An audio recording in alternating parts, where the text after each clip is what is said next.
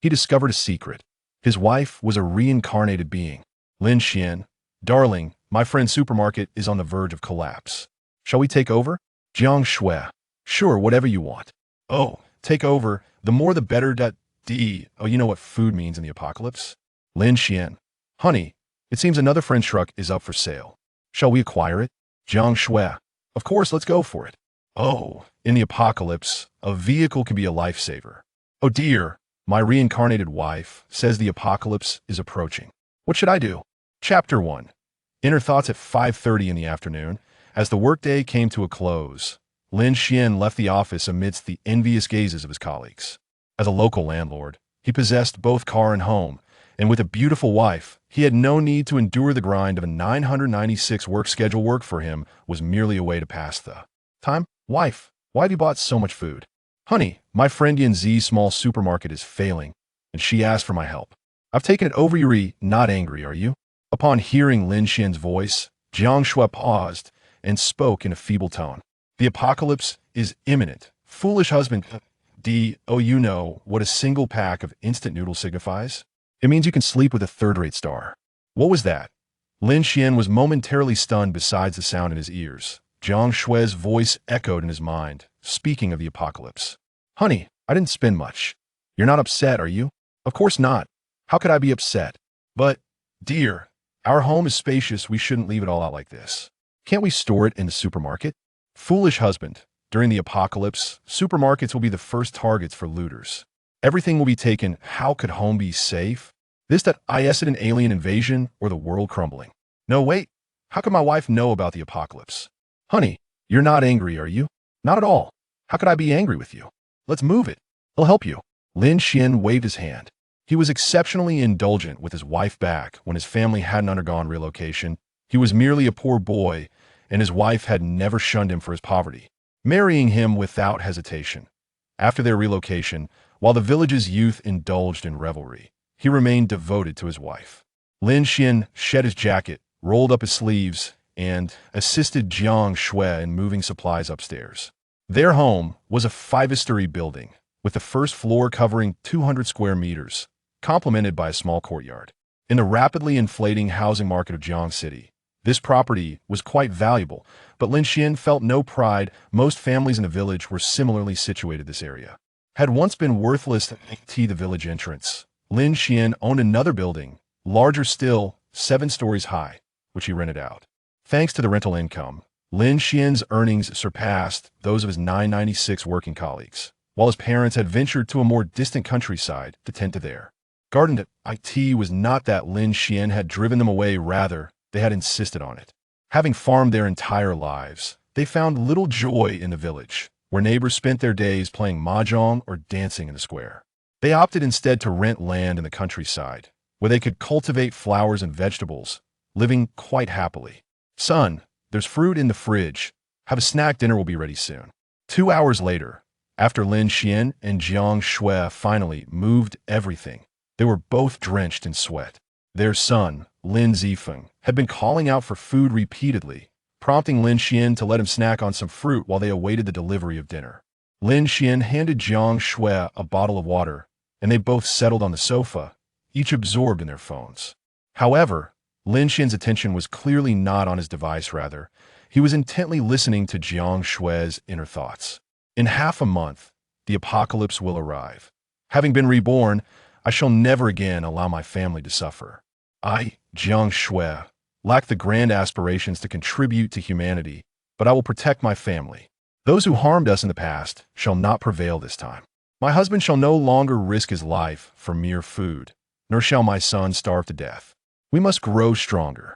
In times of apocalypse, morality decays, and countless looters emerge, revealing the depths of human malice. We must fortify ourselves. Starting tomorrow, we shall train and stockpile resources.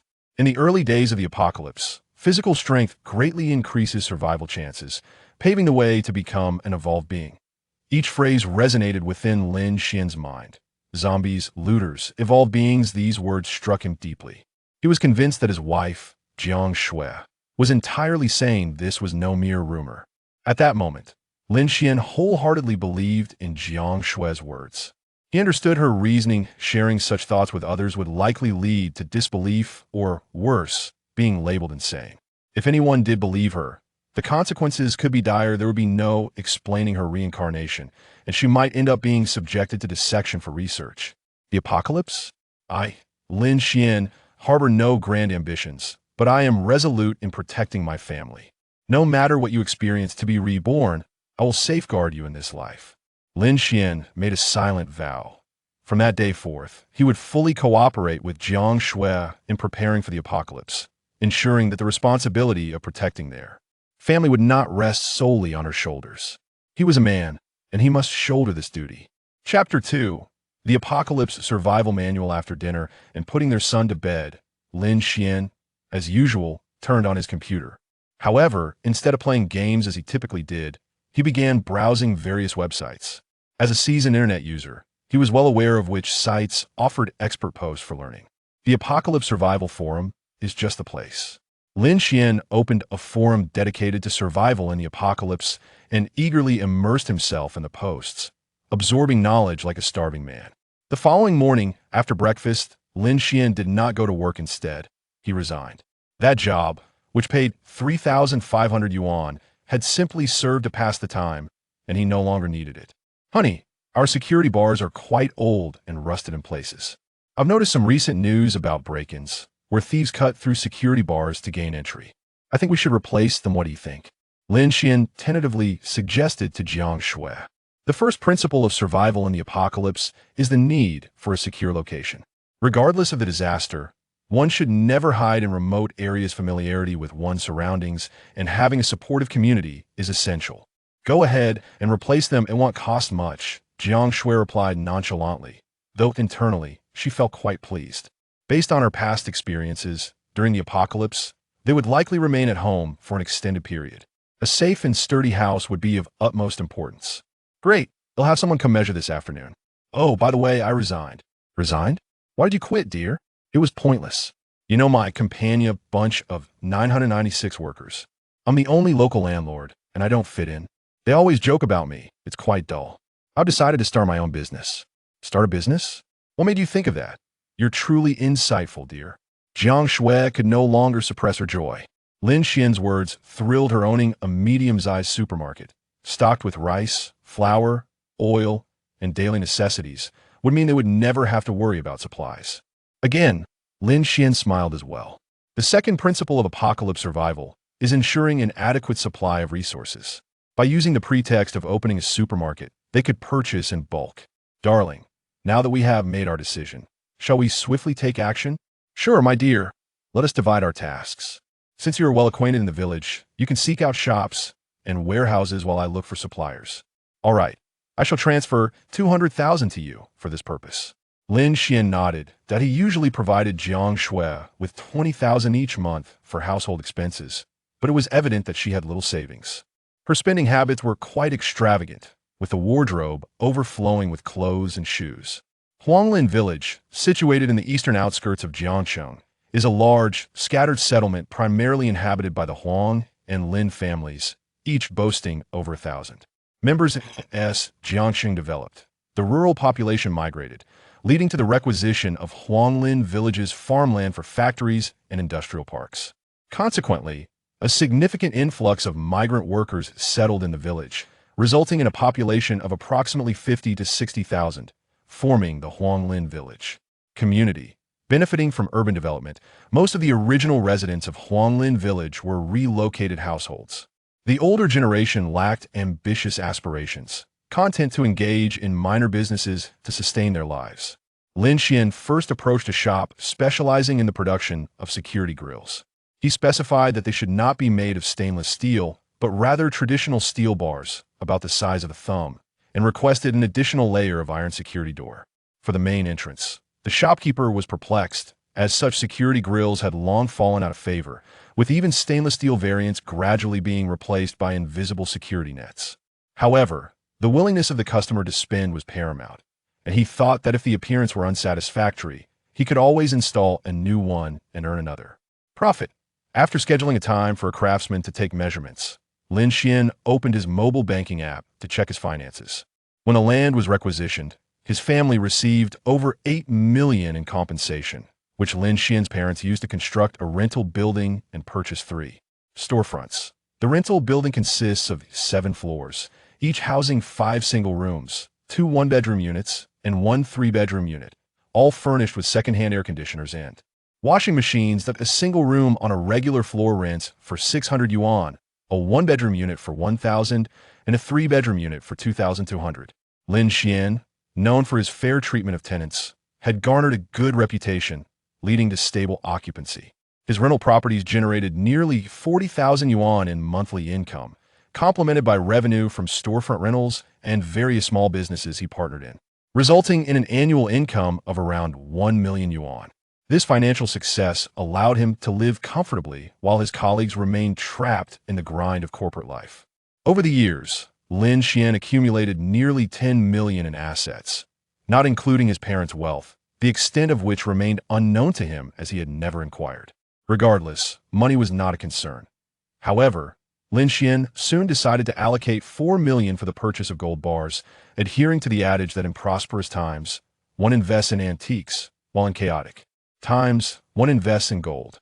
When the Doomsday arrives, gold would indeed be the most valuable currency. Through Jiang Xue's thoughts, he learned that she had spent the day engaging with numerous suppliers under the guise of opening a supermarket, even making some deposits. Additionally, she purchased a vast array of maps, publicly issued maps from various provinces and cities, totaling over 10,000 copies, and even took the time to acquire a gym membership, spending 20 minutes running at the gym. My dear, your day has been far more fulfilling than mine. Lin Xian increasingly believed in Jiang Xue's capabilities. Her consideration of maps indicated a depth of relevant experience. Husband, may I discuss something with you? Of course, my love. I'm all ears. Husband, let us have another child. What? Lin Xian was momentarily taken aback with the impending apocalypse. Was she truly contemplating such a thing? Honey, I apologize, I must deceive you for now. This pretext is the only way to encourage you to exercise at the gym. That a healthy body is crucial in times of crisis. Soon after, Lin Xian heard Jiang Xue's thoughts, leaving him somewhat speechless. To persuade him to exercise, she concocted the excuse of wanting another child. Did she not fear that he might exhaust himself and worsen his health? Chapter 3. The countdown. The Doomsday countdown is 14 days' time is of the essence that we must act swiftly. The following morning, just before leaving, Lin Xian heard Jiang Xue's thoughts, causing his heart to race. Upon exiting, Lin Xian made several phone calls, and half an hour later, he met with a pharmaceutical salesperson at a tea house. The third principle of survival in the apocalypse is that, in addition to a secure location and sufficient supplies, access to medicine is paramount. In the absence of a modern healthcare system, even a common cold could prove fatal, let alone antibiotics, which might become more valuable than gold in dire circumstances. Lin Xian lacked the necessary credentials, but that was inconsequential. He had wealth and could simply purchase what he needed. His transactions involved non-sensitive items, primarily everyday medications, and he placed an order exceeding 1 million yuan, with a salesperson promising delivery within a week. After concluding his discussion with the salesperson, news arrived from the real estate agent regarding a storefront that had been located. Although it did not meet Lin Xian's standards, its proximity to his home was advantageous. Situated in Huanglin Village, the approximately 300 square meter space had 3 additional rooms behind it that could serve as storage. Originally a clothing store, it had succumbed to the pressures of online shopping and had closed down. Lin Xian promptly signed the lease and requested the former owner to vacate the premises within 3 days. With location, supplies, and medicine gradually addressed, the next concern was weaponry. However, Lin Xian felt limited in this regard. Firearms were out of the question, as attempting to acquire one might land him in trouble before the apocalypse even arrived. Cold weapons would have to suffice. Beyond these considerations, the most critical factor remained: people. Lin Xian recalled numerous apocalyptic novels where protagonists initially operated alone before gradually forming a team. He did not consider himself the protagonist after all. If rebirth were a reality, why would it not be he, but rather his wife who had returned? In the afternoon, Jiang Xue messaged Lin Xian to join her at the gym, where she was already working out. Lin Xian quickly drove over. Upon his arrival, he found Jiang Xue drenched in sweat, and she promptly called over a trainer. Coach Chun, This is my husband that I entrust him to you. Please ensure he trains diligently. Hello, Mr. Lin. I am Coach Chun Song, a free combat instructor. Wife, what's going on? I thought we were just exercising. Why are we doing combat training? Lin Xuan rubbed his nose, feeling overwhelmed. He was in his 30s now, and as a middle-aged man, his once-defined abs from college had long vanished, replaced by a small belly. Husband, free combat is the most physically demanding. Otherwise, you would surely slack off at the gym. You cannot refuse, or I will be upset. Honey, please do not blame me for pushing you. The apocalypse is perilous, and one must be prepared for combat. Every additional skill increases survival chances. Jiang Xue thought to herself that in her previous life, Lin Xuan had fallen victim to a zombie due to his lack of combat skills. This time, it could not happen again. Though 2 weeks was a short period, strict training could significantly enhance his capabilities. All right, dear, I shall train as you wish. Coach Chun, how should we proceed? Does Mr. Lin have any prior combat experience? Does getting into fights as a child count? Ha! That does not count. We shall start with the basics. That's not acceptable. As soon as Coach Chun finished speaking, Jiang Xue interjected decisively. Starting from the basics was out of the question. There was no time for that. Ms. Jiang, Mr. Lin lacks a combat foundation. If he starts with advanced training, it could be dangerous. Not to worry, we shall proceed professionally. A grown man can endure a few injuries. If he gets hurt, we can treat him. After all, we are not short on money. Honey, please don't refuse me. A little pain is nothing. That I've hired a nutritionist and a massage therapist, and I've devised a comprehensive training regimen for martial arts. In the future, it will be essential for saving lives that I'm afraid I won't be able to protect you. Mr. Lin, you see, honey, I endured so much pain while giving birth. Can't you bear this little hardship with me? Cough, cough. Coach Chun, please listen to my wife, but do take it easy on me. I can't afford to become a wreck from this training. Lin Xuan felt a bit embarrassed. Yet upon hearing Jiang Xue's heartfelt plea, he gritted his teeth and acquiesced. Coach Chun naturally dared not employ his professional-level training techniques on Lin Xuan, for that would be perilous. Such intensity would overwhelm even the most accomplished amateur, let alone someone like Lin Xuan, who possessed no foundational skills. After assessing Lin Xuan's endurance, strength, and explosiveness, Coach Chun devised a training plan that was slightly more rigorous than basic training to avoid injury. Even so, after 2 hours, Lin Xuan felt utterly exhausted. His physical condition had deteriorated significantly over the years, and it was only through the massage therapist's efforts that he found the strength to stand. In the subsequent days, Lin Xuan spent each day immersed in the gym. Under the scientifically guided high-intensity workouts, his physical condition improved remarkably, and his belly began to flatten. Tonight, a meteor will fall that, if I remember correctly, fragments will land in the outskirts of Jiangxue. I must obtain the meteorite, as it will allow me to consume the crystal in advance and become an evolver.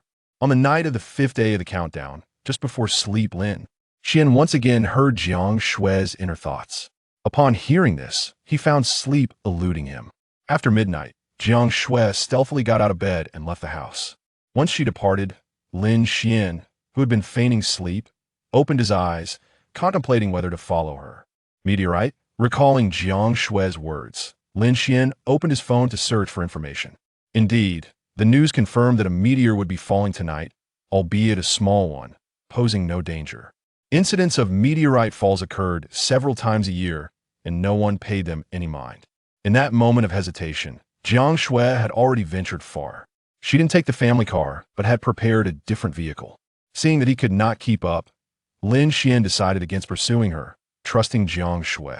As a reincarnator, she undoubtedly possessed the necessary abilities. Chapter 4. Excuse. The following morning, Jiang Xue produced 2 necklace pendants and hung them around Lin Xuan and their son Lin Zifeng's necks. Darling son, these are beautiful pendants I recently acquired. You both must wear them and not take them off, she insisted. You must not remove them, as these are meteorites I exchanged my life for. They are incredibly precious and continuously emit radiation that can enhance our physical constitution, particularly our resistance to the zombie virus. Once the zombie outbreak occurs, we will be able to consume the crystals within the zombies' brains and gain superpowers, becoming evolved beings. Son, do you hear that? This is a gift from your mother, so do not lose it. Lin Xuan smiled at his son, adding, My dear wife, knows how to value treasures and share them with her family. Understood, Mom. Lin Xuan replied with a hint of impatience, preoccupied with thoughts of hurrying to school, lest he be late. Darlings, the supplies we ordered have arrived over the past few days. I will go receive them. You can head to the gym on your own. All right, just transfer the final payment to them. The funds are on the card, and the password is your birthday. Lin Xuan nodded. He had been receiving various items, including the installation of security screens. He pulled out a card containing over 2 million, which represented nearly all his liquid assets. If Jiang Xue wished to purchase more, they would have to mortgage their fixed assets. Thank you, husband. I shall take my leave now, Jiang Xue exclaimed, her spirits lifting.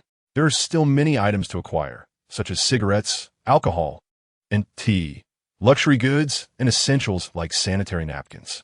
After all, even fifth-level evolved beings struggle to manage their physiological needs. Jiang Xue beamed sweetly at Lin Xuan, feeling considerably uplifted. Over the past few days, she had exhausted her private savings, including her wedding gifts, and was now quite impoverished. Lin Xuan returned to the gym, where after 10 days of training, he could now spar with some martial arts enthusiasts. Although he still took his fair share of hits, he had greatly improved. The extensive exercise had significantly bolstered his physique, making him appear healthier. Oh no, I can't go on, he exclaimed. Mr. Lin, what's wrong? Did you get hurt? Chen Song, aware of Lin Xian's status as a valued client, rushed over. It's not the pain. I'm just hungry, Lin Xuan replied. Did you not eat this morning, Mr. Lin? I did, but perhaps the workout has made me ravenous. Please send someone to buy me something substantial to eat. After finishing his meal, Lin Xuan let out a sigh of relief, finally free from the terrifying sensation of hunger. Meanwhile, in the newly rented store, Jiang Xue was tearing open a box of beef jerky, devouring it heartily. The store, devoid of any shelves, was overflowing with supplies piled high on the floor, unorganized and chaotic. In truth, Jiang Xue had not hired anyone to tidy up. With only 3 days remaining until the countdown to the apocalypse, this was all a ruse. She simply sought an excuse to stockpile these resources. The meteorite was indeed miraculous, beginning to enhance their physical attributes. Before the crystals emerged, they could only sustain energy through excessive consumption. Fortunately, she had married a wealthy husband. Otherwise, their household would have been impoverished in mere days. After consuming half a box of beef jerky, Jiang Xue paused, her heart swelling with a sense of security as she surveyed the store's bounty. Compressed biscuits, canned goods, dehydrated vegetables. These are splendid items with shelf lives extending beyond 3 years. Even better are the medicines.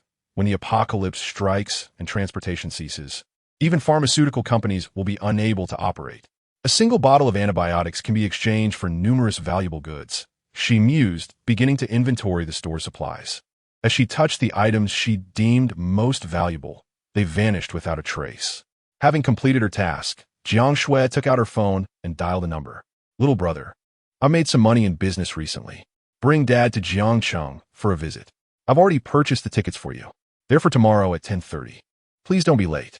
Sis, are you spending your husband's money again? Didn't Dad tell you that no matter how wealthy he is, you shouldn't squander it? You must manage the household, he replied. Enough with your lecturing. This is my own earnings, unrelated to your brother-in-law. Whether you come or not, I will buy you an alien computer. Wow, sis, are you not joking? Come or don't. I don't care, Jiang Xue snapped, ending the call. In her previous life, the apocalypse struck suddenly, and after communication ceased, she never saw her father and brother again. In this life, she was determined to keep her family together. That night, their son Lin Xuan was engrossed in a television program, while Lin Xuan finished tidying up and lay on the sofa, fiddling with his phone, though his mind was elsewhere. According to Jiang Xue's sentiments, only 3 days remained until the outbreak. Despite having stocked an abundance of supplies, Lin Xuan felt inadequate without any means of defense. Without strength, even the most plentiful provisions would only serve as fodder for looters. He instinctively considered relying on his clan. The Lin family in Huanglin village boasted over 1,000 members, yet few were young. Individuals like Lin Xuan, who had resigned themselves to a life of ease in their 30s, were rare. The villagers were remarkably honest. Even the wealthy worked diligently, and many had relocated to the capital or Shanghai in pursuit of better lives. Thus, Lin Xuan contemplated how to rally the village's youth. with sufficient manpower. They could protect themselves. It's 9 o'clock. In an hour, Uncle Lin Xuan, who is suffering from cancer, will pass away. In my previous life, during Uncle Lin Xuan's funeral, the Lin family suffered devastating losses, losing many able-bodied men. This left them vulnerable to external oppression when resources ran low, resulting in their home being raided and my husband forced to forage for food, only to be consumed by zombies. Should I intervene this time? As Lin Xuan pondered, he suddenly heard Jiang Xue's thoughts, causing him to sit upright. Darling, what's the matter? Nothing. I just received a message from Lin Bao, saying his grandfather is near death. I should go see him. Chapter 5. The Funeral in Huanglin Village. Lin Xuan lay in bed, his complexion waxen and his body emaciated. He had not eaten for several days, relying solely on medications to sustain him. Lin Xuan, what brings you here? Lin Bao, Lin Xuan's youngest son, inquired, surprised by his presence amidst the family's distress. I came to pay my respects to Uncle Hua. He doesn't have long left, does he? Not much longer. I've thought about disconnecting his oxygen, but I lack the courage, Lin Bao confessed, acknowledging his father's suffering from cancer and his desire for a release. I understand. My parents are in their 60s. This day will come for all of us eventually. Don't dwell on it too much, Lin Xuan reassured him, patting Lin Bao's shoulder, realizing the inevitability of life and death. Dad!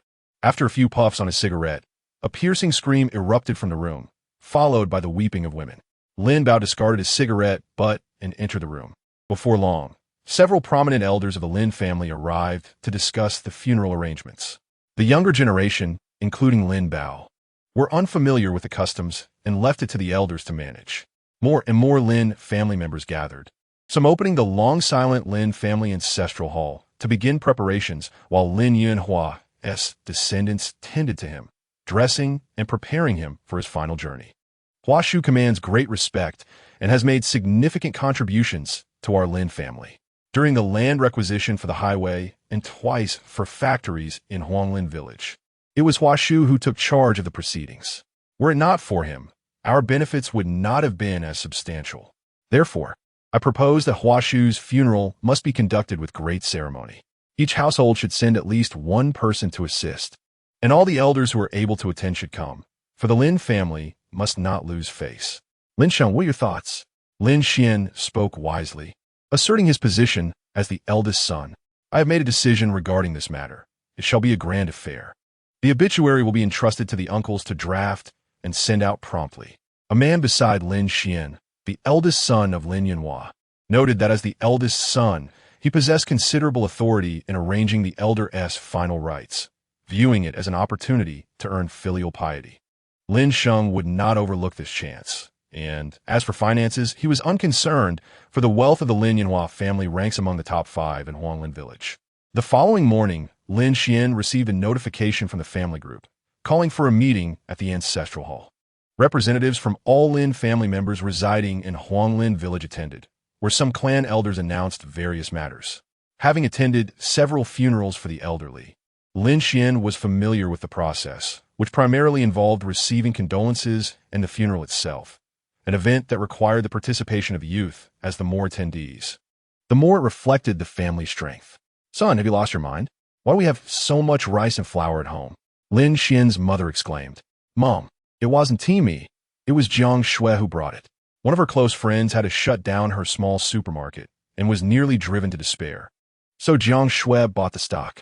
Jiang Xue's purchase was indeed a wise choice, saving money while helping someone in need.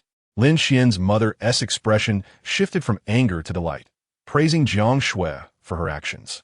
Lin Xuan rolled his eyes. Mom, am I not your biological son? Mom, please take a moment to rest and have some water. Later, we will go together to pick up Lin Zifeng. Lin Xuan thought to himself, Mom and Dad, in my past life, you both perished at Lin Xuan's funeral. This time, I will not allow you to suffer such a fate. You treat me as your own daughter, and I will repay that by honoring you as my true parents. Jiang Xue smiled gently, bringing a glass of water to Lin Xuan's mother as they began discussing Lin Zifeng, a shared topic of interest. Lin Xuan pondered. Did my parents truly die at Lin Xuan's funeral? No, that will not happen this time. Hearing Jiang Xue's thoughts weighed heavily on Lin Xuan. Without Jiang Xue, the reincarnated being, he could only imagine the hardships he would have endured. Wife, I will rely on you in this life. Mom and Dad, Lin Zifeng is clamoring to go out and play, but Jiang Xue and I are too busy. Why don't you take him out for a few days? No way. Jiang Xue quickly interjected. What a foolish idea. The world is in chaos. Venturing out now is tantamount to courting death. Lin Xian's mother also shook her head, acknowledging the kind treatment they had received from Lin Xuan and the need to send their elder brother off properly. Father, mother, please do not involve yourselves in Hua Shu's affairs. I will take care of it. I'm over 30 years old now, and family matters should not always fall upon you, Lin Xian declared. Since Jiang Xue had mentioned that something might go awry at the funeral, he felt it was best for his parents to refrain from attending, allowing him to handle the situation. Mom, Lin Xian is right. You should not participate. Additionally, my father and brother have expressed that they miss me and will be visiting tonight. Please spend time with them and leave the arrangements to Lin Xian. Upon hearing this, Lin Xian's mother felt a surge of happiness. She held Jiang Xue in high regard, admiring her father who had raised 2 children alone after the early passing of her mother, nurturing them to become accomplished individuals. With the conversation diverted, both Lin Xian and Jiang Xue felt a sense of relief. Lin Xian could not linger at home any longer. He had to assist at the morning hall. By evening, Lin Yunhua's children had all arrived and were weeping in the morning hall, while the hired chefs prepared the meal for those who would be staying for dinner. In the past, it had been the women who managed the food, but now, with greater wealth, they could afford to hire help. As the clan members paid their respects, Lin Xian and Jiang Xue stepped forward to light incense. After doing so, Lin Yunhua's 3 sons bowed in gratitude to Lin Xian and his wife, who promptly rushed to help them up, for allowing them to kneel would have been impolite. Lin Bao's eyes were red. He had not rested much over the past 2 days, especially during the hours of morning, where kneeling had taken a toll on his knees and back. Yet he dared not refrain, for it was tradition. This will be the last grand funeral in Huanglin village. After tomorrow, who knows how many years it will be before another proper funeral takes place. Those in this apocalyptic world live worse than animals. With corpses strewn about, it is truly a tragedy. As he stepped outside, Lin Xian heard Jiang Xue's thoughts, perhaps due to her familiarity with death from her previous life. Her demeanor was calm, yet it struck Lin Xian as both unsettling and heart-wrenching. What trials had his wife, Jiang Xue, endured? Chapter 6. The Outbreak in Huanglin Village. The time for Lin Yunhua's funeral had arrived. Lin Xian, with a towel wrapped around his arm and a floral wreath in hand, prepared to board a pickup truck. Huanglin Village, a village within the city, had faced dissatisfaction from the migrant workers due to the lengthy mourning period. Complaints had been lodged, but to no avail. It was village custom, a tradition upheld for generations, merely a clash between modernity and tradition. Today, a few zombies will appear during the day, but the real outbreak will occur at night. You must avoid the evening banquet, Lin Xian warned. He understood that, knowing the banquet would bring trouble, he could not refrain from attending. On an emotional level, these were his kin, linked through generations to the same ancestor, some even being direct siblings. Logically, even if his immediate family survived, what would it matter? Humans are social creatures. They must unite. My father and brother have come, and you haven't even acknowledged them? How would you? Lin Xian said. Please convey my apologies to my father and brother. I will treat them to drinks tomorrow, but today is simply not possible. This is tradition. When an elder passes, we must do our utmost to assist. In the future, when my parents depart, they too will help us. As is the bond of kinship, Lin Xian remarked, aware that Jiang Xue, hailing from the north where clan societies had largely disintegrated, struggled to grasp the southern tradition. The kinship system had its pros and cons, yet in times of turmoil, the benefits clearly outweighed the drawbacks. All right, I understand, Jiang Xue conceded, a hint of frustration in her voice. You're so stubborn, my dear husband. It seems I will have to reveal some of my abilities tonight. But it matters little now. In this apocalypse, if you're not strong, you will be bullied.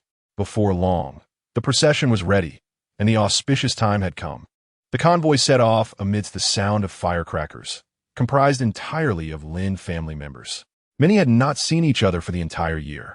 Such family gatherings were cherished opportunities for reunion, filled with lively conversation. Upon arriving at the cemetery, Lin Bao and his brothers disembarked and knelt by the roadside, marking their final act of reverence. Once the ashes were placed in the grave, they would be freed from this tradition. Lin Xuan and the others proceeded up the hill, where the feng shui master and Lin Yunhua's nephew placed the ashes into the burial pit. Each person ascending the hill was required to scoop a handful of soil to cover the ashes, while excess reeds were to be burned. The band had performed for 3 days, though now few remained to watch. Entertainment options had diversified, and it was noted that previously, such performances had included risque elements that attracted many spectators, but such displays were no longer permitted. In the blink of an eye, night fell. The Lin family ancestral hall was filled with dozens of tables as Lin Bao and his brothers hosted a grand feast for the guests. The menu abundant and comparable to a wedding banquet. Due to the evening hour, many indulged in alcohol, and Lin Xuan, citing pregnancy as his reason, declined to drink, receiving no pressure from others to do so. An hour later, those who abstained from alcohol began to depart, leaving behind only the inebriated, alongside some gamblers who had set up a table to wager. Alas, have you all seen the news?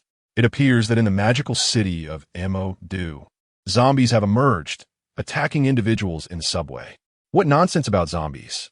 Have you had too much to drink? No, look, videos have surfaced, just observe the comments. Shortly after, a group of young men at the dining table excitedly shouted while holding their phones, opening the video to witness the terrifying comments below. I am in Jiang Xue at the Missouri Square, and I too have seen zombies. They bit 3 people. I am in Yangcheng. There's been an incident at the hospital.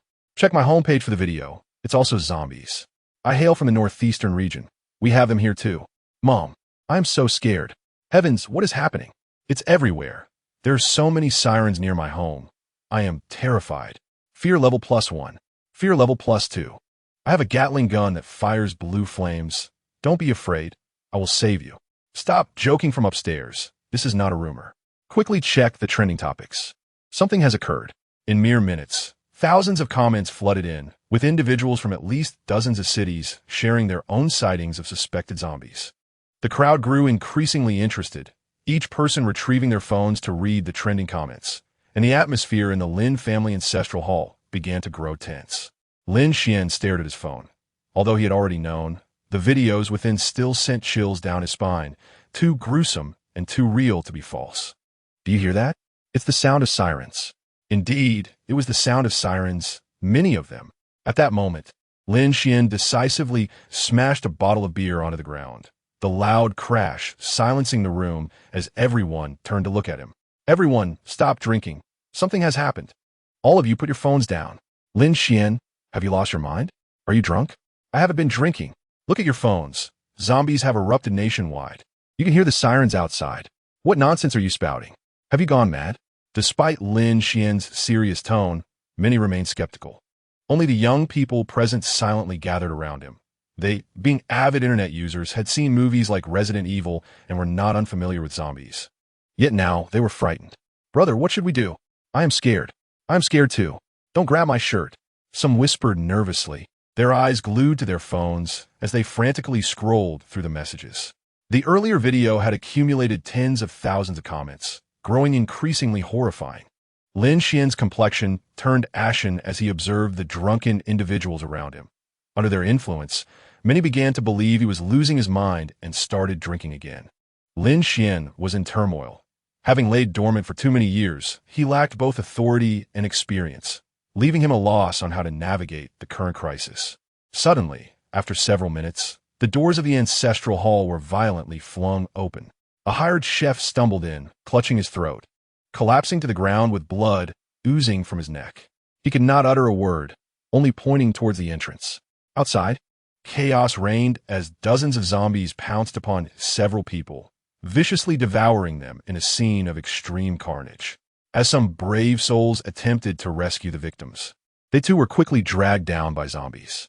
Even more terrifying were those who had been partially devoured, now staggering upright, drawn by the scent of blood, and rapidly joining the ranks of the flesh-eaters. At that moment, several individuals in the hall could no longer endure the gruesome sight and began to retch, including Lin Xuan, whose stomach churned in response. The zombies are here. Why are you still standing there? Run. No, no, we can't run. We must close the door. Lin Xuan instinctively shouted, but immediately regretted his words. It was indeed fatalistic to act on impulse. However, no one heeded Lin Xuan's warning. Chaos erupted within the hall as people scurried about like headless flies, completely disregarding the need to close the ancestral hall's door. Don't step on me. Help. Don't shove. Help. Make way. Before the zombies even arrived, the Lin family members were already in disarray, many being trampled to the ground.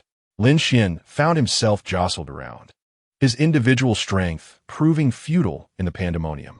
The zombies are coming, someone shouted, and it seemed the zombies outside had caught wind of the commotion, making their way towards the ancestral hall, further escalating the chaos.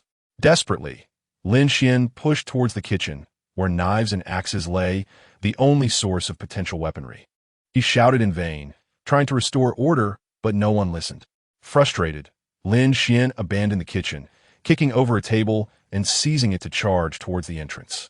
With a loud crash, he collided with the approaching zombies, using the table to block the doorway. Come help. Shout with me. Help close the door. Come help. Close the door. A few individuals joined Lin Xuan's fervent cries, and gradually more people began to awaken to the reality of the situation. The Lin family ancestral hall had 3 doors, the one Lin Xuan was currently at, and 2 side doors leading to the side rooms. The people in the hall aimed to escape through the side rooms. It's over. It's over. The zombies are coming in. The zombies are entering through the side door. What do we do? What do we do? Mom, I'm scared. Grandpa, where are you? Dad, hold on to me. Yet in this moment, Lin Xuan found himself increasingly composed. He made way, kicked over another table, and raised the tabletop, shouting, "Use the table to block the door. Those who wish to survive, follow me." Not only Lin Xuan remained calm. 1 or 2 others were inspired by his resolve, grabbing tables to help barricade the door. They managed to temporarily hold the entrance. However, the tables were round, while the door was rectangular, inevitably leaving gaps through which the zombies clawed, causing panicked cries as some were injured. Before long, an even more disheartening event unfolded. Someone in the ancestral hall transformed into a zombie. Lin Xuan watched as the individual's eyes reddened, hand clutching their throat as if struggling to breathe, their face contorting in agony. Slowly, their eyes changed, pupils rolling back, complexion paling, drooling from the mouth. For reasons unknown, the individual suddenly convulsed and began to thrash about, lunging towards the living. The Lin family ancestral hall descended into despair, resembling a hellish nightmare. Chapter 7. The War God's Wife. Do not run. Do not panic. Eliminate them. Lin Xuan felt a profound sense of hopelessness, yet he refused to concede defeat. He had foreseen this calamity and had prepared extensively, stockpiling supplies worth millions. He should not perish here. Jiang Xue had once told him that in a past life, he did not meet his end in the ancestral hall. Yet still, no one heeded Lin Xuan's guidance. In the frenzy, everyone became like headless flies, evading zombies while covering their ears to escape the gruesome screams of those being devoured. Help him! Save my father! A person beside Lin Xuan cried out, pointing to the individual being feasted upon, his own father. Lin Xuan released his grip, picked up a nearby beer bottle, and charged forward, smashing it against the zombie's head. But it proved futile as the creature lunged at him. With instinct, he executed a shoulder throw, a technique learned from Coach Chun's song, sending the zombie sprawling. Grabbing an old wooden bench, about a meter long and capable of seating 3, which had been used in the Lin family ancestral hall, he wielded it as his weapon. Lin Xuan relentlessly struck the zombie with the bench, keeping its head down, and soon others, emboldened by his courage, joined in the fray, wielding their own benches until the once menacing zombie was reduced to a pile of mangled flesh. "Father, how have you been?" Previously, that individual was pounced upon by the one being devoured, his chest a grotesque blur, a significant portion of flesh torn away, and he was howling incessantly. "Come here. Do not approach your father. Zombies are contagious. Your father is doomed." No, the young man broke free from Lin Xuan's grasp and lunged forward, pleading with his kin to save his father. One person beside Lin Xuan attempted to move towards the exit, a doctor whom Lin Xuan recognized, but he swiftly restrained the man's shoulder. "The zombies have breached the door. Hurry, we need assistance." In a state of heightened mental tension, physical strength dwindles rapidly, while the zombies, oblivious to pain, possess augmented strength. Under the relentless onslaught, the table could barely withstand the pressure. At that moment, the Lin family exhibited no semblance of unity. Some fixated on the roof, climbing atop tables to ascend, while others struggled to scale it, even engaging in disputes. Lin Xuan, what should we do? Lin Xuan's previous display of valor had inadvertently drawn some clan members closer to him, seeking his guidance. We must fight our way out. Remaining here is a path to demise. The number of zombies outside is increasing. What purpose would it serve to reach the roof? Lin Xuan's words inspired those nearby, who began to search for weapons. Regrettably, the ancestral hall offered little beyond wine bottles and pots and pans. A few individuals commenced dismantling chairs and tables, fashioning makeshift weapons, seeking a semblance of security. We cannot hold them off any longer. You all must flee. I cannot withstand this. Jiwen, Jiwu, I will brace the table. You two go and strike the zombies' heads. It's how they do it in movies. Aim for the head first. Lin Xuan grasped the tabletop, addressing the two young men beside him, who appeared fit and reliable. Boom! The tabletop finally succumbed to the pressure. The door was simply too large, with too many gaps, allowing the zombies' hands to reach in, grasping in a frenzy, instilling fear in many who could not muster the strength to fight back. We charge, Lin Xuan shouted, stepping forward boldly, with the Ji brothers hastily following. Yet they did not heed Lin Xuan's instructions, merely using the table legs to prod at the zombies, attempting to push them back. Thus, the three found themselves wedged at the entrance, leaving Lin Xuan at a loss for words. Wait, look over there. What is that? What is that? Oh my, a martial deity, a war god. Someone has come to rescue us. Surely, it is our ancestors manifesting. Just as Lin Xuan was about to lose his temper, Jiwen suddenly witnessed an astonishing scene, exclaiming in wonder. Many turned to follow his gaze, and soon they beheld a sight they would never forget. Outside the main entrance, a warrior clad in black approached. Indeed, a warrior in black, donned in form-fitting leather, wearing a black hat and mask, wielding a blade in one hand and another strapped to her back, advancing towards the ancestral hall. The zombies, of course, did not intentionally clear a path. Countless attempted to lunge at her, yet none could reach her. Before they could draw near, she dispatched them with a swift strike to the head, without exception, cleanly and decisively. This spectacle was utterly breathtaking, especially as the streetlights illuminated her, granting her an aura of mystique that was visually striking. That is my wife, Jiang Xue, Lin Xuan thought to himself. Having been married to Jiang Xue for over a decade, along with 3 years of courtship, he recognized her instantly. Stab! The last zombie's head was pierced, and Jiang Xue stepped outside the ancestral hall. Lin Xuan hastily removed the tabletop. Husband, wife, it is Jiang Xue. Jiang Xue removed her mask, revealing her true visage, leaving the Lin clan members in shock. The Lin family was affluent, and many young men had taken stunning brides, some even more beautiful than Jiang Xue. Yet tonight, Jiang Xue was undoubtedly the goddess in everyone's eyes. Move aside. Upon seeing Lin Xuan, Jiang Xue's face lit up with a radiant smile, but her expression turned frigid upon encountering the zombies. In her previous life, all her relatives had perished at the hands of zombies. She had sworn vengeance against them. Jiang Xue transformed once more into a female warrior, dispatching the zombies at the side entrances with ease, promptly closing them behind her. Do not approach. While the zombies outside were dealt with, there were still individuals within the hall who had been scratched and bitten. Their families gazed at Jiang Xue in terror, imploring her to stay away. The aura of menace surrounding Jiang Xue was profoundly unsettling. Wife, do not act impulsively. Those who had been scratched or bitten had a 90% probability of turning into zombies. The time frame for transformation varied with individual constitution. The quickest could succumb in mere seconds, while the slowest might take 3 days. The signs of impending transformation could be observed in the victim's eyes. Once the eyes began to turn red and the pupils shrank, the transformation was inevitable. Jiang Xue ignored Lin Xuan's warning and loudly addressed the crowd, prompting all eyes to turn toward the afflicted individuals, particularly the one with his chest gnawed upon, whose eyes were already a fiery red. Roar! No sooner had Jiang Xue finished speaking than the man transformed, emitting a guttural, beast-like growl. In the next moment, Jiang Xue's blade pierced his skull, and his body slumped lifelessly to the ground. The atmosphere fell eerily silent as everyone gazed at Jiang Xue, then at the injured individuals, with only the occasional muffled sob breaking the stillness. The Lin family is truly disappointing. Is there no one willing to step forward and organize the others?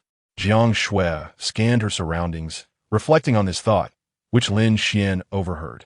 He observed the higher-ranking clan members within the hall, but their faces betrayed nothing but terror.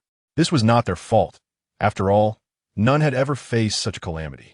In the face of fear and the unknown, few could maintain their composure. Wife, what should we do now? Shall we venture out to save others? Not a chance. We cannot go out. Why? It is too chaotic outside. Zombies are rampant, and I cannot protect all of you. Most critically, the zombie virus is still latent. Only some individuals with robust constitutions have yet to succumb, making it impossible to predict who might turn. Then what shall we do? We must hide here until dawn. But what about our families? We can call them. The lines are still operational. We must contact them, instruct them to secure their doors and windows, and not to open for anyone who knocks. Each family member should remain in a separate room, awaiting rescue. The authorities will not abandon us. Lin Xuan and Jiang Xue converse calmly, with Jiang Xue suggesting the most prudent course of action. Jiang Xue recognized the impossibility of eradicating all the zombies. The Huanglin village community had 50 to 60,000 residents, and who could say how many had already turned? Yes, call for help. Mom, please answer the phone. As they finished speaking, everyone reacted, frantically searching for their phones. Some could not locate theirs, while others found their family members unresponsive, spiraling into anxiety. However, the current disarray paled in comparison to earlier turmoil, especially with Jiang Xue standing resolutely, providing the Lin clan with an overwhelming sense of security. Wife, have some water. Lin Xuan found an unopened bottle of mineral water and handed it to Jiang Xue, his eyes scrutinizing her intently. With the immediate crisis temporarily abated, Lin Xuan's thoughts wandered. His wife looked exceptionally striking, exuding an aura of coolness and charisma. He pondered whether she would ever showcase this side of herself again, if she were willing. Having more children would not be an issue. Chapter 8. Organizing self-rescue within the Lin family ancestral hall. The injured clan members had been restrained, their hands and feet bound with shoelaces or belts. People were making phone calls, with those learning of their family's safety overwhelmed with joy, while those unable to connect were engulfed in anxiety. Lin Xuan held out a stool for Jiang Xue to sit upon, but before long, he found himself embracing her instead. Jiang Xue rolled her eyes countless times. After all, they were an old married couple, yet he still behaved this way in front of so many witnesses. Did she, Jiang Xue, not care about her dignity? Dear, how is everything at home? It's fine. Everything is arranged. My brother is keeping an eye on things. In her previous life, it was confirmed that her in-laws and son were not among the first wave of infections, though she remained uncertain about her father and younger brother. However, they had agreed to stay locked in their rooms, and even if they turned into zombies, wouldn't matter, as zombies before feeding were indistinguishable from ordinary people. As long as your younger brother is watching, is he as capable as you? Dear, I'm not sure. Please keep your hands to yourself. There are so many people around. Can't you show a little restraint? Though her younger brother was quite skilled, he could never match Lin Xuan, who had honed his abilities through battles in the apocalypse. He thought he should take both his husband and brother out for some practice when he had the time. Dear, not long ago, you mentioned wanting another child. Have you forgotten already? Lin Xuan, do you have any idea how many people are watching us right now? If you keep groping around, do you believe I will throw you outside to feed the zombies? Jiang Xue shot Lin Xuan a fierce glare. Her stunning display had drawn the attention of countless onlookers in the ancestral hall. How had she not realized his shamelessness in their past life? Plotting against her husband. Lin Xuan began to discuss the current situation seriously with Jiang Xue. However, her mindset did not align with his, shaped by her experiences from her previous life. She had always held a rather extreme perspective, mistrusting others and preferring to go solo while focusing on family survival. Yet Lin Xuan believed otherwise. They needed to consider how to confront future dangers as a family. No matter how much supplies they had stored, they would eventually run out. And their resources were far from sufficient, as many items remained unpurchased. Therefore, he persistently conveyed to Jiang Xue the importance of unity. While strangers were untrustworthy, most people within their clan could still be relied upon.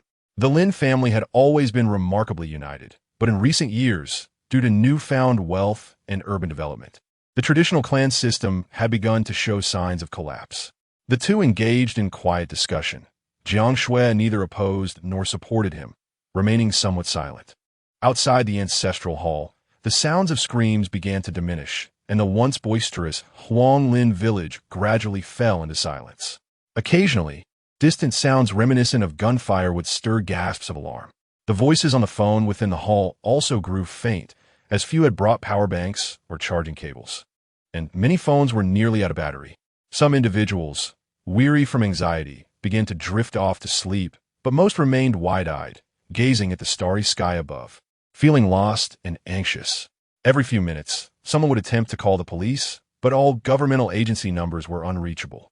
Though the internet remained intact, the news was grim, with rumors flying rampant, including claims of alien invasions. Time dragged on painfully, and as dawn approached, the three elders of the Lin family found Lin Xuan and Jiang Xue to converse. The term elders was merely a private designation. The modern clan system no longer held titles like clan leader or elder. Instead, each clan had a few astute and dedicated older members who frequently managed various affairs, thus earning considerable respect, informally dubbed elders. Becoming an elder was no simple feat. One had to be exceptionally clever, and within the Lin family, a degree of financial stability and career success was also essential. For instance, Lin Xian's parents, who relied solely on rent collection, would not qualify, as anyone could collect rent with a mere hand. The three before them were the cream of the crop within the Lin family, having adapted to the changing times over the past 2 to 3 decades and established a significant business in Jiang City.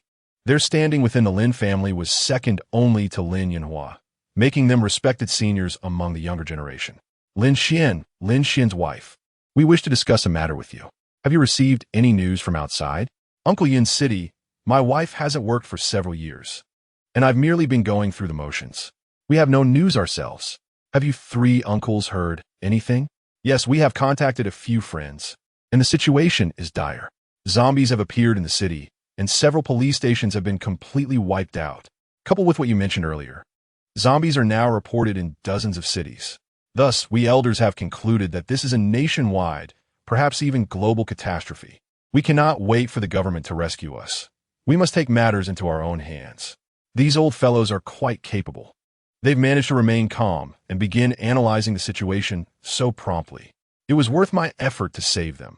In my last life, they seem to have perished entirely this very night. Self-rescue? Lin Xian nearly retorted at Jiang Xue's thoughts. Dear, respect your elders. Can we not approach this with a bit more decorum? Naturally, Lin Xian did not blame Jiang Xue, as these 3 uncles had indeed been somewhat archaic, particularly regarding Lin Xian's marriage. They preferred local brides and looked down upon outsiders unless they were exceptionally outstanding, a common flaw among the elderly. Lin Xian's parents had also opposed his relationship with Jiang Xue before they got acquainted. Indeed, self-rescue. Are we to simply await our demise? Uncle Yin City, how do you propose we accomplish this? Your wife is remarkably capable. After dawn, let her lead the young people out to eliminate zombies and restore peace to Huanglin Village. This single phrase, Uncle Yin City, is not merely a matter of me. Lin Xian, disagreeing. I cannot allow my wife to venture out into danger based on such a hasty statement. You must at least provide a plan that we consider safe before we take action. Lin Xian felt disappointed. To suggest that Jiang Xue rush out like a headless chicken was utterly unacceptable. While others may not care for Jiang Xue, he certainly did. Lin Xian, at least you retain some conscience, recognizing the need to protect me rather than forsaking your wife for your clan. Uncle Yin City, we are somewhat aged. Perhaps we should rally the younger generation and see what they think. Very well, gather everyone. Dawn is approaching. Lin Yun City nodded. Time was too short for them to devise a plan quickly. It seemed they had indeed acted somewhat rashly. Soon, everyone in the ancestral hall, regardless of age, was summoned. The The crowd gathered in the center, with the three elders standing at the front. Lin Xuan cleared his throat to quiet the assembly before stating, "I shall not elaborate on the zombie crisis. The disaster has already occurred, and words are futile. The reason for gathering you all is to discuss our self-rescue efforts. Many of you know that the zombie outbreak is not confined to Huanglin Village. It has occurred in dozens of cities nationwide, including Jiang City. Even if the military and police intend to rescue us, we are not their priority. There are far more critical locations than Huanglin Village, such as government offices, hospitals, schools, state-owned enterprises, and train stations. Silence, please. Even if you're unconvinced, this is the reality. We cannot sit idly by and wait for their assistance. We must take action. Our Jiang Lin clan traces its origins back to the southern and northern dynasties period, a lineage that has endured for millennia without interruption. It is imperative that this legacy continues. To speak grandly, our Huaxia nation has a history spanning 5,000 years, during which we have faced countless adversities, plagues, floods, earthquakes, and wars too numerous to count. We have never relied on others for salvation. We must save ourselves. As Jiang Xue aptly stated, our Huaxia people have always depended on our own strength rather than celestial or terrestrial forces. We cannot passively await rescue from the authorities. This is not a reproach, but rather an understanding of their limitations, as they have many areas in need of assistance. We have resolved to take action ourselves. But the methods of our self-rescue require collective brainstorming. If anyone has ideas, please raise your hand and speak one at a time. Lin Xuan also stepped forward to voice his thoughts. This is the vision he had for his clan and for the Huaxia people. Though they cannot control the disasters, they can unite and aid one another in self-rescue. When the sun shines brightly, it casts its rays. When floods arise, we must manage the waters. Waiting for others to save us is a notion reserved for foreigners. The Huaxia people do not have a deity to rely upon. Lin Tai, you speak well. Brothers and uncles, Lin Xuan is correct. We must undertake self-rescue. I believe the first essential element of self-rescue is the possession of weapons. While the zombies may be fearsome, upon reflection, they rely on their hands and teeth. As long as we have weapons, we need not fear them. Yes, weapons. Let us seek weapons. First, we must address the initial challenge, acquiring weapons. However, we lack firearms, for the Huanglin Village Police Station possesses only 5 or 6 guns, which are inadequate. Therefore, we shall resort to cold weapons, crafting spears and shields. Lin Xuan nodded in agreement, for they were well-versed in the use of cold weaponry.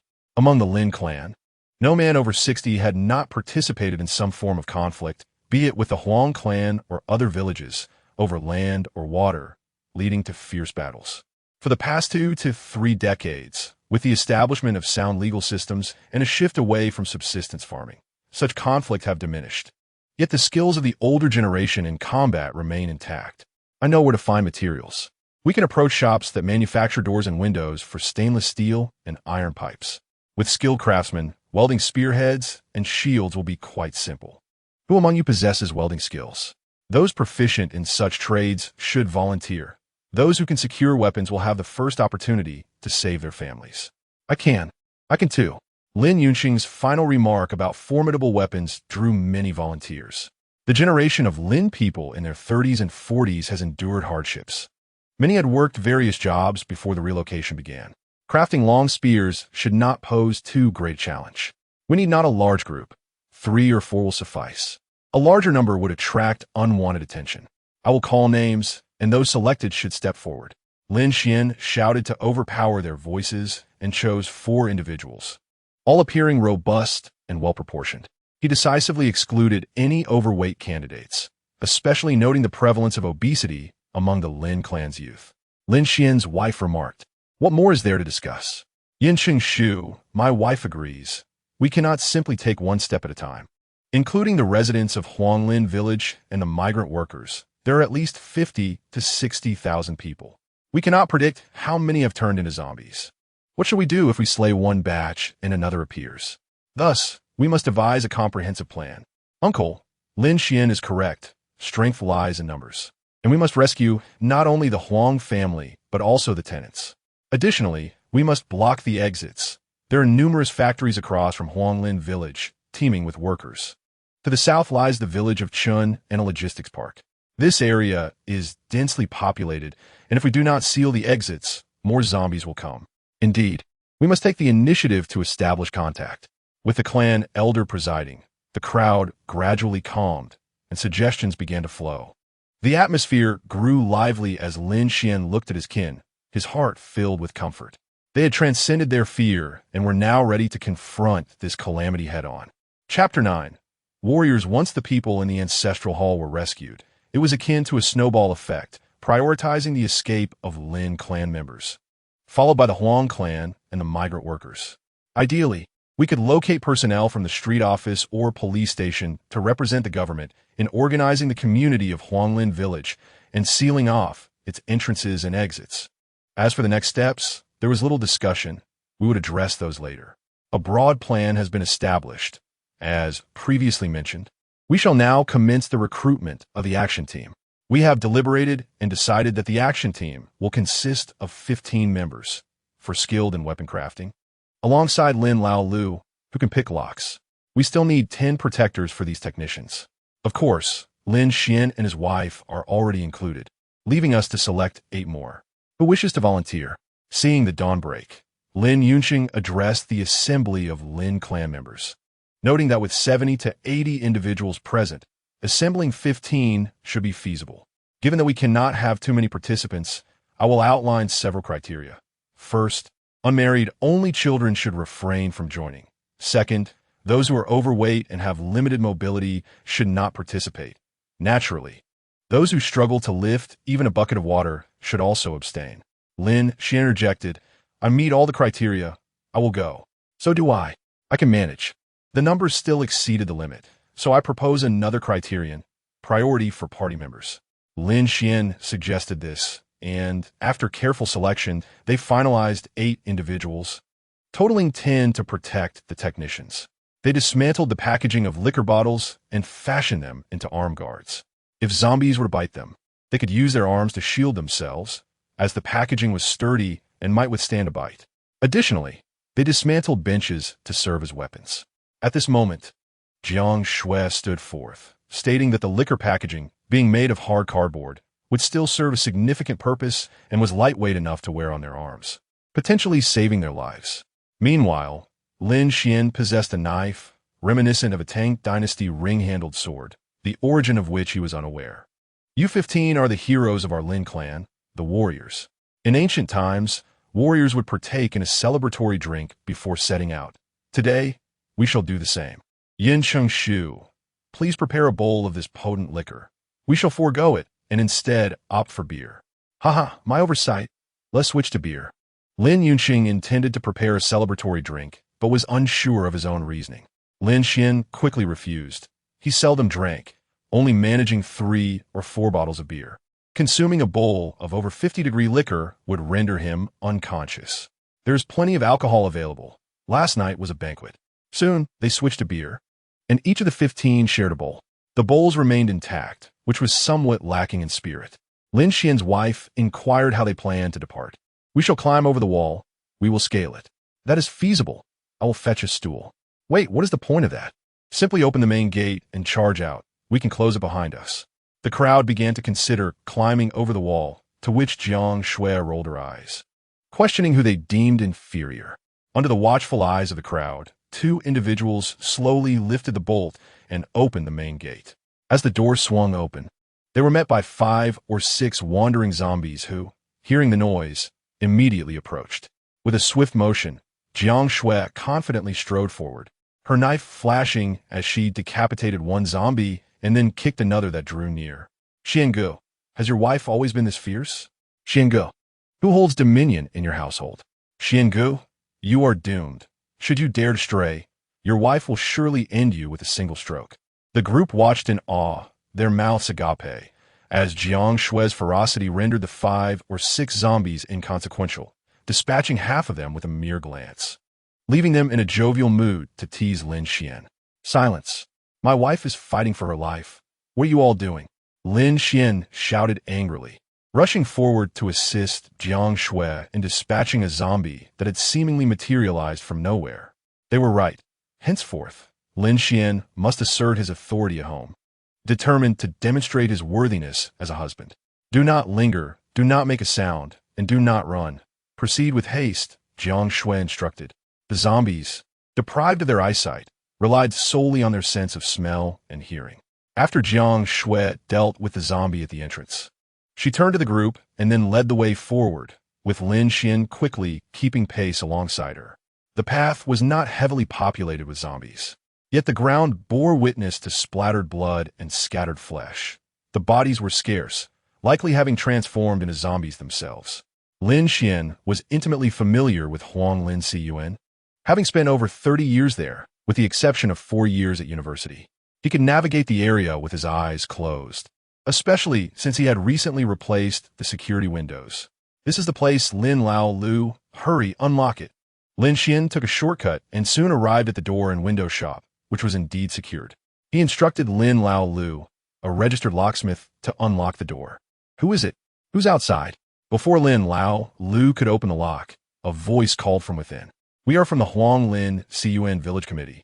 Open the door quickly, Lin Xuan shouted, invoking the authority of the village committee, which wielded significant power in Huanglin Xuan, predominantly occupied by the Huang family, with a few outsiders merely serving as laborers. The committee's reputation was highly effective. Soon the roller door opened, revealing 2 employees of the shop. Is it the government come to rescue us? That is not the matter at hand. Where is your boss? Our boss is not here. He lives in the city. We 2 employees reside in the shop. Last night, they hurriedly recounted the events of the previous night. After closing the shop around 8, they had prepared to rest in a loft designated for their accommodation. They had witnessed zombies feasting on the living, which left them terrified and sleepless, unable to reach the police for help. Enough, I understand. Since your boss is absent, we will proceed on our own.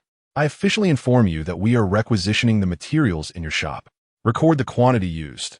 We will negotiate compensation later. Lin Xuan had no interest in their story and promptly declared the requisition of their materials. Of course, it was not a free acquisition. He instructed them to keep a record so that their boss could settle the matter later, as long as that was feasible. Lin's family was not in the business of exploiting them for mere pennies. They had the financial means to do otherwise. Quickly, close the door. Zombies are approaching. In the distance, more zombies were staggering toward them, prompting everyone to enter the shop and shut the roller door. The shop was a combined space of about 100 square meters, with 2 entrances, 2/3 of which was filled with various materials, while a small area served as a workspace. Typically, they would work at the entrance, but the shop was equipped with all necessary tools, including cutting machines, angle grinders, and welders.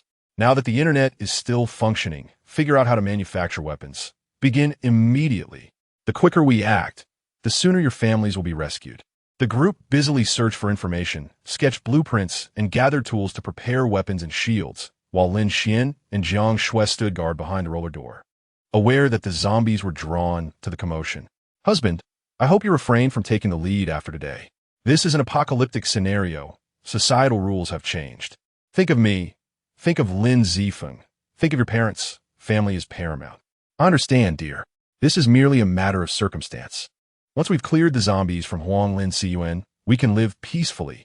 By then, the government should have reacted as well. That is good. One must consider the reality. Initially, the government could not effectively manage the situation. Many individuals bitten or scratched by zombies did not have time for medical examination, leading to repeated outbreaks of the zombie virus at safe zones. Only later did the mentality shift to better safe than sorry, stabilizing the situation, but by then, the zombies had already evolved. Jiang Xue nodded. Lin Xuan sensed her concerns and took a deep breath. The early days were indeed perilous, especially for those who had been bitten by zombies. This was uncontrollable. Years ago, during the pneumonia outbreak, many concealed their travel history and symptoms. And pneumonia was not necessarily fatal. The zombie virus, however, boasted a mortality rate exceeding 90%, meaning many had likely kept their conditions hidden. Reflecting on this, Lin Xuan recognized that Jiang Xue's perspective held merit. One must prioritize personal safety in any endeavor. If one were to fall, it would be a fruitless sacrifice. Chapter 10. Self-rescue with a sharp sound. Several spear-like weapons have been fashioned on the workbench, crafted from stainless steel pipes, each measuring a standard length of 1.6 meters. The spearheads were sharpened from sturdy iron, pointy yet not yet shaped into a diamond. They resembled oversized needles welded together, with a total length of just over 1.7 meters. 3 shields were also created, cut from stainless steel plates, adorned in rose gold, originally intended for decoration. They measured 80 centimeters in length and 50 centimeters in width, reinforced with 3 horizontal bars and handles on the back, each weighing no more than 15 pounds. The shields were practical. A grown man could easily wield them, though the spears were somewhat unwieldy. Zombies below level 3 could not penetrate stainless steel, making them useful for 2 to 3 months, but those above level 3 would pose a problem. This is a temporary solution. I recall there are numerous small processing factories in Lin Xuan. We can enlist more skilled individuals to craft weapons when the time comes. This is no jest. As long as we have the materials, we can even produce real firearms. Within the urban village, there existed establishments such as restaurants and clothing stores alongside small-scale machinery and furniture factories. There were many such facilities filled with talented personnel. Lin Xuan remembered a previous incident where a small processing factory employee was discovered covertly manufacturing firearms using an old lathe for sale. It was rumored that the firearms produced could reach 60 to 70% of genuine firearms power. That was a matter for the future, for now. They needed to find some fabric to wrap around the spear's tail to prevent slipping, as it could easily slip from one's grip during combat. All right, I'll inform them. Lin Xuan nodded, seeking out a technician to express the need for a solution, as the stainless steel was dangerously slippery. Brother Xuan, I found something wonderful. In no time, Lin Xuan emerged from the ventilation shaft, cradling a large bundle of screwdrivers, each about 20 to 30 centimeters long. Screwdrivers are excellent, sharp in the tips, and they can serve as daggers, perhaps even more effective than actual daggers. Jiang Xue's eyes lit up at the sight. She picked up a screwdriver, gripping it in reverse and demonstrating a few moves. She was intimately familiar with this tool. It had been a primary weapon for her and Lin Xuan in their previous life for 6 months. Sister Xuan, do you also think this screwdriver is great? Indeed, it is fantastic. Quickly, take it for processing. The roller door can barely hold. All right, Lin Xuan, how did your reconnaissance of the back route go? Lin Xuan inquired hastily. Knowing the noise had attracted numerous zombies, and Jiang Xue was reluctant to engage in a direct confrontation. Thus, he had dispatched Lin Xuan to scout a potential escape route. The window side is entirely passable. We can step along the window edge and jump to the back, or climb to the second floor, which is also a shop with many exits. I checked, and there are no zombies. They must have all left for the night. That is good. Bring someone to dismantle the window frame for easier access, Lin Xuan instructed, unconsciously stepping into the role of a leader. Of course, it was not due to his own prowess, but rather because he had an exceptional wife, with Jiang Xue's skills in blade work. There was likely no rival left in Lin Xuan. After tirelessly working for over 3 hours, they had managed to craft 28 javelins, 9 shields, and modify more than 20 screwdrivers. Additionally, Lin Xuan retrieved several hammers, axes, and steel rods, leaving each person burdened with considerable weight. No more, or we won't be able to move, someone cautioned. Now everyone, come forward and slay a zombie. The adjacent hardware store possessed many potential weapons, but their weight rendered them unusable.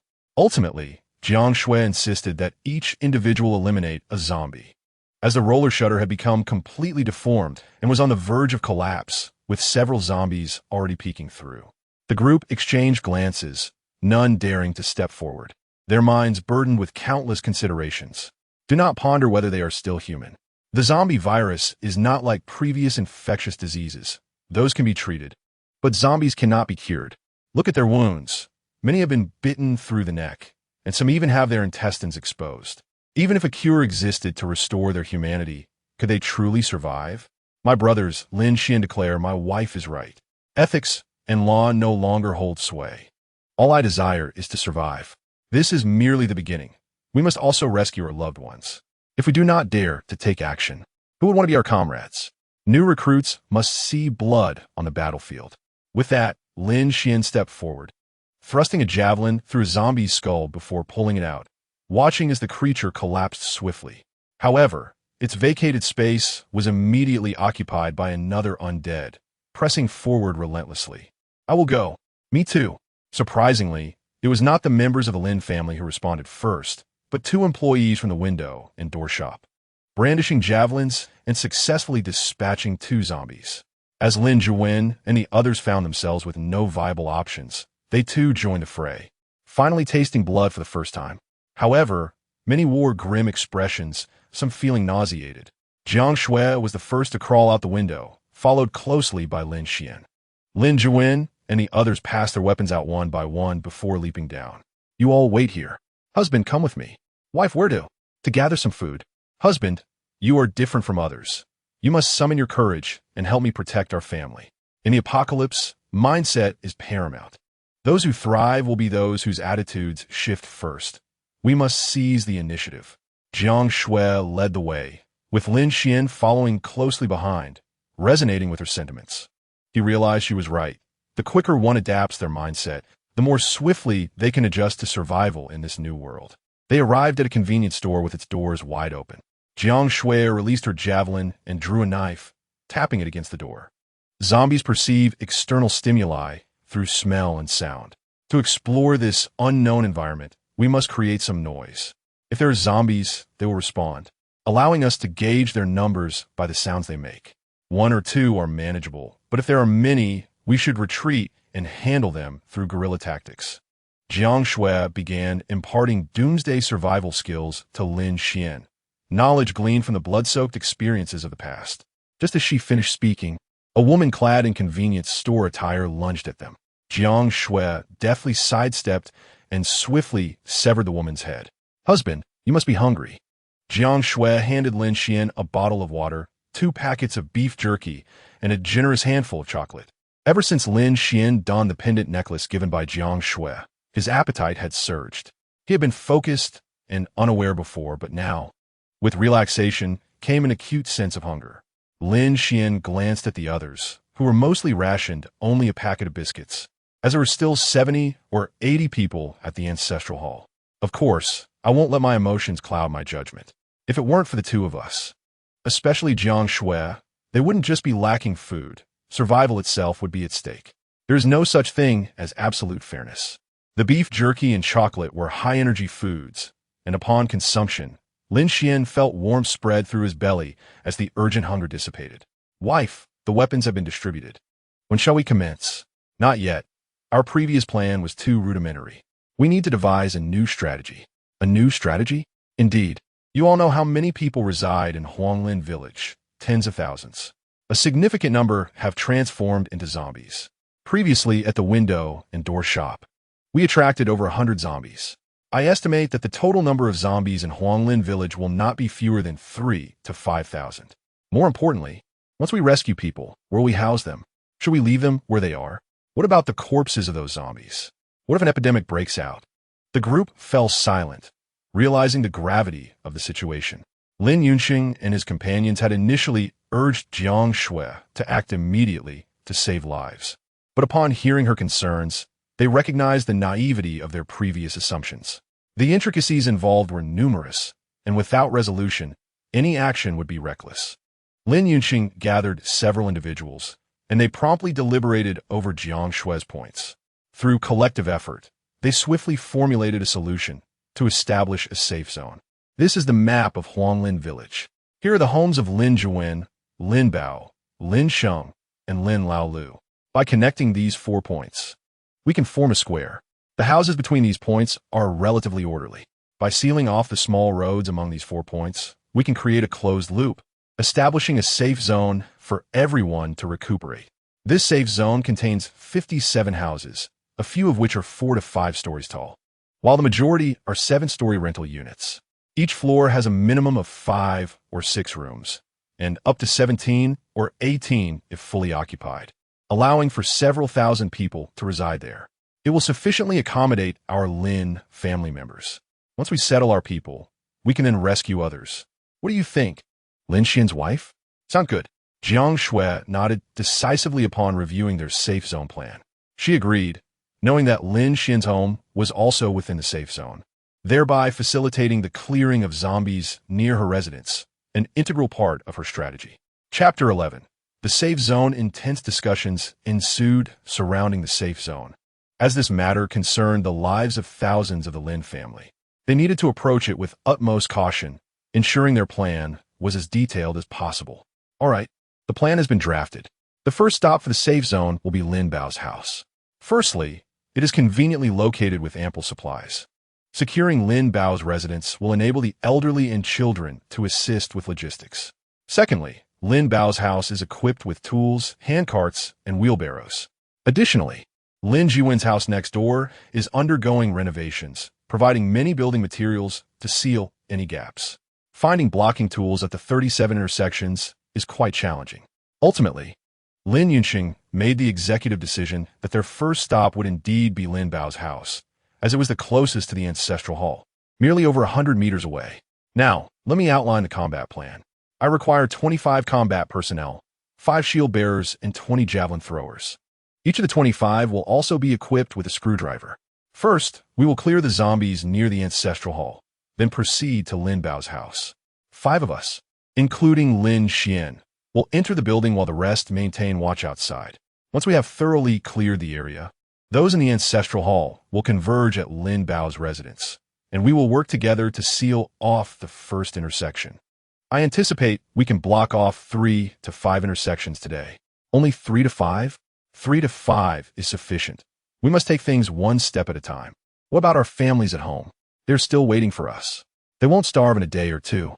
In these extraordinary times, we must adopt extraordinary measures.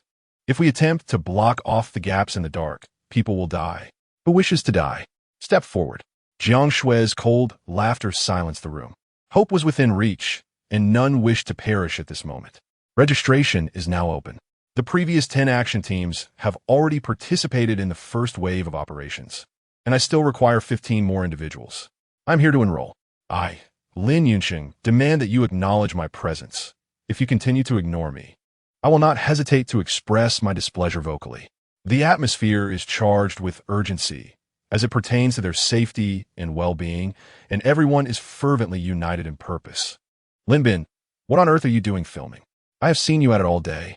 Lin Xuan, in a fit of anger, pointed out a young man in the corner who was incessantly taking videos with his phone. Uncle Xuan, I merely wish to record a video, Lin Bin replied. You still aspire to be an internet sensation? This is hardly the time for frivolity. I'm not being frivolous. I am inspired by Lin Xuan, Jiang Xue, and our Lin clan. From the moment disaster struck to our swift collective response, it has been less than a day, and we have already devised a safety zone plan. This is truly remarkable. I wish to spread the spirit of our Lin family to those still suffering in darkness, to encourage them to learn from us, to unite in self-rescue. This is profoundly meaningful. Lin Bin stepped forth, his enthusiasm palpable. He was genuinely moved by the solidarity and indomitable spirit of the Lin clan. And while the internet connection still held, he wanted to share their story. The crowd regarded Lin Bin with a mixture of surprise and neutrality, if it could inspire others. They were in agreement, for none wished ill upon their fellow countrymen, hoping instead for their triumph over adversity. It's him, Lin Bin. This fellow indeed possesses the same good fortune as in the previous life. I remember that when I perished, he was still alive, albeit under grim circumstances, Jiang Xue observed, smiling encouragingly at Lin Bin. She had a fondness for those who were fortunate, as they seemed to possess a certain resilience. Very well, film away. But do remember to stay out of the way and not hinder our efforts. If anything goes awry, you must bear the consequences, Lin Xuan warned. Yes, Uncle Xuan. Uncle Lin Xuan, Aunt Jiang Xue. May I follow you in film? I promise not to disturb you. I want to portray you as the most beloved heroes.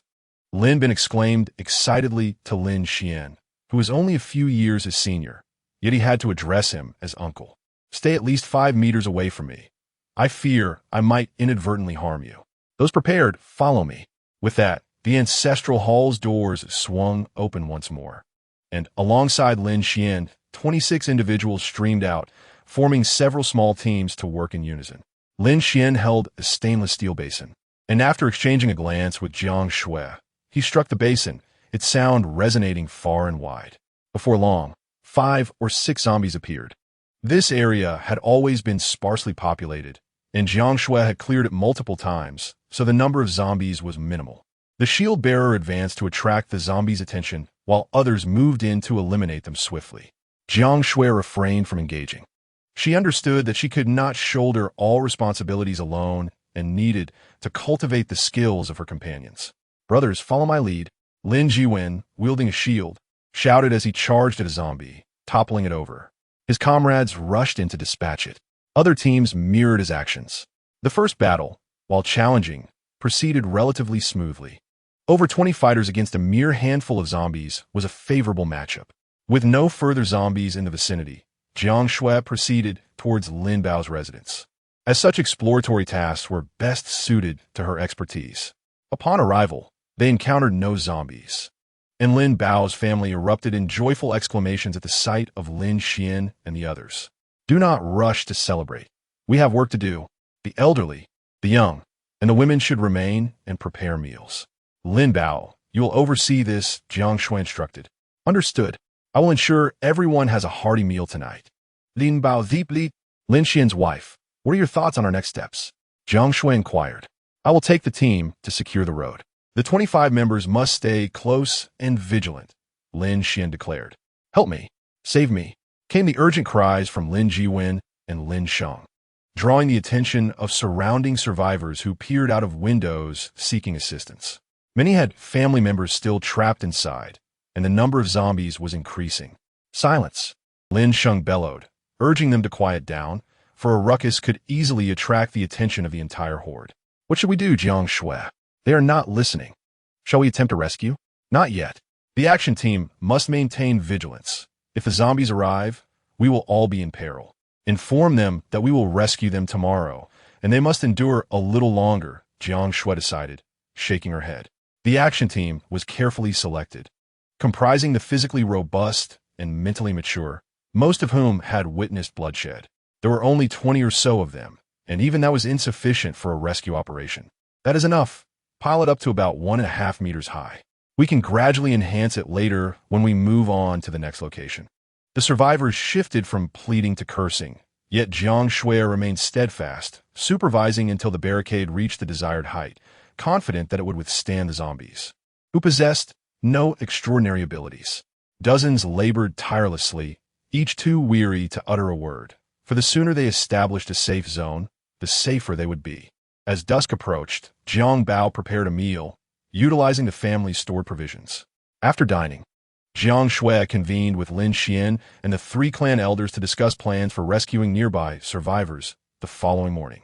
This would alleviate their grievances from the previous day, fostering unity, while also allowing for reinforcements and materials to shore up defenses.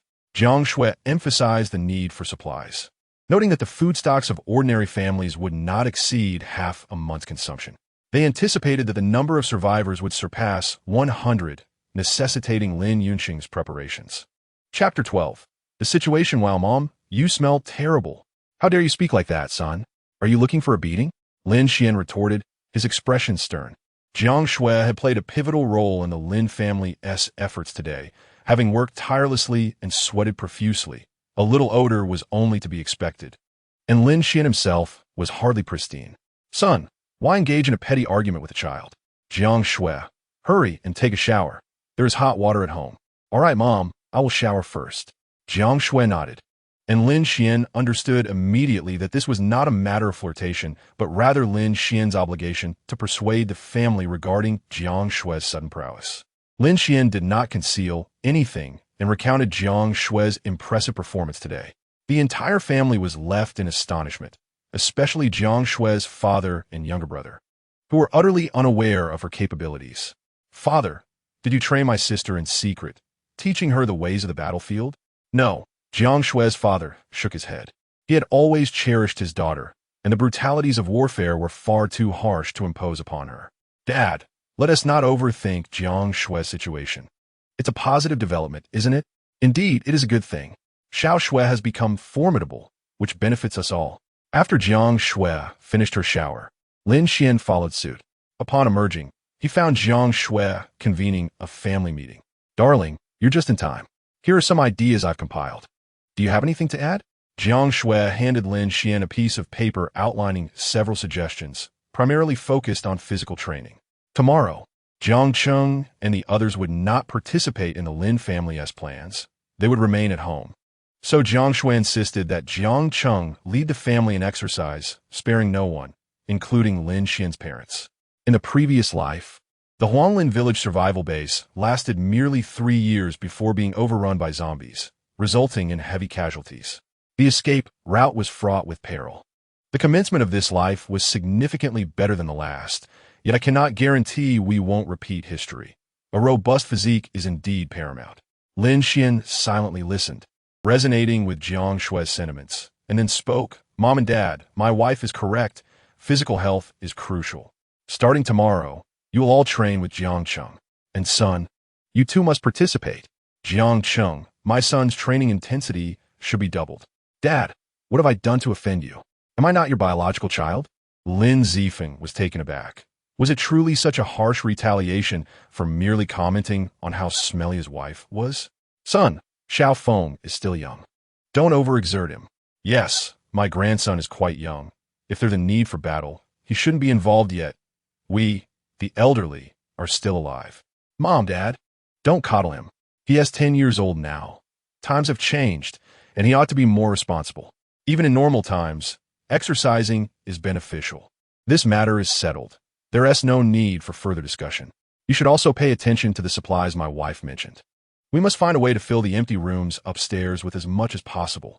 The more, the better. We need to prepare for the worst-case scenario. Also, for water, we should use bottled water for drinking, and any vegetables must be boiled. Lin Xian's expression grew serious. This was no trivial matter. Lin Xuan was no longer a child. At 10 years old, he was a bit overweight, which was unacceptable. After more than an hour of deliberation, everyone dispersed to rest. As there was no longer any nightlife to indulge in, late nights were out of the question. However, in the middle of the night, Lin Xuan sensed Jiang Xue sneaking out again, but he chose not to intervene. The next morning, Lin Xian's mother prepared breakfast, including over 10 boiled eggs, which she handed to Lin Xuan and Jiang Xue. As they left home, they casually dispatched 2 zombies on their way to Lin Bao's house, where breakfast was rather dismal due to the overwhelming crowd. Lin Xian, Jiang Xue, come quickly. We found something remarkable. A drone? Whose is it? It belongs to Lin Bao's son. It was broken before, but has now been repaired. Although it's an older model, it suffices. This device was used as a reconnaissance tool in the Middle East. Lin Bin explained, a short video blogger adept at operating drones, possessing an even better one valued at several tens of thousands, which remained at his house. Let us take it up and see how Huanglin village is faring, they agreed, heading to the rooftop. A throng of people gathered as Lin Bin maneuvered the drone, flying it low, just above the height of the building. Look, there's so many people. Almost every house has survivors. They're all coming out to see the drone, someone exclaimed in excitement, while others cautioned silence. As the drone appeared, the survivors spotted it and rushed to their windows, believing it was the government coming to their rescue. Zombies are congregated here. Around the police station and the neighborhood committee, so many of them. Huang's family is in dire straits. Quickly, they identified the areas where zombies were densely packed. Around the police station and neighborhood committee, the streets overflowing with at least 1,000 or 2,000 zombies. A truly terrifying sight. Lin Xian suspected that the police station and neighborhood committee had mobilized to provide aid during the outbreak, which ultimately led to their own peril. As these establishments were situated on the Huang family's territory, Huanglin village is predominantly occupied by the Huang and Lin families, constituting about 90% of the population. Decades ago, these two families often clashed over land and water rights, leading to a clear demarcation of territory. The Huang family resided in the west, while the Lin family occupied the east. After watching the video, Lin Xian inquired, "What are your thoughts?" Uncle Yinsheng, I believe we must hasten our efforts. What do you propose? The literature states that the first 24 hours post-disaster represent the optimal rescue window, often referred to as the golden time. It has now been over 30 hours since the outbreak. This assertion rings true. The locals have fared relatively well, mostly because they can cook for themselves and have food reserves to last several days. However, many workers having no time to prepare meals due to their 12-hour shifts. possess only snacks in their rooms. If this continues, they will face starvation. Thus, they may be compelled to take risks, leading to even greater casualties and a subsequent rise in the zombie population. A young man stood up, introducing himself as Lin Hui, a distant relative of Lin Xuan, but a promising individual, having graduated from a prestigious university. Lin Hui's assessment is astute. At the onset of the outbreak, only a small percentage of the population was infected. However, by the third day, the infection rate surged as many people lacked food supplies and were forced to venture out. Jiang Xue silently concurred with Lin Hui's perspective, recalling how events unfolded in the previous life.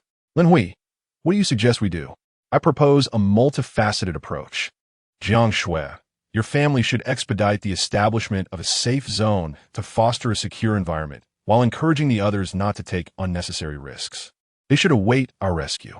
It would be optimal to utilize Lin Bin's drone, which can communicate and even provide supplies. As long as there is hope, they will refrain from reckless actions. Jiang Xue, what do you think of Lin Hui's proposal? Is it feasible? And Jiang Xue, my drone is adequate for this purpose. It does not necessarily need real-time communication. We can write messages on paper and drop them via the drone. Additionally, we can hang supportive messages written on bed sheets on the outer walls for many to see. I had a brilliant idea. Craft a message of encouragement and deliver it to them, letting them know someone is working to save them. That will surely uplift their spirits. They agreed. There are numerous methods available. Although the internet is sluggish, it remains operational. We can search for nearby individuals through social media and create groups for communication. The group immediately erupted into animated discussions. Less than 48 hours had passed since the disaster struck, and most urban areas still had functioning internet, albeit with reduced speed due to lack of maintenance. In fact, during these days, those who could still access the internet were not only recounting their experiences, but also encouraging one another. Even some official accounts were reassuring the public, stating that military and police forces had commenced rescue operations, and safe zones were being established under official guidance. In the face of the absence of the internet, we need not despair, for we still possess the means of radio communication. If it comes to that, we could even resort to the ancient art of carrier pigeons. In essence, we shall not cower in the face of adversity, but instead strive to overcome it. I would like to share some news with you. After deliberation with Lin Xuan and a few others, we have collectively decided to each donate 10 million yuan to support the Lin family in their self-rescue efforts. This funding will primarily be utilized to requisition essential supplies from the supermarkets, convenience stores, and grocery shops in Huanglin Village. We will use these provisions for our survival. And should there be any repercussions in the future, we shall utilize these funds to compensate the rightful owners. Uncle Yincheng, it's quite unfair of you. Just because you possess wealth, I too shall contribute 10 million. Although transferring funds may seem futile at this moment, given the likelihood of banks being inoperative, I assure you that if I survive this calamity, I will indeed contribute. Those who do not contribute are not worthy of respect. I will also donate 10 million, 5 million, 5 million, 1 million. Members of the Lin clan eagerly pledged their contributions. Nearly all were beneficiaries of relocation, and very few could be deemed truly impoverished. Many possessed fortunes in the millions, and even Lin Xuan, a humble individual, had once amassed savings amounting to 10 million. Thus, this sum is relatively insignificant. They now seek a catalyst and justification to fully requisition these essential supplies, thereby rendering their actions as not mere robbery, but rather a necessity for survival. With promises of restitution after the disaster. Chapter 13. Hope at the Huanglin Village Community Office. Chenwen gazed through the window at the wandering zombies outside, filled with dread. A significant portion of these creatures were once his colleagues, now transformed into monstrous beings driven solely by hunger. Stop crying, Director. Please do not blame them. They are merely frightened, said Xiao Lu. I too am afraid, replied Chenwen, but what use is fear? We must find the strength to persevere. Our survival signifies that hope still exists. Chenwen sought to uplift the spirits of the remaining 4 individuals in the office, 2 men and 2 women, all of whom were fortunate. The previous night, the zombie virus had erupted, and the office, community association, and police station had received countless distress calls. Initially, they ventured forth to rescue, unaware that they were confronting a bioweapon crisis, mistakenly believing the assailants were rabid or mentally unstable, which led to the near-total annihilation of their rescue efforts. Understood, Director. I shall encourage them, Xiao Lu assured. Have you managed to connect with higher authorities? No. All attempts have failed. Every call goes unanswered, and online pleas for help yield nothing but a flood of desperate messages. Do not despair. Trust in the government and our superiors. We have millions of troops and countless advanced weapons. They shall arrive in due time. Director, the drone has returned. Quick, look. Where? There. The drone is hovering above the rooftop. Hurry. Someone must be attempting to convey a message to us. Xiao Lu, climb out the window. All right. Before Chun could finish a sentence, Xiao Lu spotted the drone circling outside their office. It had appeared the previous night and had returned today. Xiao Lu approached the window, grasped the water pipe, and swiftly ascended. Having worked for only 2 years, he had yet to be worn down by burdensome tasks, and his commitment to fitness ensured his physical prowess. He quickly reached the rooftop. Upon arrival, he observed the drone still hovering. He hastily approached and retrieved the item suspended beneath it. Upon opening the box, he discovered 2 packets of biscuits, several pieces of chocolate, 3 screwdrivers, and a letter. This was the drone's maximum payload. After more than 30 hours without sustenance, Xiao Lu was ravenous. He promptly devoured 2 pieces of chocolate, wiped his mouth, and called out, Director, someone has sent us a letter along with supplies. I will lower it using my shoelace. You catch it. Excellent. Wonderful. Xiao Zhang, Xiao Chun. Did you hear? We have food. Chunwen exclaimed with unrestrained joy. Aside from a small amount of tea, their office contained no food, though they still had half a barrel of bottled water. After a day without nourishment, they were all famished. Director, what does the letter say? Good news indeed. Who still has a charged phone? Mine has over half a charge left. Xiao Lu produced a phone, having carried 3, 1 for personal use, 1 for work. An especially issued, long-lasting battery phone, its sole virtue. Chunwen took Xiao Lu's phone, dialed the number inscribed in the letter, and shared its contents with the others. Lin Xuan, it's me, Chunwen. Director Chun, you're alive. That's splendid news. What can you tell us about the safe zone mentioned in your letter? Chunwen maintained his composure while conversing with Lin Xuan. As Xiao Lu and the 2 women absorbed the letter's content, their hearts swelling with renewed hope.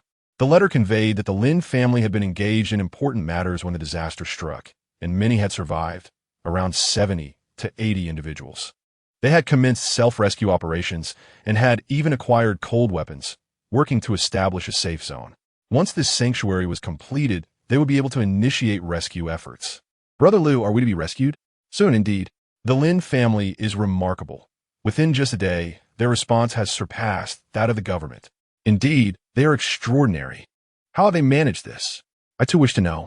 Xiao Lu shook his head. The letter's contents were straightforward, detailing the Lin family's actions and accomplishments over the past 2 days, urging them to remain patient while providing a contact number. Xiao Lu, Xiao Zhang, gather around. We need to convene. Yes, Director. I just spoke with Lin Xuan. He is an esteemed entrepreneur in our district and a senior member of the Lin family. He has organized the Lin clan to assist the populace, and they have devised a plan for a safe zone, which involves clearing several buildings and blocking roads to create a secure point. They are currently establishing this safe zone, but they face significant challenges and dangers. Thus, they hope we can extend our support. Director, given our predicament, how can we assist them? Yes, Director, weren't they meant to rescue us? Mutual aid is essential.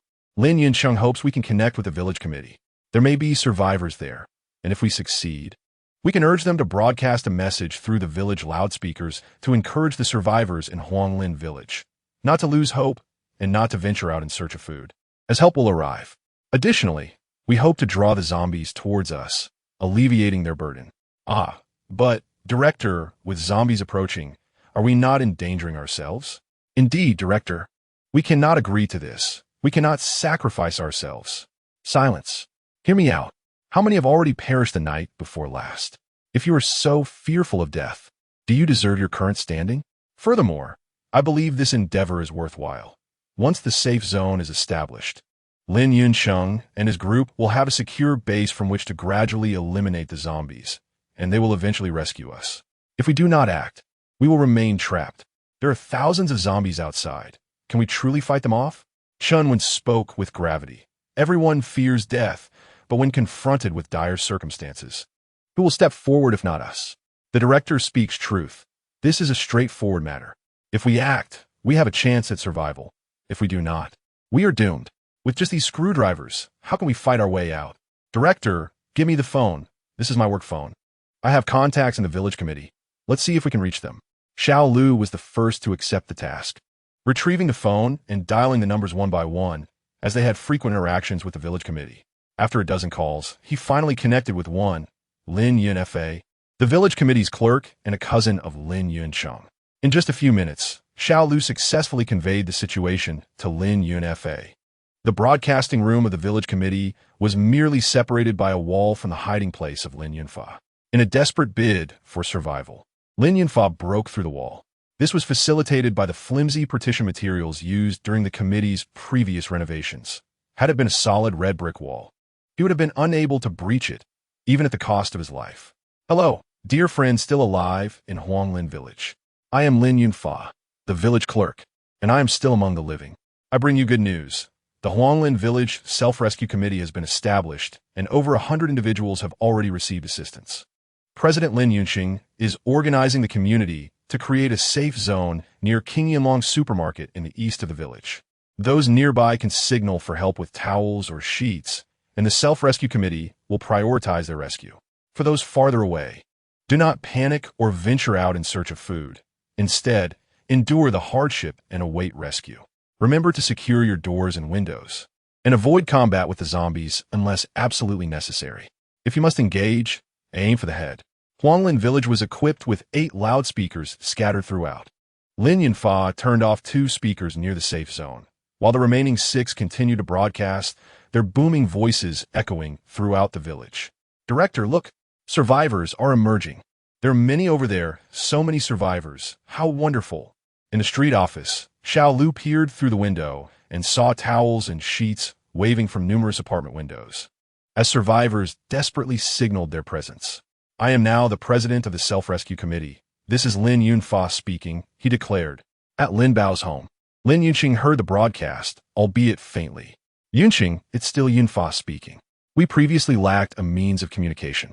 Another person chuckled, noting how Lin Yunfa's words carried an official tone, yet effectively conveyed the Lin family's significance, proving to be quite beneficial. Indeed, the announcement has been made. Now we must see how Jiang Xue and the others respond. What do you think? Jiang Xue is remarkably capable. I had never heard of her prowess from Yunrong and the others. Chapter 14. Sacrifice the Lin clan, now renamed the Huanglin Village Self-Rescue Committee. Commence a new day of work. Following yesterday's rescue efforts, the committee had grown to over 300 members, with approximately 200 being from the Lin family, and the remainder primarily composed of external laborers. Initially, the action team consisted solely of Lin family members, naturally prioritizing the rescue of their kin. Lin Bao's home could not accommodate so many, even if they resorted to sleeping on the floor, so they cleared out several neighboring buildings. Additionally, Lin Yunqing requisitioned 2 convenience stores and a grocery store to serve as logistical support for the self-rescue efforts. Before departing, a simple funeral was held in the vacant lot outside Lin Bao's home for 3 deceased individuals, all of whom had succumbed to zombie bites during yesterday's operations. They had not been among the fortunate few with immunity and had succumbed to transformation overnight, ultimately leading Lin Yunqing to end their suffering. A moment of silence was observed. The funeral was straightforward. All attendees honored the deceased with 3 minutes of silence, a gesture of respect for their sacrifice. Lin Yunqing promised that, after the disaster, he would reconstruct the family genealogy, penning their accounts and erecting a memorial. President Yunqing, we now have over 300 individuals, and today we expect even more. The number of zombies we eliminate will also increase, so we must ensure proper sanitation and epidemic prevention measures, as we must dispose of these bodies. I understand. I have mobilized efforts to find a vacant area today for digging a pit to inter the bodies. We will use gasoline from the vehicle to incinerate them before covering them with soil, ensuring a minimum depth of 50 centimeters. Jiang Xue, rest assured, we will adequately support your logistical needs. That is reassuring. There are still 17 intersections to seal, and I anticipate completing them all today. Tomorrow, We will begin searching every building within the safe zone, clearing and disinfecting each before allowing anyone to move in. We are low on disinfectant. We are considering using lime for sanitation. Very well. I shall take my leave now. Jiang Xue nodded. Yunqing had already devised plans for these matters, but she remained somewhat anxious. The action team had now expanded to over 80 members. Jiang Xue divided the action team into 4 groups, with one remaining to protect the logistics department from any wandering zombies, while the other 3 groups would simultaneously assist the teams tasked with sealing the intersections. Lin Xuan was now capable of leading a team, so he temporarily separated from Jiang Xue to lead one group. He was equipped with the finest gear. Beneath his outer clothing was a complete suit made of stab-resistant materials, a covert gift from Jiang Xue. Self-rescue committee, I am here. Come rescue me.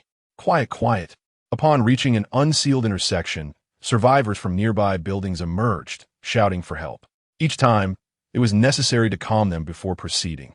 After a few minutes, survivors on the upper floors dropped the key to the electronic door. One team member unlocked it and began to knock loudly, awakening the low growls of zombies from within. They're coming. Minutes later, 5 or 6 zombies appeared. 20 action team members formed a protective circle around the entrance, with 4 shield bearers at the forefront. Strike without hesitation. Newcomers must thrust at least 10 times. Move quickly. Lin Xuan bellowed. The action team had swelled significantly, and it was vital to train the new recruits amidst the chaos. A dozen individuals desperately stabbed at the zombies while the shield bearers held their ground. A few minutes later, the zombies were reduced to a mass of mangled flesh. The work group advanced, donning protective gear to bag the remains. Subsequently, the action team searched every room on the first floor.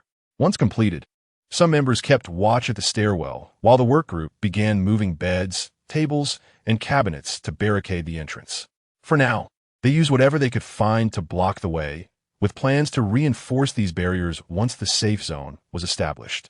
Ensure there are no gaps. Make it sturdy by pressing down with stones and dirt. The workgroup leader emphasized the importance of solidly barricading these entrances to avoid significant troubles later.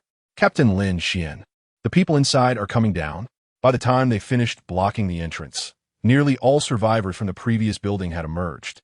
Most of these rental units were single rooms, and as long as the zombies in the corridors were cleared, they would be safe. Thus, all the living descended. Have you confirmed how many rooms have zombies? Currently, there are 7 reported. Very well, let us send them for inspection. The self-rescue committee was transitioning toward a more structured operation, establishing action teams, work groups, logistics teams, and quarantine inspection teams, among others. A systematic process was being implemented, as organization was crucial. Without it, they would merely be a disordered mob, lacking the capacity to exhibit combat effectiveness. Let us move to the next intersection. Lin Xuan waved his hand, leading the majority towards the next location. The action team took the lead to eliminate zombies in their path, but their numbers were sparse. Since yesterday, Lin Yunfa had been broadcasting every 2 hours, successfully luring most zombies toward the western side of the village. Listen, Lin Xiang's team has suffered casualties again. If you don't wish for everyone to mourn you tomorrow, with the stainless steel plates and cardboard on your bodies, and do not remove them. While sealing the second intersection, Lin Xuan received news of further casualties from another team. One action team member had been bitten on the arm. This injury was potentially avoidable, as the self-rescue committee had devised numerous strategies to minimize losses, fashioning protective gear from cardboard and stainless steel to shield the arms, torso, and belly, areas most susceptible to zombie attacks. However, many had neglected to wear them. Some materials were hastily assembled and uncomfortable, while others simply found the warm weather too oppressive, opting to remove their outer layers. Lin Xuan's admonition prompted those who had discarded their protective gear to don it once more. No one wished to perish in that place. Hasten your pace. We must complete all blockades today, Lin Xuan incessantly urged. Following Lin Yunfa's promotion efforts, many began to contact Lin Yunqing, desperately seeking salvation. Most of these individuals had intricate ties to the Lin family, whether as childhood friends or distant relatives. Unable to withstand their pleas, Lin Yunqing resolved to dispatch rescue teams promptly. The tense task continued, with the occasional zombie emerging, yet Lin Xuan and his team diligently safeguarded and eliminated these threats. Fortunately, by nightfall, Lin Xuan's team had emerged unscathed. "You are truly fortunate. I envy you," remarked Jiang Xue, who arrived shortly thereafter with others to commence the daily post-battle meeting. After 2 days of relentless effort, all 37 entrances to the safe zone had been blocked, although some gaps remained due to buildings serving as makeshift walls, many of which had front and back doors on their first floors. These needed to be reinforced, and the next step involved clearing all structures within the safe zone. There were 57 buildings within the safe zone, not including the surrounding walls, totaling over 100.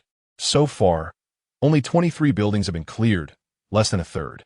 Today, they had rescued 172 individuals, bringing the total to over 500. "We must expedite the clearing of the safe zone to accommodate more survivors." Jiang Xue, "How long do you think it will take to clear these houses?" "At least 3 days," she replied. 3 days is too long. It would be best to complete it in 1 day, Lin Xuan interjected. "Uncle Xuan, are you not asking the impossible?" Lin Xuan protested. "Now, the entire Huanglin village, with tens of thousands, is looking to us for hope. They have endured for 3 days already. If we do not rescue them soon, many will perish. Several have not eaten for 3 days. If they go hungry for another 3, they will starve to death. Theoretically, a person can only survive 7 days without food. Dear, there's no need to elaborate. I concur with this course of action. However, we must agree that if we aim to complete it in 1 day, there will inevitably be casualties, possibly significant ones. We must prepare for that. Sacrifice is an unavoidable reality. It is a matter of prioritizing the greater good over individual interests. If no one else is willing, I will step forth, Lin Xuan declared solemnly. Driven by a sense of urgency after receiving alarming news that the unmaintained power station might only sustain operations for a few more days. Losing power would exacerbate their dire circumstances, leading to more fatalities. He had yet to disclose this information publicly to avoid inciting panic, but he confided in Jiang Xue, which influenced her agreement. "Very well, it is decided. Uncle Xuan, please select additional members for the action team from the work group, ideally reaching around 200. We must complete the search by tomorrow. Additionally, ask Uncle Yunfa to broadcast a message for anyone capable of escaping to seek refuge in the safe zone." Jiang Xue's authoritative tone resonated, as her reputation had been built through forceful actions. Lin Xuan, acknowledging Jiang Xue's determination, ceased his objections. In the Huanglin village safe zone, Lin Bin sat before his computer, his face drawn and weary after 2 sleepless nights. He was editing videos and astutely recognized that the unmaintained internet was beginning to falter, likely to disconnect within days or even hours. He felt an urgency to disseminate his footage to all who could still access the internet, showcasing the Lin family's spirit of unity and resilience against adversity. He had recorded a lengthy video, every segment precious and irreplaceable, yet he knew he had to condense it. Thus, he edited 2 versions. A shorter clip of approximately 3 minutes that captured the events of the past 3 days, and a longer version, around half an hour, featuring the complete footage with more invaluable moments. The video chronicled the outbreak of disaster, the ensuing struggle, the chaotic helplessness, the emergence of a heroic spirit, and the collective resolve to take action, culminating in a poignant tribute to fallen comrades and scenes of over 500 people gathered in 3 buildings, sharing a meal. Lin Bin added subtitles and narration, concluding with a message urging survivors to remain vigilant and support one another. After completing this task, he felt an overwhelming surge of fervor. With trembling hands, Lin Bin clicked send, distributing his videos across all platforms. As a seasoned short video creator, he held accounts on numerous platforms. Meanwhile, in Modu, a young man lay in bed, aimlessly scrolling through his phone, using comedic videos to dull his senses. Outside, zombies roamed. It was the 4th day of the apocalypse. Yet he felt little impact. As a seasoned recluse, he could easily remain indoors for weeks with ample food supplies. However, only he knew the depth of his anxiety and despair. What is this? A fearless creator attempting to gain fame amidst the apocalypse? He mused, as he stumbled upon a video. Intrigued, he clicked it open, and within moments he was captivated. In those brief 3 minutes, he witnessed the resilience of a village rising from calamity. These were ordinary individuals, just as susceptible to fear and despair, yet he saw their determination. They wiped away tears, rallied from their panic, armed themselves with makeshift weapons, and bravely confronted the terrifying zombies. His blood surged with newfound warmth, igniting a fervor within him. This was a beacon of hope amidst the darkness of the apocalypse, dispelling the shadows within his heart. After watching the video, he left a comment, saved it, and shared it with all his friends, even those who might no longer receive it. In Yangcheng, within a towering building, dozens of young men and women were trapped. Housing numerous self-media companies and thousands of various streamers, many had been working late when disaster struck, leaving only a handful behind. For 4 days, they had sought help from every possible source, but to no avail. Those who attempted to break free met their demise at the hands of zombies. They had cried and cursed, yet their anger was merely impotent rage. Xiaoyu, one of the streamers, had resigned himself to his fate, believing he would perish there.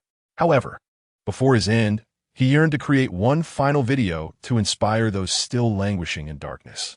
His inbox overflowed with desperate pleas, requests for assistance, and cries of anguish.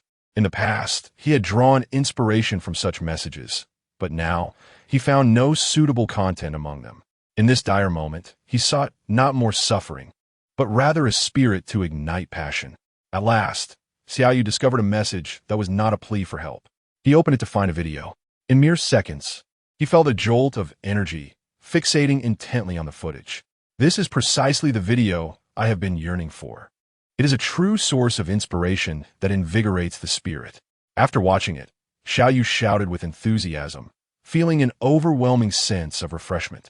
Siblings, come quickly and watch this video.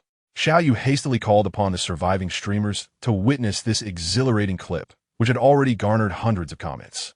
This is a beacon of light amidst the apocalypse, dispelling the gloom within my heart.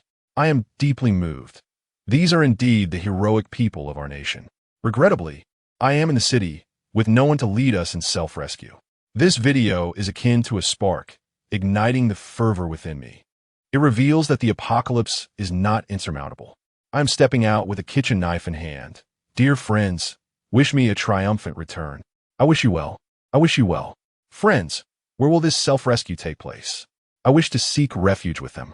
The barrage of comments continues to swell, predominantly categorized into two sentiments, one expressing the awakening of a fighting spirit, while the other seeks help and refuge.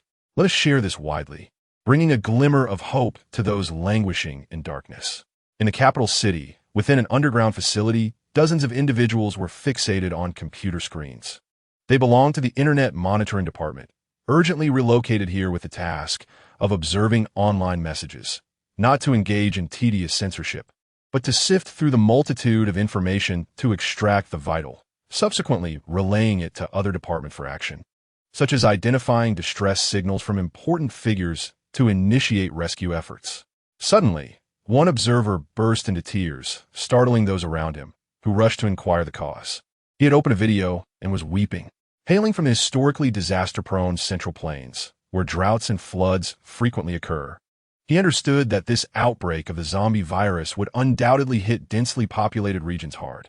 He had endured many calamities in the past, plagues, floods, all manner of disasters. In former times, during crises, aid would pour in from all corners, but now, he wondered if anyone would come to their aid. Thus, he felt a deep sense of worry, despair, and helplessness. Upon viewing this video, his pent-up emotions erupted into tears. He remembered that now, the nation and the world were suffering, and they could not wait for rescue. However, they could save themselves. The Huaxia nation has always been a self-rescuing people. With abundant sunlight, they can harness its power. When floods come, they may not build an ark, but they can construct levees and dredge rivers. They do not believe in gods or ghosts, but can trust in their fellow citizens. After watching the video, some colleagues wept, while others remained silent. They all took a collective action, marking the video as urgent and forwarding it upwards. Layer upon layer, by evening the video reached the highest echelons. Those at the top had also endured several days of hardship due to the worldwide calamity, their hearts shattered by the horrific casualties across Huaxia. Upon viewing the video, they did not weep or rejoice excessively, but there was a subtle shift in their somber expressions. This could be considered the first large-scale safe zone initiated by the people. Old Chun, indeed, one remarked. By the time the video was released, they had already rescued hundreds of individuals. The video claimed that today they would save even more, thousands. In fact, qualifying it as a large-scale operation. Wonderful. This demonstrates that our people have not been intimidated by the disaster. They have shown through their actions that calamities can be overcome. However, it is disheartening that some of our officials have been paralyzed by fear.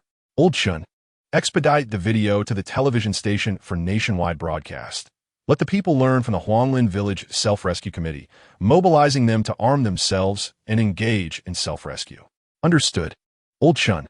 Additionally, issue a directive for all levels of government to adopt extraordinary measures during these extraordinary times.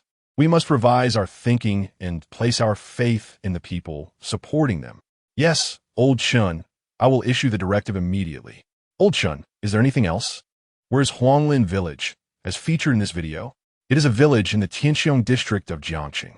Isn't Jiangxue the location from which the top-secret email was sent 7 days ago? Has the investigation yielded any results? Jiangxue has fallen, and the investigation has been suspended. Chapter 16. Official endorsement in mourning on the morning of the 5th day of the apocalypse. The citizens within the safe zone collectively observed a moment of silence for the action team members who sacrificed their lives while clearing the corridors yesterday. A total of 12 individuals perished. 3 were bitten and killed by zombies on the spot, while the others were infected and subsequently turned. Adding the casualties from the previous days, the total reached 15, 12 of whom were from the Lin clan. They were granted cremation after the moment of silence, with Lin Xuan personally igniting the fire. Following the somber ceremony, Lin Xuan summoned Lin Xuan and Jiang Xue for a brief meeting. The gathering comprised only 6 individuals: Lin Xuan, Lin Yunbing, Lin Yunxin, along with Lin Xuan, Jiang Xue, and Lin Xuan, who together constituted the leadership of the Huanglin Village Self-Rescue Committee. Please, take your seats. I bring you good news. Lin Bin filmed the achievements of our self-rescue committee yesterday and uploaded it online, causing a significant stir. The news has reached the highest levels. Last night, I received a call from a municipal committee stating that the top has issued directives for the entire nation to learn from us, and we are authorized to establish the Tianxiong District People's Self-Rescue Committee, overseeing all self-rescue activities. How does this differ from our current situation? Of course, there is a difference. Previously, we operated as a spontaneous grassroots movement, even collecting resources and combating zombies without accountability. Now, we will bear responsibility for our actions, but we will be executing the will of the government, which lends us legitimacy. In Huaxia, reputation and righteousness hold immense significance. Cut it out. I thought there would be tangible benefits. Lin Xiang, how can you speak like that? My apologies, uncle, I misspoke. Actually, Lin Xiang is correct. There are indeed practical advantages. Is that so? What benefits? Numerous, too many to enumerate at once. For instance, we can now form militias, recruit party members, officials, soldiers, veterans, and citizens into our committee. The higher-ups will even grant us access to state resources and potentially arm us. Those specifics are yet to be discussed. Apparently, this butterfly effect is beginning to reshape history. In my previous life, it was over a month after the zombie virus outbreak, following significant losses to active military forces, that the weapon restrictions were lifted. Yet now, it has not even been a week. Jiang Xue remained silent, but her mind was already racing. This reborn butterfly had begun to influence the broader situation. If citizens began to arm themselves across the regions, the outcome could be vastly improved. Did Uncle Yin Chung call us about this matter? Can't you all make decisions on your own? All right, I concede. Uncle Yin Chung, please continue. This meeting is crucial. Our first step is to finalize the leadership team. A snake cannot function without a head, and neither can a group of people. We have decided to establish a core leadership team of 9 members for the Self-Rescue Committee, selecting 5 from among us 6. Since Jiang Xue and Lin Xuan are married, only one of them needs to participate. The remaining 4 will be allocated to the Huang clan and the original leadership from the police station or neighborhood committee. I can step back. I Haven-T held a job for many years and lack the leadership skills. Lin Xuan, what is your perspective? Lin Yunxing had no strong objections. He simply wanted the Lin clan to have a dominant position in the leadership, who was in that role mattered little to him. I have also languished for many years. However, it is imperative that you participate. Our safe zone is about to receive new survivors and reclaim the fallen buildings. You are our committee's forceful representative. Lin Xuan of Yuncheng. Do not attribute my words to conspiracy theories. Resolving this zombie virus is not a matter of mere moments. The entire nation has succumbed, and even if a solution is sought, it must be measured in years. Proximity to the collective is the safest choice, for your own good, for mine, and for the benefit of our Lin family. Should power be relinquished to others, what shall become of the Lin family? Reduced to mere cannon fodder? Very well, I shall heed your counsel. Lin Xuan sighed. What could he do when Lin Yuncheng had spoken thus? He sensed Jiang Xue's unvoiced concerns, contemplating resigning only after the complete reclamation of Huanglin village. The primary task at hand is the arrangement of the populace within the safe zone. Following yesterday's search, several hundred individuals have been rescued, bringing the total number of inhabitants in the safe zone to nearly 1,000. This figure alone necessitates provisions for sustenance, hygiene, and accommodation, alongside thorough checks and quarantines for the newcomers. However, such matters do not directly concern Lin Xuan. He currently represents the action team and is tasked solely with the execution of forceful measures. The organizational duties rest upon Lin Yuncheng and his associates, all of whom possess experience in corporate management. The trio dispatched personnel to tally the number of survivors while simultaneously gathering their basic information such as age, identity, origin, and work experience, aiming to promote capable individuals and establish a management framework. Wife, what is it? Stop this nonsense. Can't you see they are all waiting for us?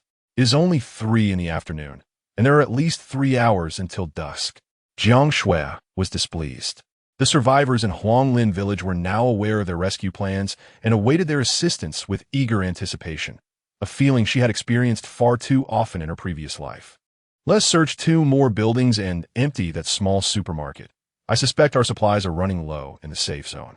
Jiang Xue nodded in agreement, recognizing the need to contribute further. With over 1,000 individuals in the safe zone, resource consumption is immense. Each person requires at least a pound of rice daily, amounting to thousands of pounds. Lin Xuan had no objections. It was likely that each building harbored only a few dozen survivors, and resources were desperately needed. Meetings were not mere formalities. Each gathering bore significance, and Lin Xuan would not be absent without good reason. The venue for the meeting was Lin Yunbing's residence, a wealthy figure within the Lin family, boasting over a dozen buildings in Huanglin village. His own abode spanned more than 300 square meters, comprising 7 floors with an elevator, and the expansive living room alone covered over 200 square meters, accommodating numerous attendees. Tonight's assembly was substantial, with a presence of 70 to 80 individuals, all meticulously selected by Lin Yuncheng, representing a diverse array of successful professionals, all sharing a common identity as party members. Silence, please. Tonight's meeting is designated as the Jiang Xue District Self-Rescue Committee Party Branch meeting. Though our self-rescue initiative is a civilian endeavor, the circumstances have changed, and we now have support from above, necessitating our close alignment with the party. Lin Yuncheng began with formal rhetoric, establishing the meeting's purpose, which was well understood by all present. He subsequently initiated the formal proceedings, primarily to delineate the leadership structure within the safe zone, which had become chaotic and required organization. The first order of business was to establish the Huanglin village militia, with Jiang Xue, Lin Xuan, and Lin Xuan serving as deputy leaders, while the selection for the commander remains to be determined. The militia must ascertain its numbers, incorporating retired military personnel, among others, with specific matters to be deliberated internally. Following this, various departments were formed, including logistics, management, and sanitation, with a plethora of individuals appointed to ministerial and deputy positions. Lin Yuncheng did not engage in nepotism. Professional matters were to be handled by those qualified to do so, lest significant mishaps occur, potentially resulting in fatalities. For instance, the engineering department would oversee the impending blockage of 37 intersections. Incompetence could lead to breaches by the zombies. The health department's seriousness cannot be understated. It must be staffed by those knowledgeable in medicine, for otherwise, mishandling of medications would occur. Lin Yuncheng's inclination towards power is concerning. It would be acceptable if Huanglin village were solely dominated by the Lin clan, yet the Huang family has yet to make its entrance, and he has already occupied numerous positions. An internal conflict may arise in the future. Lin Xuan, Jiang Xue, you must be cautious and avoid entanglement in their affairs. Jiang Xue's father stated incisively, to which both Jiang Xue and Lin Xuan agreed. Lin Xuan's father, however, held differing views, believing it was only natural for the Lin family to enjoy some benefits after their sacrifices for the safe zone. Chapter 17. Airdrop within the Huang Lin village safe zone. Lin Bin, accompanied by a dozen individuals, arrived atop a building at the district line. Below, personnel from the engineering department were actively working to reinforce the intersections. This time, they had procured cement to seal off the majority of the entrances, leaving only a few as movable access points. Lin Bin now served as the leader of the Self-Rescue Committee's external support drone team, managing 7 drones, acquired either through search efforts or purchases from the populace. These drones varied in model, with the finest previously retailing for over 60,000. Even Lin Bin's personal drone could not compare, showcasing remarkable capabilities.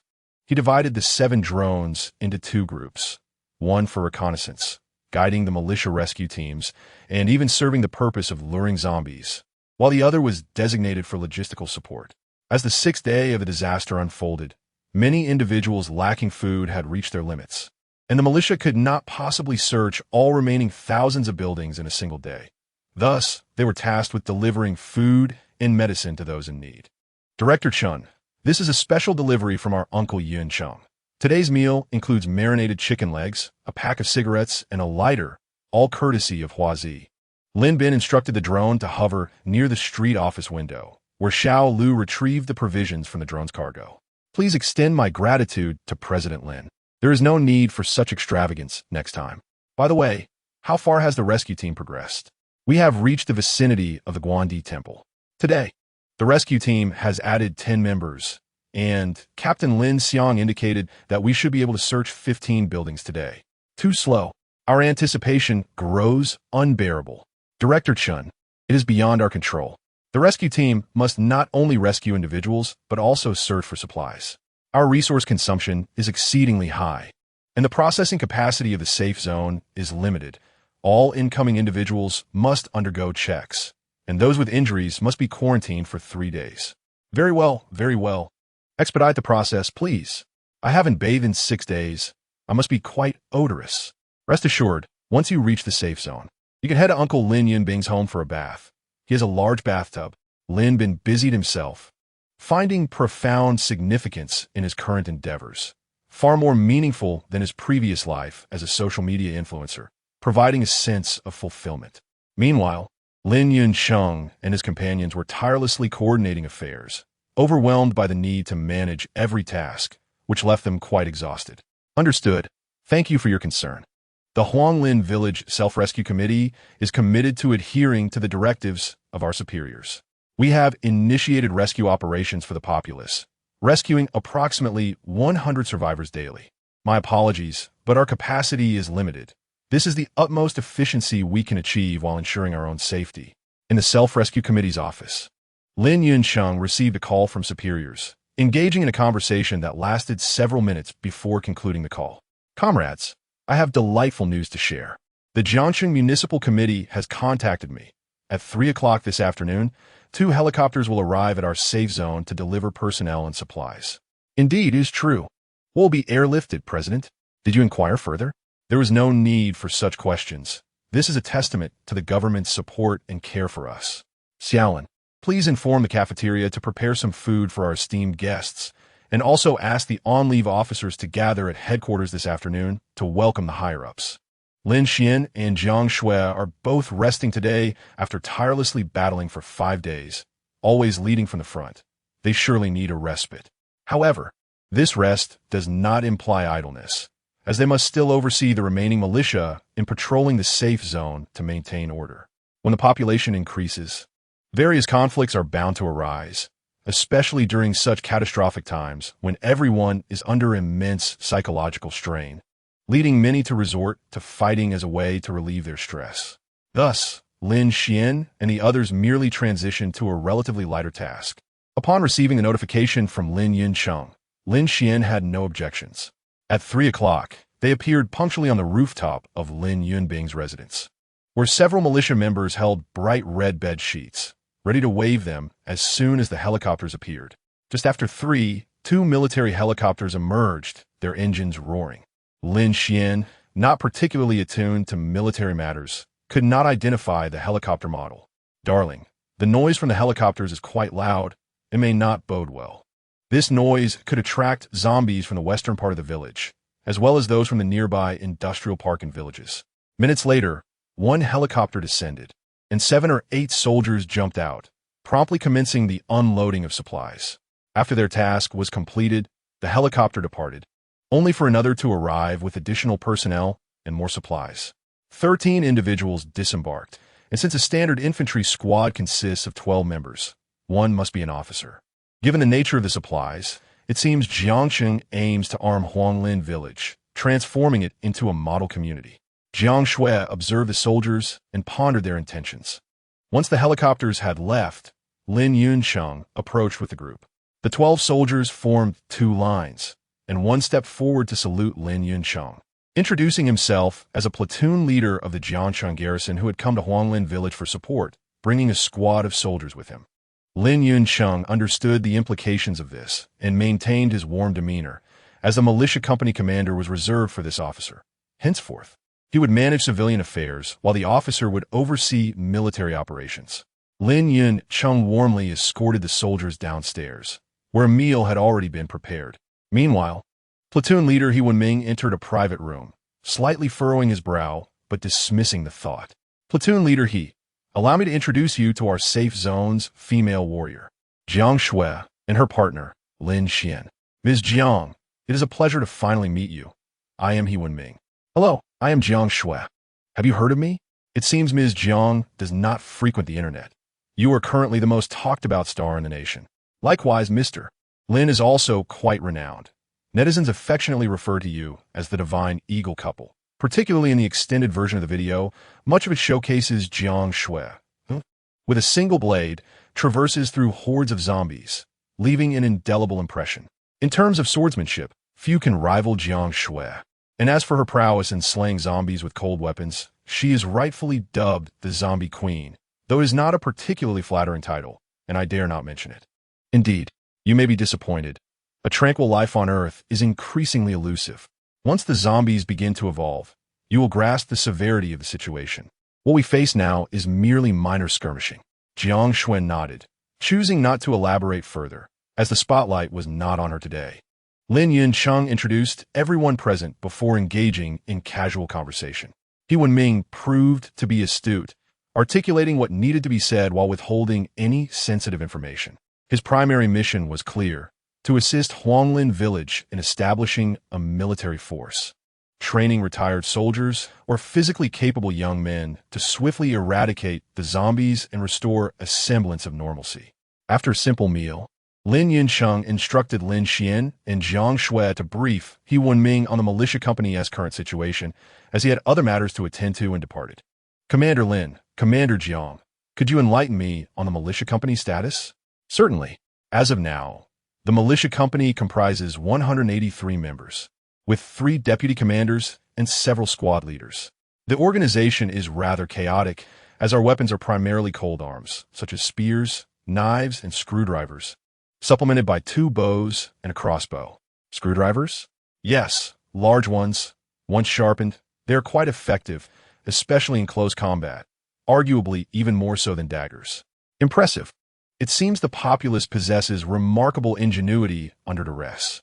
May I inquire how many party members are among the 180-odd individuals, including Jiang Xue and myself? There are 37 members. Counting only those who have served in the military, there are merely 15. None of you have served, then? No. Jiang Xue and I both joined the party during our university years. 15 individuals. He Wenming mused that he had not only brought a squad's worth of weapons, but also an additional 30 rifles, 100 grenades, and a mortar with corresponding shells. However, given the current circumstances, he could not distribute all the weapons indiscriminately, Possession of arms required party membership, preferably from individuals with prior institutional experience, as it had been explicitly instructed that the party must always command the guns. Weapons must not be allowed to circulate freely, lest they cause significant destruction. The arrival of He Wanming and his soldiers instilled an unparalleled sense of security among the populace of the safe zone. For the People's Army has always been synonymous with the people's military. In times of disaster, their presence alone suffices to stabilize public sentiment, earning them the epithet anchor of stability. The following day, He Wanming began training the militia company, which combined with his contingent of soldiers comprised nearly 200 members, exceeding the typical company structure. Consequently, He Wanming designated some of the weaker or older individuals as reserves, retaining only the elite fighters, ultimately forming 12 infantry squads, with each squad consisting of 12 members, plus their officers, totaling 147 personnel, thus constituting an augmented company. The 12 soldiers He Wanming brought along assumed the roles of squad leaders, while the original squad leaders were promoted to platoon leaders. The militia company's duties included daily operations to exterminate zombies and rescue civilians, alongside training sessions that lasted an hour every morning and evening, leading to a grueling existence. Hence, Jiang Xue promptly resigned from her post, citing a lack of time to care for her child. Yet both Lin Xuan and He Wanming declined to approve her resignation, allowing her to remain as deputy commander but without assigning her specific tasks. Whether she chose to engage in activities would be left to her discretion. He Wanming also brought along a radio, enabling direct communication with higher authorities, allowing the safe zone to gradually receive updates from the outside world. Although the internet remained operational, the information available was exceedingly chaotic, making it difficult for the average person to discern accurate details. Hence, the words of He Wanming were trusted by most. From a global perspective, this zombie virus has led to the obliteration of several small nations, particularly those microstates lacking military forces, which have ceased to exist. Numerous weaker nations are also in the throes of annihilation, yet these countries are largely overlooked by the public. As for the people of Huaxia, foreign lands are synonymous with developed nations in Europe and America. While powerful nations have suffered severe losses, they have begun to stabilize their situations and restore order amidst the chaos. In the context of our nation, all major military districts have mobilized their forces, establishing safety zones and gathering points in numerous large cities. Each safety zone has amassed over 1 million citizens, while countless small to medium-sized safety zones have been set up by various government levels, indicating that the national mechanism remains operational. However, grassroots autonomous safety zones are scarce, with Huanglin Village being the first known to the outside world. Encouraged by Huanglin Village, a multitude of safety zones have recently been declared established. The efforts of these safety zones align with those of Huanglin Village, as they work to manage internal affairs while rescuing citizens and preparing to reclaim areas besieged by zombies, with a promising outlook for recovery. Nevertheless, these developments have been dismissed by Jiang Xue's inner thoughts. She mused that while the current state appears favorable, as the unevolved zombies are incapable of handling firearms or even cold weapons, the situation will inevitably shift once they evolve. This is not merely a narrative reminiscent of The Walking Dead, but rather a genuine bioweapon crisis.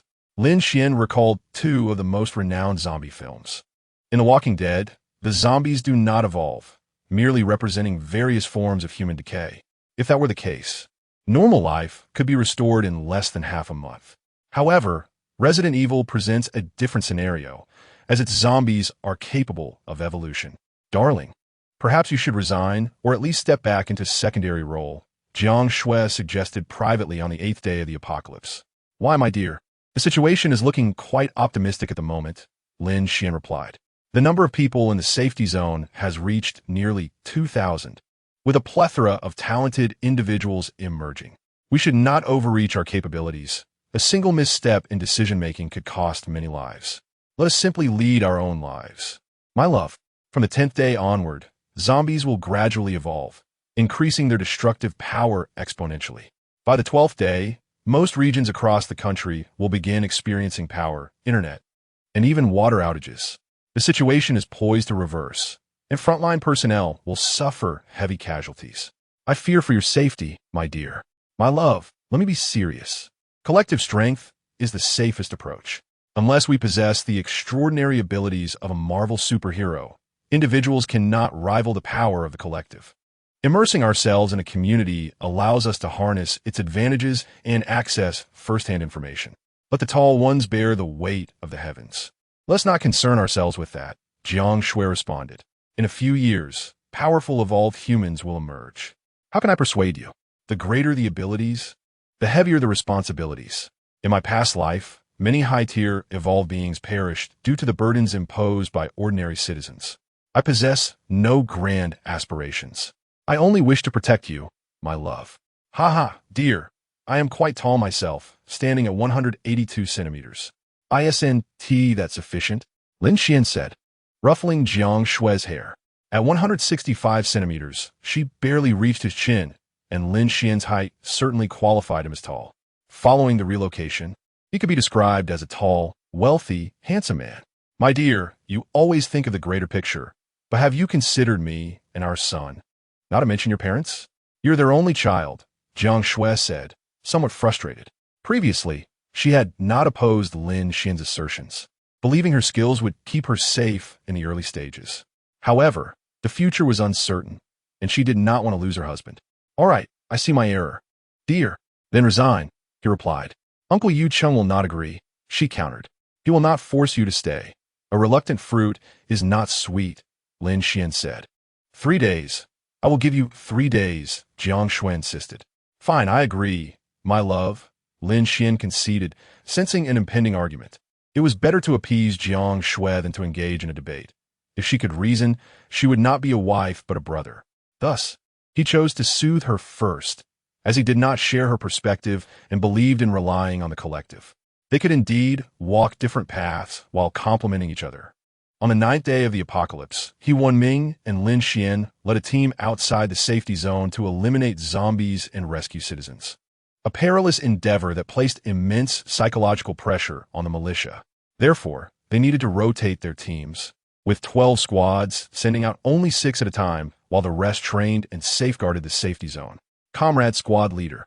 We cannot afford to fire recklessly while clearing zombies. The noise attracts too many. Your helicopter's arrival a few days ago drew a significant horde to Huanglin village. He Wenming remarked. This oversight is regrettable, yet we must cleanse the zombies wherever they are. After our strategic planning, we have decided to launch a large-scale operation against the zombies once we clear the route to the village committee. We are equipped with dozens of firearms, including mortars, to annihilate them. The safety zone west of the village is also preparing to mobilize and support us, he added. The west side cannot assist. Their strength is too weak, Lin Xuan stated. The outcome, however, was less than favorable, with over 20 lives lost and fewer than 300 people gathered, while resources remain severely scarce. Relying on support from Lin's group. I wonder what is amiss with the west side. They possess more small factories and resources than we do. How could they only gather so few? Lin Xuan remarked, recalling how Huanglin village's fields had been completely requisitioned, leading to divergent development paths. Lin's side primarily focused on building rental properties, while Huang's had ample land for factories, with no fewer than 30 small factories producing various materials. There is no fault to find. The circumstances at the start were different. Not everyone has a warrior wife, He Wenming replied. Jiang Xue's role extended beyond merely dispatching dozens of zombies. She inspired courage among the people, creating a favorable situation that allowed Lin's group to expand rapidly. Haha, thank you for the praise. However, Comrade Squad Leader, have you noticed any changes in the zombies? Jiang Xue queried. What changes? He Wenming asked. In the initial days, newly zombified individuals moved rather stiffly, only accelerating when they sense human presence or blood. Their movements resembled those of ordinary people, but recently, some zombies have exhibited increased speed, almost akin to running, and some appear to have grown taller. Grown taller? Deputy Squad Leader, do not jest, He Wenming retorted. He is not. Observe that tall one over there, nearly 2 meters in height. Such stature is rare in Huanglin village, Lin Xuan pointed out, using a military-grade binocular. After observing, He Wenming promptly armed himself with a silencer and fired several rounds to eliminate the tall zombie. Once the team advanced, he personally inspected the area. It is unclear whether this height was present in life or if it resulted from zombification, he concluded. Indeed, we must prepare for the worst. If this is merely a tale of the Walking Dead, then we can manage. However, if it is akin to Resident Evil, we may face dire consequences. Lin Xuan's words sent a shiver down Yuan Ming's spine. Though still young, he had seen these films and understood their implications. If this were a Resident Evil scenario, safety zones like Huanglin Village would face annihilation. Squad leaders, assemble the armed militia and follow me to eliminate the zombies. Yuan Ming commanded, his voice resolute. Fearing the potential for escalation, he resolved to eradicate the zombies to prevent any chance of their evolution. Chapter 19. Dire news: the outbreak of zombies occurred at night, coinciding with the peak tourist hours along the Bund, resulting in tens of thousands of zombies now roaming the area. In the initial wave of the outbreak, over 2 million people were lost from the metropolis, and within 2 to 3 days, those who had been bitten or scratched were not adequately monitored, leading to numerous small-scale infections. Consequently, the zombie population in the metropolis surged to over 5 million. Subsequently, the troops moved in and commenced the extermination of zombies. Within a mere span of 7 or 8 days, they had eradicated hundreds of thousands of the undead, as zombies are no match for tanks and armored vehicles. However, the situation remained dire, with the most pressing issue being the scarcity of resources. Millions of survivors consumed astronomical quantities of supplies daily. And given that MD is renowned for its finance rather than agriculture, they relied heavily on stored provisions to sustain themselves. This approach, however, was unsustainable. Thus, they dispatched numerous small teams deep into the zombie-infested areas to seek out warehouses and large shopping centers, which would then be secured by the main forces to seize supplies. At that moment, one team found themselves in a high-rise building near the Bund, and what they witnessed was an exceedingly terrifying sight. Through their binoculars, they observed thousands of zombies encircling a core group, which consisted of a dozen distinct zombies. Among them, several were exceptionally tall, surpassing 3 meters in height, an unprecedented stature, as the tallest recorded human was just over 2 meters. Furthermore, these towering zombies were not the spindly kind. Rather, they were robust, resembling mountains. To their astonishment, these colossal creatures were not the true leaders. Instead, a smaller zombie, diminutive compared to its counterparts, held that title, akin to the disparity between an adult and a primary school student.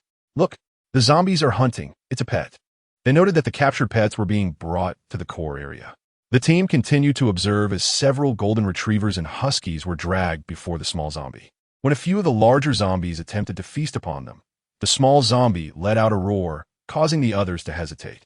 The small zombie then began to feed, tearing open the belly of a golden retriever, eliciting a heart-wrenching cry.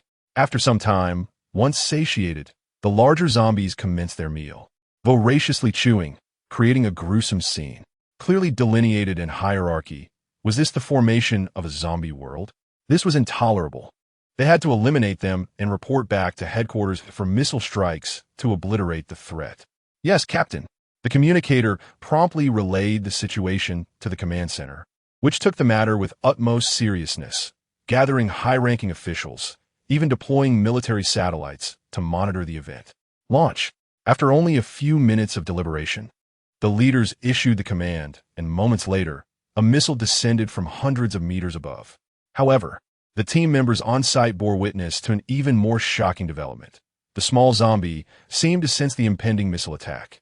Instantly, the towering zombies descended upon it, with ordinary zombies joining in to form a protective wall of flesh. With a deafening explosion, the missile struck, sending up a cloud of dust and scattering zombies. As the smoke cleared, a chaotic scene emerged, with numerous zombies, including the giants, obliterated. Yet remarkably, the small zombie survived, emerging from the wreckage to roar defiantly at the drone, swiftly retreating into the horde, vanishing from sight. It survived. This is a significant problem. The squad leader, witnessing the entire ordeal, felt as though he had plunged into an icy abyss, overwhelmed by despair. News of the zombie mutations spread worldwide overnight. Even the authorities, rather than concealing the information, worked diligently to disseminate it, fearing that unprepared safe zones would face annihilation. The official response was swift, with measures implemented the following day. The first priority was to bolster existing large safe zones, accelerating internal organization and the rescue of survivors. The second was to exterminate the zombies before they could evolve, eliminating as many as possible. The third objective was to merge smaller safe zones for greater strength in numbers. In the Huanglin Village safe zone, high-ranking officials convened overnight to discuss the recent zombie mutations. Fortunately, no mutations had yet been reported in Huanglin Village, but the gravity of the situation was palpable, prompting discussions from top to bottom. Orders have been issued to reinforce the safe zones and expedite eradication efforts. Lin Xuan, reviewing the directives, felt a twinge of anxiety. While he had never seen Resident Evil, many young people had, recounting the terrifying nature of its zombies. Jiang Xue, expressionless, remained unfazed, recognizing that zombie evolution was inevitable. The zombies in Huanglin Village had not mutated. She had simply eliminated any evolved threats. With the directives conveyed, it was time to discuss strategies. Lin Xuan, please proceed. My suggestion is to swiftly eradicate all zombies, rescue the populace, and transform Huanglin Village into a safe zone. After 6 or 7 days of purging, less than a third of the area remains unsearched. I believe we can launch a major offensive to completely annihilate them. Will a militia of over 100 suffice? Not enough. We need to mobilize more individuals. I've already requested assistance from above, and we should receive a response by tomorrow. More weapons and ammunition will be airdropped. There are many retired soldiers and party members within the safe zone. We must arm more people. He Wenming articulated, noting that the remaining territory was the most challenging to clear, with the majority of zombies concentrated there, exceeding 5,000, drawn in by loudspeakers. We will deliberate further. If we have more weapons, we can act. If not, we must proceed cautiously. Continuous casualties would significantly impact morale. Understood. I will communicate with higher-ups tonight. Lin Xuan, Jiang Xue, what are your thoughts? I propose we begin preparations for self-sufficiency. Self-sufficiency? Lin Xuan clarified. You all know that the internet has been intermittent these past few days. It won't last much longer. Electricity is similarly precarious. I've checked, and our Jiangcheng, along with much of the region, relies on thermal power plants, which depend on coal. With transportation severed, how long will our limited coal supplies last? We won't even need to wait for the coal to deplete. A single malfunction at a high-voltage line or substation would render our power useless, and we currently cannot dispatch workers for repairs. Moreover, regarding food, our safe zone now exceeds 4,000 residents, far exceeding its capacity. Our sustenance is derived from scavenging markets, supermarkets, and convenience stores. But how much longer can these last? Just acquiring a single vegetable can be life-threatening. The mess hall hasn't seen fresh vegetables for 3 days. Without them, we cannot replenish vitamins. And those few vitamin tablets in the pharmacy won't last long. Thus, we must expedite production. Lin Xian's argument was sound. I will establish a production department tomorrow, which will also absorb some labor. Cultivating vegetables isn't difficult. Many in the safe zone know how. It's the grain that poses a challenge. Don't worry about the grain. I will handle it when the time comes. Does He Wenming have a plan? We'll discuss that later. For now, we must focus on exterminating the zombies. He Wenming nodded, acknowledging that the state had strategic reserves and that grain stockpiles were likely located in the suburbs, potentially near Huanglin Village. When the time came, they could apply to procure supplies, provided they had sufficient armament to secure them. Eradicating all zombies in Huanglin Village and establishing a comprehensive safe zone was paramount, especially in preventing external zombies from infiltrating. They would likely need to blockade the entrances and exits, an immense undertaking. This task may prove too monumental. Lin Yunqing sighed, recognizing that the current safe zone needed to seal off 37 access points, and for the entirety of Huanglin Village, they would need to block at least 1 to 200. This is an urban village, devoid of walls, where houses were haphazardly constructed. The street-side residences allow for numerous entrances and exits, making it a labyrinth of pathways. Huanglin Village, housing tens of thousands, is indeed vast, with 1 or 200 exits being an understatement. I find myself envious of those gated communities, which, with their walls, merely require blocking off the underground parking and a few entrances. Lin Xiang lamented, Despite owning several properties in the city, he regretted not residing there, for it would have made things infinitely simpler. Chapter 20. The Great Rescue under the command of He Wan-ming. 3 boxes were opened to reveal 60 rifles, along with corresponding ammunition, grenades, and other related items, including several specialized bulletproof shields. He Wan-ming swiftly distributed these firearms and ammunition, thereby rescuing more individuals, selectively choosing retired soldiers who were well-versed in the use of guns, thus circumventing extensive training time, as he could not afford to waste ammunition. Form up, let us move. Yes, Captain, the militia unit responded in unison. Over 100 personnel exited the safety zone, with the vanguard team leading the way, swiftly deploying the remaining members. They needed to re-explore previously searched areas to ensure no zombies had wandered in. Before long, they arrived at the vicinity of the village's Western Street office. The militia quickly established a defensive line, with 2 soldiers banging on a stainless steel basin, the sound echoing outward, gradually attracting the attention of nearby zombies. Open fire, He Wan-ming commanded, and the squad-mounted machine gun was the first to unleash its fury. Bullets rained down, toppling throngs of zombies, while the zombies' primary weakness lay in their heads. Inflicting injuries to their legs was sufficient to incapacitate them. 1 minute later, the gunfire ceased. He Wan-ming ordered 2 teams to flank from behind and establish a new defensive line, aware that the gunfire would draw zombies from afar. Thus, they had to utilize this window to rescue individuals, for the relentless tide of zombies could not be halted in a mere instant. You have finally arrived, Director Chun. This is not the time for pleasantries. Can we proceed? Yes. However, the food supplied by the safety zone was merely enough to stave off starvation. A hearty meal was out of the question due to the limited rations available. Consequently, many were gravely weakened, unable to traverse long distances. Thank you, Captain He, and thank you to the government. Soon, members of the Huang family appeared, having previously rescued a couple of hundred individuals, but now they brought forth a larger group, approximately 400 strong. They had occupied several buildings, attempting to establish another safety zone, which had failed, resulting in numerous casualties. Mr. Huang, no need for formalities. You are more familiar with the terrain here. Please leave a few individuals to assist me.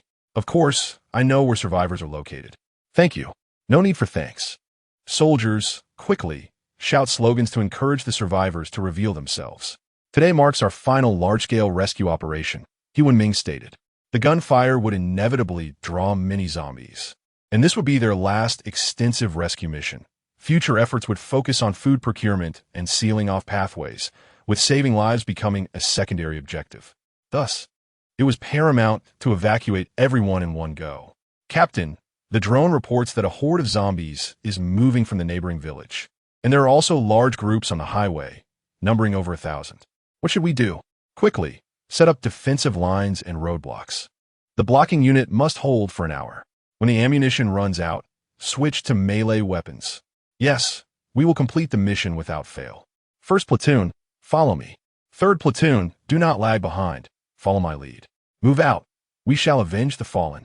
Half of the militia's soldiers advanced to intercept the zombies, while the other half mingled with the reserves, initiating searches of adjacent buildings to rescue trapped survivors.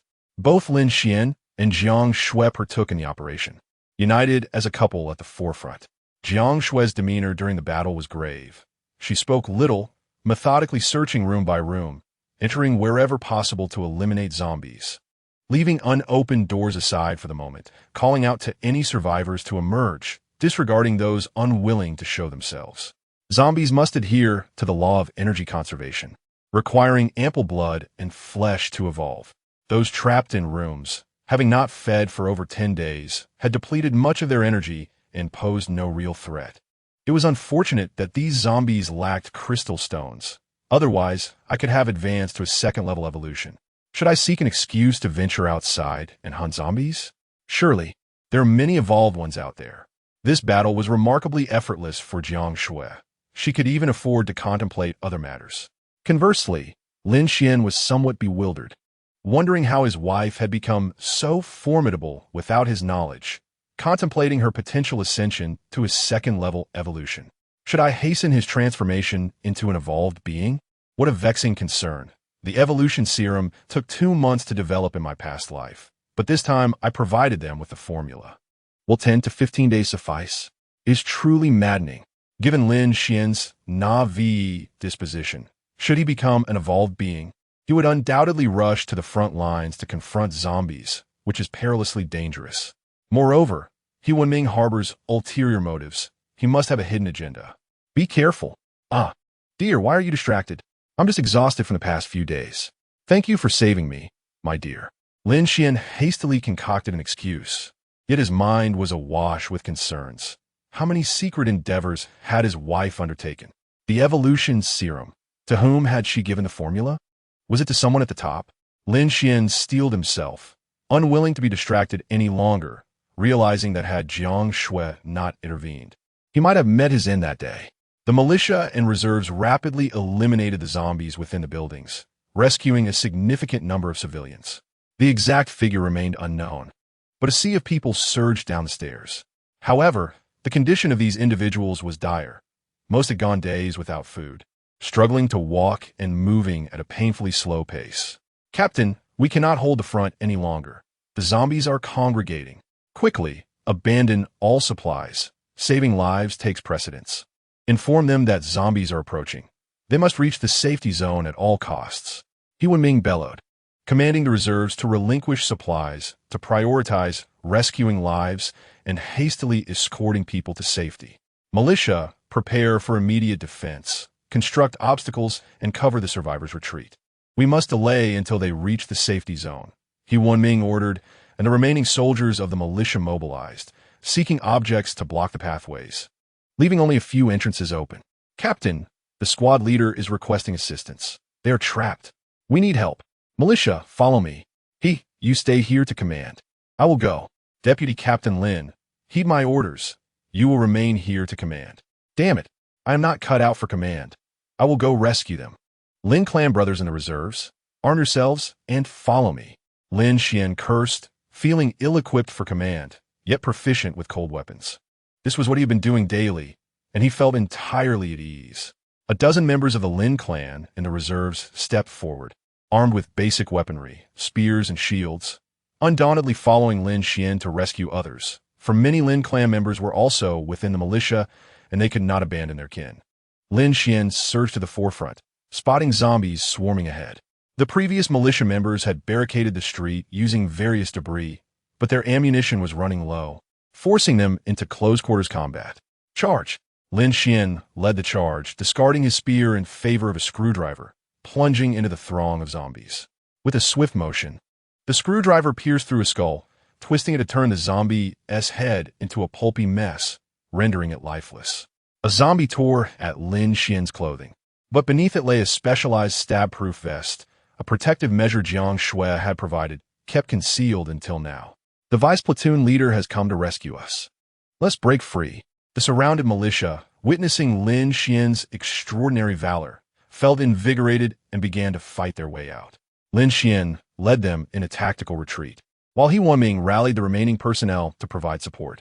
As they advanced, a few soldiers stationed by the roadside prepared a wire barrier, swiftly erecting it as they departed. The unsuspecting zombies collided with the wire, but the relentless horde behind them pressed on, threatening to overwhelm the front line. The remaining fighters hastily barricaded the path with debris, creating a temporary impediment to the advancing undead. After traversing several hundred meters, they caught up with the previously evacuated survivors, who had struggled immensely, barely managing to cover that distance despite exhausting their strength. Hold on, everyone. The safe zone is just a few hundred meters away. Squad leader, quickly notify the safe zone to send assistance. Understood, platoon leader. Comrades, we only need to hold for 10 more minutes. That will suffice. Platoon leader, I'm out of bullets. So am I. I have only one magazine left. I have half a magazine. The grim news spread. Most soldiers had expended their ammunition during the previous battle, depleting nearly tens of thousands of rounds. We must hold our ground. Our fellow villagers are behind us. If we retreat, they will perish. Hold the line. Many soldiers roared in defiance, especially the veterans and those brought by He Wenming, who had no intention of retreating and were determined to complete their mission. Lin Xuan cursed silently, unwilling to abandon the fight. The fervor coursing through them rendered retreat unthinkable. What kind of men would they be? Soon, the zombies reappeared, the meager barricade proving inadequate. Soldiers with ammunition opened fire, while those without prepared for close combat, drawing their weapons as shield-bearers positioned themselves at the forefront. Chapter 21. A series of grim tidings inside the safe zone. Hundreds of civilians surged forward, rushing to the survivors, lifting and carrying them towards safety. Many others appeared with makeshift carts, once used by street vendors for selling fruits and snacks, now transformed into vital lifelines. The urban village was not devoid of vehicles. Rather, their utility was hindered by the narrow roads. Only 3 routes in Huanglin village could accommodate 2 vehicles simultaneously, while countless narrow alleys barely allowed passage for 1 or 2 individuals. On the rooftop, Lin Xuan observed the militia retreating under fire, their numbers significantly diminished from when it set out, stirring a deep sense of empathy within him. We arrived. The safe zone is just ahead. Quickly, let us move. Ming felt a wave of relief upon spotting the safe zone behind him. Their stamina was nearly depleted. What felt like a few hundred meters had drained them as if they had traversed a lifetime. There were 3 entrances for them to enter, 1 wide road with a makeshift iron gate, and 2 doors at the ground level of rental properties, 1 facing them. The weary militia entered rapidly, collapsing to the ground and gasping for breath. Goodness, so many zombies. On the rooftop, many residents of the safe zone peered out of windows, gasping at the throng of zombies that filled the street. In truth, they could only see 1 or 2,000 with the naked eye, but many more lurked behind, drawn by the gunfire from outside the village. President, I fear the stainless steel door may not withstand the onslaught, an engineer advised Lin Xuan. The rental property doors, while sturdy, were of ordinary stainless steel. It seemed the zombies had caught wind of the survivors within and were battering the gate. While it could hold for a while, it would not withstand prolonged assault. Zombies do not tire. Then what are we waiting for? Reinforce it. Use any means necessary to ensure the safety of the zone. President, can we seal it permanently? Seal it off. Worst case, we can build a ladder for entry and exit on the 2nd floor. Hurry, seal it. Lin Xuan lay on the ground, sweat pooling around him, exchanging a glance with Ming, sharing a brief smile.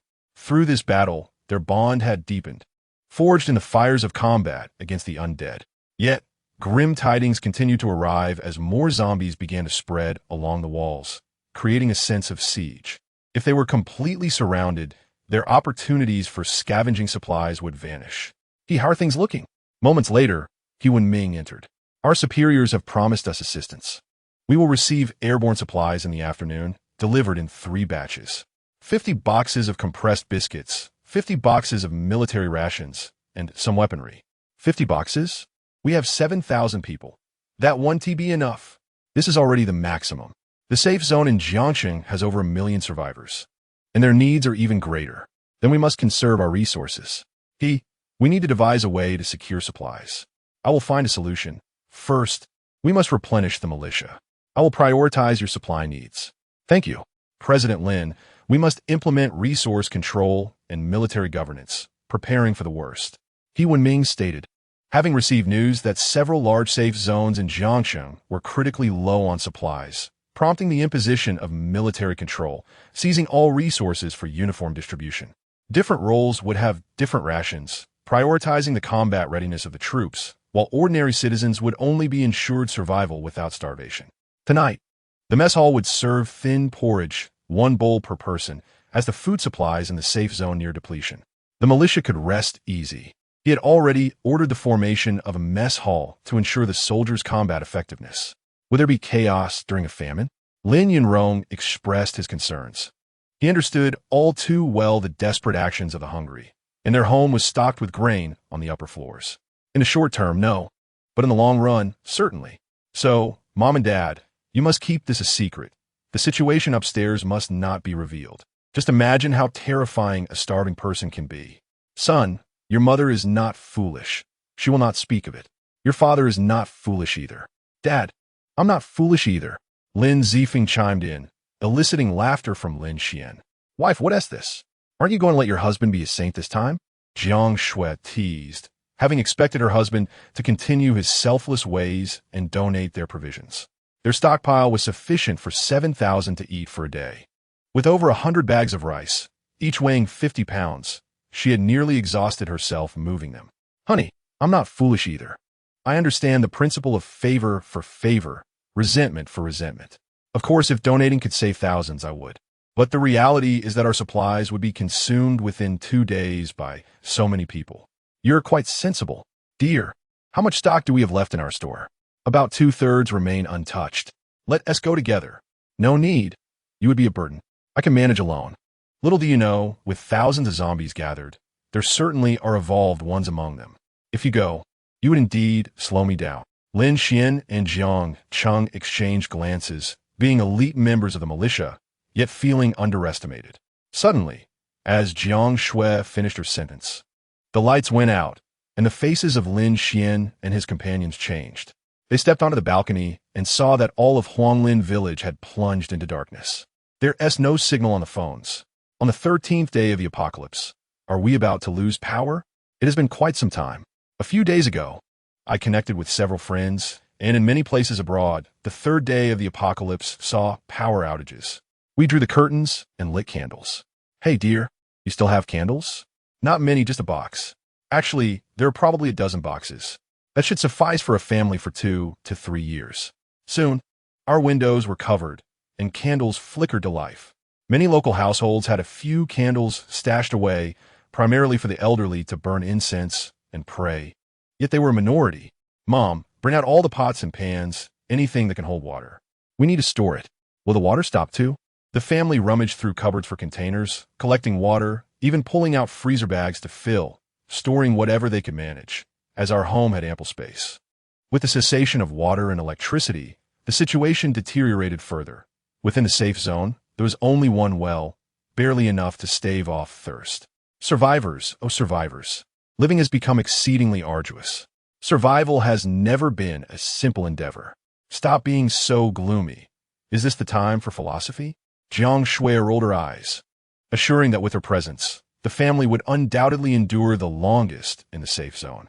Yet, one could not help but wonder how many of the 7,000 would ultimately survive.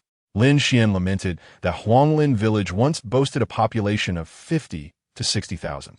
While many workers were on night shifts and thus absent, he estimated that at least 30,000 remained when the calamity struck. Even if some managed to flee amid the chaos, over half had succumbed to the undead. Don't dwell on it too much. Let's be grateful for our family's survival.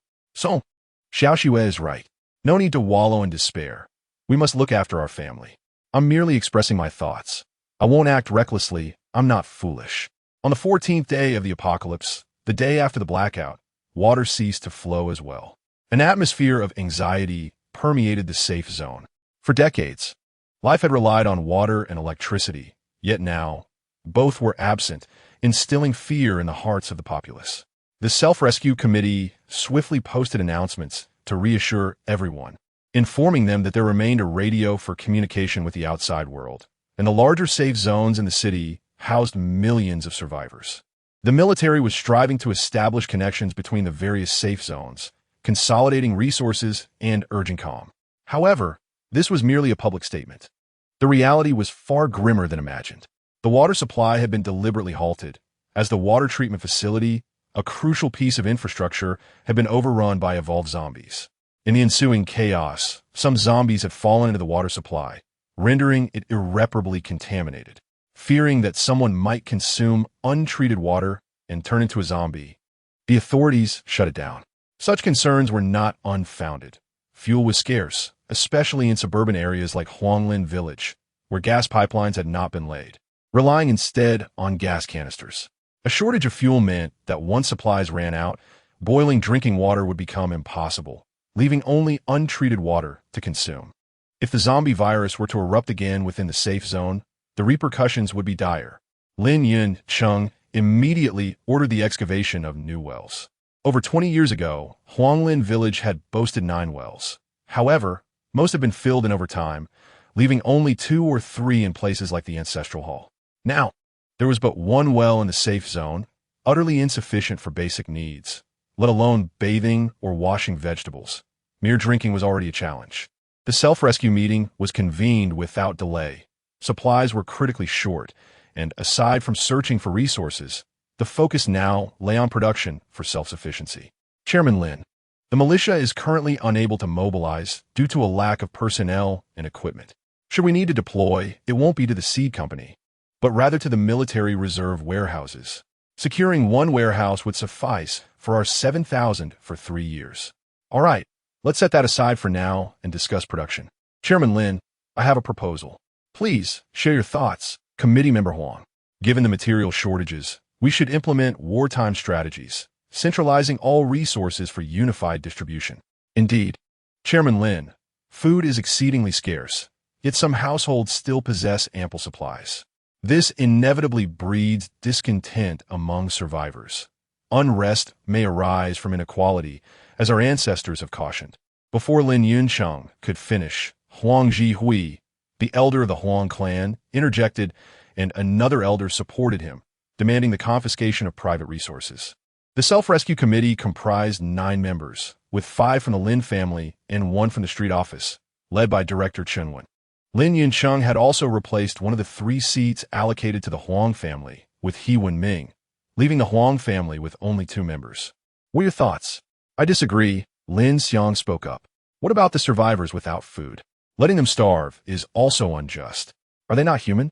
So those who possess food are no longer human? Enough of the bickering. It seems opinions diverge. How about a show of hands? Those in favor of resource confiscation, please raise your hands. Lin Xuan smiled, and indeed, only the 2 from the Huang family raised their hands. Even He Wenming abstained. He wasn't foolish. He understood who held the majority of the food. Expecting the Lin family to relinquish their supplies was out of the question. They had exerted immense effort to establish the safe zone and were not about to distribute their hard-earned reserves. Committee Member Huang, the pressing concern now is sourcing food, not seizing the meager resources of the populace. The food in households would barely sustain each family for 3 to 5 days, divided among 7,000. How much would that yield? Lin Xuan casually dismissed the matter, and He Wenming nodded in agreement, recognizing this as the appropriate course of action. The supplies among the populace were likely limited. Internal conflict was unnecessary. Following the meeting, the production department expanded its scope. In addition to digging wells, planting grains and vegetables was prioritized. Some vacant land within the safe zone began to be leveled, and even unnecessary roadways were excavated to make way for crops. The only 3 vegetable gardens cultivated water spinach and sweet potato leaves, which could be propagated through cuttings. The previously received yellow and green beans were now being planted to grow sprouts, as everyone was longing for fresh vegetables after 5 or 6 days without green foliage. Meanwhile, Lin Xuan, Lin Xuan, and He Wenming convened to discuss the urgent need to search for supplies. Last night, I spoke with Lin Bin. We could use drones to lure away a group of zombies, thereby reducing their numbers outside the safe zone. Then we can initiate our search for supplies. What do you all think? That sounds good. This time, the focus will be on the vegetable markets. Huanglin Village has 5 markets, 2 large and 3 small, where many shops sell rice, flour, and oil. They often have substantial stock, and behind these shops, there are usually small warehouses, possibly in residential buildings. We've previously had great success in a smaller market. If we can scour the remaining 4, it would suffice for over 3 months. Besides food, we should also seek medications. The safe zone has 17 pregnant women, over 40 patients, and at least 200 elderly individuals with chronic illnesses who require medication to survive. Huanglin Village has more than 30 pharmacies, with a relatively abundant supply of medications. That may not be advisable, someone interjected. I believe Lin Xuan is right. Initially, we formed as a community self-help group. We should mobilize the masses. With so many able-bodied individuals in the safe zone and insufficient positions to accommodate them, delaying action could lead to further complications. We should engage them, and while casualties are unavoidable, our militia is human too and will face losses. We can provide them with melee weapons to fend for themselves, with the safe zone serving as their base of operations. All right, discuss among yourselves and devise a concrete strategy. He Wenming said, as his forces were too few. If he had a proper battalion with sufficient weaponry, there would be no need for civilians to take such risks. After extensive deliberation among the 3, they established a set of preliminary rules, leaving the task of refinement to others. They subsequently approached a building that served as a barricade, peering from the second floor down at a vast assembly of zombies. Report to the squad leader. The zombies are consuming their deceased counterparts. What does this mean? Squad leader.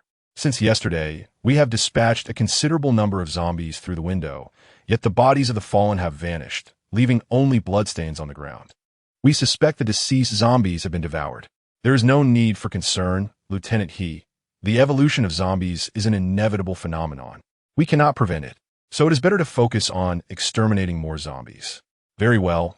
I will coordinate a team specifically to eliminate the zombies, prioritizing the ones on this side. We shall then strike from here. Lieutenant He Wenming nodded, harboring concerns that such actions might facilitate zombie evolution. But he felt powerless to alter the situation due to his insufficient strength to eradicate the zombie corpses. The trio conducted a thorough inspection of the safe zone. The sole piece of encouraging news being that the citizens' morale remained intact, with everyone actively engaged in self-sustenance and exhibiting a high level of enthusiasm. However, they were acutely aware that this tranquility was merely fleeting. Food had always hung over the populace like a sword of Damocles. If food shortages were not addressed, chaos would inevitably ensue, placing them at the forefront of the turmoil. That evening, the militia proposed a specific strategy for resource procurement. The militia would conduct operations representative of the official initiative, allocating 60% of the harvested food to the committee, retaining 30% for their own use, and allowing the remaining 10% to be freely disposed of by the operatives. This arrangement followed consultations with the majority of the militia soldiers, of which only 9 were active duty, leading to a lack of higher ideological standards. Many were reluctant to surrender all their resources, prompting Lieutenant He Wenming to feel that a political officer should be dispatched by higher authorities. As for the civilian search teams, they too were required to remit 30% of their resources to the committee, and their rations would be contingent upon their haul. If their yield was substantial, they would no longer be able to dine at the communal mess. This news quickly spread throughout the safe zone, igniting a fervor among the populace, particularly among the robust survivors who found the daily 3 meals of porridge insufficient. Just 2 weeks prior, they indulged in abundant feasts. Who could endure such deprivation? Chapter 23. Evolve zombies adjacent to the safe zone. 8 windows opened, each protruding a firearm that began to fire upon the gathered zombies below.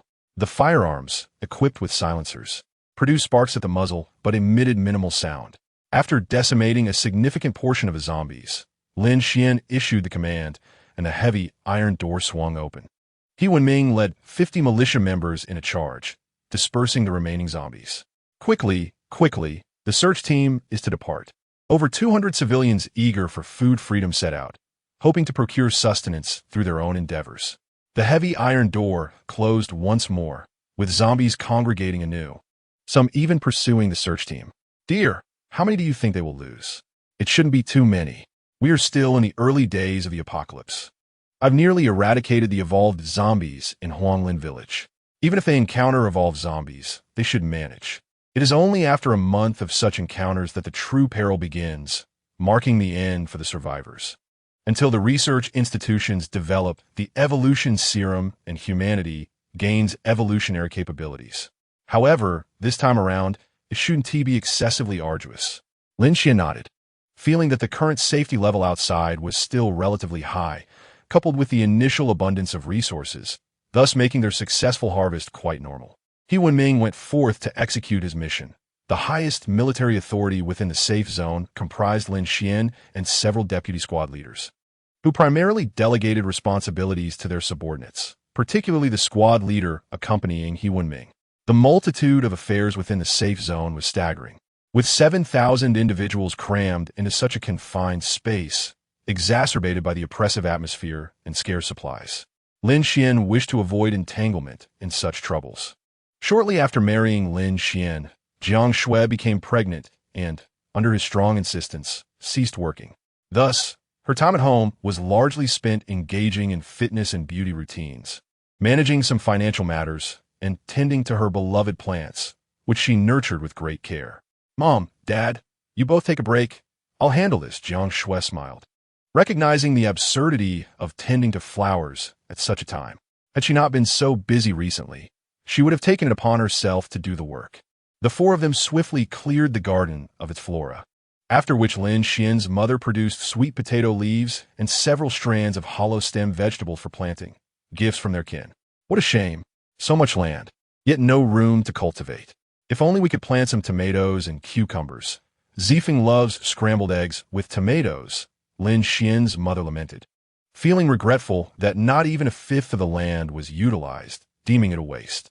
Mom, how much land do you have in the countryside? Not much. Maybe 2 or 3 acres, but we can never finish it all. What a pity. Those vegetables will surely go to waste. Son, please don't discourage me, she chuckled. Haha, Mom. Let's also plant some scallions, garlic, and mint. The more, the merrier. Let's not let any land go to waste. Lin Xian laughed heartily. Their home already had some scallions, garlic, and mint, which could now be expanded upon. Observing the family bustling about, yet enveloped in tranquility, Lin Xian felt a deep sense of comfort. Compared to the struggles faced by others within the safe zone, their household seemed remarkably at ease, seemingly untouched by the chaos surrounding them. By late afternoon, He Wenming and his team had approached the safe zone. After communicating via radio with Lin Xian, they coordinated their efforts, catching the zombies off guard to facilitate their entry. Logistics team, prepare to receive supplies. Epidemic prevention team, come forward for inspection. Militia, assemble and enter the quarantine building for checks. As He Wenming set the supplies down, he ordered the team to assemble, proceeding into one of the vacant buildings designated for quarantine. All individuals returning from a field were required to strip for inspection. Those with wounds were isolated for 3 days, while those without only required an hour of quarantine. Lieutenant He, what about the search team? As expected, how rich were the resources? Very abundant. Our 50 members barely emptied a single grain and oil store. There are at least a dozen more in the market. Tomorrow, you must lead the team out with more personnel and a bolder approach. No problem. I will take the lead, Lin Xian nodded. Although there were ample supplies at home, no one would ever turn down more resources. He also wished to cover up some matters to avoid inciting public outrage. The militia's supplies were substantial, with around 2,000 pounds of rice, 2 backpacks filled with medicine, alongside items like ham and pickled vegetables. Vegetables were scarce. Greens had long since spoiled, leaving only potatoes and taros, which have a longer shelf life. The populace bore no grievances, as the propaganda team effectively assured the citizens that consuming less was acceptable, framing it as a weight loss endeavor. As long as they beheld a large stockpile of resources, their minds were put at ease. The search team also returned with a bountiful harvest, even after remitting 30% as a tax. The remaining supplies sufficed for 3 to 4 days of consumption for them and their families. The following morning, outside the safe zone's gates, a larger crowd had gathered, stimulated by the previous day's successful operation, motivating many to resolve to search for resources. However, the safe zone only approved 200 individuals. Any more would risk attracting zombies, turning a beneficial endeavor into a disastrous one. Move out. As the gates swung open, Lin Xian led the charge, accompanied by 100 militia soldiers, who quickly formed small groups to dispatch the zombies ahead before making their exit. Lin Xian was intimately familiar with Huanglin village, thus taking a shortcut directly to the market, where they surveyed the area, dispatching any lingering zombies before commencing the collection of supplies. Xuanzi, we have located the cart. A dozen members of the Lin clan are acting under Lin Xian's protection, and they have also secured 2 carts. One cart can easily carry several hundred jin, and if filled to capacity, it can hold over 1,000 jin. The primary cargo consists of rice, flour, and cooking oil, with the remainder filled with canned goods. Deputy Company Commander, we found a diesel generator. Let us load it up. It will be useful in the safe zone. Lin Xian, Brother Xian, I will keep an eye on the search team while you search for the designated medicines, as they are in short supply. Lin Xian nodded, leading 5 or 6 individuals away from the vegetable market to find a pharmacy. The pharmacy was easy to find, just a short distance from the market. However, as they approached, they spotted an exceptionally large zombie nearby. Deputy Company Commander, it's an evolved zombie. Let us test it with gunfire. A soldier raised his weapon, equipped with a silencer, and fired several shots at the creature, yet it remained unharmed. The bullets failed to penetrate its hand, with the zombie enraged by the attack. It charged toward Lin Xuan, who drew his knife, gazing coldly at the creature. Lin Xuan evaded the zombie's bite and struck its neck with his blade, feeling a strong recoil that nearly caused him to lose his grip. Suddenly, a soldier with a shield collided with the zombie, knocking it to the ground, and several others rushed in to stab it repeatedly, ultimately dispatching it. Deputy Company Commander, this creature's skull is incredibly tough. Look at the spearheads, they're bent. No worries. Bullets can still kill it. Lin Xuan shook his head.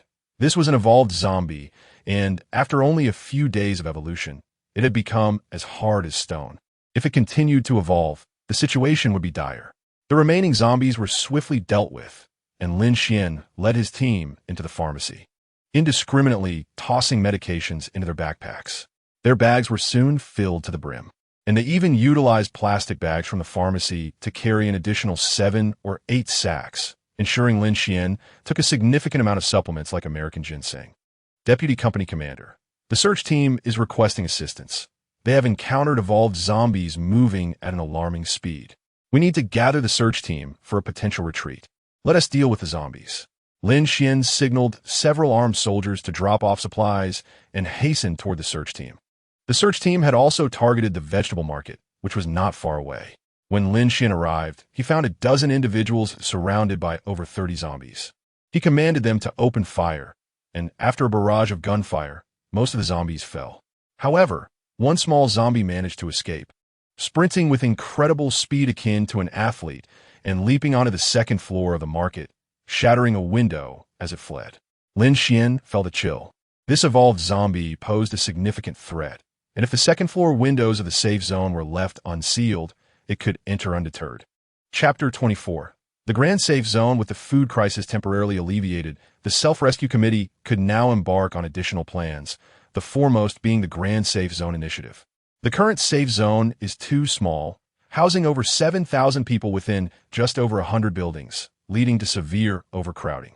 Thus, the committee proposed transforming the entire Huanglin village into a vast safe zone. This plan received unanimous consent, and after a brief mobilization, its implementation began, primarily utilizing the militia for protection while deploying engineering personnel to seal off all entry points to Huanglin village, preventing outside zombies from entering, and gradually eliminating all zombies within the village. The higher-ups expressed strong support for our Grand Safe Zone plan, agreeing to airdrop additional weapons and equipment. But they also had more requirements for us. Commander He, were these requirements? Self-rescue and mutual aid. Be clear, don't keep us in suspense. All right, no need to rush. Self-rescue is straightforward. It means saving our 7,000 people. The Grand Safe Zone must facilitate production and self-sufficiency. What is the skill of our Huaxia people? It is agriculture. Who says urban villages can't cultivate? As long as there's space, balconies, rooftops, corridors, we can plant. In addition to self-rescue, we must also assist other safe zones. After days of intense combat, over 100 safe zones of varying sizes have emerged throughout the Tianxiong district. However, many are in dire situations, particularly the Lianhua Mountain community, which previously boasted a population of over 1 million and is now besieged by tens of thousands of zombies. Their plight is far graver than ours, and we must rescue them. Additionally, there is the industrial park opposite us, which houses the densest concentration of factories in the Tianxiong district, with over 300 factories employing more than 100 workers each. The largest factory has tens of thousands of employees, and these facilities represent a valuable resource, including electronic, mechanical, and biological research centers. We must reclaim these industrial parks and establish a communication route with the safe zone in Jiangxue, allowing us to utilize these factories as a continuous supply of weapons and equipment, as well as various essential goods, in preparation for national recovery. Commander, he spoke of these plans with enthusiasm. As a soldier, he felt that accomplishing such feats would render his life fulfilled. However, Lin Xuan and others, including Huang Zhihui, remained silent, harboring reservations about the danger of the undertaking. Jiangxue has a population exceeding 10 million, while Tianxiong district has no fewer than 3 to 4 million. Even if only 30% become zombies, that equates to over 1 million. Can a few thousand of us truly combat that many zombies? Let's not forget, the zombies are evolving. Nevertheless, They did not oppose the idea. As commander, he was correct in the grand scheme. Reclaiming these factories would be of immense significance to the entire Jiangxue. The center of Jiangxue lacks factories, being a financial hub filled with high-tech companies and financial institutions. All the manufacturing facilities are located in the suburbs. Huanglin Village's awareness seems somewhat lacking. Observing the expressions of those around him, Commander, he sighed inwardly, having grasped their sentiments. Is this the mission that Commander he carries? Lin Xuan pondered, recalling Jiang Xue's words that Commander, he was not merely here to serve as a militia company commander. The continual airdrops of weapons and equipment indicated a more profound responsibility bestowed upon Huanglin Village. The walls of the safe zone were being reinforced. Welders were securing iron bars over the second-floor windows, utilizing the precious electricity generated by the diesel generators. Currently, there are 7 diesel generators in the safe zone, half of which are allocated to the hospital. Indeed, there's a hospital in the safe zone, previously a male clinic notorious for its fraudulent practices, where even a simple circumcision could cost thousands. However, despite its dubious reputation, the clinic possesses some surgical equipment and a qualified operating room, making it extremely valuable in these times, thus becoming the medical facility of the safe zone, where all the medicines acquired are stored. After all, whether during an apocalypse or at any other time, illness and injury remain inevitable, and medical care is essential. Master, are these windows secure? Deputy Company Commander. They are quite sturdy. We welded 2-centimeter iron bars, very robust. Is it enough to weld the third-floor windows as well? Let us treat our safe zone like a tulu. Are you familiar with tulus? They are traditional buildings in Fujian, circular structures that can reach 2 or 3 stories high, housing hundreds of people, with no windows below 7 or 8 meters. Lin Xuan laughed, recalling his visit to the tulus, where the guide had mentioned their impressive resilience against World War II bombs, with thick walls reaching over 10 meters, originally designed to fend off bandits, allowing entire families to reside within, complete with granaries and wells, enabling them to remain self-sufficient for extended periods. It is insufficient. We lack welding rods and oxygen. The second floor may remain unfinished. The master shook his head. With so many buildings, the workload is immense, and he is well aware of the supplies and the logistics warehouse. Thus, Lin Xuan remained silent, his dreams of earthen buildings shattered. Upon leaving the walled structure, Lin Xuan observed Lin Xuan training the new recruits. The recent supply search had resulted in significant casualties among both the militia and the search team, though the committee deliberately omitted this information to maintain morale. The crux of the new recruits' training was marksmanship, whether with firearms or ordinary javelins. Everyone understood that in Huanglin Village, devoid of an armaments factory, ammunition would inevitably be depleted. Relying on airdrops from higher-ups was precarious. Therefore, self-reliance was imperative. The javelin proved to be a remarkably practical weapon, necessitating proficient training in its use. The technique of marksmanship was not overly complex. They were not aspiring to be martial arts masters, hence they focused on a singular thrust, one that required both strength and precision, aiming for a fatal shot to the head. Presently, with some free time, Lin Xuan's entire family was engaged in martial training. Jiang Xue took a particular liking to Lin Xuan, assigning him a training regimen several times more rigorous than that of others. Rising early and retiring late, he was left with sore shoulders. A sentry on the roof announced the assembly of the militia at the main gate, all of them displaying commendable proficiency, opening the door, slaying zombies, welcoming the search team, and conducting inspections. Darling, it seems you haven't gathered much today, Lin Xuan remarked, standing outside the quarantine room with Jiang Xue. Although Jiang Xue had not sustained any injuries, she was still required to undergo an hour of isolation. The previous market had been thoroughly scavenged, necessitating a foray into more distant locales, and many shops lay in ruins. Did you encounter any evolved zombies? He inquired. Indeed, I did, she replied nonchalantly. What of it? Did you face any danger? None at all. Could a mere evolved zombie at this level pose a threat to me? What a joke! I am now a second-level evolver. Darling, you are formidable, truly impressive. Lin Xuan praised eagerly. Now that you are a second-level evolver, will you transform me into an evolver as well? Stop your chatter. Have you completed today's 500 thrusts? How could I neglect what you instructed, my dear? Husband, one must never slack off in training. Zombies can evolve, and surely we humans can as well. We simply have yet to discover the opportunity for evolution. Regardless, we must maintain our physical fitness. How infuriating! Those inept researchers. How come they have not yet produced the evolution fluid even after receiving the formula? Darling, what do you think our evolution will entail? If you ask me, who should I consult? I'm not a scientist. The diversity of evolution is truly baffling. I was ignorant in my previous life as well. I suspect those scientists have yet to grasp it. In my past life, there were at least a dozen evolution pathways exhibited. Indeed, do you believe there are scientists conducting research in Jiang Xue? Our city is home to numerous prestigious universities. Lin Xuan continued, Jiang Xue's research capabilities are indeed formidable. With numerous universities such as Jiangcheng University and Jiangcheng Institute of Technology being renowned nationwide, alongside a plethora of other institutions, with student populations reaching into the hundreds of thousands. There should be some, she conceded. Husband, please refrain from asking further.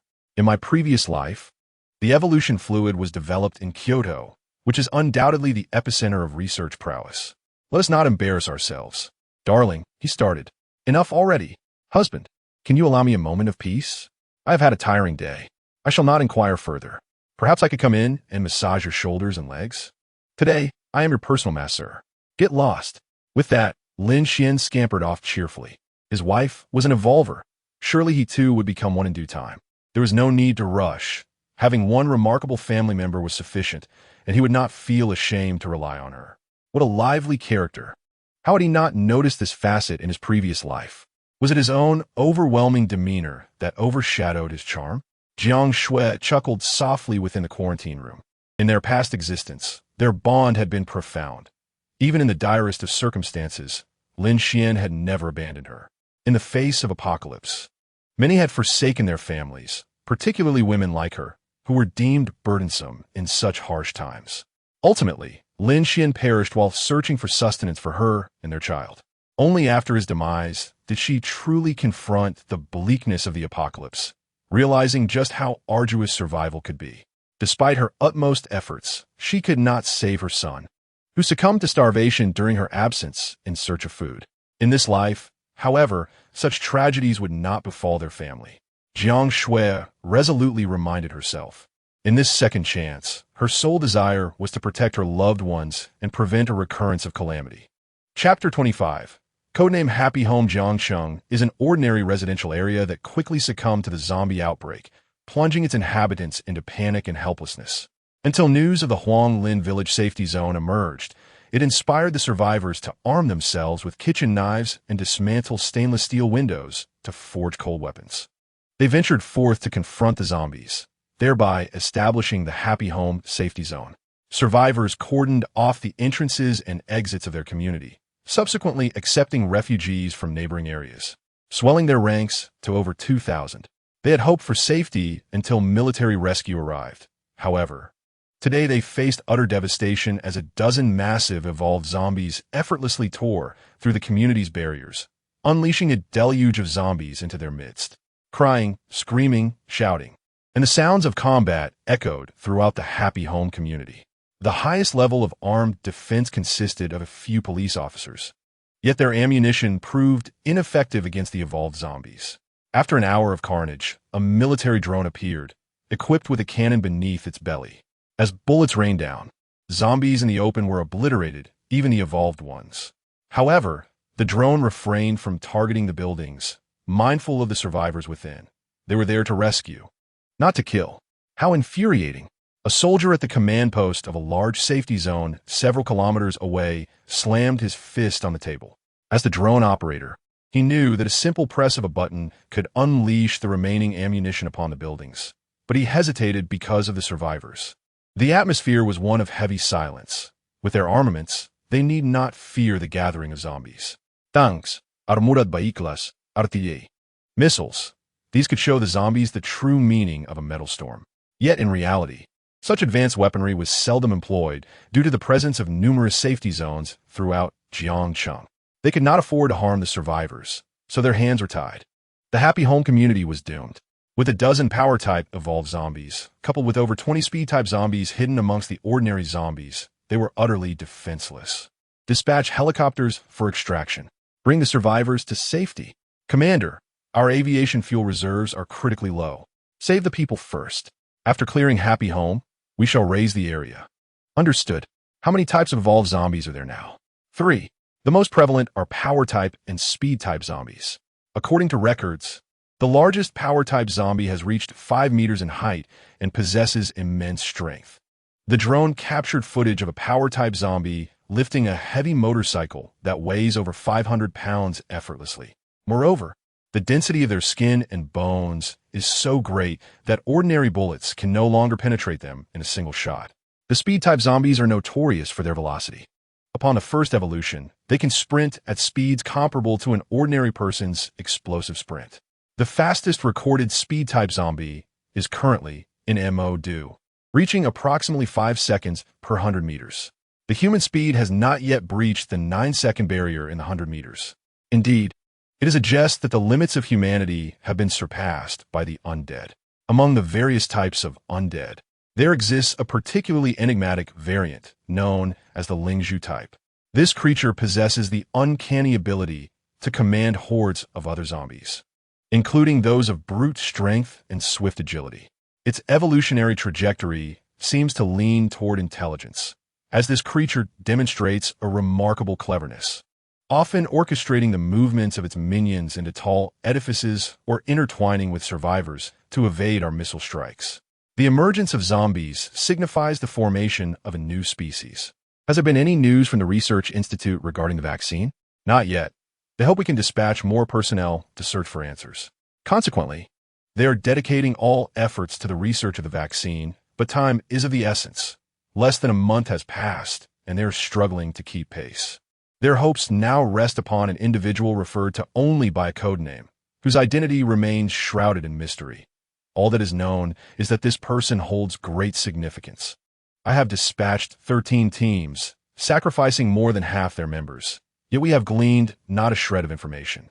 I implored our scientists to refrain from relying on outsiders and to exert themselves diligently. Upon hearing this, the commander shook his head. He was privy to certain secrets and had also allocated considerable manpower to the search. However, with over half of the personnel lost, there remains no news. The individual known only by a code name is exceedingly mysterious, having only made a single appearance.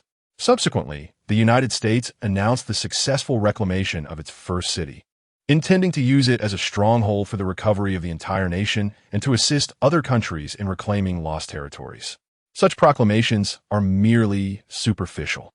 Beneath the surface lies a multitude of concealed truths. It is likely that the Lin Xuan type zombie in the U.S. was annihilated by the bombardment of tens of thousands of missiles, rendering it lifeless. However, our scientists speculate that the situation may not be so straightforward. What do the scientists say? They assert that the United States must have uncovered something more dreadful, prompting their urgency to reclaim 1 or 2 intact cities as secure bases. Are these more terrifying cities home to more advanced evolutionary zombies? This is a possibility, but there is also the potential for zombified animals. Can animals also become zombies? Yes. This presents an even graver concern. The global human population exceeds 7 billion, while the number of animals surpasses 700 billion. Should animals succumb to zombification, they would become a significant threat. Has our nation encountered any zombified animals? Yes, but the numbers are still limited, primarily confined to farmed animals, with wild animals being relatively scarce as they possess the agility to evade the undead. The scientists must accelerate the vaccine development process, and we must support them at all costs. The chief scientist, Wu Lao, and his team have drafted a report requesting a halt to vaccine research. The secretary pondered but ultimately revealed the matter, which defies belief. It indeed originated from a chief scientist of virus research. I require a rationale. Wu Lao's reasoning stems from an email that accurately predicted 3 events: the meteorite's descent, the zombie outbreak, and the emergence of evolutionary zombies, all aligning with reality. Moreover, the email hinted at a connection between zombies and the meteorite, yet it made no mention of the vaccine, leading Wu Lao and his team to speculate that no vaccine could prevent the onslaught of the undead. That rationale is insufficient. Can we abandon vaccine development based solely on an email? What are they truly contemplating? Commander, I have yet to finish. Wu Lao and his team do not act frivolously. Their research has revealed that the zombie virus mutates at an alarming rate, seemingly without limits. If we develop a vaccine, it may become obsolete before we can mass produce it. Thus, Wu Lao suggested pausing vaccine research in favor of dedicating all resources to the formulation and equations provided in the email. By the way, has that formulation been developed? It is said to be the key to human evolution. What does that entail? The specifics remain unknown, but relevant experts have commenced synthesizing the materials for the formulation, and results may emerge in the coming days. According to expert predictions, this could relate to zombie evolution and may even be applicable to humanity. We must expedite this process. I long for results immediately.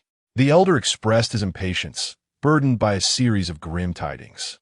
First, there were widespread water and power outages, followed by the emergence of evolutionary zombies. Each event signifies countless civilian casualties. I can no longer wait. Yes, Commander. Furthermore, Wu Lao and his team have requested an urgent search for this individual, as they harbor significant secrets that may influence our future. Then we shall bolster our manpower and spare no effort in the search. The commander exhibited signs of irritation. Why was there not a single piece of good news? Why were all reports negative?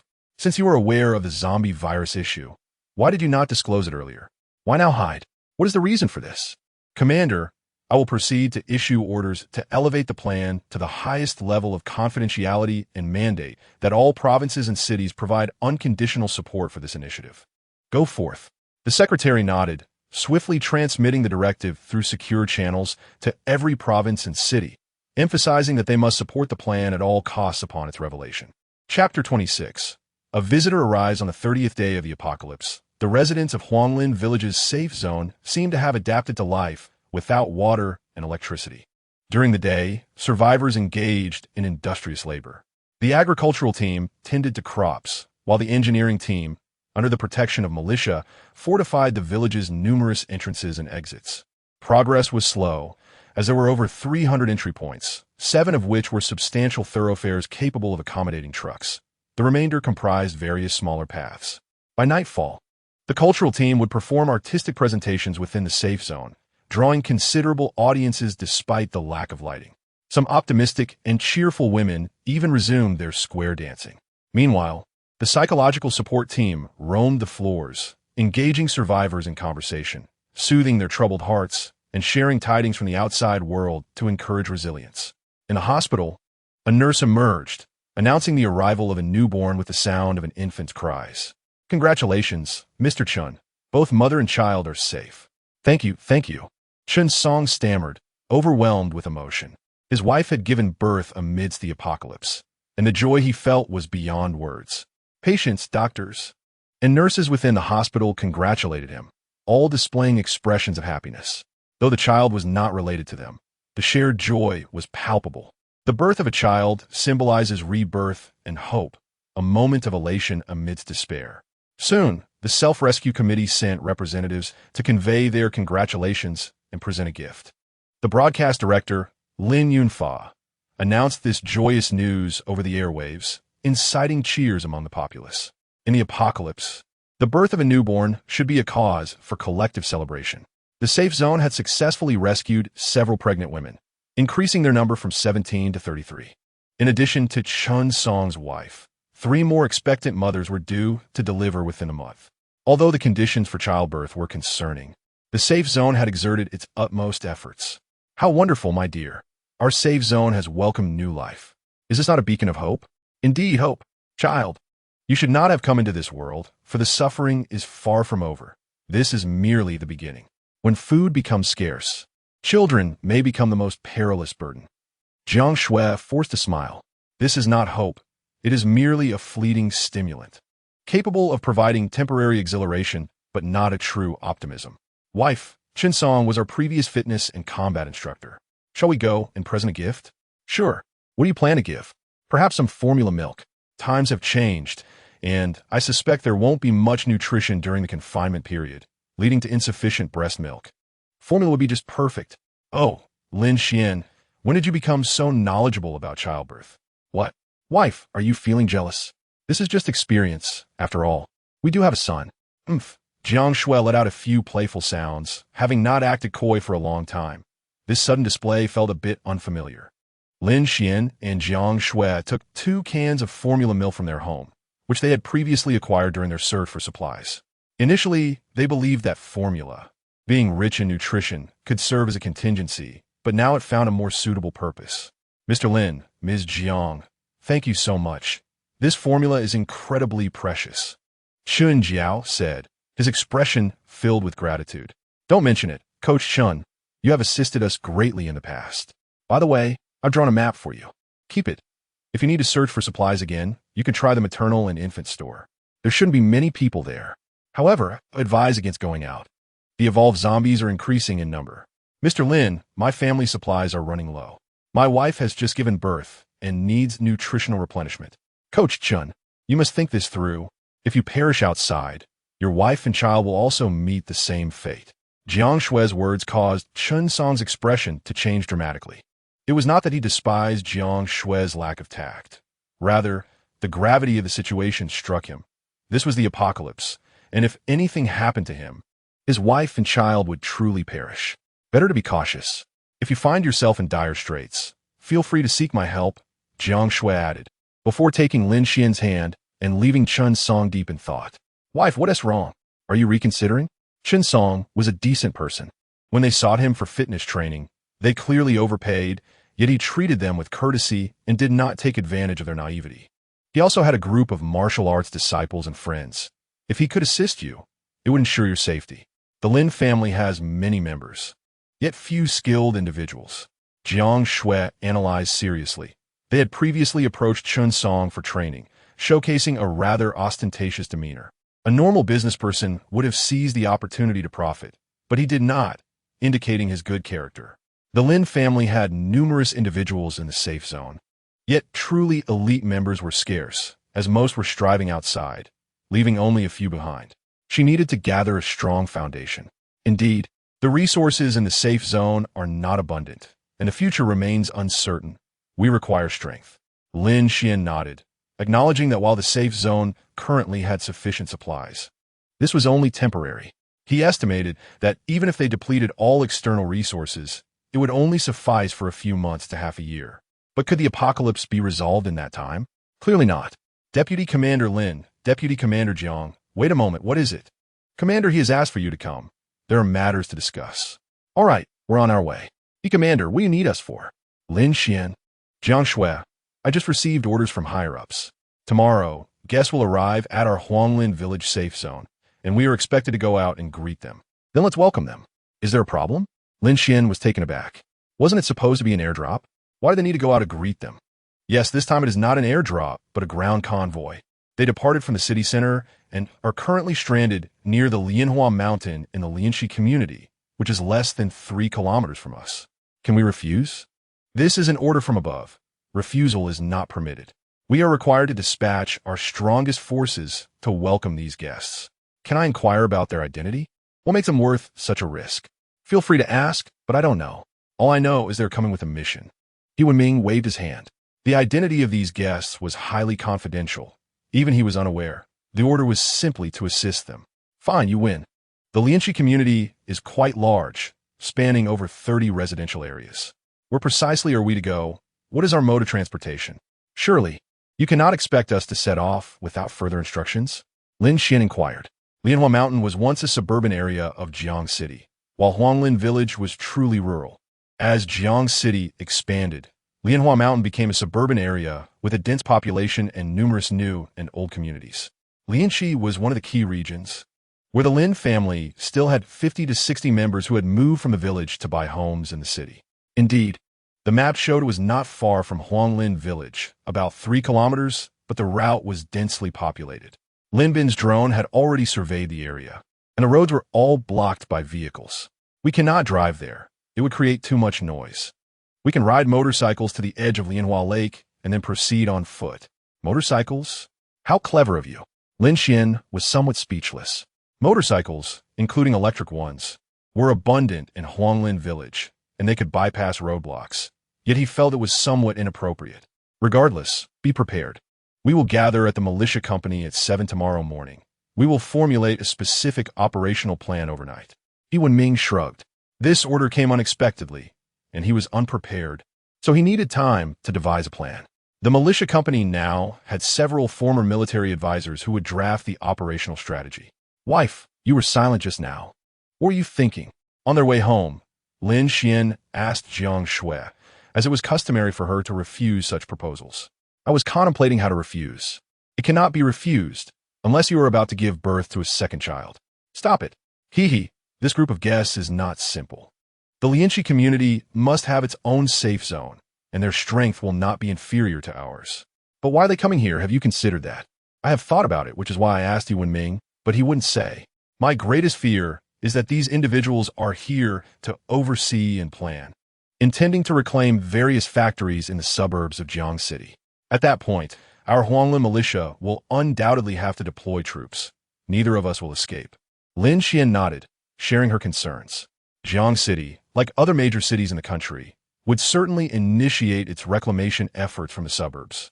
As the city center had no factories left, all were in the outskirts. In an industrial society, factories were indispensable, and they would have to reclaim the suburbs to advance to the city center. However, the problem was their strength was too weak. How many weapons and equipment did they possess? Heavy weaponry was virtually non-existent. If they forced a military operation, they would be left with cold weapons, resulting in countless casualties, especially since the zombies had evolved. Chapter 27. Outside the safe zone on the 31st day of the apocalypse. A group of 26 individuals surged out from the Huanglin village safe zone, riding 13 scooters, charging forth like ancient cavalry, each person holding a spear. Naturally, these 20 individuals represented the militia's strongest combat force, most of whom had some martial arts background. Ordinary soldiers could not achieve this. Once they broke out of Huanglin village, the zombies behind them did not follow. After a certain distance, the zombies could neither smell nor hear them, thus losing their agitation. It is easy to imagine how chaotic things were initially and how desperate the people felt. A long convoy, if even one vehicle encountered trouble, could seal off the escape routes for everyone. Therefore, attempting to drive out during the apocalypse was utterly irrational. Make a note of the logistics and food delivery vehicles on the road. There must be plenty of food on them. Huanglin village's supplies are nearly depleted. We can retrieve supplies later. He Wenming remarked as he observed the vehicles, noting that many were delivery trucks. Even some bearing food company logos, these were of particular interest to him. After so many days of searching, Huanglin village's resources had dwindled significantly, especially food.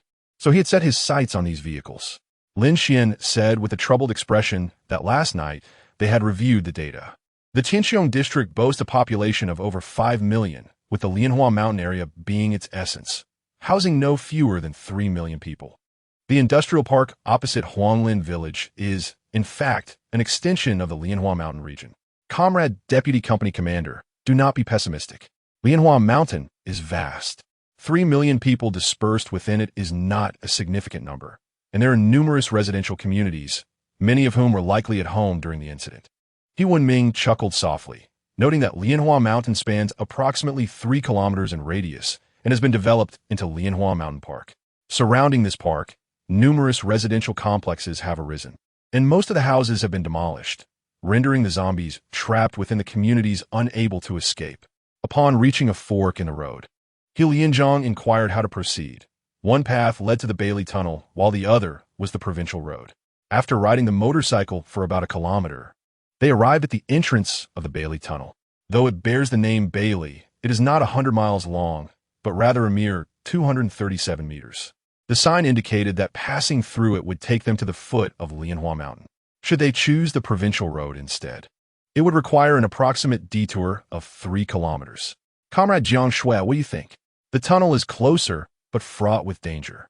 There will undoubtedly be numerous zombies inside. Entering would mean engaging in combat in the dark, rendering night vision goggles useless. The provincial road is safer, albeit longer. As the company commander, the decision rests with you. Let us opt for caution and take the provincial road, He Wenming concluded after careful consideration. Although it would mean traveling a few extra kilometers, safety was paramount, and there was no need to take unnecessary risks. Upon hearing this, Lin Xuan sighed in relief, genuinely fearful that He Wenming would choose the shortcut, which would lead to a fierce battle in the tunnel. The motorcycle veered onto the provincial road, and not long after, they spotted a large group of zombies congregated by the roadside. However, within the encircled area lay several safe zones. Comrades, are you here to rescue us? Individuals clad in camouflage emerged from the safe zones, shouting from the rooftops. They were perceived as military personnel. Comrades, why are you not rescuing us? Are you still soldiers? Have you forgotten? Go die. Ultimately, someone cursed and hurled a bottle at Lin Xuan and the others. Although it missed, it startled the zombies. Increase speed, charge. He Wenming commanded. He bore no ill will towards the survivors. Were he in their position, he might also feel despair. However, he had a mission to fulfill. Such is human nature. Have you noticed? The situation in Huanglin village is no different. The current tranquility and harmony there stem from a secure environment and adequate supplies. Should the day come when resources dwindle, we, the officials, will become the targets of their anger, even if we too are starving. Dear, you must become strong. If such a situation arises, you must possess the ability to protect our family. Indeed, Jiang Xue said softly, seated behind Lin Xuan, her words resonating with a sense of foreboding, yet they held undeniable truth. Charge forth, do not stop. Jiang Xue, clear the way. Understood, Lin Xuan replied. For he was the driver. Countless zombies had been stirred along the provincial road, eager to hunt them down. Should they become encircled, their fate would be sealed. With a twist of the throttle, the motorcycle's roar intensified, accelerating to around 60 kilometers per hour, yet numerous cars littered the road, rendering the situation perilous. Suddenly, a zombie leapt in front of a car, but before it could land, Jiang Xue swiftly dispatched it with a stab, seemingly able to predict its movements. Ah, commandant, save me. Amidst the cars, many zombies lurked, obscured from view, and some were overwhelmed. Keep pushing forward, He Wenming shouted, drawing his firearm and firing rapidly. The fallen soldiers quickly regained their footing, mounting their bikes to continue. Not long after, one soldier leapt off, wounded. His hand bore the marks of a zombie's grasp. He understood the grim fate that awaited him, having witnessed many succumb to madness after similar injuries in the safe zone. Yet, he felt resigned to stay behind to impede the horde. Let us go, do not look back, He Wenming bellowed, as everyone comprehended the dire outcome. Though hearts were heavy with sorrow, there was no remedy. Use your firearms. As the zombies began to close in, He Wenming ordered, and soon a dozen motorcycle riders sheathed their spears in favor of their guns, creating a scene reminiscent of an American blockbuster. With a resounding boom, grenades were deployed to carve a bloody path. Follow me, this is the final push. Lin Xuan led the charge, hope glimmering on the horizon as they neared the end of the zombie throng. Jiang Xue grew increasingly composed, her combat prowess shining through as her marksmanship proved lethal, each shot finding its mark. Remarkably, she had never held a gun before, nor attended militia training, yet the chaos of the moment masked her inexperience, likely unnoticed by He Wenming. Out. A minute later, Lin Xuan and his companions had surged through the horde, yet of the 13 motorcycles, only 6 remained. With just 11 people left, having lost over half of the elite militia from Huanglin village. Let us move. He Wenming examined the map and continued to navigate. They had arrived at the Lianhua mountain community, but the final destination still lay ahead. Many zombies.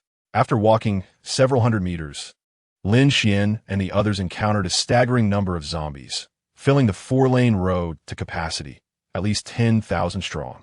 Look at that building. There are people, Lin Xuan observed, noting bedsheets hanging from a high-rise, inscribed with pleas for help. Abandon the vehicles. We will proceed on foot. There are less than 800 meters left. They could not afford to agitate the horde any further, lest they face annihilation. The group dismounted, shouldered their packs, and stealthily navigated through the residential areas. Although they encountered zombies along the way, their numbers were manageable.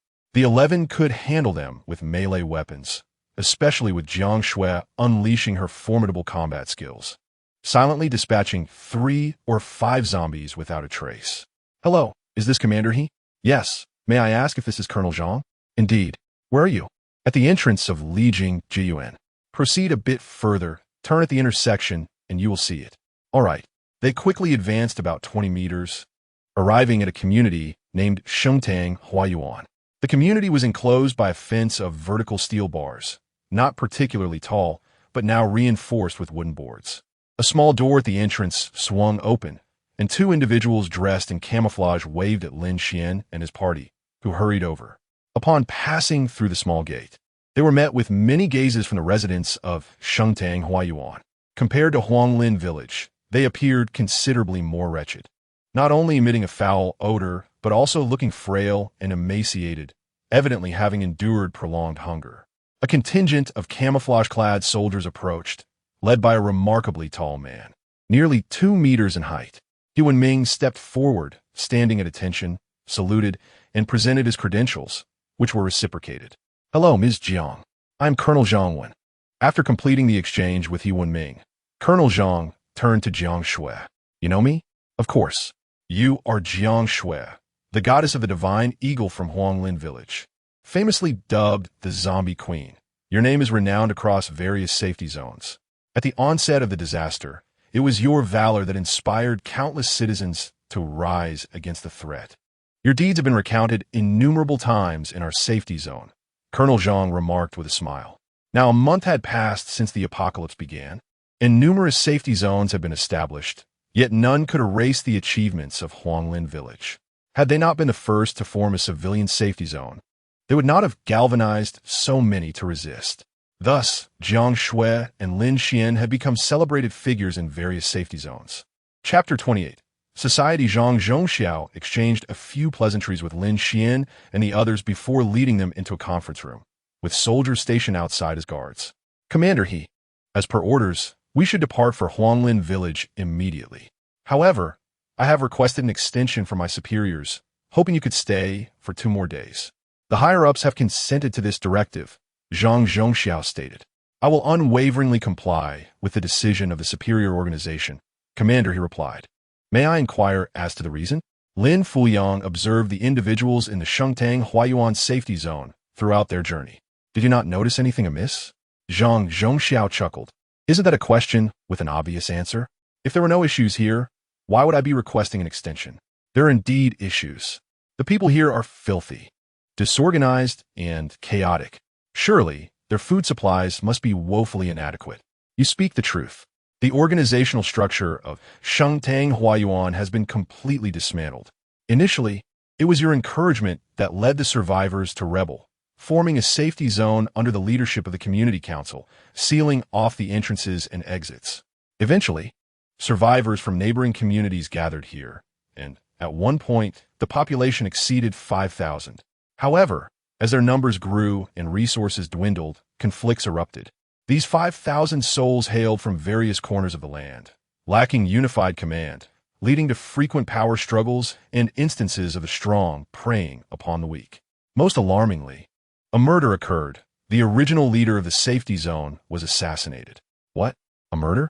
Lin Xuan and the others were astounded. Even in the apocalypse, there are still murders? The case has been solved, and the perpetrator has been executed.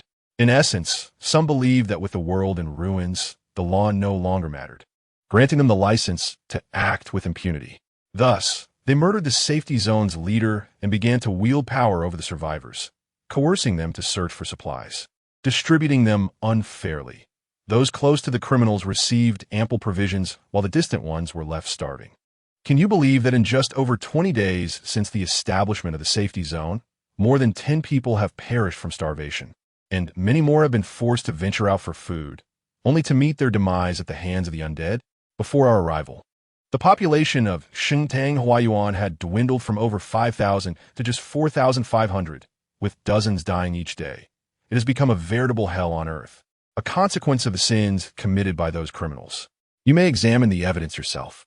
Zhang Zhongxiao's demeanor was still charged with anger as he lamented his delayed arrival, thinking that perhaps had he come sooner, such atrocities could have been averted.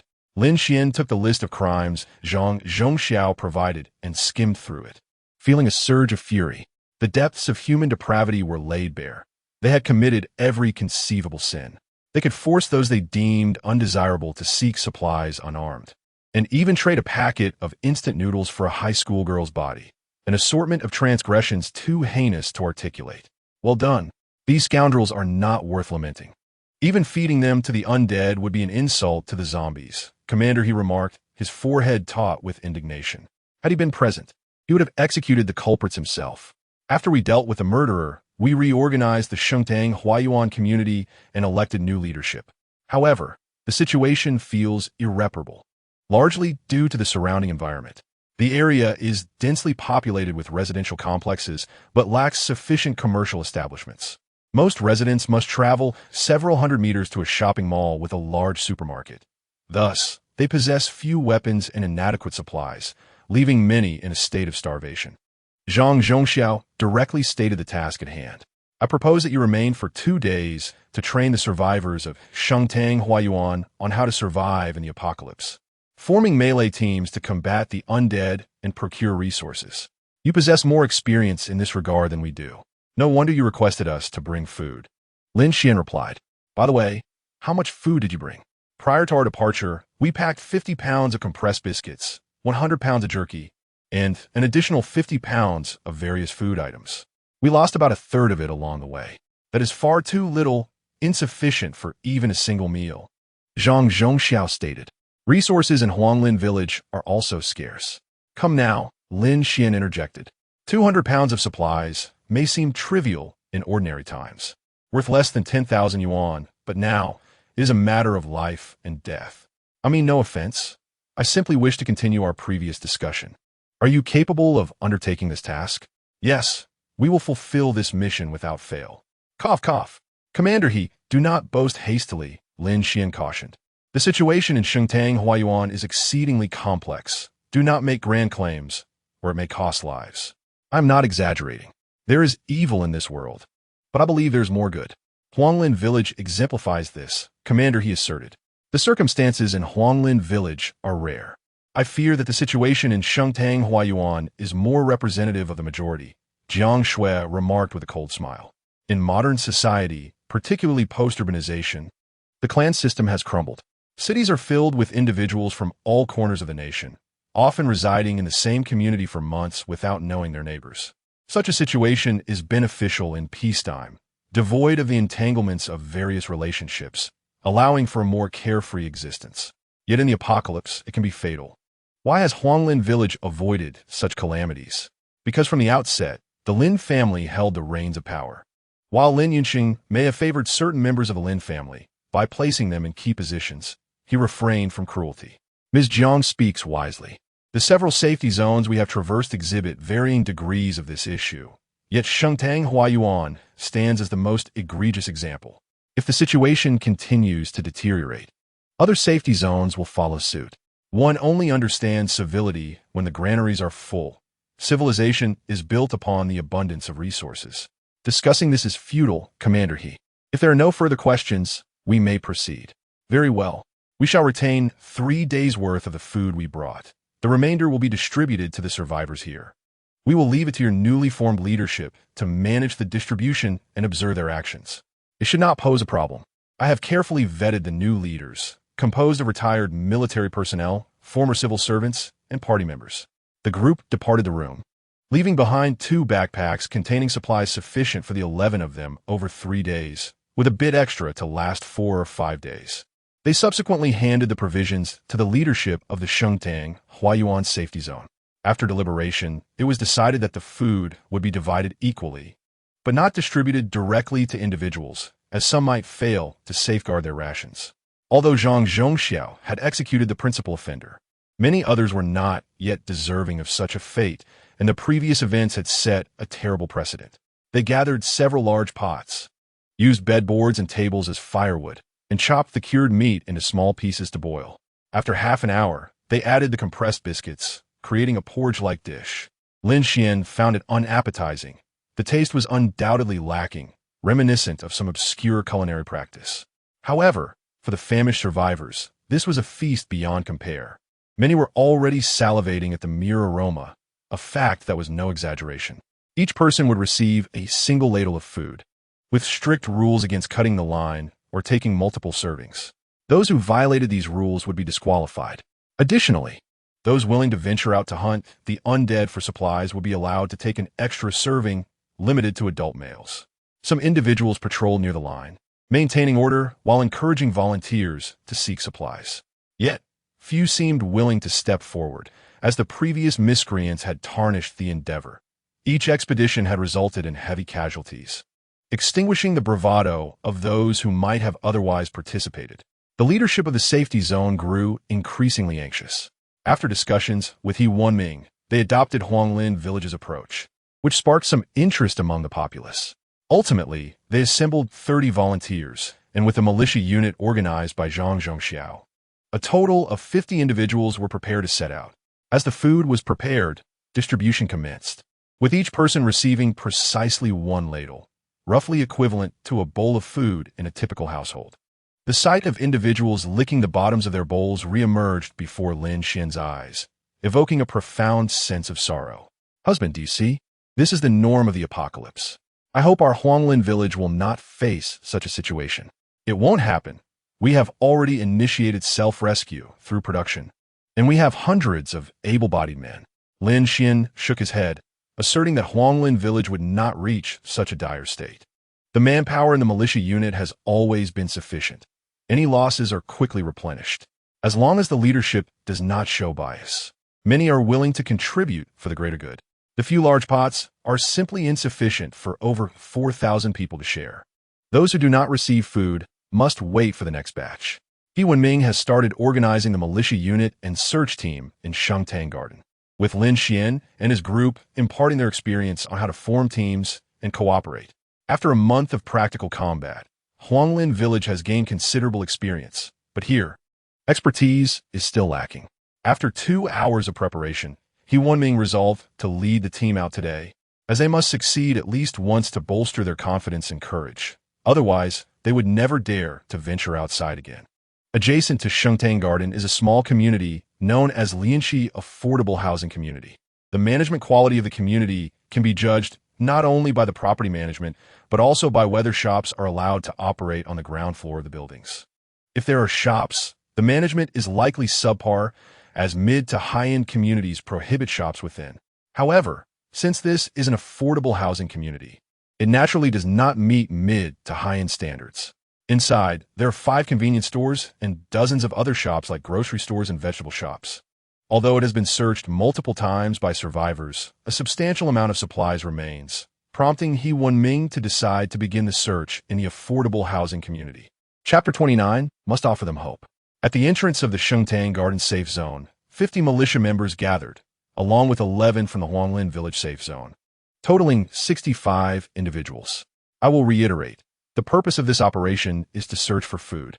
This time, the militia unit from the Huanglin Village Safe Zone will provide cover while you are responsible for transporting supplies. Therefore, you must maintain order, refrain from panicking, avoid chaos, and certainly do not shout loudly. Do you understand? Yes, leader. Jiang Xue and Lin Xuan, you two will lead the charge, and I will provide support from the rear. Lin Xuan and Jiang Xue nodded, accustomed to being the spearhead of the militia unit, as they mostly took the lead in any action. Experience has proven that their leadership is indeed correct. The gate opened, and Jiang Xue was the first to step out. Before she could fully exit, she thrust her knife forward, undoubtedly causing a zombie to fall. With swift and decisive strikes, Jiang Xue cleared the zombies around the entrance, and Lin Xuan quickly followed, leading the formation to begin exterminating the undead. Hurry, hurry, get out, He Wenming urged, as the others swiftly exited and occupied a section of the street. Lin Xuan promptly lifted the barricade at the entrance of the affordable housing community, allowing them to enter quickly. Do not panic, militia. Follow me to clear the zombies. Cover. Cover. He Wenming instructed, advising Wu Yinzhong to learn from this, as they would need to operate independently in the future. The militia from Huanglin Village moved fluidly, while the others seemed clumsy, often colliding with one another, which He Wenming found intolerable. Lin Xuan and Jiang Xue found a convenience store and swiftly eliminated the zombies inside, allowing the search team to enter and gather supplies. Each of the 50 members in the search team carried a backpack. If filled, it would suffice to feed the residents of Shangtang Garden for 2 to 3 days. I have checked. There aren't enough supplies at this convenience store. Let us find another, He Wenming replied, noting that there were not many zombies left in the affordable housing community, likely due to previous searches. According to survivors from this area, there are 3 convenience stores and 1 grocery store, but on the other side, there is a row of street shops, including baby stores and fruit shops, which should have ample supplies. Most importantly, these shops have their back doors facing this side, and once opened, they will not face the threat of zombies from the street. That 1T work, my wife can only coordinate with me. Lin Xuan shook his head, knowing that Jiang Xue's thoughts were clear to him. Their cooperation was seamless, a fact Jiang Xue may not even have realized. All right, then be careful. Quickly. Those who Haven Tea gathered supplies. Follow me. Lin Xuan called for the remaining individuals to follow him, noting that this convenience store was nearly emptied, leaving only a few backpacks filled, while most were still empty-handed. Jiang Xue, we will lead the way, and you'll provide rear support. If any scattered zombies appear, deal with them. If a large group approaches, notify us. No problem. Jiang Xue nodded, though he still lacked experience in gathering supplies and was still learning. However, his team was well-armed, which provided strength. Lin Xuan led the group through the entire community to the other side, where shops lined the street, with signs facing outward. The back doors were all on this side. Some doors were open, while others remained shut. We found a supermarket. The door is unlocked. Huanglin Village. Follow me to purge the zombies. Coming. The remaining 8 quickly assembled into teams of 3, armed with flashlights, and entered the supermarket, which was not large, just over 100 square meters, with debris scattered across the floor, likely left from previous searches, yet many items remained.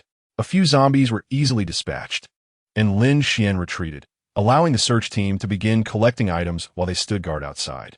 Report, a small group of zombies is approaching. How many? More than 20, including 1 evolved zombie, a powerful type, nearly 3 meters tall. Jiang Xongxiao's expression darkened. A 3-meter-tall, evolved zombie possessed extraordinary defenses.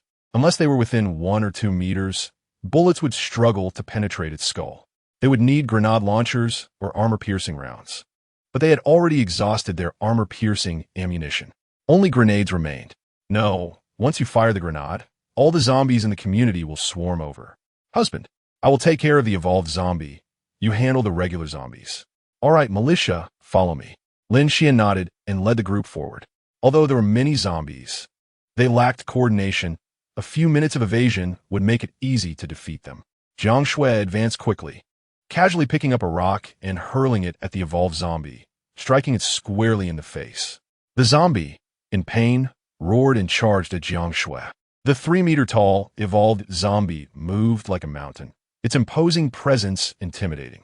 Jiang Xue stood still, and just as the zombie was about to pounce on her, she made her move.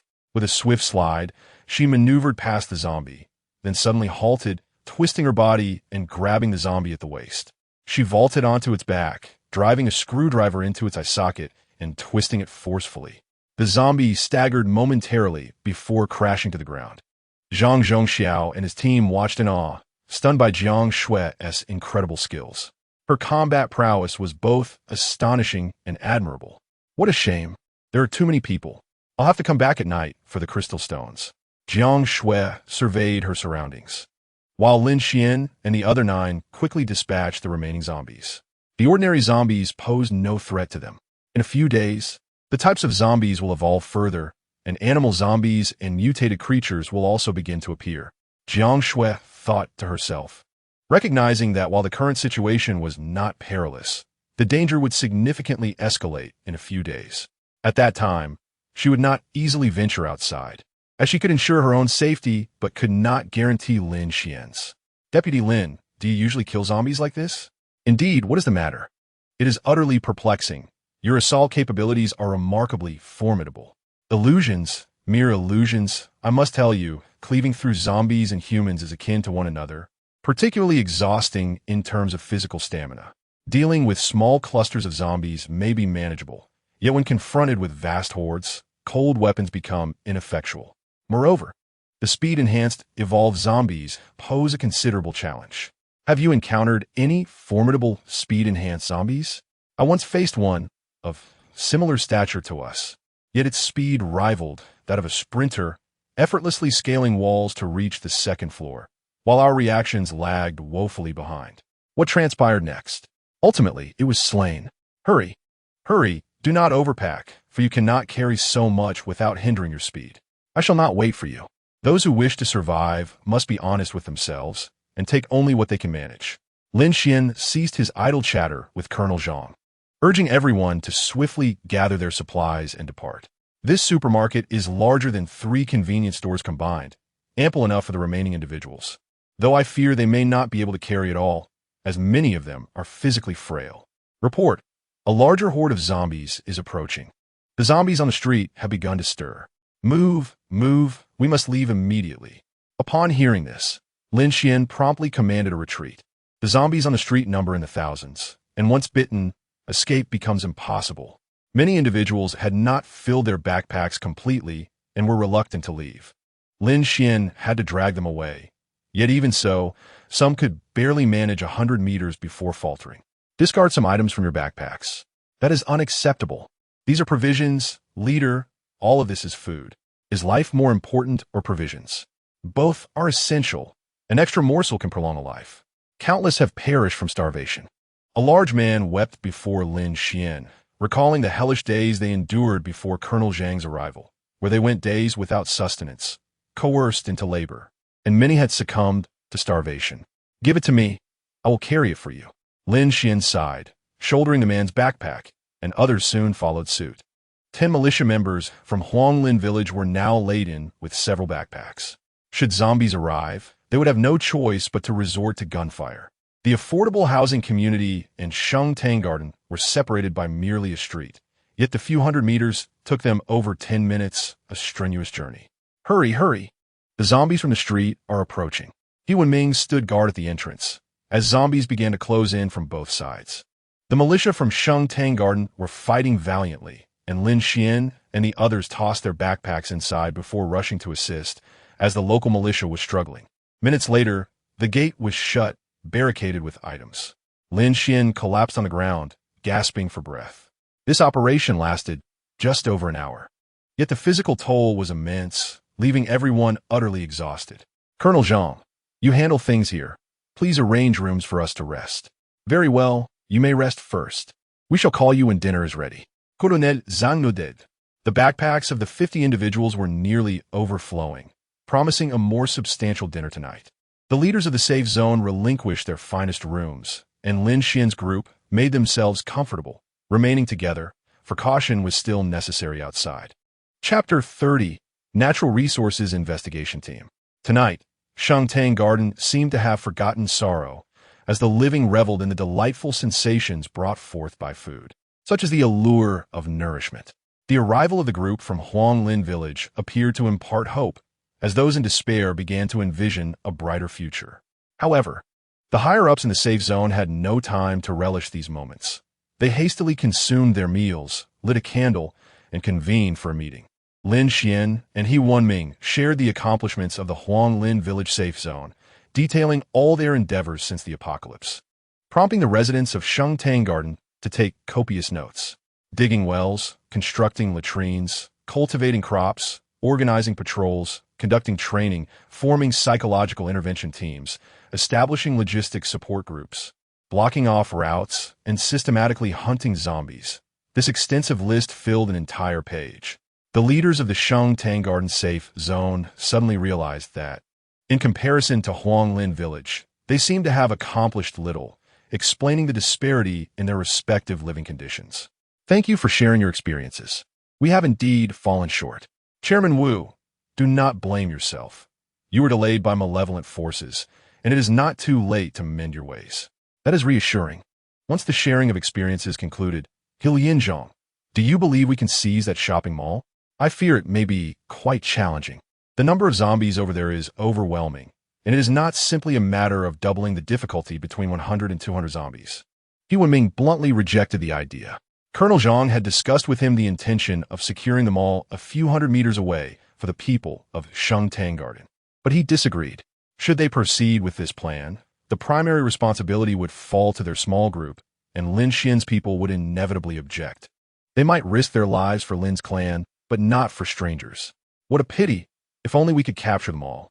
The resources within its large supermarket would suffice for a month of consumption for this place. You may strategize independently.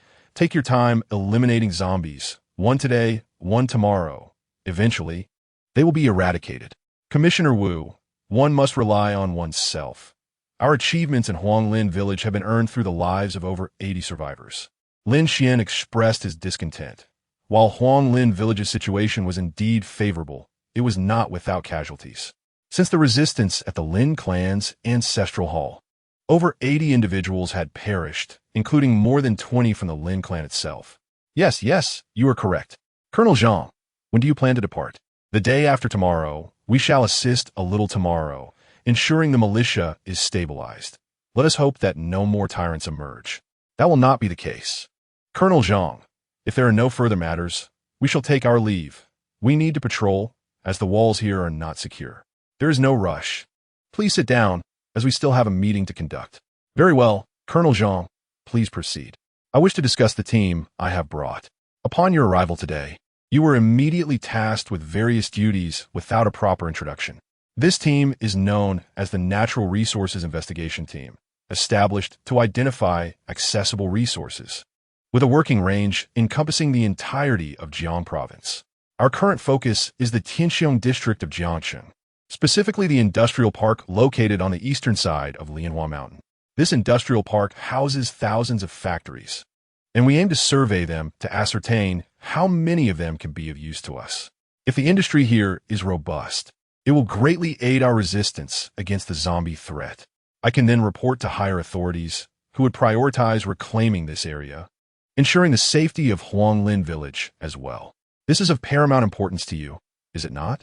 Colonel Jiang smiled, for his team and mission were indeed genuine, though he had other tasks at hand as well. What a master of persuasion. Neglecting to mention the dangers, he only highlights the benefits. Is he a con artist by nature? Jiang Xue remained silent, though her thoughts were abundant. The industrial park is vast, and it is true that there are many factories. However, there are also numerous workers, hundreds of thousands at least. Large electronics factories alone employ tens of thousands. The presence of zombies in the industrial park will undoubtedly be significant.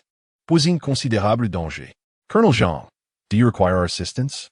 Indeed, my soldiers are exceptionally skilled, yet their prowess may not quite match yours in the field.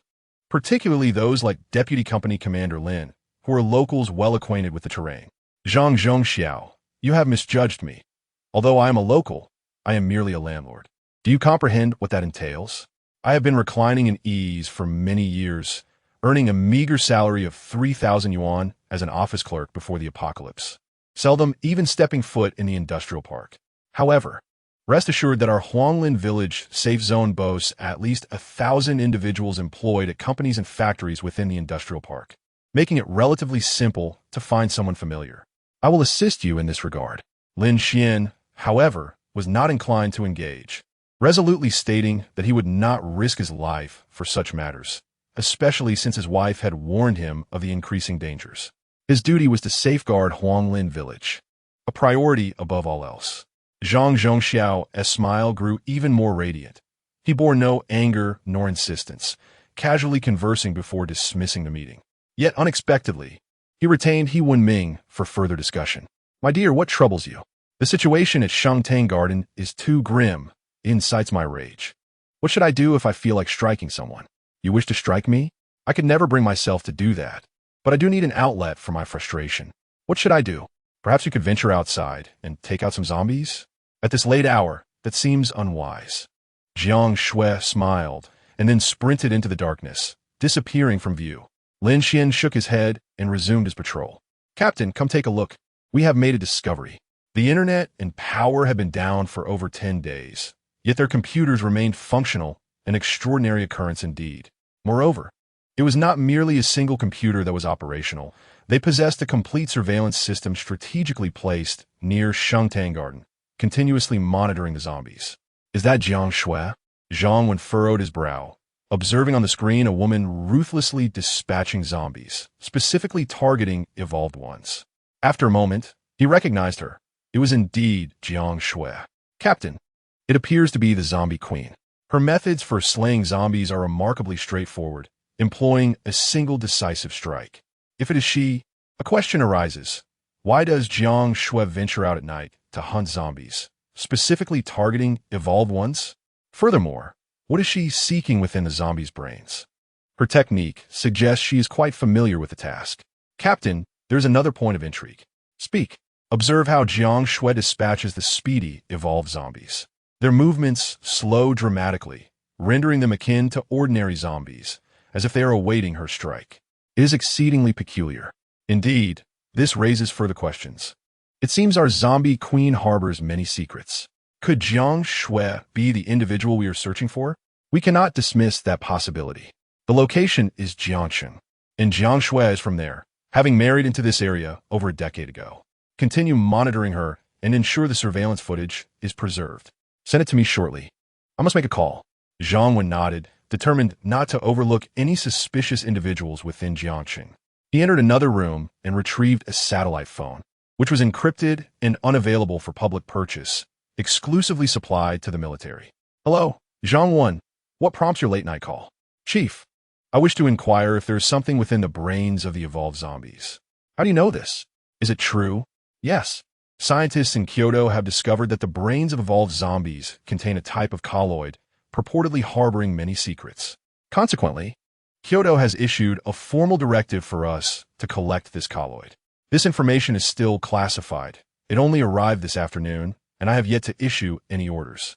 How did you come to know? There are individuals in Tianxiong district who are aware of this matter, and it has been known for some time. She has been secretly gathering this colloid. Who? The zombie queen. Who is the zombie queen? Oh, I recall. She is that formidable woman from Huanglin Village's safe zone. Are you suspecting her? Why not? Huanglin Village is the first civilian safe zone, yet they have acted more decisively than we have. While we hesitated over whether zombies were merely sick humans, they boldly exterminated them. Who in peacetime would entertain such thoughts? Moreover, you are familiar with Jiang Xue's background. She is an ordinary woman, having married a wealthy property developer shortly after graduating from university, and has not worked in over a decade. How has she acquired such exceptional skills in dispatching zombies? Does that not seem suspicious? Your reasoning is sound. What do you propose? Let us observe a while longer and seek an opportunity to confront her. Be cautious if she truly is the one. She is of immense significance to our nation and our people. We must handle her with care. Understood, Chief. Jiang Xue nodded and then hung up, harboring no ill intent. He merely wished to inquire about certain matters. In Chapter 31, titled Evolution Liquid, significant news emerged from a research facility within an underground complex in Kyoto, heralding a breakthrough in their studies, prompting numerous high-ranking officials to flock to the laboratory for observation. Old Wu, I hear your research has made considerable progress? Elaborate, please. I am not well-versed in advanced scientific concepts. Yes, Chief. Through our research, we have concocted a liquid that, when injected into our bodies, can activate our genetic vitality, rendering our genes more dynamic. The formula essentially reflects a chemical transformation within the zombies' bodies. Could you simplify that further? Certainly. In essence, while zombies have evolved, humans have not. However, with this liquid, we can achieve evolution ourselves. We refer to this liquid as the evolution liquid, the so-called key to evolution. Are you saying your laboratory has succeeded in creating evolved humans? Indeed. We previously recruited several volunteers, and all have succeeded. Not a single one has perished. Quickly, let me see them. Very well. Summon subjects 1 through 5. Old Wu nodded, and soon 5 robust men were brought in, standing in formation and saluting the assembly. All were soldiers from the military, willingly participating as test subjects for the laboratory. Subject 1, demonstrate your abilities. Yes, Old Wu. Subject 1 stepped forward, extending his hand. With a concerted effort, a droplet of water formed on his palm, gradually enlarging before shattering and splattering to the ground. Chief, Subject 1 possesses the ability to manipulate and condense water. He has a unique energy within him, which we term extraordinary power, allowing him to coalesce water molecules from the air. The condensed water is exceptionally pure, akin to distilled water. Initially, he could condense approximately 300 grams of water. After further enhancement, he can now condense 1 kilogram at a time. Once his power is expended, he requires a 2-hour rest before he can repeat the process. In a single day, he can condense water 8 times without interruption. Impressive indeed, given the prolonged water shortages afflicting the majority of small to medium-sized safe zones nationwide. Such abilities would be invaluable in preventing survivors from perishing from thirst.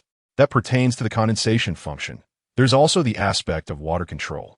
As you are aware, should the volume of water escalate, it could lead to flooding, which possesses formidable power, Old Wu remarked with a smile. This amount of water may lack combat effectiveness, but should it transform into a deluge, it would wield great strength.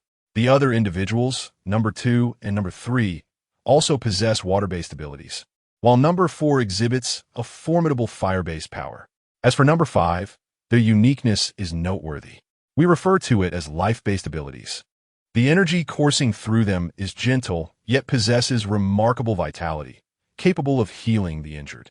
Through our research, we have discovered that ordinary superficial wounds can heal within half a day under their care, and with enhancement, their abilities can further evolve. Can it cure the zombie virus? This remains untested. We must expedite this process. If it proves effective, we must cultivate such life-based ability users vigorously. Indeed, Commander, can your evolutionary serum commence mass production? Technically, it should not, but I believe we are ready. Why? Simply put, it has not failed thus far, correct? Yes, we can sense its benevolence. Although mass production contradicts scientific principles, we require evolutionaries, as our research indicates that the rate of zombie evolution is accelerating. If we cannot provide competitive evolutionaries, we will be forced to resort to heavy artillery against high-level evolved zombies, inevitably resulting in countless civilian casualties. Very well. I shall issue orders to intensify the collection of colloidal substances related to evolved zombies. This technology must be disseminated to various laboratories for mass production. Yes, Commander. Allow me to pose another question. What would happen if someone ingested the colloid directly? Death, transforming into a zombie. However, evolutionaries exhibit strong resistance to the colloid, and it is possible that higher-level evolutionaries could consume it. Understood. The Commander nodded, indicating that the next step involves controlling the quantity of the colloid while ensuring that we maintain control over the evolutionaries. Throughout history, imbalance in personal power has led to chaos, which is undesirable. On the 32nd day of the apocalypse, Lin Xuan and his companions organized 3 resource search missions in the Shengtang Huayuan safe zone, successfully emptying 1.5 convenience stores, 1.5 supermarkets, and 3 express delivery stations. In their efforts to dismantle these packages, the group nearly succumbed to exhaustion, yet they managed to uncover hundreds of pounds of food supplies, including dozens of cans of nutritional products, rendering the endeavor worthwhile. Preliminary calculations suggest that the resources gathered would suffice for the inhabitants of Shengtang Huayuan for approximately 7 days, provided they rationed their consumption. Otherwise, based on pre-apocalypse consumption patterns, it would only last about 3 days. On the second evening following their arrival at Shengtang Huayuan, the leadership of the safe zone graciously prepared a meal to welcome Lin Xuan and his group, even organizing a celebratory dinner. Among the survivors were several former 5-star hotel chefs whose culinary skills transformed even the simplest of ingredients into delectable dishes. A party of 29 departed from Shengtang Huayuan, navigating through the densely populated area until they arrived at a fork in the road. One path leading back via the provincial highway, the other through the Bailey Tunnel. The provincial road was impassable, having stirred a horde of zombies during their arrival, densely populated with at least 1,000 or 2,000 zombies, making a direct approach exceedingly perilous. We shall take the tunnel. Circumventing through the other side would require a longer detour around Lin Xuan Mountain, which is also densely populated and fraught with danger. We could attempt to lure the zombies out first. 2 militia members stepped forward, brandishing knives against an advertisement board at the tunnel's entrance, their sounds echoing in the quiet tunnel.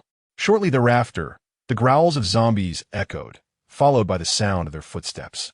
12, 13, 17, 32 zombies in total. Notarus, there are more. We will retreat. After a few minutes, 32 zombies had appeared, and, just as Lin Xuan prepared to lead the group to eliminate them, Jiang Xue intercepted him. There is still a larger one inside. We must tread carefully. Lin Xuan and his companions slowly retreated, continuously luring the zombies out until yet another emerged, notably with a pronounced belly. A pregnant woman? The expressions of the group soured. In Huaxia's tradition, the elderly, weak, pregnant, and disabled warrant special care. Even at the most resource-strapped times in Huanglin village, pregnant women were not neglected. Witnessing a pregnant zombie brought them immense sorrow. It is not a pregnant zombie, but rather an evolved one. How can you tell? Look at her belly. I have been pregnant before and know that a pregnant woman's belly does not appear like that, Jiang Xue remarked. With that statement, the group fell silent, as none among them were obstetricians or other women, making Jiang Xue's assertion the prevailing logic. They had now identified 3 types of evolved zombies, and this was the 4th. Correct? Jiang Xue, do you recognize this type? No, I do not. How can you be so certain? It is merely intuition. Very well. He Lianzhong, eliminate her. Do not approach. Understood. Prepare yourselves. He Wenming nodded, and soon, a dozen individuals raised their firearms. They witnessed the evolved zombie let out a furious roar, with the remaining zombies gathering around her, as if to protect her. Fire! The bullets rang out, swiftly clearing the zombies, leaving only the evolved one. A bullet struck her abdomen, causing the evolved zombie to explode. Hiss! Goodness, corrosive. The intensity rivals that of concentrated sulfuric acid. The contents of the evolved zombie's belly were filled with venom, which, upon detonation, released corrosive white smoke, evoking dread among the onlookers. If engaged in close combat, it would result in substantial casualties. In a previous lifetime, this type of zombie was mockingly referred to as Venom, a formidable adversary in close quarters due to its highly corrosive toxin, which was also laced with zombie venom. Once skin was corroded, it would lead to zombification, rendering it incurable and necessitating preemptive elimination. Jiang Xue's inner voice echoed, and Lin Xuan felt a chill run down his spine. There was no remedy or defense against it, leaving only the option of preemptive strikes. Should they fail to act in time, lives would be lost, confirming the perilous nature of the apocalypse. Upon entering the tunnel, they divided into 3 squads, maintaining a 5-meter distance between each. In the event of a zombie encounter, firearms would be the primary weaponry. He Wenming promptly issued the order. This time, they would not dare to rely on melee weapons, preferring firearms instead.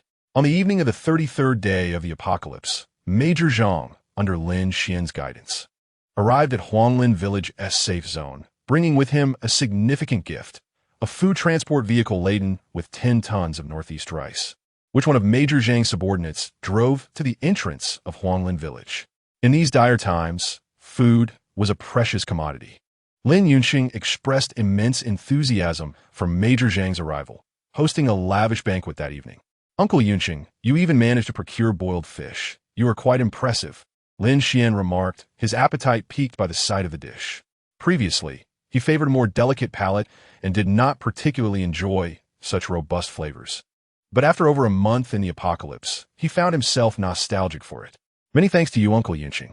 After a brief aside, Lin Yunxing subtly inquired about the purpose of Major Zhang's visit, as it was unusual to roam freely in these troubled times. Major Zhang did not withhold the truth, revealing that he was there to investigate the industrial park opposite Huanglin Village. This industrial park is the largest in Jiang City, a vital entity for both Jiang City and Jiang Province, being a tangible industrial area rather than a software park. By thoroughly assessing the industrial park and reporting back, it could lead to a shift in the large safe zones in the city, reclaiming the industrial park while integrating safe zones like Huanglin Village into a new urban hub, potentially serving as a base for humanity's counteroffensive against the zombies. This endeavor could be considered a national-level undertaking. On the surface, Lin Yunxing readily agreed, pledging unconditional support for Major Zhang's mission. However, his true thoughts remained a mystery to all. As the banquet concluded, the guests hastily dispersed. Early the following morning, Lieutenant Colonel Zhang planned to investigate the industrial park across the way. Lin Yunxing had arranged for 4 or 5 workers from that area to guide him and agreed to dispatch a militia unit for protection. However, he declined Zhang's request for Jiang Xue to accompany him, citing her critical responsibilities. The task was indeed pressing. During the 3 days of Lin Xian and his companion's absence, Huanglin Village had not remained idle. Supplies continued to be scavenged, and the plans for the Great Safety Zone were underway. Over 70 roads in Huanglin village had been blocked. However, due to He Wenming's previous withdrawal of over 20 elite soldiers, the militia's strength had been severely diminished, resulting in 7 casualties over the past 3 days, which left many feeling discontent. Therefore, Jiang Xue and her team were essential for safeguarding the blocking operations, a matter of great significance for Huanglin village. Lin Xuan, what are your thoughts on Lieutenant Colonel Zhang's mission? After concluding the morning's task, Lin Yunqing sought out Lin Xuan, who was preparing for a midday rest. Uncle Yunqing, I am but a mere individual. Would my opinion hold any value? Huanglin village is under your leadership now. Rationally speaking, we should support this mission. Once the safety zone relocates to the city, our safety will be assured, with the army providing protection. Yet, on a personal level, I cannot endorse it. For once this occurs, Huanglin village will no longer be under our control. Lin Xuan, we are living in apocalyptic times, a period of power shifts. We must tread carefully, lest our clan becomes mere cannon fodder, losing the freedom we currently enjoy. This is a double-edged sword, Uncle Yunqing. As the leader, you must bear the burden. I cannot make decisions. Whatever choice you make, I, Lin Xuan, shall fully support you. Lin Xuan spoke with a detached calmness, aware that Lin Yunqing had begun to relish his newfound power, a sentiment evident to many. Lin Yunqing had previously managed a firm with hundreds of employees. Yet the current situation, where the lives of 7,000 rested in his hands, was unparalleled. His words and actions could dictate the fates of many, and the intoxicating allure of such power was undeniable. Lin Xuan recognized this mindset was perilous. However, Lin Yunqing's presence was advantageous for him, as their interests were intertwined. For Lin Yunqing to maintain authority, he required a solid foundation, which was the Lin family. As a beneficiary, Lin Xuan found no reason to oppose him, unless Lin Yunqing succumbed to folly akin to the leaders of the pre-apocalyptic Shengtang Garden. With your words, I feel reassured. The militia unit must act swiftly. Unity among spouses and brothers is essential, Lin Yunqing expressed, pleased with Lin Xuan's response. Though it was ambiguous, he had grasped Lin Xuan's sentiments and offered further counsel. In the previous life, the safety zone in Jiangxue did indeed relocate, albeit not until 8 months into the apocalypse, taking an additional 6 months to transfer the majority of the population, covering areas such as Lianhua Mountain, the industrial park, and most of Wuxing Town, which later became a grain base for the safety zone. No sooner had Lin Yunqing departed than Lin Xuan perceived Jiang Xue's inner thoughts. A heavy weight settled in his heart. It seemed that the relocation was inevitable. Dear, what do you think will be the impact if the safety zone moves to the industrial park? Overall, it is a positive development. Historically, greater numbers equate to greater strength. A larger safety zone means enhanced security. However, on a personal level, it poses challenges. The militia will undoubtedly come under military command, leading to frequent and perilous missions. Once the safety zone relocates, I will resign immediately. Since the onset of the apocalypse, the Army's casualty rate has been alarmingly high. In any crisis, they are expected to bear the brunt, especially when high-level evolved zombies emerge, often at the cost of lives. Historical trends cannot be resisted. We must align ourselves with the course of history. My dear, remember that you and our son are my utmost priority. Do you understand? I understand, my love. Rest assured, I shall diligently hone my skills to protect you and our son, Lin Xuan replied with a smile, fully aware of Jiang Xue's repeated emphasis on this matter. For 2 consecutive days, Lieutenant Colonel Zhang led his team in reconnaissance of the industrial park. Lin Bin's drones became invaluable allies, allowing Zhang to acquire preliminary data on the industrial park. Although the area primarily focused on light industry, these sectors were crucial. The heavy industry sector could still withstand pressures, relying on stockpiles for sustenance. But the light industry that improved living standards was urgently needed, particularly the grain seed company located there, which was paramount for commencing large-scale agriculture. However, before Zhang could report to his superiors, a significant telegram arrived, leaving him bewildered and dazed. Is the content of this telegram genuine? Can we truly evolve? Are there indeed individuals with powers capable of commanding the elements? They are referred to as anomalous beings, not evolved beings. yet many regions do call them evolved beings. In the conference room of the Huanglin Village Safety Zone, leaders from the Civil Affairs Department and the militia convened, engaged in hushed discussions. A few days prior, the capital had communicated orders to various safety zones, demanding the collection of the gel found in the brains of evolved zombies. This news spread rapidly, with numerous scientists speculating its significance, resulting in a global dissemination within a matter of days. The information was transmitted via radio waves, despite widespread water and power outages. Many retained radios, allowing messages to circulate, albeit less conveniently than before. Huanglin Village had no fewer than 10 individuals capable of operating radios, and they were among the first to relay this news. The message surged through the community, prompting the capital to officially announce it to bolster public morale, particularly in the numerous grassroots safety zones, which faced significant threats from evolved zombies due to a lack of firearms. Many smaller safety zones had already fallen victim to this danger, rendering the announcement critically important. Now, the Jiangxue authorities had explicitly ordered the Huanglin Village Safety Zone to collect the gel from evolved zombies and submit it to the city's safety zone. Following the production of the evolution fluid, they would consider airdropping a supply to Huanglin Village. This evening's meeting would deliberate on this matter. Silence, everyone. You are aware of tonight's urgent meeting. The upper echelons have officially mandated that our Huanglin Village Safety Zone provide the gel from the brains of evolved zombies. In the future, we will also receive evolution fluid to cultivate our evolved beings. President, how much gel does the higher authority require? The more, the better. Gel is the primary ingredient for evolution fluid. Then why can't we produce the evolution fluid ourselves? Indeed, President, why can't we silence? What are you all thinking? Do you possess the ability to create it? Do you even know how to make it? Lin Xuan's reprimand silenced the room. Initially, he had pondered this question, but the reality was that no one knew the formula or the process. They simply could not produce it. The crowd ceased discussing this topic, shifting their inquiries towards the concept of evolved beings. Although Huanglin Village had seemingly avoided significant threats from evolved zombies, other safety zones had not been so fortunate. The risks associated with searching for supplies had escalated dramatically, with each expedition costing lives, a grim reality they all faced.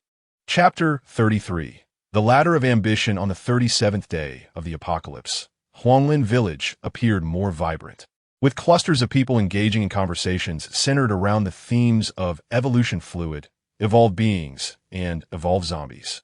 Jiang Xue stood by the window, with He Wenming beside him, while a communicator relayed messages from the upper echelons, reporting on the investigations conducted over the past few days.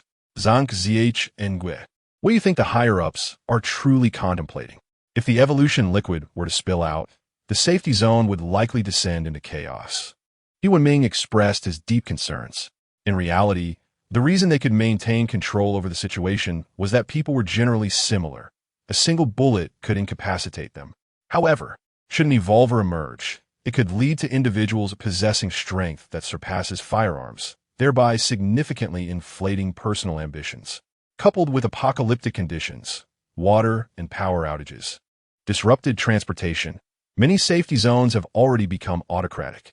If another evolver were to arise, a repeat of the events that transpired at Shangtang Huayuan is not out of the realm of possibility. Ordinary people might become new slaves. The higher-ups must have their considerations. It is likely that the matter of the evolution liquid cannot be contained.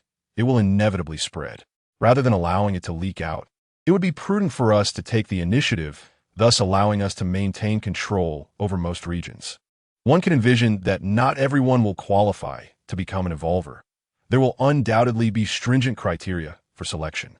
At that time, let us hope those criteria are rigorous enough to prevent a recurrence of the Shangtang Huayuan incident. This is not our concern, He Lianzhang. Have you not noticed that the ratio of evolvers to zombies in Huanglin Village appears disproportionately low?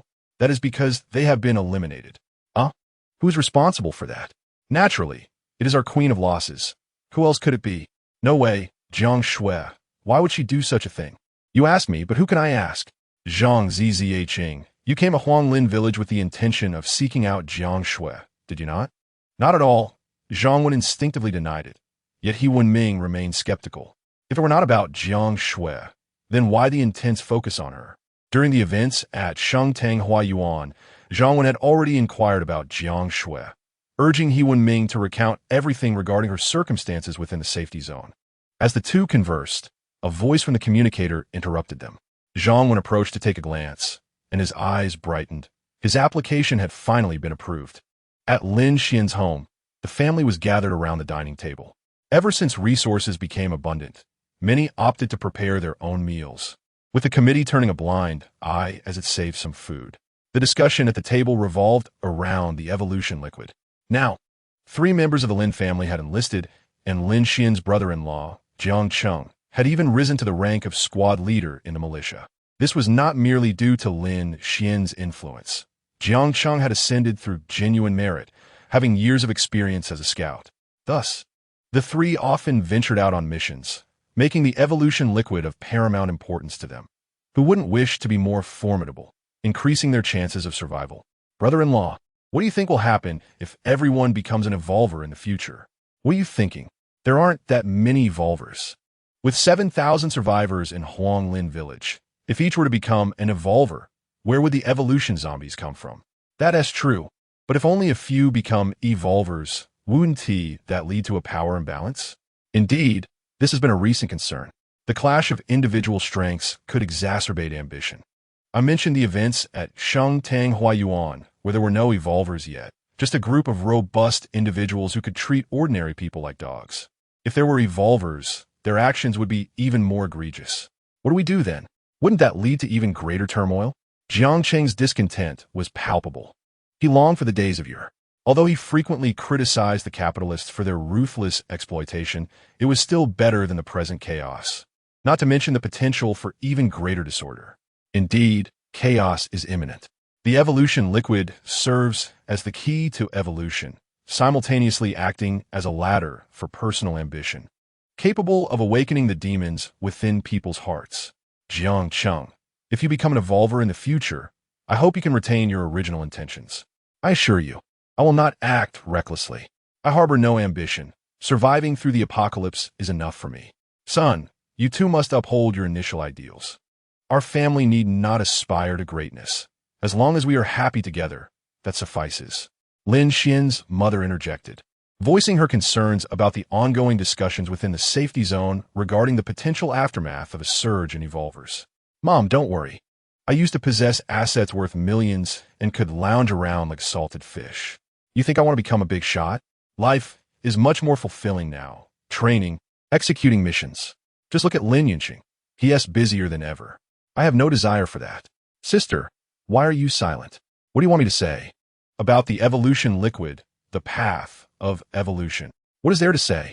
Your brother-in-law is the deputy squad leader of the militia and a member of the Huanglin Village Self-Rescue Committee.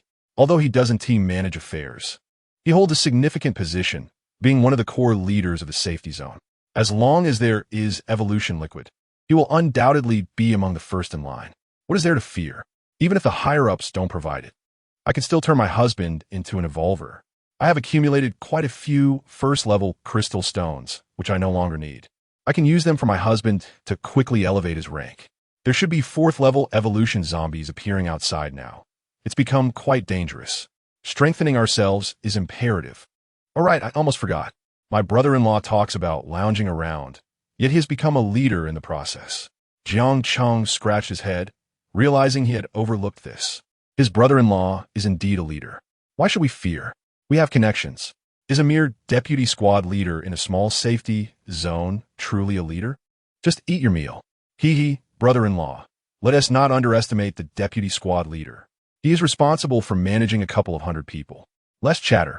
How has the inventory in our shop been moving? We have about 1/5 left, brother-in-law. I took the liberty of distributing some to the families of our fallen comrades. You mustn't be angry. Which comrades? Those who perished in the militia. Jiang Cheng's tone grew somber. The militia had only been established for a little over a month, yet dozens had already fallen. He spent all day in the militia, forging many friendships, and while some were together boasting the previous night by morning, they might be dead outside. After the soldiers died, the safety zone could not provide compensation, as funds had long been depleted. They could only offer minimal assistance to prevent starvation, leaving the families behind in dire straits, particularly orphans, widows, and the elderly, who possessed no means of survival. Thus, Jiang Xue was secretly aiding them.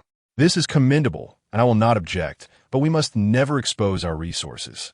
You know how dwindling supplies are in Huanglin village. Within a week, we will be completely out. We can only grow some vegetables for now and are unable to cultivate grains. In a month or two, food will become a matter of life and death, as well as a source of peril. I understand, brother-in-law. I won't take anything from home. Besides, the 3rd, 4th, and 5th floors are already packed. We can sustain our family for a year. The Lin family comprised 7 members, 3 adults, 3 elderly individuals, and 1 child. However, their appetites had grown significantly due to the effects of the meteorite, requiring them to consume over 10 jin of rice daily, which was quite substantial. After finishing their meal, Lin Xuan and the others returned to the militia.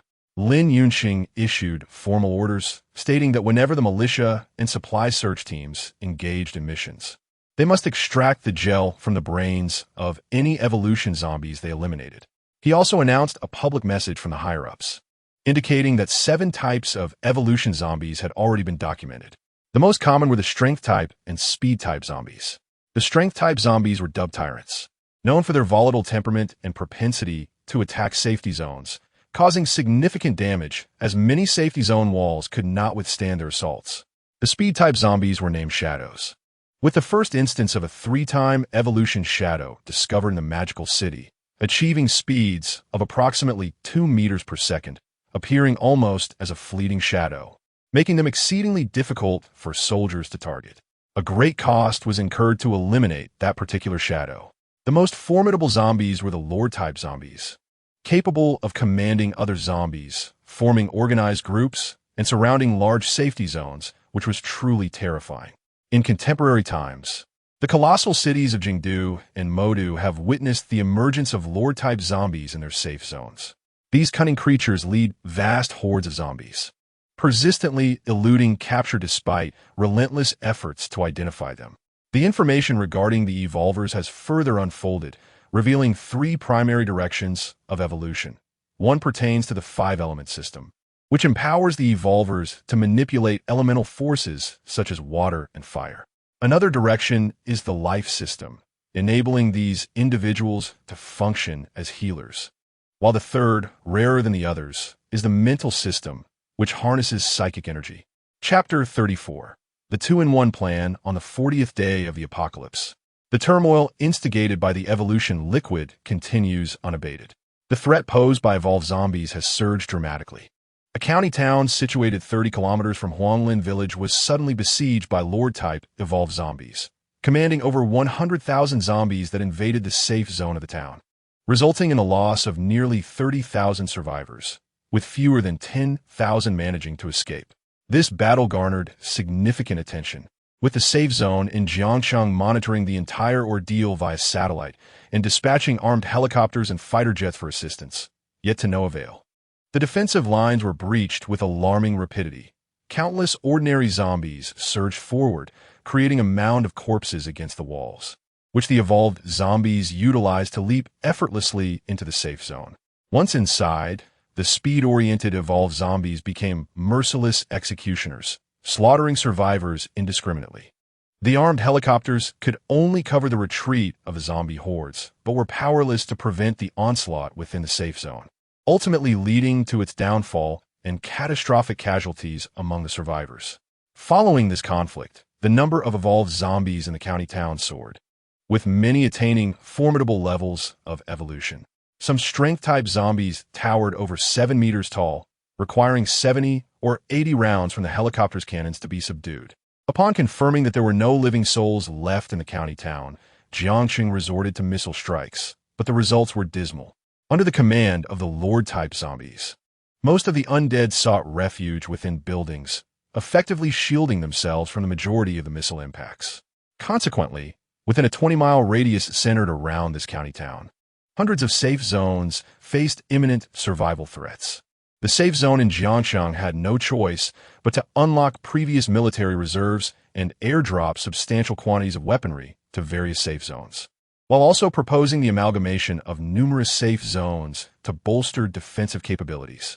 The news from Shanyan County has already reached you, and the world grows increasingly perilous. The 30,000-strong county-level safe zone, fortified with entire battalions of armed police, militia, and special forces personnel, still could not withstand the onslaught of the evolved zombies. Furthermore, Shanyan County lies a mere 30 kilometers from our Huanglin village, and its Lord-type zombie leader commands tens of thousands of zombies, potentially reaching Huanglin village within half a month. Do you not harbor any sense of urgency?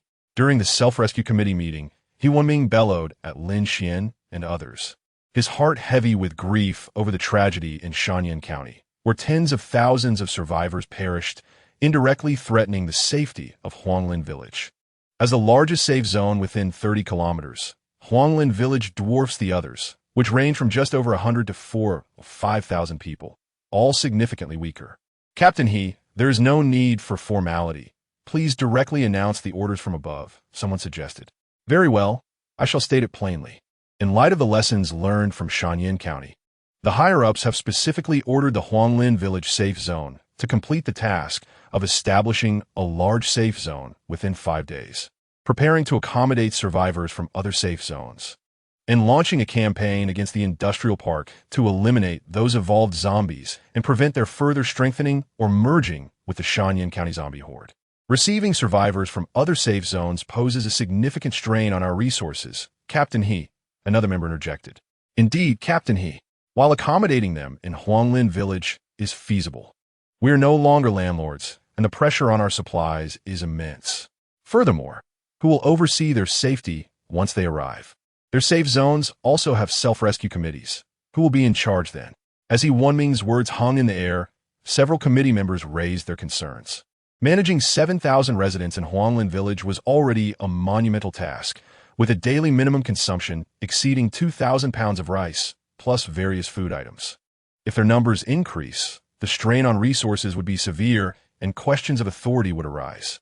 Lin Xuan, seated at the head, remained silent, as these were the very questions he wished to pose. However, the Lin clan had already taken the lead. Silence. The issues you raise can all be resolved. If we lack manpower, we can recruit soldiers. Weapons will be airdropped.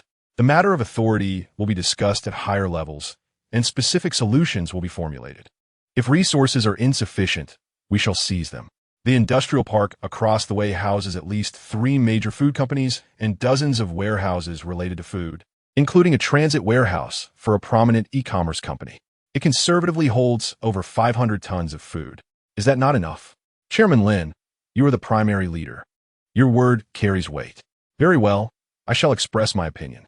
The plan for the large safe zone was proposed by us previously, and we have already completed half of it.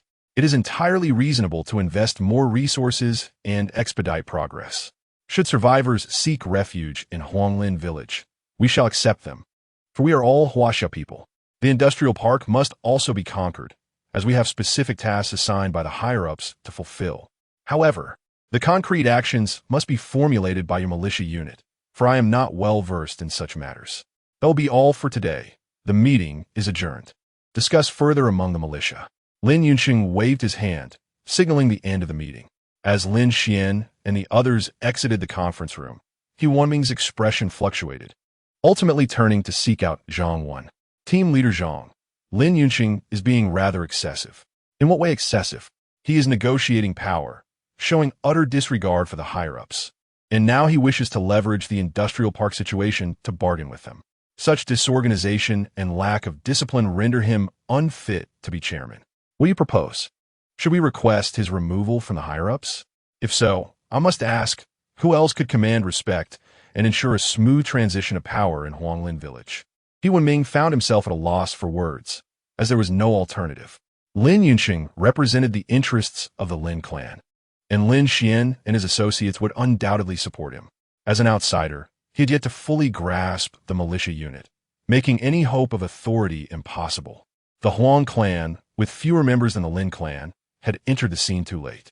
During the establishment of the safe zone, the Lin clan had rescued numerous migrant workers and provided them with housing, thus earning considerable goodwill over the past month. Consequently, the Lin clan, led by Lin Xuan, had established immense prestige, while the Huang clan remained largely voiceless. Isn't that the crux of the matter, Captain He? Politics is all about compromise. Lin Yunqing's self-interest is quite normal. He is, after all, from a family background. For the older generation, family holds great significance. You must learn to navigate dealings with them.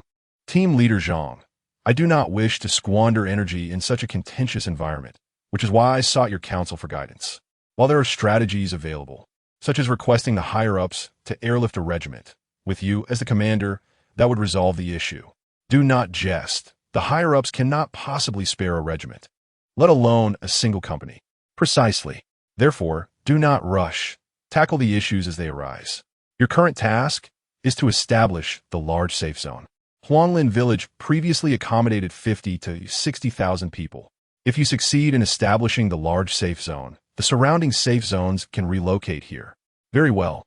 He Wenming nodded, genuinely preferring to expend his efforts on productive endeavors rather than engaging in power struggles. Arriving at the militia's quarters, He Wenming motivated the troops, urging them to intensify their efforts to swiftly complete the establishment of the large safe zone while also initiating reconnaissance operations against the industrial park to reclaim it. Wife, what are you pondering? After the meeting, He Wenming took the team to protect the engineering group. Lin Xuan noticed Jiang Xue lost in thought and couldn't help but inquire. I am reflecting on the situation in Shanyan County. In my previous life, Shanyan County nearly fell around this time, yet the Lord-type zombies there did not advance northward, as there were already Lord-type zombies in Jiang Xue. A mountain cannot accommodate 2 tigers. Besides, to the south, the population density is greater, and it is farther from Jiangxing, the provincial capital, making military strength weaker. It seems Jiangxing's response has been somewhat excessive. Could it be directed at me? What about Shanyan County, my dear? The zombie classification there is quite high, and I am contemplating when we might become evolvers. Currently, there are not many evolved zombies above level 3. Survivors can still rely on the Air Force or missiles for precise elimination. In a month or 2, evolved zombies will be rampant, and we won't have the capacity to deal with them. The extermination of high-level zombies must rely on evolvers. Should I bring out the evolution fluid in advance? The militia has stored 7 gel capsules, and when we reach 20, they can be sent to the city. By then, we should receive some evolution fluid, right? Therefore, Lin Xuan has been intentionally completing this task and has already collected 7 gel capsules, progressing neither too quickly nor too slowly. However, the higher-ups have not agreed to take the capsules immediately, citing that the Air Force is under strain and that they must wait until we have 20 before collecting them together. Darling, when clearing the industrial park, do not rush to the front. Things that come too easily are seldom cherished. Leave some difficulty so that the higher-ups will airdrop more weapons. I'm strongly suspecting that Jiang Xue is up to something. He seems to be targeting me. Please do not charge ahead, as I will inevitably follow, and this might expose my identity. I have so many secrets, and I do not wish to have no privacy at all. All right, I understand. Lin Xuan nodded solemnly. He did not want to put Jiang Xue in a difficult position, nor did he wish for her to live under the spotlight. Chapter 35. The liquor, the industrial park, and Huanglin Village are merely separated by a road.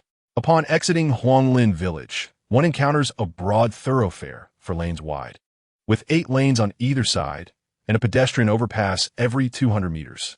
Before the apocalypse, during peak commuting hours, the overpass was bustling with people, but now is deserted save for a few wandering zombies. The militia used 2 overpasses as a reference, positioning 2 large trucks horizontally to block most of the road, filling in the gaps with materials to complete the barricade. The militia has now expanded to 200 members, simultaneously executing 4 tasks. One is to protect the supply search team, another to secure the safety zone, a third to assist the engineering team in sealing the entrances and exits of Huanglin Village, while the last is to formally launch an assault on the industrial park. However, the resources in Huanglin Village have nearly been exhausted, and it will not be long before those supply search teams converge with the industrial park's teams to begin scavenging there. At present, the militia's responsibility is to exterminate zombies. With 3 deputy squad leaders and 1 squad leader, each leads a team into action, necessitating that Lin Xuan take the front position, as there is no other choice. Lin Bin, Remain at the machine gun position. Ensure our surroundings are secure. Rest assured, Xinge, I will scout diligently. Very well, let us proceed. Lin Xuan nodded, retaining 40 militia members in his command, equipped primarily with cold weapons and firearms, except for a few shield bearers. Crossing the road, they arrived at the entrance of the industrial park, facing Huanglin Village's Phase 3, while Phase 1 remains at the other end of Lianhua Mountain. The entire industrial park consists of 6 phases, all within a single area, separated by fences and roads, thus considered as one entity. The buildings of the industrial park are not very tall, with most not exceeding 7 stories, primarily serving as factories. At present, it is eerily quiet.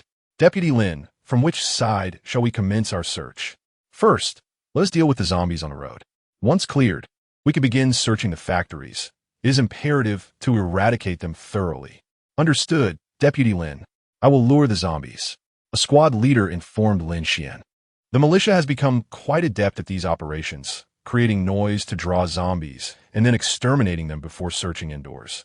The squad leader, accompanied by 2 others, ventured deep into the industrial park, using a plastic water bottle to tap on the foliage, making a sound that, though not loud, carried far in the stillness of the environment. One by one, zombies began to converge towards them.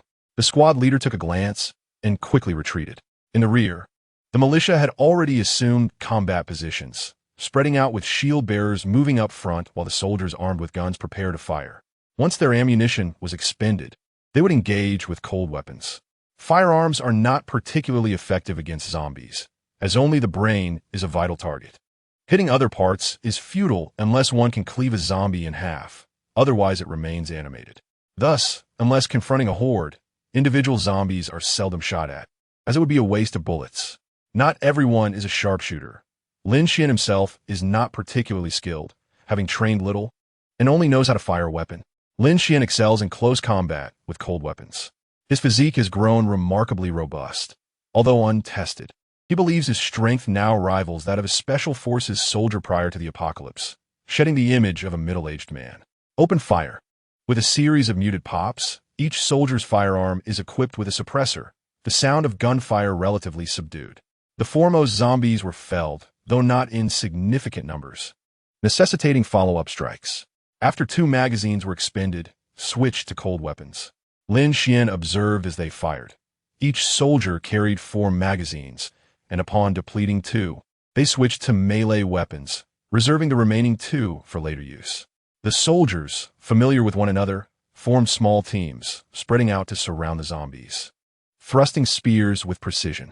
Their cold weapons had transitioned from javelins to longer spears, more suitable for close combat. Designed by personnel from the safety zone and capable of mass production. Lin Xuan charged ahead, as a commander must lead by example. This is an unwritten rule. Finish them off. Watch your feet. Within minutes, the standing zombies were dispatched. Many of those previously shot remain alive, their limbs severed yet still crawling, eager to bite. Xinge, the surrounding zombies have been largely cleared. We can commence searching the factories. Good, let us search the factories. Lin Xuan heard Lin Bin's voice over the intercom and ordered the search of the factories. Selecting the nearest factory, 2 soldiers opened the door, and a dozen zombies surged out, easily dispatched. After searching the factory, Lin Xuan took photos of the interior, though it was not food. It may be useful in the future. Photographing was a request from Jiang Xue, serving as a more detailed reconnaissance. They systematically searched through over a dozen factories, delving deeper into the industrial park. Deputy Lin, this is a separate factory and electronics plant. Shall we open it? They soon arrived at the entrance of a standalone factory marked Certain Optoelectronics, a labor-intensive electronic factory. Do not open it. Let us search 2 more and then depart. I am aware of this electronics plant. It is a large factory in this industrial park with over 20,000 employees operating in 2 12-hour shifts. It is certain to be teeming with zombies. Understood. The squad leader had no objections. There were too many zombies, and they could return later with the entire militia, along with machine guns and mortars. Not good. Xinge, there are licketers approaching you. Licketers are a type of evolved zombie officially classified, characterized by their incredible speed, rivaling that of speed-type zombies. However, their most terrifying trait is their attack power. They possess a long tongue capable of ensnaring individuals, akin to how a lizard hunts. Licators are extremely dangerous, with instances of annihilating thousands within secure zones. Quickly, from a defensive formation and slowly retreat into the factory. The taster is coming. Lin Xuan shouted. 40 soldiers swiftly arranged themselves into a defensive posture. Just as they completed their formation, the taster appeared, crawling on the ground like a massive lizard, its size far exceeding that of a living person. Without needing Lin Xuan's command, someone opened fire, but the shot missed. The taster surged forward. Bullets ricocheted off its body, creating splashes of blood, yet it continued its relentless charge, its injuries only fueling its frenzy. The taster crashed into the front lines, toppling a soldier with its massive form. It then lashed out its tongue, snatching a person and pulling them into its maw, its razor-sharp teeth piercing the victim's flesh, blood flowing into its mouth. Jiang Xue, a close friend of the fallen soldier, yelled in anguish, prompting everyone to open fire. The taster discarded the soldier and once again plunged into the crowd, where some soldiers drew their knives, too close to shoot. Lin Xuan was naturally the first to charge forward, drawing his blade and striking the taster's back. But the weapon lodged in its bones. The taster violently shook its body, flinging Lin Xuan aside. Xuan Yi, Xuan Yi. The zombie horde from the electronics factory has emerged. Find a place to hide. I'll go fetch my sister-in-law. Lin Bin's voice came through. This taster had indeed come from the electronics factory, which had just opened its gates, unleashing a multitude of zombies. Lin Xuan rose, ready to fight again, witnessing the taster wreaking havoc among the militia. His eyes blazed with rage. In that moment, he pushed aside all thoughts and, with a fierce roar, leaped onto the taster's back, drawing a dagger to stab at its head. The taster howled in agony, its body thrashing wildly. Lin Xuan was thrown off once more, but it could no longer harm anyone. A few soldiers fired repeatedly at its head, finally killing it. Lin Lian, the zombie horde is approaching. Quickly, withdraw the brothers into the factory and close the gates. Take the supplies. Lin Xuan ordered, removing his knife and dagger to pry open the taster's skull. Extracting a gel-like substance that had hardened to the consistency of stone, marked with 2 distinct lines. Lin Xuan recalled Jiang Xue's insights. Each line represented a level of evolution, and this gel would eventually transform into a substance akin to jade, known as crystal stone. Before the zombie horde arrived, Lin Xuan led his men into the factory. Counting heads, 3 soldiers had perished in the recent battle, and 5 more were wounded by the taster. Brothers, I'm sorry. According to the rules, I must bind you. Do not worry. There remains a 10% chance of survival. Lin Xuan addressed the injured soldiers. Being bitten by zombies carried a 90% chance of turning, but there was still a glimmer of hope. In Huanglin village, only 2 had survived their injuries in over a month. Lin Lian, I understand the rules. If I turn, please grant me a swift end. Do not let me feast upon the living. I feel the same. As a living man, I wish to remain, so even in death. Me too. Lin Xuan solemnly nodded, his heart aching at the sight of his resolute brothers. Chapter 36. Conflict outside the industrial park, He Wenming intercepted the nearly frantic Jiang Xue. The militia, numbering in the dozens, had become trapped within the industrial park, causing chaos in the safe zone. Jiang Xue immediately set aside all tasks to rush in for a rescue. Jiang Xue, remain calm. The encircled zombie horde numbers in the 5,000 to 6,000 range. Entering now would be tantamount to suicide. Step aside. Jiang Xue not only has Vice Captain Lin fallen, but also 40 soldiers. We cannot abandon anyone. Trust me, in half an hour, we will regroup and launch an operation. Look, we've even brought mortars. Jiang Xue, please calm down. Calm down. My husband is trapped, not yours. Step aside, or I swear I'll kill you too. Jiang Xue emanated a murderous aura. Her mind consumed by visions of Lin Xuan being devoured by zombies, reminiscent of a past life. She had vowed never to let such a tragedy repeat itself. Thus, all she desired was to charge in and save him, disregarding everything else. Safety zones, broader strategies, none of that mattered. Sister, I'm here. Jiang Cheng arrived, tasked with protecting the engineering team, which had since retreated to safety. He immediately brought his men to her side. Good, Jiang Cheng, restrain your commander. If he utters another word, kill him. Jiang Xue coldly commanded. She scanned her surroundings and approached a soldier, who silently handed over a light machine gun along with several magazines. Sister, I'll go in to rescue brother-in-law. There's no need. I'll lead the charge. You stay behind to support. Sister, listen to me. I'll be fine. Jiang Xue shook her head resolutely and strode toward the industrial park. Commander, what are we to do? Zhang team leader, I'm taking my soldiers into battle now. Your men are your concern. He Wenming's face darkened. Jiang Xue's bluntness embarrassed him. In peacetime, such words would be grave, yet now he felt powerless. Jiang Xue entered the industrial park and quickly spotted the horde of zombies, 5,000 to 6,000 emerging from the electronics factory, spreading throughout the industrial area. Jiang Xue began firing the light machine gun.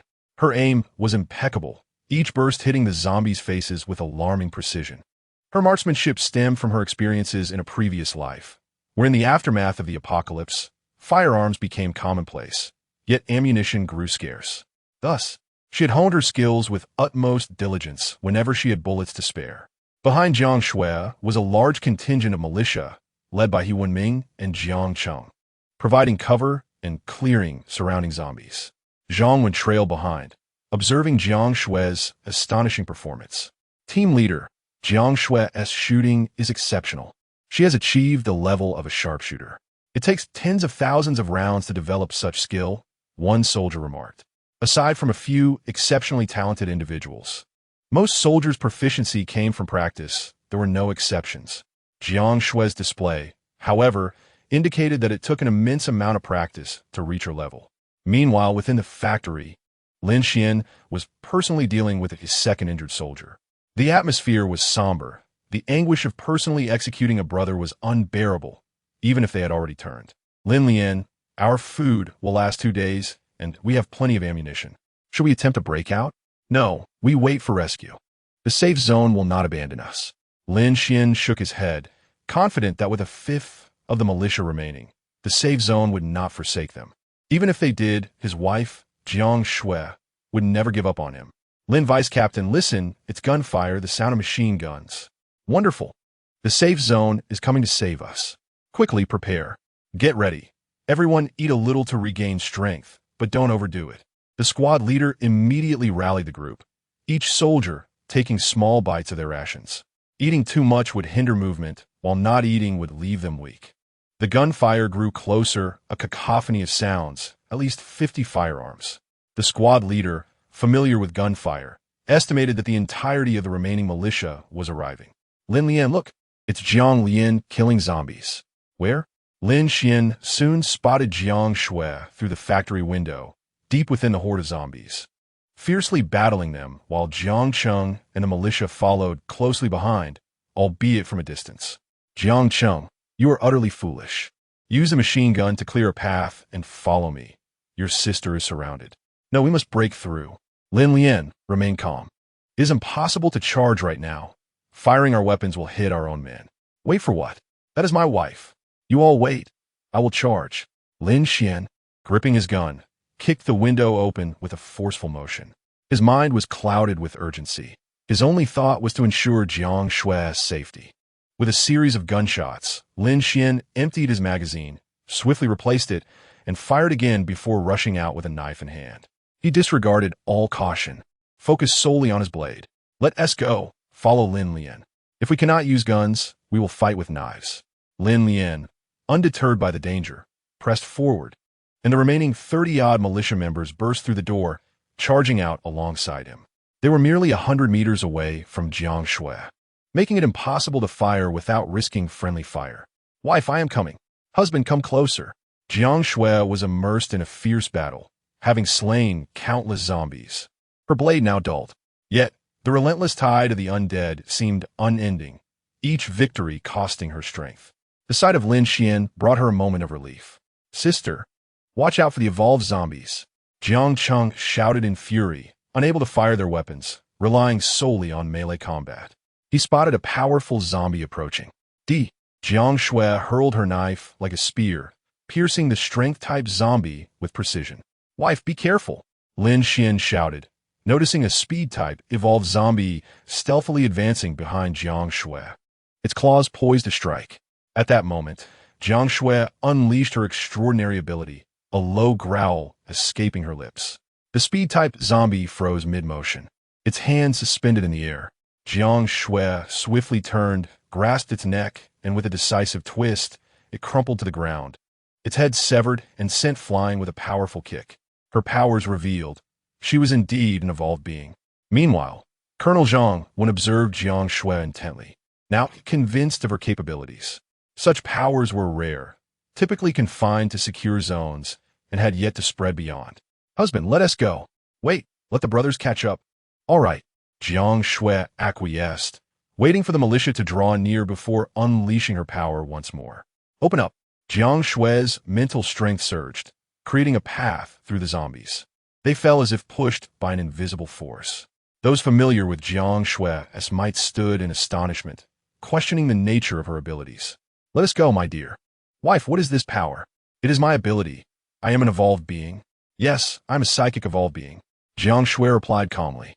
As the zombies before her lay incapacitated, she and Lin Xuan approached Jiang Xue and the others with a composed demeanor. Retreat quickly, He Wenming shouted, having successfully rescued them. They needed to withdraw. The horde was vast, seemingly endless. A militia member drove a truck to block the entrance of the industrial park, stalling most of the zombies while the group retreated to Huanglin village, where the road was mostly obstructed, offering a semblance of safety. We have survived. I'm still alive. Another day lived is a day gained. The militia members collapsed with exhaustion, many laughing through tears, celebrating another day of life, even as they mourned the loss of many brothers. Deputy Jiang, I have smack. Colonel Zhang when approached, intending to speak with Jiang Xue, but before he could finish, she erupted, launching a kick that struck him. He was caught off guard, raising his hands in defense, but still staggered back, his hands throbbing with pain. Jiang Xue, what are you doing? Boom!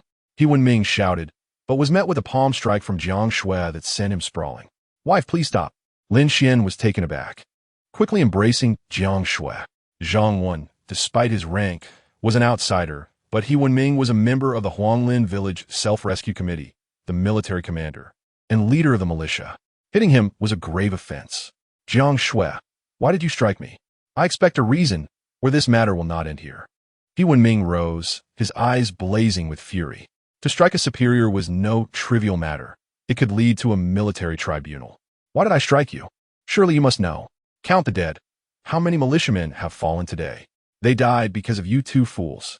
I warned you numerous times that the industrial park was perilous, yet you obstinately insisted on attacking it for your own glory.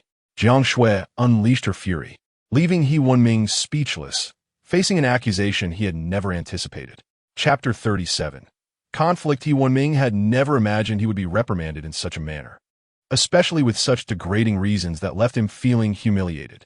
For about a month in Huanglin village, he had worked tirelessly, never once shirking from danger, always present in the most perilous missions, making it difficult for him to accept such a slanderous claim. Enough, Jiang Xue. On what grounds do you accuse me? On what grounds? How can you even ask? Who benefits the most from capturing the industrial park? It is you and Zhang Wen. You seek accomplishments and promotions at the expense of the militia's lives. Does your conscience not ache? I do not. The attack on the industrial park was an order from above, meant to save millions of survivors in Jiangcheng. Bah, always invoking the greater good and higher orders. Have you even considered the militia? They are armed with nothing but outdated rifles. Where are the tanks, the aircraft, the artillery? Out of 200 militia, aside from a few trained individuals, how many can even hit a target? What good are their guns? Jiang Xue, militiamen are still soldiers. Indeed, but are they not human? With the enemy possessing aircraft, tanks, and artillery, they send a mere militia to face them? Jiang Xue, you are being unreasonable. The higher-ups have more pressing missions. Unreasonable? Is it unreasonable to speak the truth? How many lives have been lost in less than a month since the militia was formed? We can sacrifice ourselves for our families. But why should we die for your accolades? Brothers, let me tell you, today as fallen could have been saved. The deputy commanders and I oppose the attack on the industrial park. We are but 200, yet we are stretched thin, tasked with safeguarding supply teams, engineering teams, and maintaining order. Now we are to assault the industrial park with insufficient manpower. We asked He Wenming to request reinforcement from above, but he refused. Why? Because asking for troops would diminish his glory. He prioritized his accolades over your lives. Jiang Xue, you slander me. He Wenming shouted, growing frantic, swearing he had no such intentions. The reason for not requesting reinforcements was that they were not available.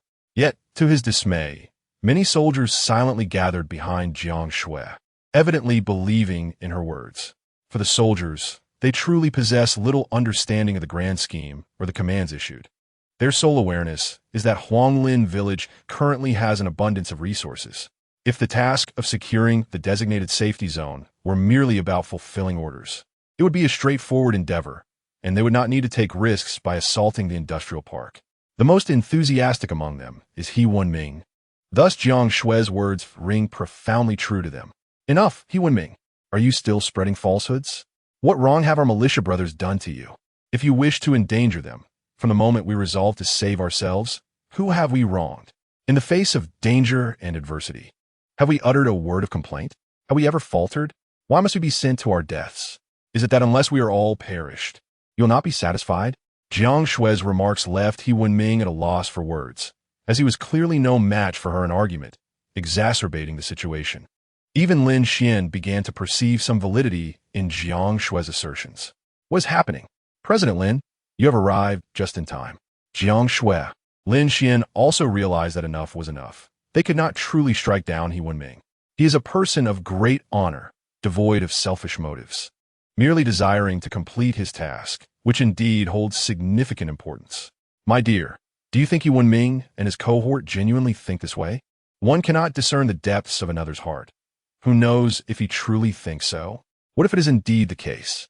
I care not whether He Wenming and his group hold such thoughts. I simply wish to use this opportunity to extricate myself. Let others do as they please. My family must not encounter danger again. Absolutely not. Without evidence, we are in dire straits.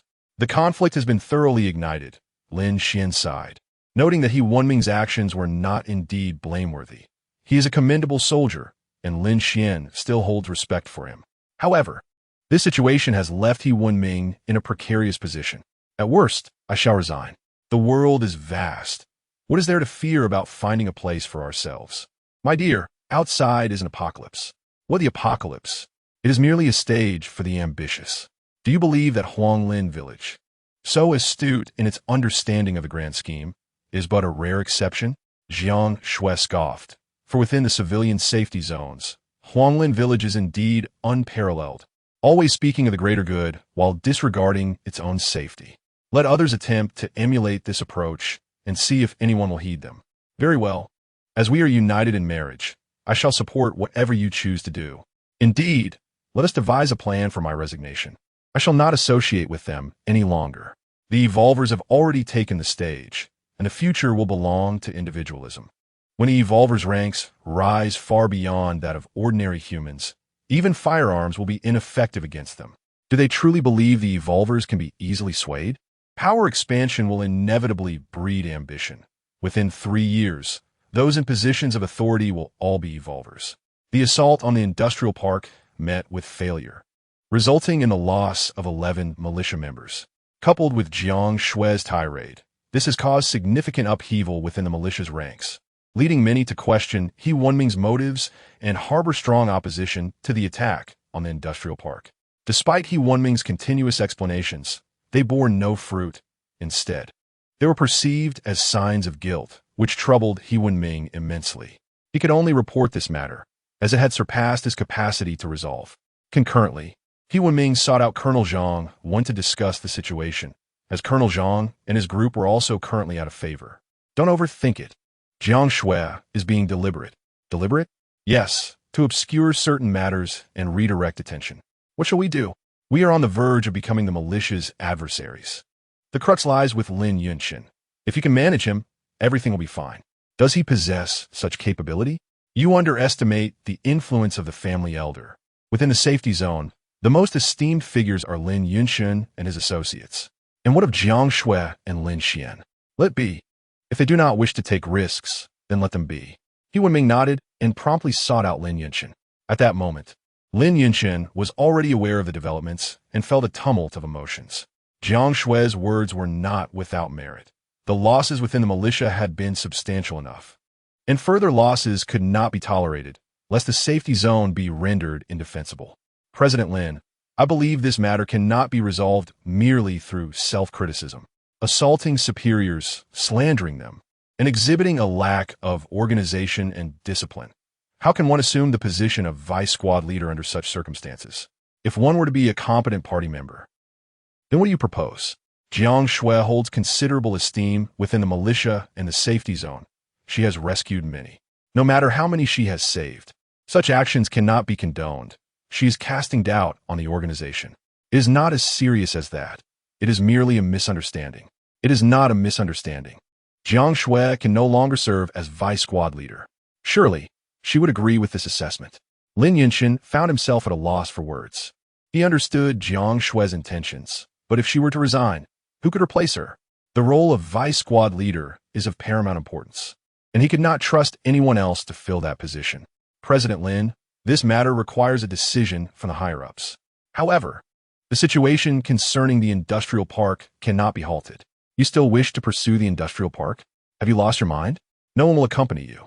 I shall go personally. Those willing may join, and those unwilling may abstain. I, He Wenming, am blameless.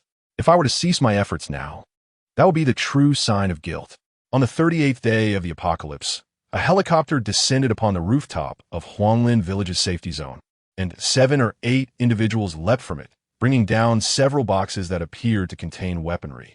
He Wenming approached carrying a box filled with the collected gel, totaling 15 pieces, falling short of the previously anticipated 20, yet delivered ahead of schedule.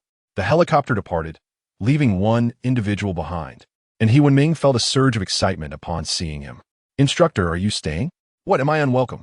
Fei Ying chuckled. Having formerly been He Wenming's instructor and now returning to guide him once more. This incident in Huanglin Village had served as a significant wake-up call for the higher-ups. No, not at all. You are most welcome, warmly welcomed. Let us go and meet President Lin, Fei Ying said with a smile, and together with He Wenming, they proceeded to meet Lin Xuan. Fei Ying introduced himself and elaborated on the purpose of his visit, which, on the surface, was framed as organizational development. In these apocalyptic times, with societal unrest and organizational decay, he needed to instill some order. Instructor, Huanglin Village does have an organizational department. Our organization is quite healthy. Indeed, but incidents of subordinates assaulting superiors have arisen. President Lin, are you aware? Had this occurred 2 months prior, it would have been a matter of great concern for the entire military district. The militia also falls under the military hierarchy, does it not? That is true. By the way, I have another task at hand, which involves scouting for evolvers. Evolvers?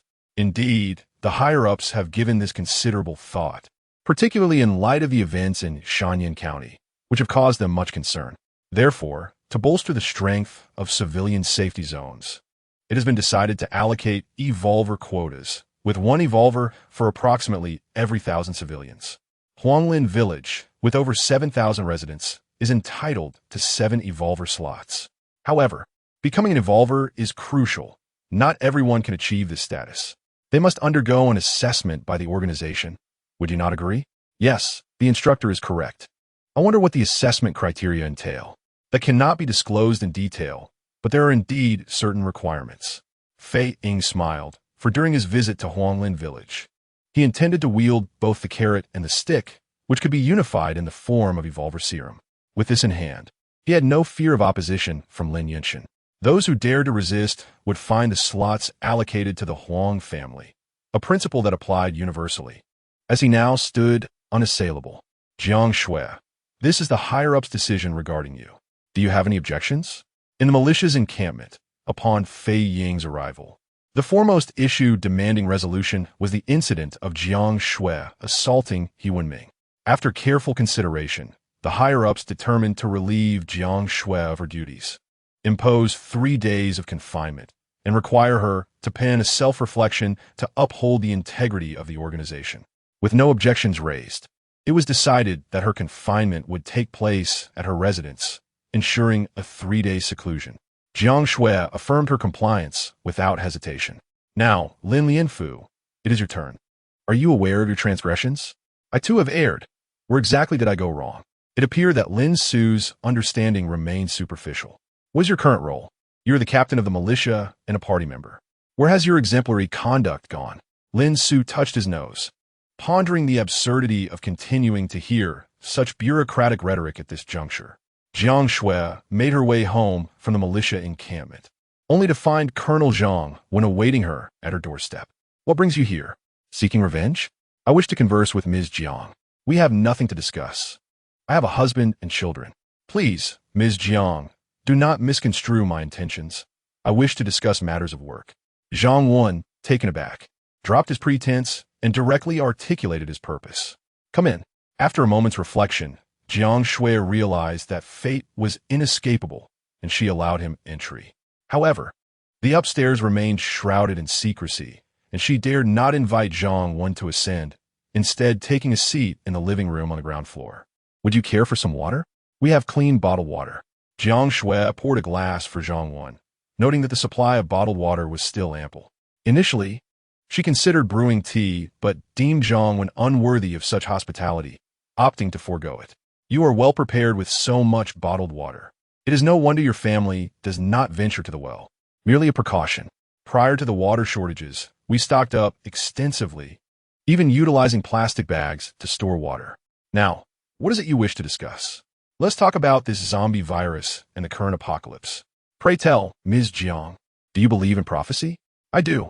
In my village, there was a fortune teller known as Lin Xuan, who was my husband's uncle. His predictions were reputedly accurate, yet he failed to foresee that he would perish in the apocalypse. Ms. Jiang, in the days leading up to the apocalypse, did you not send an email to 13 recipients? Before the apocalypse, I was merely a full-time housewife, and I had no need for emails. I do not comprehend your assertions. A full-time housewife, yet how do you explain your remarkable abilities? On the very first day of the apocalypse, you exhibited a complete lack of hesitation when dispatching zombies. At that time, most believed the zombies were merely afflicted individuals whose movements should be restricted, yet you acted without any moral qualms in slaying them. Others managed to kill many living people before the apocalypse. Why do you not question them? And how do you account for your unique abilities? In the industrial park, you cleared a path through the zombies using what appear to be psychic powers. What powers? I know not what you speak of. Perhaps the zombies were merely frightened by my actions. Is it entertaining to evade the truth? Must you insist that your version is the only acceptable one? Very well. How do you explain that just before the apocalypse, your husband withdrew funds from the bank to purchase over 20 pounds of gold and several million worth of food supplies? Surely, these items filled your upper floor. Jiang Xue's irritation was palpable as he revealed his trump card. He had been able to pinpoint Jiang Xue's movements due to having requested access to her family's comprehensive records, particularly their activities, phone communications, and online purchases in the month leading up to the apocalypse. He discovered that in her husband's name, Jiang Xue had procured millions worth of food supplies, sufficient to sustain their family for over a year. You are mistaken. Prior to the apocalypse, my husband was rather lackadaisical. I could no longer bear to watch, so I encouraged him to earn a living. Subsequently, he resigned to pursue entrepreneurship. We own a house and a shop in Huanglin village, and we plan to open a supermarket. Many were aware that those supplies were intended for the store, and most were later donated to the main warehouse of the safe zone. Jiang Xue responded calmly, knowing that Jiang Xue possessed significant influence and could uncover their private secrets. However, as long as she did not concede, no harm would come to her. Ms. Jiang, I believe you have misconstrued our intentions. We, including the highest leadership, harbor no malice towards you. Your email has spared our nation immense losses, and our visit is solely to engage in a dialogue. I do not comprehend your meaning. Engage in conversation? Am I so foolish as to admit to something that would leave me drained of my last benefits? For now, I may assume the leadership bears no ill will, but what of the future? When the evolved gain power, who can guarantee their intentions remain pure? Let us make this arrangement. Should you have any thoughts regarding the apocalypse or the future, please share them with me. Countless citizens continue to suffer, facing the threat of zombies, and some are even forced to take the lives of their loved ones. This is the most harrowing ordeal of humanity. Ms. Jiang, with your benevolence, you have stood up for the people of Huanglin village. I trust you can contribute to the greater good as well. The populace shall not forget your contributions. My contributions have sufficed. I have no regrets. Jiang Xue scoffed, reflecting on how, in her previous life, she lacked the ability she possessed now, yet endured a life of profound misery. Her family had suffered humiliation, their home and shop in Huanglin village seized, leaving them confined to a single room. Subsequently, her husband had perished in a desperate struggle for food, while her son starved to death. In those times, who had come to their aid? In this life, she had already made her contributions. Of the 7,000 souls in the safe zone, at least half were saved through the efforts of her and her husband. Had it mirrored her past life, the survivors in Huanglin village would have numbered fewer than 1,000. Thus, she felt no remorse. Ms. Jiang, do not be agitated. Our conversation ends here for today, but I shall return. Furthermore, I have news to share. The Natural Resources Investigation Team I lead has completed its mission, and our next task is to ensure your safety. Jiang Xue rose, having concluded that Jiang Xue was indeed the individual he sought to protect. Chapter 39. Ideological work. In a remarkably brief period, Fei Ying firmly established his presence within the Huanglin village safe zone. He was an exceptionally skilled political worker, wielding his eloquence as a potent weapon. Upon his arrival, he engaged in conversations with various individuals, eschewing bureaucratic jargon for grounded, relatable dialogue about food, family, the past, and aspirations for the future. His words became a formidable tool, lifting the spirits of many survivors and dispelling their gloom. This fellow possesses superior psychological skills. He must be an expert, remarked the original leader of the psychological intervention team to Lin Xuan in private. The leader, a university student from the Lin family who had minored in psychology, found himself outmatched as Fei Ying single-handedly eclipsed the entire team. Bingbing, what do you suppose his next move will be? Lin Xuan inquired. He's rather enigmatic. I struggle to comprehend his strategy.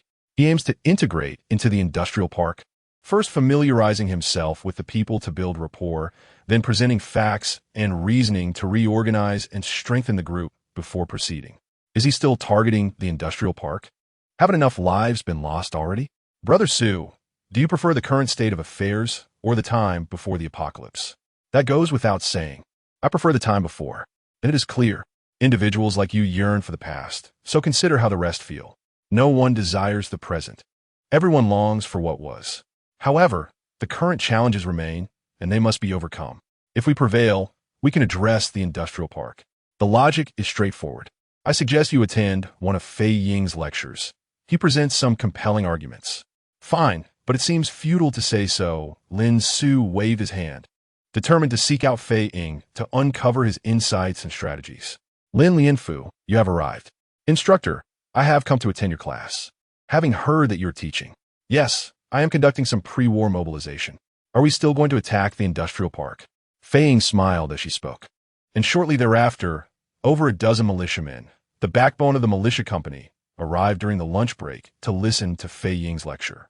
Comrades, just now Lin Lianfu posed a question to me regarding whether we are still going to strike at the industrial park. I would like to know your thoughts on this matter. Instructor, please speak plainly. We will follow orders. Very well. Before I elaborate, let me outline the situation in Jiangxue. Before the apocalypse, Jiangxue had a population of approximately 14 million. Presently, there are 3 super-large security zones established by the authorities, housing around 400 to 500,000 survivors.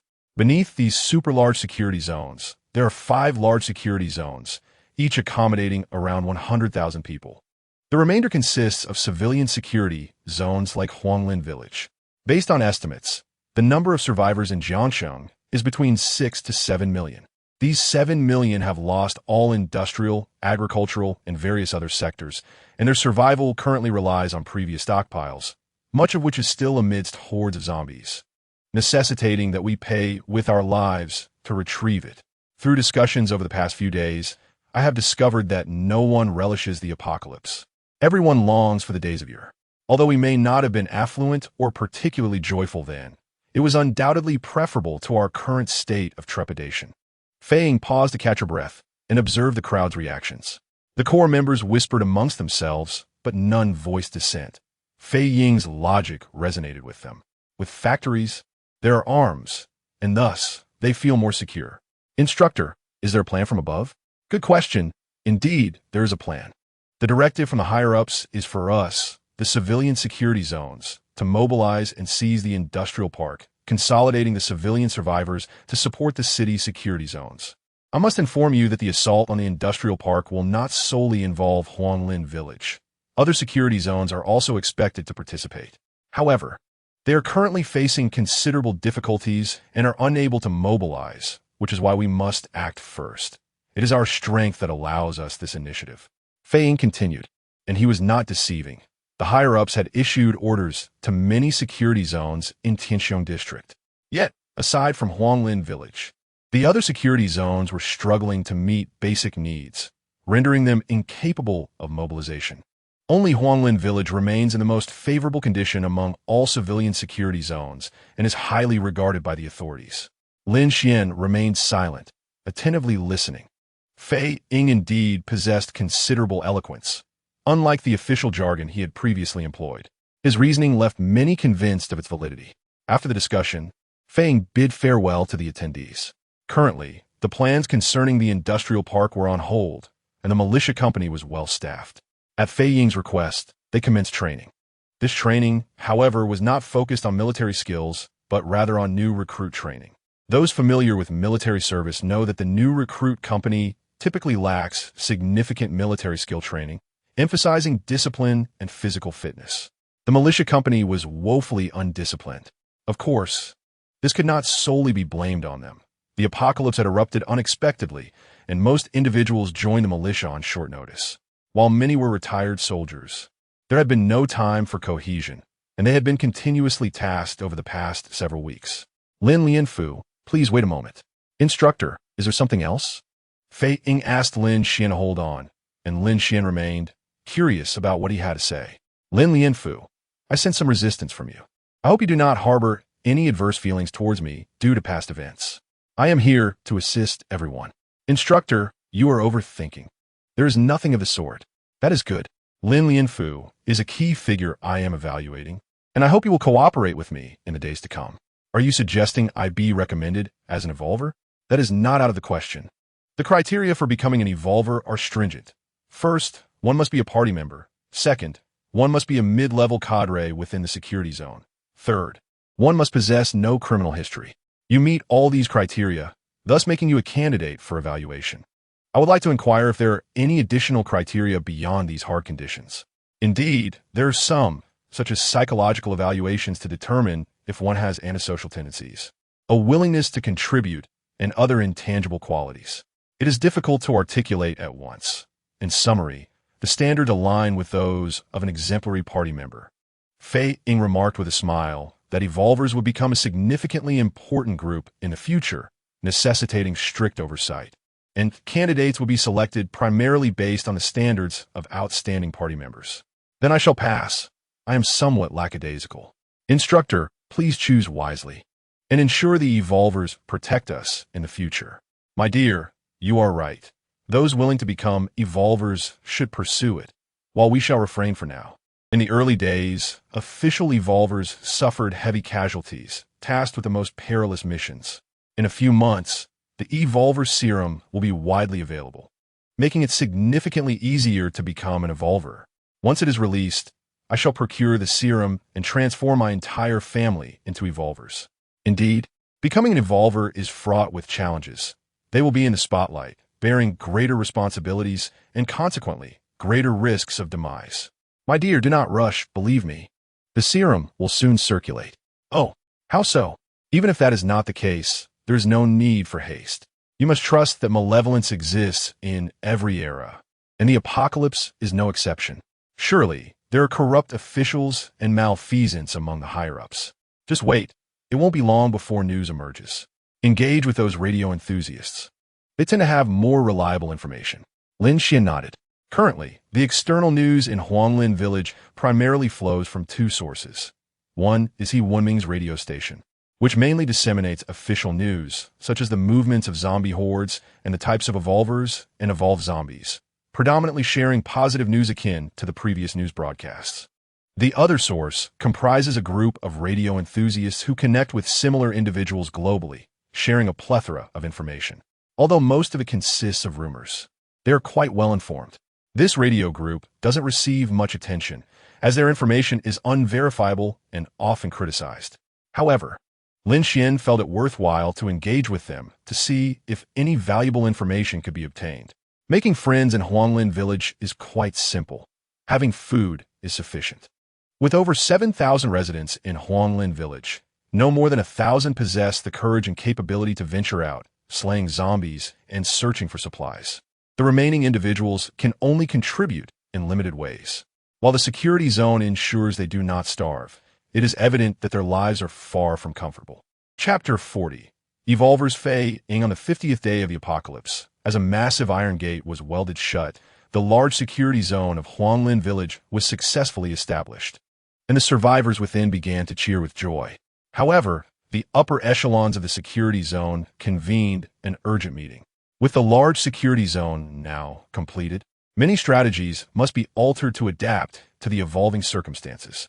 In the afternoon, the militia company was set to commence the clearing of all zombies within the security zone, conducting thorough searches of buildings, shops, factories, and warehouses, ensuring that not a single corner was overlooked and no zombie was left unaccounted for. Thus, this meeting must address all pertinent issues, the foremost of which pertains to property matters. The houses in Huanglin village belonged to the villagers prior to the apocalypse. Some individuals owned as many as 30 houses, while others had at least one. I recall that no one was without property. Now, with our population at 7,000 and expected to increase, the issue of housing must be resolved first. The Lin family has decided that households owning more than 2 properties may retain one for their own use, while unconditionally relinquishing the usage rights of the remaining properties. Should the apocalypse conclude, these houses will still belong to them. However, for now, they shall be made available for free to the survivors, without any rental charges, and will be organized by the Self-Rescue Committee. Huang Zhihui, how will your Huang family proceed? We shall comply with the committee's arrangements and act accordingly. In this era of calamity, we shall not become villainous. Huang Zhihui immediately responded, expressing distaste for Lin Yunqing's approach. The Lin family has generously offered their properties for free. Should they dare to charge rent, they would surely become the targets of public outrage. And in any case, they would struggle to collect rent, as individuals would undoubtedly choose the Lin family's free housing. I would like to extend my gratitude on behalf of the higher authorities for the contributions of the Huang and Lin families. The people will not forget your efforts. These are merely formalities. We are all citizens of Huaxia, and we possess the necessary awareness. Now, let us address the second matter, supplies. Although most food in Huanglin village has been thoroughly scavenged, there are still many overlooked items, and clothing and footwear are equally essential. Thus, we have resolved to requisition all supplies. Comrades, within the safe zone, there are many elderly, children, pregnant women, and the ill. They lack the means to survive in this apocalypse. If our committee neglects them, they will perish from hunger, illness, or exposure, yet we possess no assets to assist them. Therefore, requisitioning is our only option, with future compensation to follow. Chairman Lin, may I pose a question? There are numerous shops in Huanglin village. What shall we do with the supplies if the shopkeepers are still alive? As long as they can prove their ownership, they may retain 20% of the supplies, while the remainder will be requisitioned. The value of the items will be documented for compensation post-apocalypse, subject to policy. This order is mandatory. Should a shopkeeper refuse, then the Huanglin village shall not welcome them. Additionally, the shopkeepers of both Huang and Lin families shall receive the same treatment. The Huang family agree. We have already surrendered thousands of properties. If they are unwilling to part with even a fraction of their goods, then they may as well not reside in our homes. Very well, Commissioner Huang, let us proceed accordingly. The next topic involves the reception of survivors. As per higher directives, once the large safe zone is established, we must gradually receive the remaining survivors from other safe zones. You should discuss the method of reception. Survivors from other safe zones must first accept our command. Regardless of their previous positions, they must comply with our orders, or they will not be admitted. Lin Xuan immediately took the initiative to uphold Lin Yunqing's authority. Even if a county head were to arrive from another safe zone, they would still be required to follow orders. What is your perspective, Commander He? I find this reasonable. It should be so. Even if an individual possesses great talent, they must receive the committee's approval and be appointed by higher authorities. He Wenming nodded. Sensing the validity of this position. If a person of high status could simply enter and claim a position of power, the residents of the safe zone would surely object. Furthermore, any incoming survivors must surrender their firearms. Should they bring supplies, they must relinquish 50% to the committee as a management fee. That is entirely acceptable. We must consolidate resources. Under strict wartime management policies, private resources should not exist. Yu Wenming agreed, affirming that surrendering 50% is not excessive. In a truly strict wartime management policy, private retention of resources would not be permitted. All supplies must be utilized collectively. Now that we have concluded the overarching topics, we shall address specific tactical issues. Commander He, I grant you 2 days to eradicate all zombies. Certainly, I assure you that the task will be completed. Yu Wenming nodded. 2 days is ample time.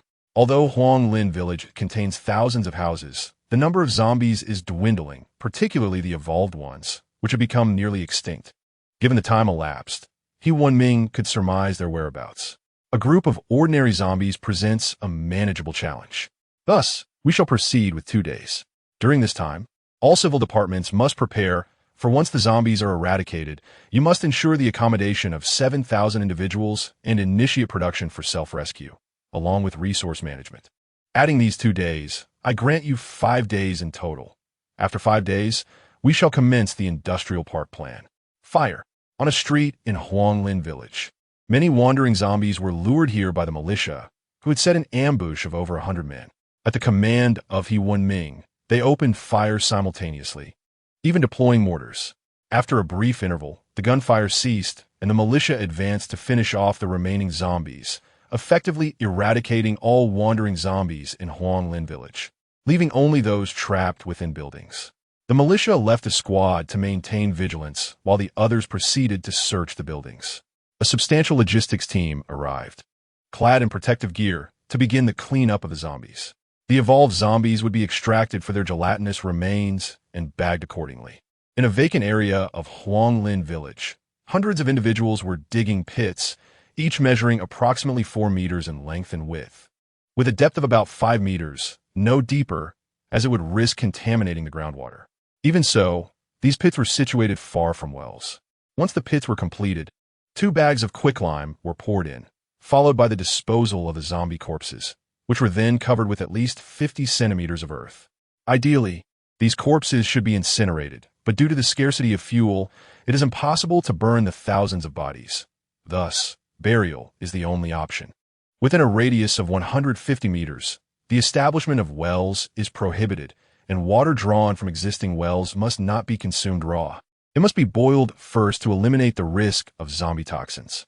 This lesson has been learned through painful experience. Doctors within the safe zone continuously admonish. Numerous incidents have occurred across various safe zones where survivors fell ill from drinking contaminated water, resulting in significant losses. It is not that these safe zones lack scientific knowledge, but rather that circumstances have forced their hand. In Huanglin village, a urban village, gas canisters are still widely used, hence they have retained a considerable supply. However, in residential complexes, gas pipelines have ceased operation, and fuel is exceedingly scarce, making it impossible to ensure all water is boiled.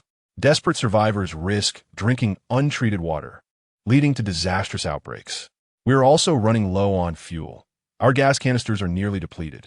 It is imperative to notify the committee promptly to establish a gas supply station and refill all canisters, lest we too be compelled to drink untreated water. Please expedite the request. Otherwise, we may face grave consequences. The doctor nodded, recognizing the urgency of the fuel situation. Previously, there had been no shortage of fuel, electricity, gas, or even coal could be utilized. Now, everything must begin anew.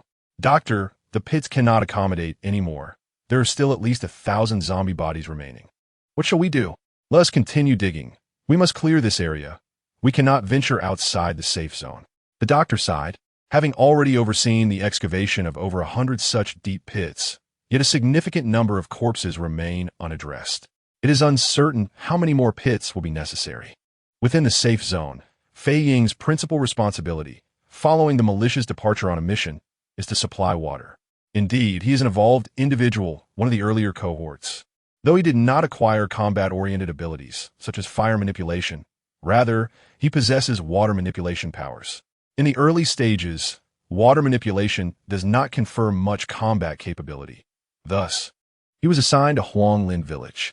Currently, his ability allows him to provide 1 barrel of clean water, approximately 15 liters, after which he must rest for an hour. Frequent usage of his powers significantly increases his appetite, as he requires substantial energy replenishment. In fact, the Research Institute has already discovered that the evolvers can directly consume colloids, which not only allows for a rapid replenishment of their abilities, but also enhances the level of those abilities. However, currently, aside from a handful of exceptionally powerful evolvers, this practice is not permitted, as the authorities prioritize increasing the quantity of evolvers rather than their quality. Of course, the higher-ups have agreed that for every 20 colloids obtained by Huanglin Village, 1 can be ingested, as the water source is of utmost importance to Huanglin Village. Abilities are a form of energy akin to the strength within our bodies. When depleted, the body will gradually recover. Do not envy me, for my abilities offer little assistance in combat. You may acquire even more formidable powers in the future, such as fire abilities. It is said that a rare lightning-type evolver has emerged in Jingdu, who can now emit electric energy akin to high-voltage electricity, proving to be incredibly fierce. A single bolt of lightning can reduce a dozen zombies to ashes. Fei Ying attracts a large crowd whenever he utilizes his abilities, and he seizes these opportunities to continuously explain matters concerning evolvers. Chapter 41. The Evolvers of Huanglin Village. On the 55th day of the apocalypse, the committee organized a banquet involving everyone in the safe zone, even distributing a bottle of beer to each person to celebrate the complete establishment of the Huanglin Village safe zone. They could finally avoid being cramped in the small safe zone, and laughter filled the air temporarily. Huanglin Village, which once accommodated 50 to 60,000 people, now only houses a little over 7,000. Making it appear quite spacious. Even if each person had a room, only 300 to 400 houses will be needed to accommodate everyone fully. With a few candles lit, the committee's higher-ups gathered for the celebration, enjoying the same food as everyone else, as dining also constituted part of their work. Instructor Fei, as previously mentioned, now that the safe zone is established, the matters regarding evolvers must be implemented. I wonder if the instructor has completed the assessment. I have completed it. I initially intended to announce it tomorrow, but since everyone is eager, shall I disclose the list now? Very well, that would be appreciated. Indeed, the selection of evolvers was made after careful consideration. Following the directives from above, the first batch of evolvers will predominantly consist of frontline combat troops. Hence, the list is composed entirely of militia personnel. The stringent criteria are threefold. First, they must be party members. Second, they must possess no criminal record. And third, they should have had military service, civil service, or experience in state-owned enterprises prior to the apocalypse, or participated in militia tasks after the onset of the apocalypse. Based on these criteria, I have selected 7 individuals, whose names are as follows. He Wenming, the militia company commander. Lin Xuan, the militia deputy commander. Lin Xuan, the militia deputy commander. Huang Yunfeng, the first squad leader of the militia. Tang Xiang, the second squad leader. Lin Sheng, the squad leader of the first platoon. And Huang Zhan, the squad leader of the third platoon. These 7 will become the first batch of evolvers. Those who were not selected should not lose heart. Our production of the evolution liquid is increasing, and it will not be long before the second and third batches are announced.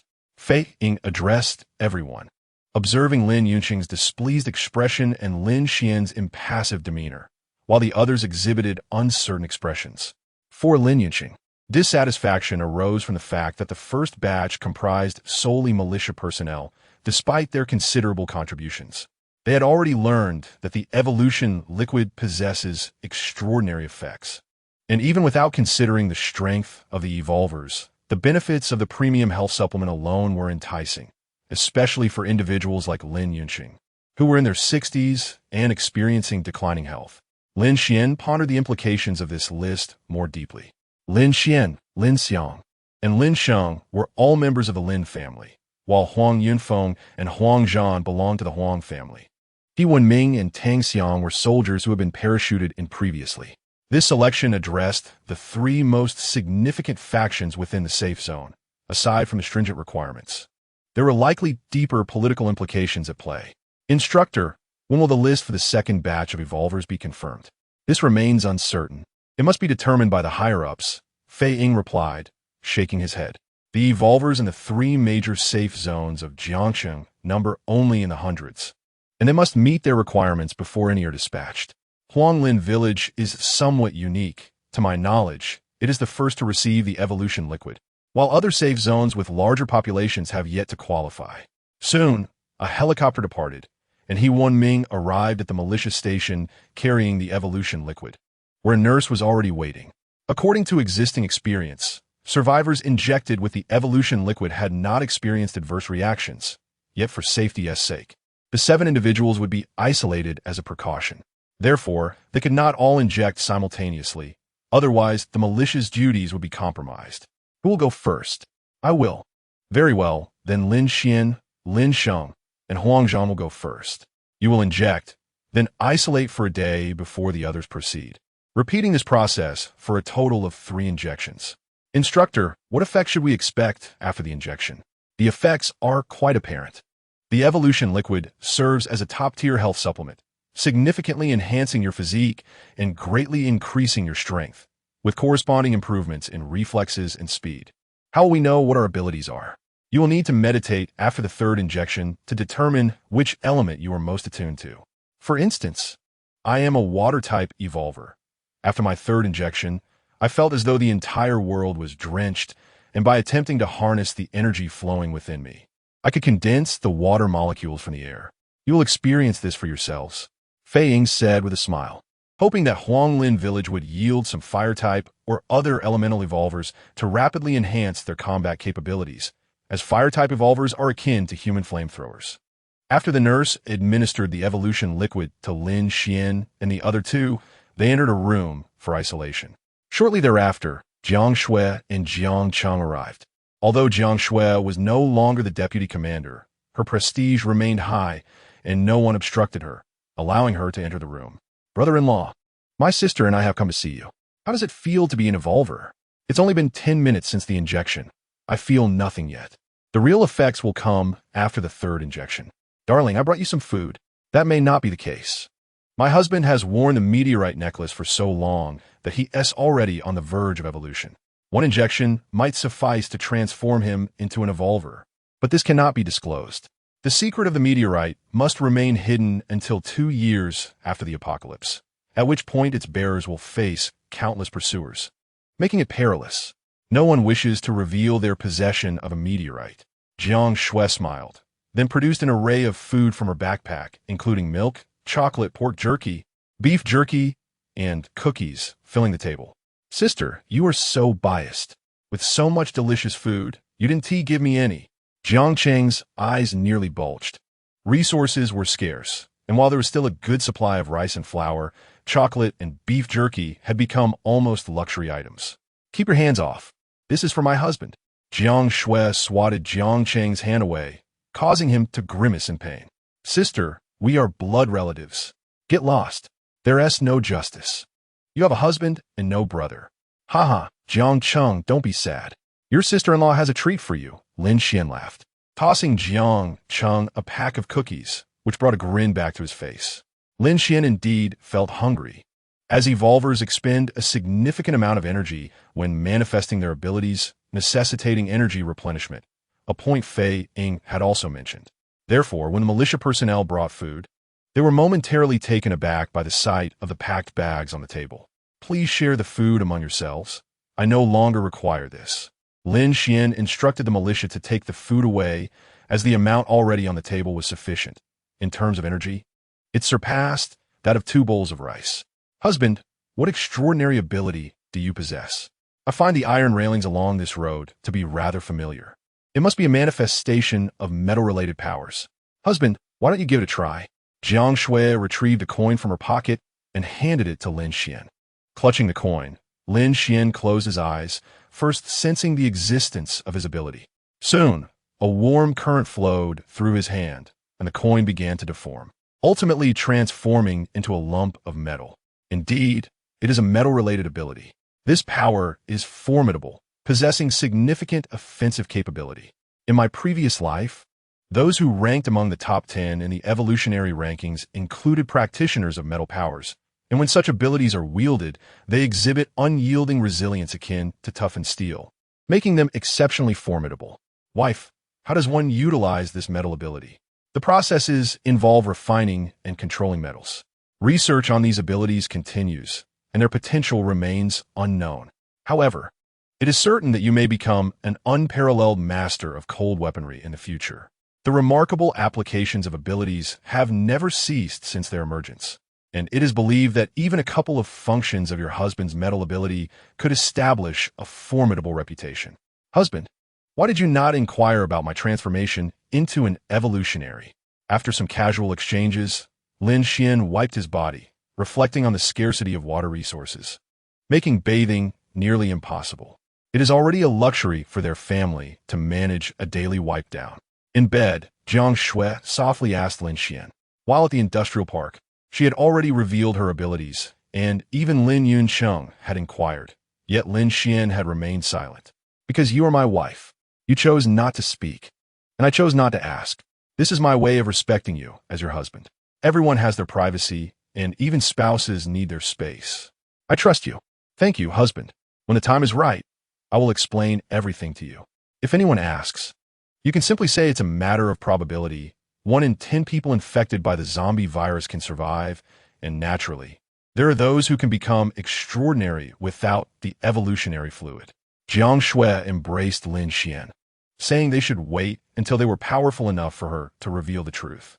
On the 60th day of the apocalypse, Lin Xuan and his companions became the first batch of evolutionaries in Huanglin village. He Wenming and the others were merely a day away from their transformation. The 3 of them had become evolutionaries.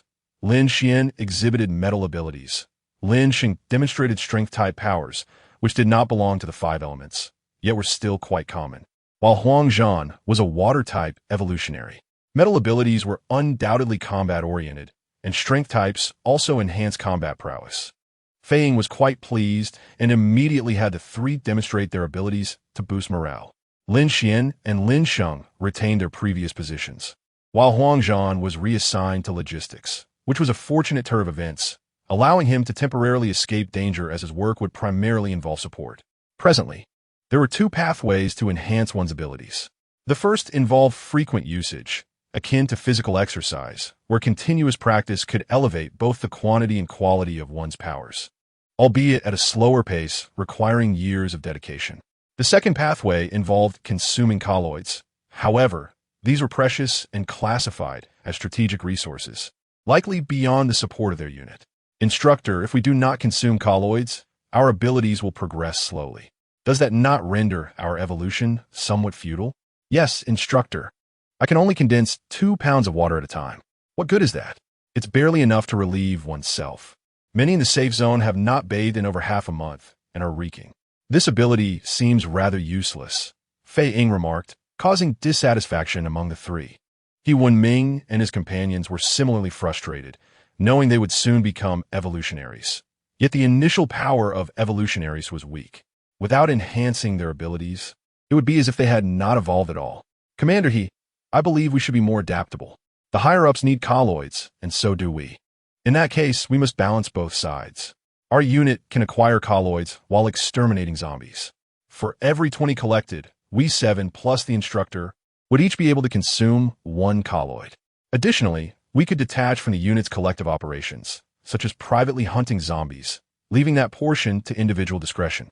Instructor, if we evolutionaries grow stronger, it will benefit Huanglin village. If the meat is already in the pot, it's not considered a violation.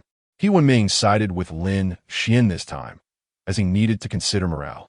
If evolutionaries were not given a means to enhance their abilities while being thrust into frontline combat, it would inevitably harm morale. It was better to uplift spirits while maintaining the overall strategy. That's fair, but I cannot make unilateral decisions. It must be reported. Then let us report it together in our names, leaving the final decision to the higher-ups. He Wenming nodded, confident that the higher-ups would agree, as they were not withholding all colloids, merely a small portion. That evening, the higher-ups indeed approved their request, and during the night, He Wenming and his companions began to reveal their powers. Among them, He Wenming manifested fire-related abilities. However, their current levels remained quite low, as the flames he conjured could barely boil a pot of water. Fei granted the evolutionaries 2 days to adapt and master their abilities. Otherwise, possessing powers would be of little consequence. Most of the militia's leadership was busy acclimating to their powers, significantly alleviating their tasks. They did not venture to the industrial park for searches, but instead expanded their efforts in the surrounding areas. Jiang Xue, what mischief are you up to? What nonsense? I'm attending to serious matters. Jiang Xue scoffed, emphasizing his earnestness. He led Lin Xuan through the residences and eventually arrived at a house where someone was on watch. The individuals inside did not appear to be upstanding citizens, yet they treated Jiang Xue with remarkable courtesy. Old Su, I've arrived, Jiang Xue exclaimed boisterously. Before long, Abbaitman emerged. Brother Cheng, you're finally here. I've been waiting for you. Where are the goods? Right here, Chengge. The bald man, Old Su, produced a box from his pocket, revealing 3 colloids, leaving Lin Xuan momentarily stunned. Indeed, it's genuine. I have retrieved the goods. I'll send someone over tonight to collect them. Alright, Sheng Yi. How about you and Xingge stay and have some fun? Old Su, are you out of your mind? This is my brother-in-law. Are you looking for death? Do you believe my sister wouldn't slice you in half? Wait. It was my mistake. I shouldn't have said that. Today, I brought my brother-in-law to familiarize him with the area. In my absence, if you have goods, you can contact my brother-in-law, all right? Understood. Everyone knows Xian Gu's name. Who in the safe zone doesn't he? Let us go. Jiang Xue took the colloids and stepped outside, pulling Lin Xuan into an alleyway. Now explain. The explanation is simple. This is my sister's doing. Why was I not informed? Because it was necessary not to let you know. Brother-in-law, you are aware of the nature of urban villages, right? They are often synonymous with chaos and disorder. There are many unsavory characters here, yet at times, they prove to be quite useful. Such is the nature of the world. Lin Xuan furrowed his brow, realizing he had overlooked this particular group. Before the apocalypse, he had been a carefree landlord, rarely engaging with the lower strata of society. After the onset of the apocalypse, he had remained within the upper echelons of the safe zone, which had its own standards for personnel, primarily employing former party members, retired military personnel, civil servants, and employees from state-owned enterprises, the majority of whom were relatively positive and proactive. This matter was initiated by my sister. When Chen Song had a son, you mentioned the need to form a foundation. My sister instructed me to engage with certain individuals to gather supplies and information. After news of the evolver spread, they were tasked with collecting gelid substances in exchange for resources. We have conducted numerous transactions with them. The idea that these individuals could serve as a foundation is laughable, as it is evident they are not of good character. I am aware, and so is my sister. Our collaboration with them is purely transactional. Our true foundation consists of Chun Song and his associates, an entirely different group, characterized by their integrity and clean backgrounds. How many deeds have you undertaken behind my back? Brother-in-law, it was not my intention to keep you in the dark. My sister believes you are too magnanimous, always considering the larger picture, and that you would likely fall victim to their schemes. Hence, I had to step in. Do not underestimate them. They are well-informed and aware of every stir within the safe zone. They exist as shadows in the world of light and are indispensable. I discerned a whiff of conspiracy. Is there trouble in the safe zone? Lin Xuan replied coolly. Jiang Xue is not as simple as she seems. Her prior arrangements indicate ulterior motives. There is no trouble as long as Lin Yunqing, He Wenming, and you, brother-in-law, remain unscathed. It appears they are indeed harboring intentions. Lin Xuan smirked.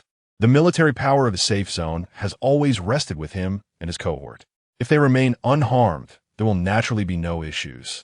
But what if something goes awry? Indeed, brother-in-law, you underestimate the complexities of human nature. I have heard of the incidents at Sheng Tangarden, yet countless individuals desire to replicate its success in this world. The apocalypse heralded the collapse of the existing order, with official forces suffering catastrophic losses, resulting in organizational chaos as schemers and opportunists seize the stage. Huanglin Village is unique. The Lin family's clan strength compensated for the void left by the official forces, stabilizing the situation and keeping malevolent spirits at bay.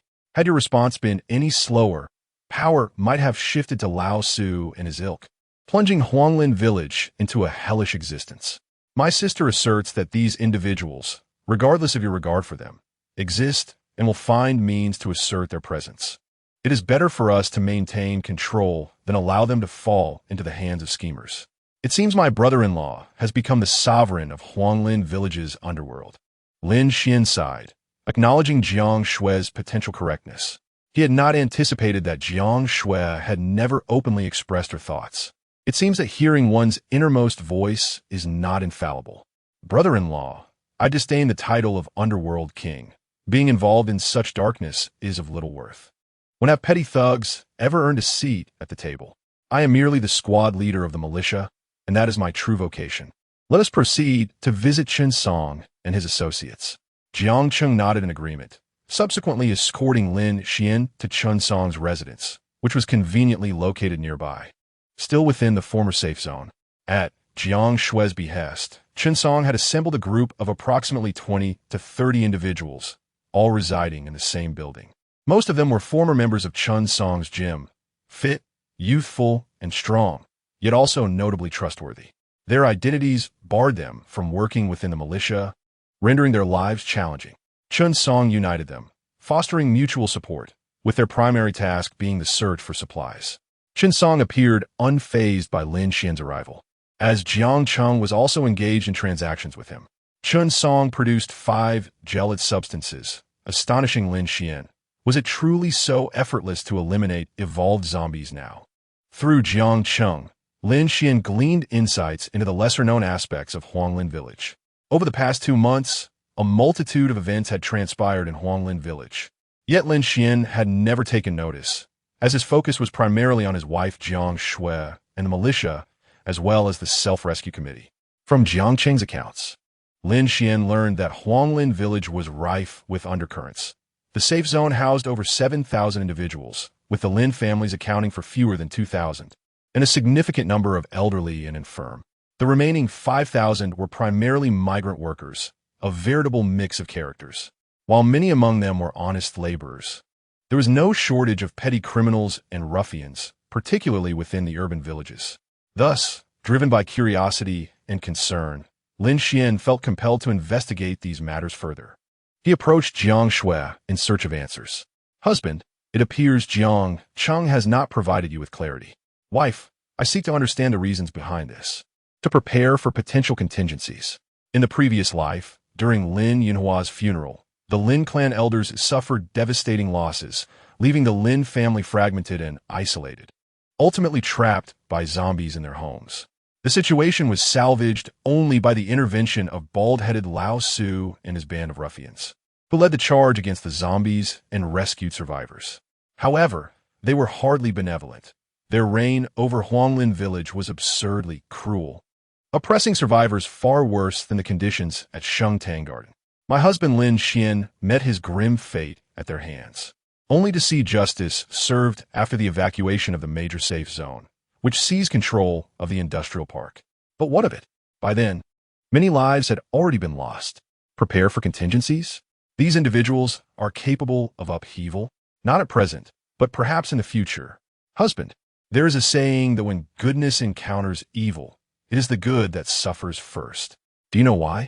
Because goodness is often burdened by concerns, whereas evil requires no such hesitation, focusing solely on malevolence. These thugs and ruffians engage in brawls and create chaos as a matter of course. With the apocalypse shattering previous societal norms, their malevolence, if amplified, could lead to murder and usurpation of power. Therefore, one must not underestimate them. While they may lack the capability to construct a safe zone, they excel in the art of destruction. Then why must we attempt to gather them? As I mentioned, it is to prepare for contingencies. Ambitious schemers abound, especially in times of crisis. The upper echelons of the safe zone are comprised of individuals from the Lin families. You cannot presume they will remain indifferent. So, I have taken the initiative. Very well, but let us not grow too close to them. Proximity to the corrupt may tarnish one's reputation. With my husband here, I can assure you they will not rise against us. Lin Xuan nodded. What transpired in the past was beyond his control, but in this life, should these ruffians dare to make their presence known, he would not hesitate to suppress them ruthlessly. Understood. My interactions with them are solely for business purposes. Are you aware that Lin Yunqing is planning to reorganize the safe zone? I have heard whispers. What does it have to do with this? Lin Xuan nodded. The safe zone housed over 7,000 individuals, yet including the militia, Lin Yunqing could only allocate around 2,000 positions, which was still a significant overstaffing. The remaining individuals would need to be supported by the Self-Rescue Committee, creating immense pressure. Thus, Lin Yunqing has been seeking ways to reorganize the safe zone, and a preliminary framework has been established, primarily aiming to mimic the order that existed before the apocalypse. The Self-Rescue Committee will replace the former governmental structure, establishing various administrative departments and recruiting able-bodied individuals as civil servants. These individuals will receive compensation, albeit in the form of essential supplies rather than monetary payment, ensuring their livelihoods. The remaining individuals will be categorized: pregnant women, those unable to work due to illness, and the elderly will receive care from the Self-Rescue Committee, akin to the previous welfare system. The committee will ensure they do not starve and will guarantee their basic needs. However, the rest will be expected to fend for themselves, searching for supplies and engaging in production and agriculture. While Huanglin Village lacks arable land, it possesses ample open spaces, such as rooftops, where vegetables can be cultivated and labor can be utilized as needed.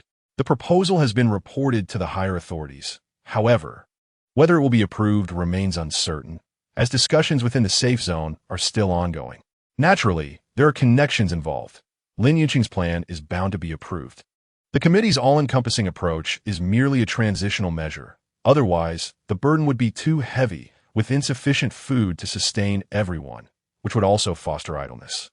Excluding the staff, at least 1,000 individuals within the safe zone have not exerted any effort, indulging in a life of ease for the past 2 months, acting as parasites. It is likely that the committee will intensify their control over the colloid, which is currently in short supply. Daily telegrams from above are incessantly urging for more colloid. The more pressure we receive, the greater our opportunity becomes. My dear, society is fractured, and ordinary people possess an inherent distrust of the government. Otherwise, how could I have received so much colloid? As for Bald, Old Sioux, and others who have previously been persecuted by the government, their situation is far more complex, filled with both resentment and affection. Thus, in this context, the higher the demand for colloid, the less likely ordinary people are to part with it, thereby granting Jiang Xue a wider scope for maneuvering. You do have a point. I've been rather naive. It is your fault for always being complacent and lacking the society's harsh lessons. You speak as if you have endured the world's trials. I possess keen observational skills. Not having faced adversity does not equate to ignorance. Let's not engage further, for I cannot outmatch you in debate. My beloved, how much colloid do you currently possess? Guess. How could I possibly guess? Just tell me. Jiang Xue shot a glance at Lin Xuan, who was being rather shameless, still acting coy at over 30 years of age. Entering the bedroom, Jiang Xue opened the safe, revealing the more than 20 pounds of gold Lin Xuan had exchanged previously, along with various important documents, such as property deeds. She retrieved a box, opened it, and inside lay more than 30 pieces of colloid. 36 pieces, so many. Is that sufficient? Is that a lot? I've consumed much more, but unfortunately, these are of no use to me now. Only second-tier crystal stones have some effect, but ideally, I should acquire third-tier crystal stones. This is not excessive. I handed over 35 pieces to the superiors, which is more than what I submitted. Fei can only consume 1 piece for every 20 he submits. It seems he has only ingested 3 pieces thus far. My dear, do you believe that Lin Yunqing, Lin Yunbing, Lin Yunxin, and even Huang Zhihui possess colloid that they have not shared? I believe that. Uncle Yunqing is quite the cunning fox, and Fei Ying did not include him in the first batch of evolvers, which made him quite irate, secretly venting his frustrations multiple times. Lin Xuan nodded. Each of these individuals is a seasoned player, preparing for the future. Even if they do not require it, they still have sons and grandsons, all aspiring to become evolvers. This colloid is the sustenance for evolvers. They will surely have their opportunities. After all, everyone is hoarding it. My dear, may I consume a piece to try? Of course. It was prepared for you. Go ahead and indulge. Eat, my love. The stronger you become, the happier I will be. As for Jiang Xue and the others, we can discuss that later. If necessary, I can always hunt some zombies. There are millions of zombies in Tianxiong district, and they are endless. Then I shall partake. My dear, Lin Xuan picked up a piece of colloid and swallowed it whole without daring to bite down. Approximately a minute later, the colloid began to warm up slowly, and Lin Xuan felt a wave of warmth enveloping him, brimming with strength. How does it feel? My stomach is warm. It is quite comfortable, and I feel invigorated. Good. Let us not waste time. Here, practice your abilities diligently. Refine this coin and shape it into various forms, as this will aid you in future battles. Jiang Xue nodded. Her body, having been transformed by meteorite influence, is exceptionally capable, with a high affinity for crystal stones. She retrieved a coin.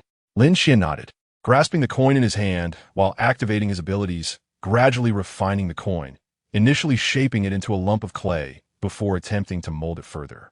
However, halfway through, he encountered failure due to insufficient energy.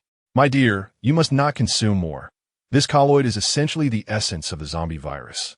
In the early stages, it is best to limit it to 1 piece a day, as excess consumption can be detrimental to your health. You can consume more once you have gained strength. Among the zombies, there exists a terrifying type known as the aberrant zombie, which results from evolvers transforming into zombies while retaining their abilities. A significant portion of these cases arises from consuming the wrong crystal stones. Understood. Chapter 44. Order on the 65th day of the apocalypse. Following multiple discussions with the higher-ups, Lin Yunqing's proposal was ultimately approved. He immediately set about reorganizing the structure of the safe zone. In truth, extensive changes were unnecessary. The overall framework remained the same. Many temporary groups were transformed into formal departments, each with designated leadership. The militia maintained its quota of 200 personnel, effectively becoming an enhanced unit. Moreover, the committee recruited an additional 200 police officers from the previous search teams, providing most of them with the opportunity to receive government provisions. However, among these 200, only 30 possessed firearms, as weapons were in short supply. Others had to make do with melee weapons. Their responsibility is to manage the security of the safe zone, while the militia can venture outside to search for supplies and conquer industrial parks. For the past several days, the militia has been engaged in continuous missions, having already scoured a considerable territory near the Huanglin village, necessitating the use of vehicles. In addition to the armed personnel, there is the Civil Affairs Department, which is rather complex. Lin Xuan did not delve deeply into it, knowing only that the Civil Affairs Department comprises just over 100 personnel. However, the committee established a series of factories, the most crucial being the weapon factory. Currently, due to a lack of raw materials, the factory is unable to produce firearms. But there is no issue with manufacturing javelins, spears, and knives.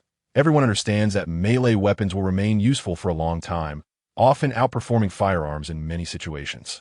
After assessment, following the reorganization, the number of personnel the committee is responsible for has been reduced to just over 1,000, with approximately another 1,000 individuals lacking means of survival, such as orphans, elderly without children to support them, or those whose children are unable to provide adequate care, as well as the ill.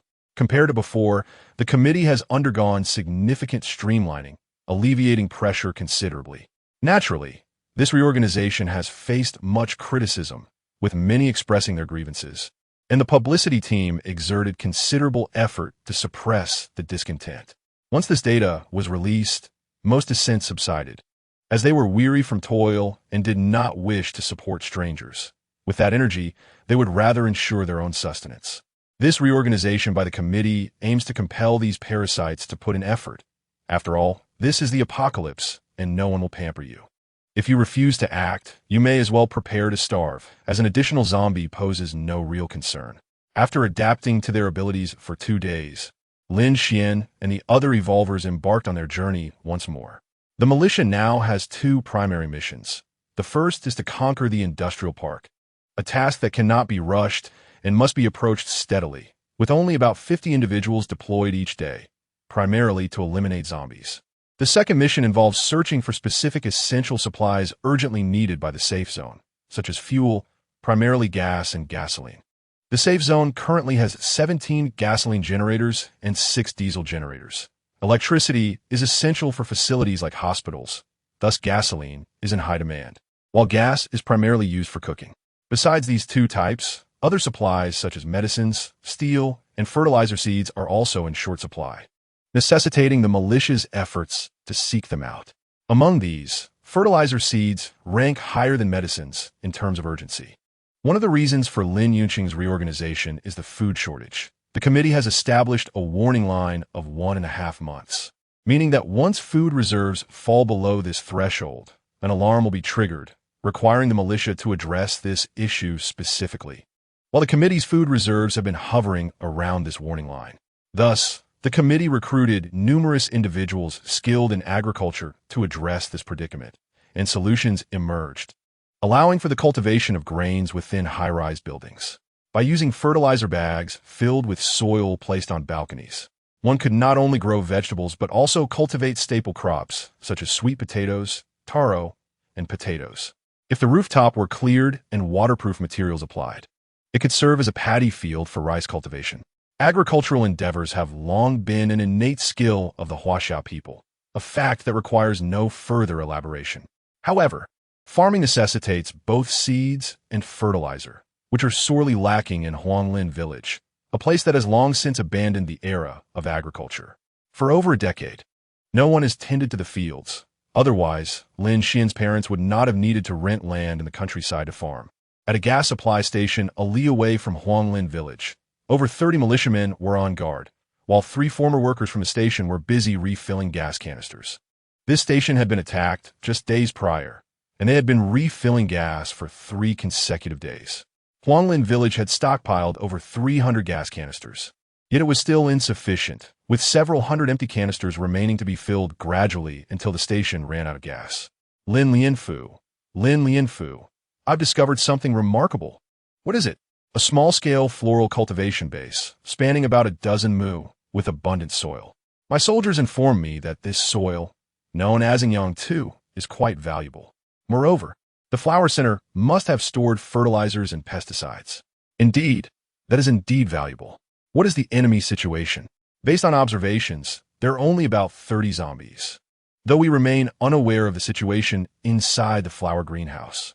Lin Xuan immediately commanded, "We cannot afford to miss out on such a valuable opportunity. We must secure it first." Understood, Lin Xuan. I will handle the zombie cleanup. You need to bring the vehicle quickly. The nutrient soil is too heavy to carry. Rest assured, I will arrive in 10 minutes. Xiangu, come here for a moment. What is it, Jiwen? You seem mysterious. Xiangu, that floral cultivation greenhouse belongs to the people of Chun village. I've been there to play before. If we take it directly, won't that be inappropriate? What is there to fear? Should we let it go to waste? Lin Xuan rolled his eyes. Chun village is a neighboring village to Huanglin village, with a direct distance of less than 500 meters, and many acquaintances reside there. However, despite this proximity, Chun village's development has lagged significantly behind Huanglin village due to its unfavorable location, being further from the industrial park. Previously, a 15 to 16 square meter studio in Huanglin village, equipped with air conditioning, a washing machine, and a water heater, could be rented for around 800 yuan. Without these amenities, it would be about 500. In contrast, in Chun village, even with air conditioning and a washing machine, the rent would only be 500 to 600. After the apocalypse, Chun village's development has deteriorated even further. Their experiences mirror those of Huanglin village during Jiang Xue's previous life, where the governing personnel were swiftly eradicated in the early days of the apocalypse, leaving them leaderless. Once a safe zone was established, they lacked authoritative figures to oversee operations, and their military strength was insufficient, resulting in persistent chaos. A condition that remains unchanged to this day. After the establishment of the large safe zone, following directives from higher authorities, Lin Xuan relayed messages to them, offering relocation to Huanglin village. But this proposal was rejected on the grounds of zombies besieging the area, rendering any transfer impossible. In truth, The leaders there were unwilling to relinquish their grip on power, infuriating individuals like Yuan Ming, who vented their frustrations daily. Currently, the militia company sends 20 individuals daily towards Chun village, aiming to clear a route for survivors to voluntarily seek refuge. However, due to limited manpower, this task remains incomplete. Xiange, this could offend people. What is there to fear? If they have the capability, let them confront Uncle Yunqing. Lin Xuan disregarded Lin Xuan's advice, determined to proceed without hesitation. If trouble arose, it would not solely fall upon him. Lin Yunqing and Yuan Ming would bear responsibility as well. Accompanied by 7 or 8 individuals, Lin Xuan drove a small cargo truck to the floral center. Along the roadside, he spotted over a dozen greenhouses, with more obscured deeper within, the full extent of which remained unclear. What is the situation? The zombies have been dealt with. There is just one evolved zombie, taken care of with 2 magazines of bullets. It appears the zombies on the road pass by here. Let them complain. An evolved zombie? We can't risk our lives against that. Indeed, Lin Xuan laughed heartily. In the future, do not fear Lin Xuan. I will shield you from such matters. When we encounter an evolved zombie, we should use firearms if possible, and don't hold back grenades. Just get the job done. Lin Xian's laughter echoed. For Huanglin Village's most pressing need was ammunition. Higher-ups had airdropped 5 or 6 batches, totaling over 300,000 rounds, yet the stockpiles remained sparse. Currently, Huanglin Village possessed around 200 automatic rifles, with each magazine holding 30 bullets. In a significant operation, if each person expended 1 magazine, that would amount to 6,000 rounds, utterly insufficient. Thus, Yuan Ming was particularly concerned about ammunition, as they could not produce more and had to await reinforcements, which were not guaranteed from the upper echelons. Have you located the nutrient soil? Yes, there is a warehouse inside with several hundred bags of fertilizer, at least several tons. The nutrient soil had been fermented, and it reeks terribly. My small cargo truck can carry 3.5 tons. It can handle 5 tons without issue. You keep watch while I load the goods. Lin Lianfu, let me help with the loading. Get lost. It's getting dark, and you barely have any strength. Just follow orders. Lin Xuan laughed and scolded lightly. His physique had improved due to the meteorite's enhancement, previously akin to a top athlete. And after undergoing further strengthening from the evolution fluid, he was now a top-tier expert, even without special abilities, possessing the strength of several hundred pounds, surpassing several strong men. Lin Xuan removed his shirt, revealing his robust torso, and began to carry the fertilizer.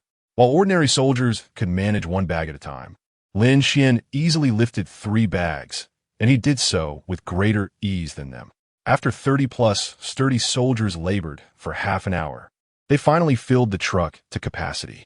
However, they had yet to finish with the fertilizer, and the nutrient soil remained untouched. Lin Xuan felt that even with a few more trips, it would not be sufficient. He resolved to summon more people the following day, as such valuable resources should not go to waste. Being able to farm was more advantageous than any supplies. Chapter 45, Broadcast and Survivors. Dear Survivors, today is June 1st, 2020, the 21st day of the 4th lunar month, marking the 67th day of the apocalypse. The Huanglin Village Safe Zone broadcast station is here to relay information. I am your announcer for today, Xiaowen. However, Lin Xian's family had risen early.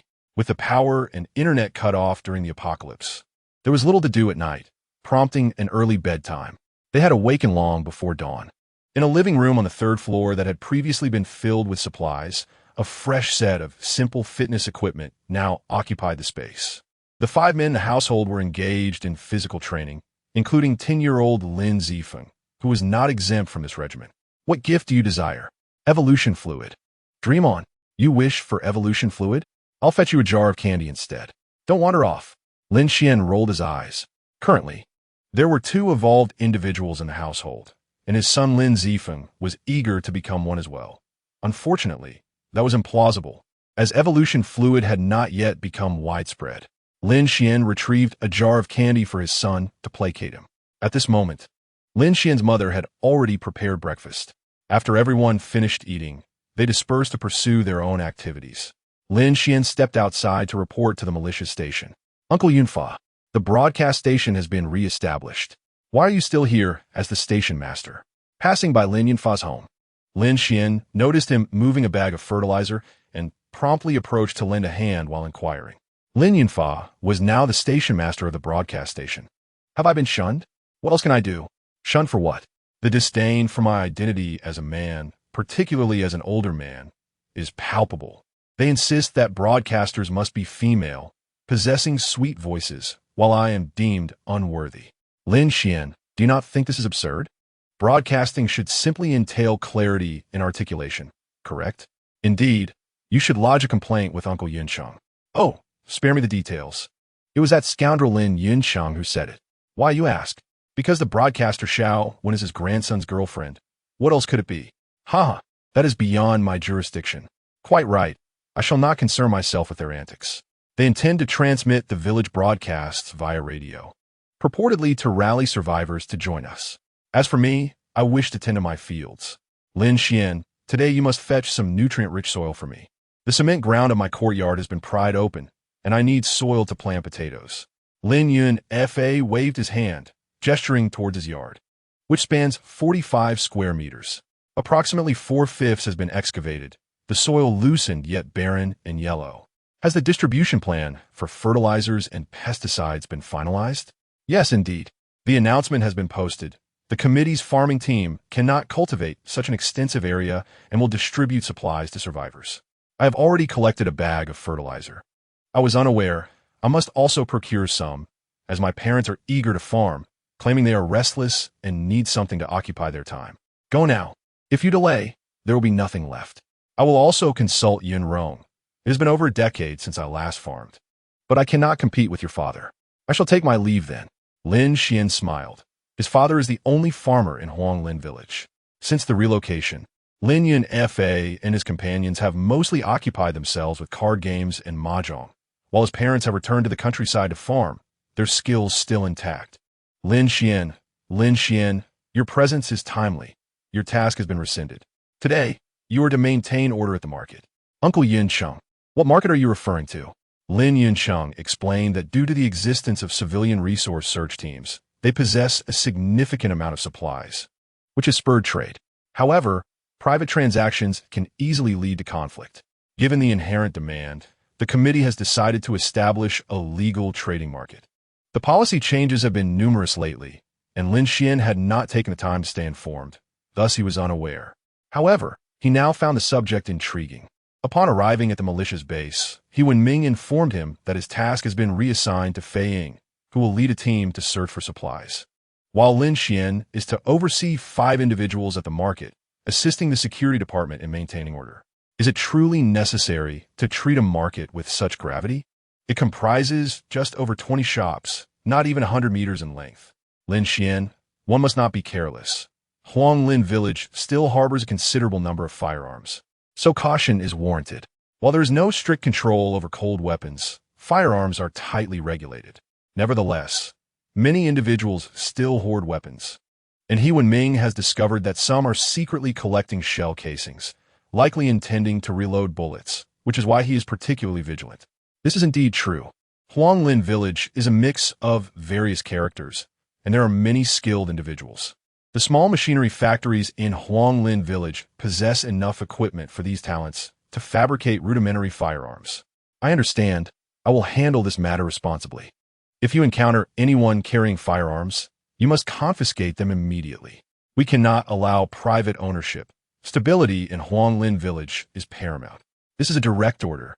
Conditions outside are deteriorating, and we cannot afford any incidents. So you are asking me to be the villain? Lin Xuan was left speechless, as this task is thankless and fraught with danger. Those who hoard firearms are often desperate individuals, and confiscating their weapons will surely breed resentment. We are the regular army. We need not fear offending anyone. The committee and the militia are your greatest support. Enough of this. Go deceive others with your words. I shall take my position. Whatever arises, I will bear the responsibility. Lin Xuan waved his hand, dismissing further conversation, and promptly proceeded to the market with a few companions. The announcement regarding the market had been posted for 3 days, yet Lin Xuan had not paid attention. By the time he arrived, the market had been operational for nearly an hour, with security personnel and market administrators present. In the aftermath of the apocalypse, all previous currencies have become obsolete, which is unavoidable given how easily cash can be found, not only in shops but also on the deceased. Lacking substantial backing, money has become akin to worthless paper. Such transactions are inherently complex, lacking standardization. Those who cannot negotiate will suffer greatly, and disputes are commonplace, necessitating the presence of numerous guards. Xinge, you've arrived, Lin Bin exclaimed. Your drone team is no longer needed. What brings you here? It's quite good. If the promotion is effective, will there be tangible rewards? I cannot say, but our Huanglin village is likely the first secure zone in the nation to restore order. Even the authorities cannot compete, as they dare not liberalize the market. Should it merely be verbal recognition, I am not one to seek glory. Xinge, your shop is just outside the market, correct? This market is currently a pilot project. It will expand, and your shop will eventually reopen. Expansion is futile. Without currency, it cannot grow. There will be currency. Discussions are underway. You are quite mistaken. Currency must be issued by the state. Huanglin village is insignificant and cannot establish its own. It would be miraculous if we could trade in gold. Lin Xuan shook his head. Lin Bin was naive. He understood that if they could issue currency, Huanglin village would become an independent kingdom, which is an impossibility. Perhaps. But I shall not concern myself with such matters. My focus is on the promotion team. Do as you wish. I will wander about and see if there is anything of interest. Lin Xuan smiled and descended into the market. The market, spanning 12 shop lengths, was indeed small. It was bustling with visitors. After more than 2 months, residents of Huanglin village could finally shop again, and many came merely to browse, even if they had no intention of purchasing anything. Lin Xuan shared their sentiment. His family lacked nothing, yet he yearned to experience the atmosphere of human life. Here, he felt a sense of vitality, almost forgetting the harsh reality of the apocalypse. Chapter 46. Receiving survivors with security personnel and the militia present. No one at the market would dare act rashly. Disputes in trade are normal, and someone will be responsible. Lin Xuan also encountered the notorious bald-headed Lao Su and his crew, who frequently ventured into the secure zone to search for supplies. However, their capabilities were limited.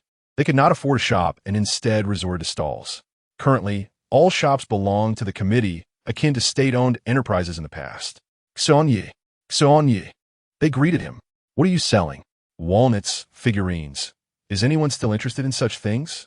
Lin Xuan approached Lao Su's stall, perplexed by their choice to sell trinkets. In this new world, who would occupy themselves with such items? Xinge, our lives are also difficult. We searched for supplies, but barely gathered enough to eat. We previously explored an antique shop, thinking these items would be valuable. How much did you manage to sell? I cannot say. It's inconvenient now that I am part of the militia.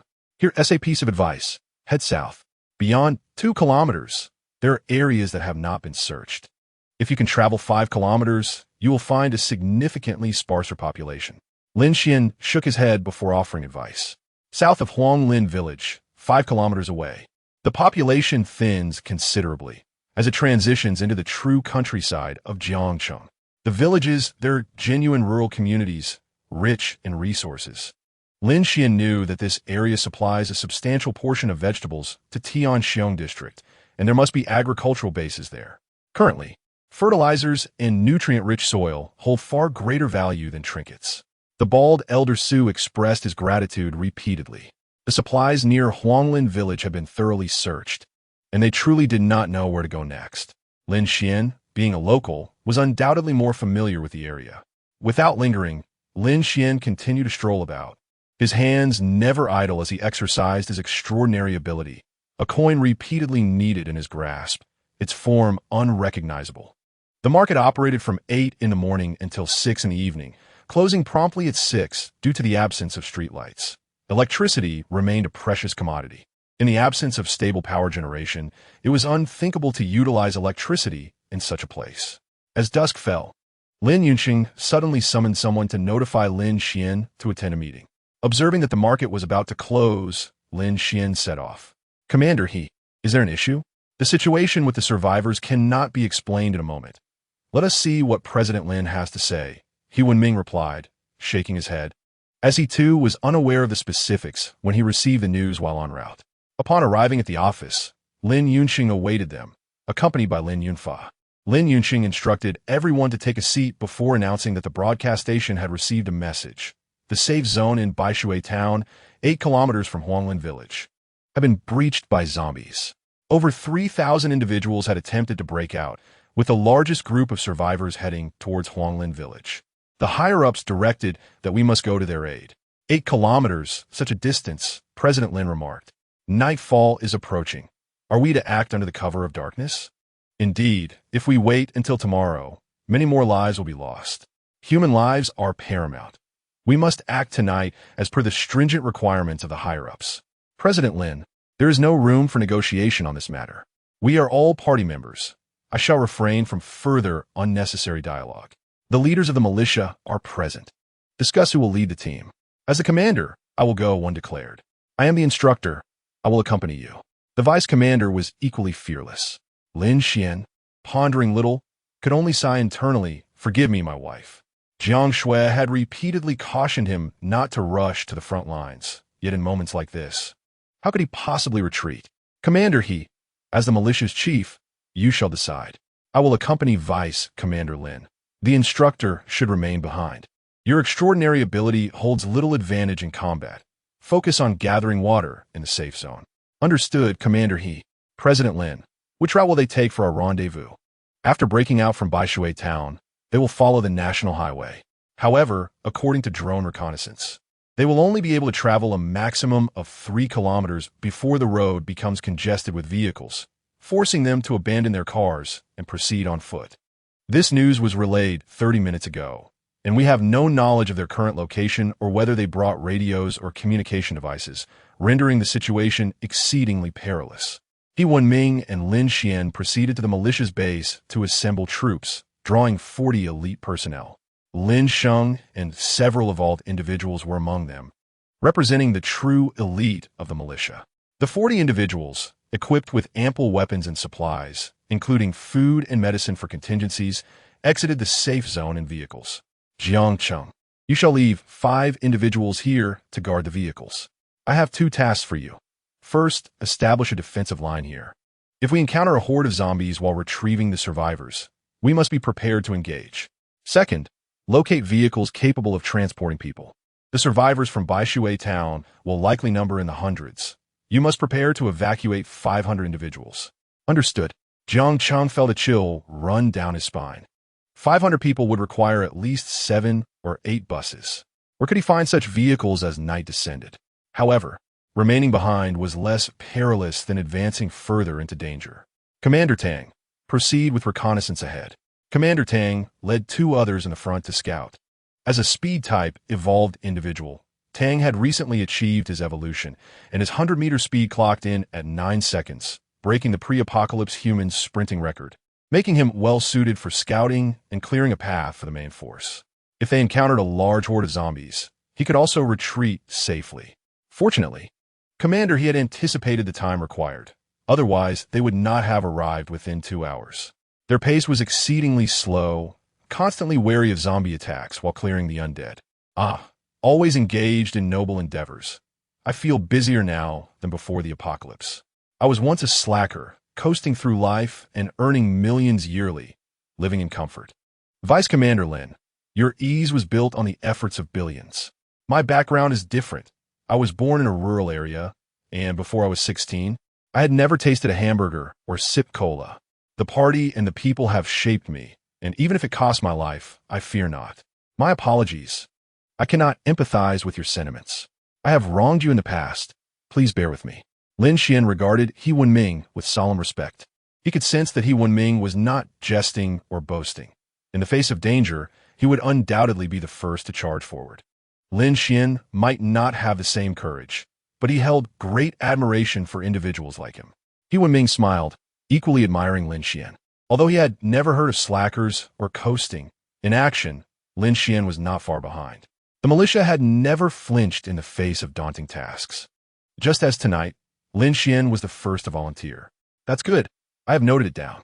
Don't rush me away later. Certainly not. Haha. The militia has been saying your home is overflowing with supplies. You and your wife, along with your uncle, have been glowing with health. I hope to benefit from it this time.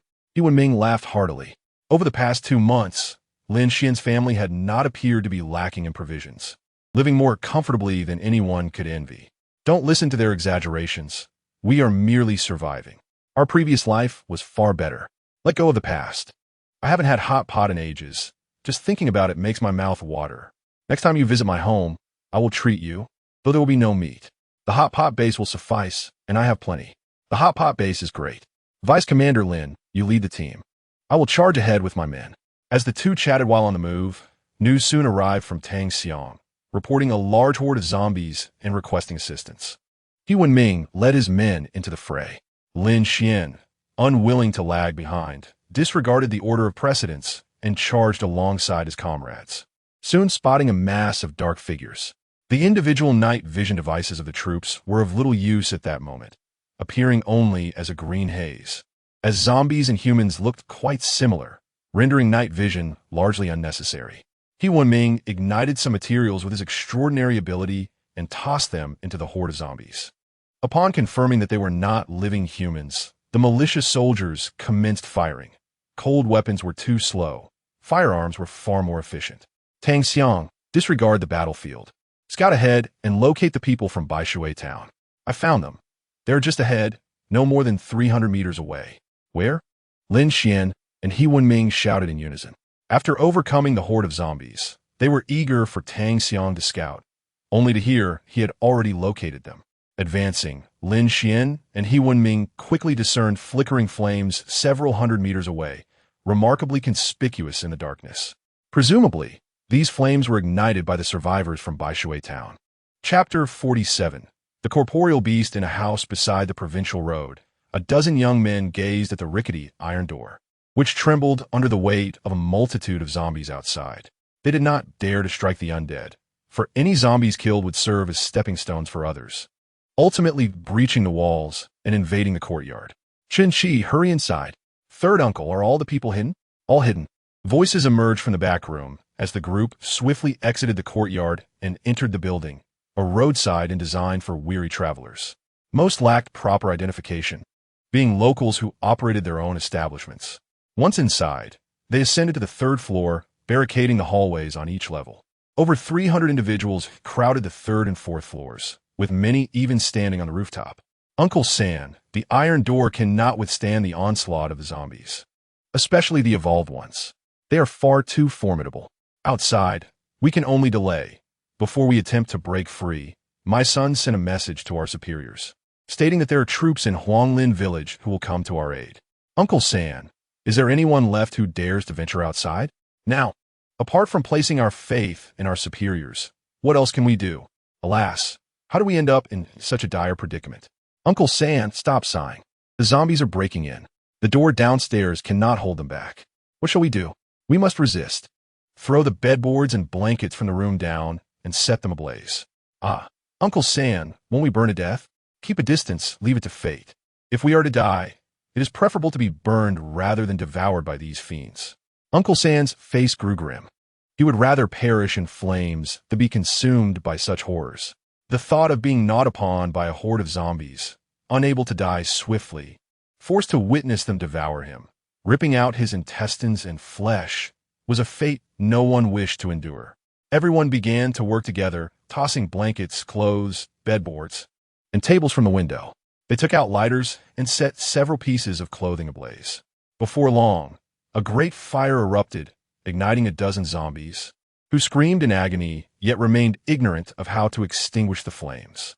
The other zombies, intimidated, hesitated to approach. Stop throwing things. The fire is too fierce. We might truly be burned alive. Let it burn a little longer, Uncle San commanded, realizing the flames had grown formidable. He urged the villagers to refrain from throwing more items, for if the fire grew too large, it could ignite the house. Does anyone have food? I would rather die full than starve. No, I have none. Neither do I. Of the more than 300 people, most had not brought provisions. Only a few had carried some, but after splitting up, there was barely enough for each person. The sudden attack on Baishui town left them utterly unprepared. Everyone rest a moment. Women and children, go to the rooftop. The men will hold the line in the hallway. We will speak of the rest once the men are gone. Husband, don't go. Brother, don't go. Uncle San ordered the men to stand at the forefront, and one by one, the silent men pushed through the crowd. Their families cried out in alarm. Some, lacking courage, did not wish to stand at the front. Uncle San and his group disregarded them, merely watching with disdain. Uncle San, you are over 60, an elder, go to the rooftop. Nonsense. You young ones spend all day playing games and watching videos, and your strength is less than mine. Step aside, I will stand at the front. Uncle San scoffed. Though he was over 60, his physique remained robust. Clutching a knife, he wedged himself at the forefront. Yet, a sense of melancholy swept over him as he noted the scarcity of weapons among these men. Many wielded only kitchen knives. He lamented the decline of martial virtue in Baishui town after decades of peace. In his youth, they would have wielded not just knives, but even crude firearms in conflicts with neighboring villages. Uncle San, listen, is that gunfire? Surely not. There is no sound. There truly is. Uncle San, there are people outside. At that moment, someone heard the gunfire, and a half-grown child upstairs shouted that someone was approaching. Uncle San, not daring to be complacent, hurried upstairs to the rooftop, and indeed saw a group in the distance coming to their aid, armed with formidable firepower, dispatching numerous zombies. Is this Baishui town? Yes, I am Lin Xuan from Baishui town. Who are you? We are the militia from Huanglin village as safe zone. Sent to rescue you. Prepare to come down and open the door. We have brought food. Once you are nourished, we will break through together. The man descending was Jiang Xue, moving swiftly, outpacing the zombies, thus arriving to relay the message. Excellent. You have finally arrived. Hurry, we need to push through. Jiang Xue uttered hastily before dashing away, fearing stray bullets would find him. Squad leader, I'm out of ammo. I'm nearly out as well. Put away the guns. We'll engage in close combat. We must first enter the building. He Wenming shouted, insisting they enter the house to deliver food to the survivors of Baishui town. Otherwise, these starving individuals would be unable to traverse the remaining 2 to 3 kilometers. Lin Xuan and He Wenming stood at the forefront, each wielding a knife, carving out a bloody path. They were evolved beings. Though they lacked supernatural powers, their bodies have been enhanced, making them far beyond ordinary humans. Men of Baishui town, let's break through, Uncle San commanded, opening the door. 2 to 3 dozen strong young men surged from the house, engaging in combat with the zombies. Lin Xuan and his companions successfully crossed the courtyard, retreating into the building. Finally, we are inside. Who is the leader? I am He Wenming, the squad leader of the Huanglin village militia. Come out for the handover. I am Lin Xuan from Baishui town, formerly the deputy mayor. Very well, Mr. Chun. We have food here for you. Distribute it among your people.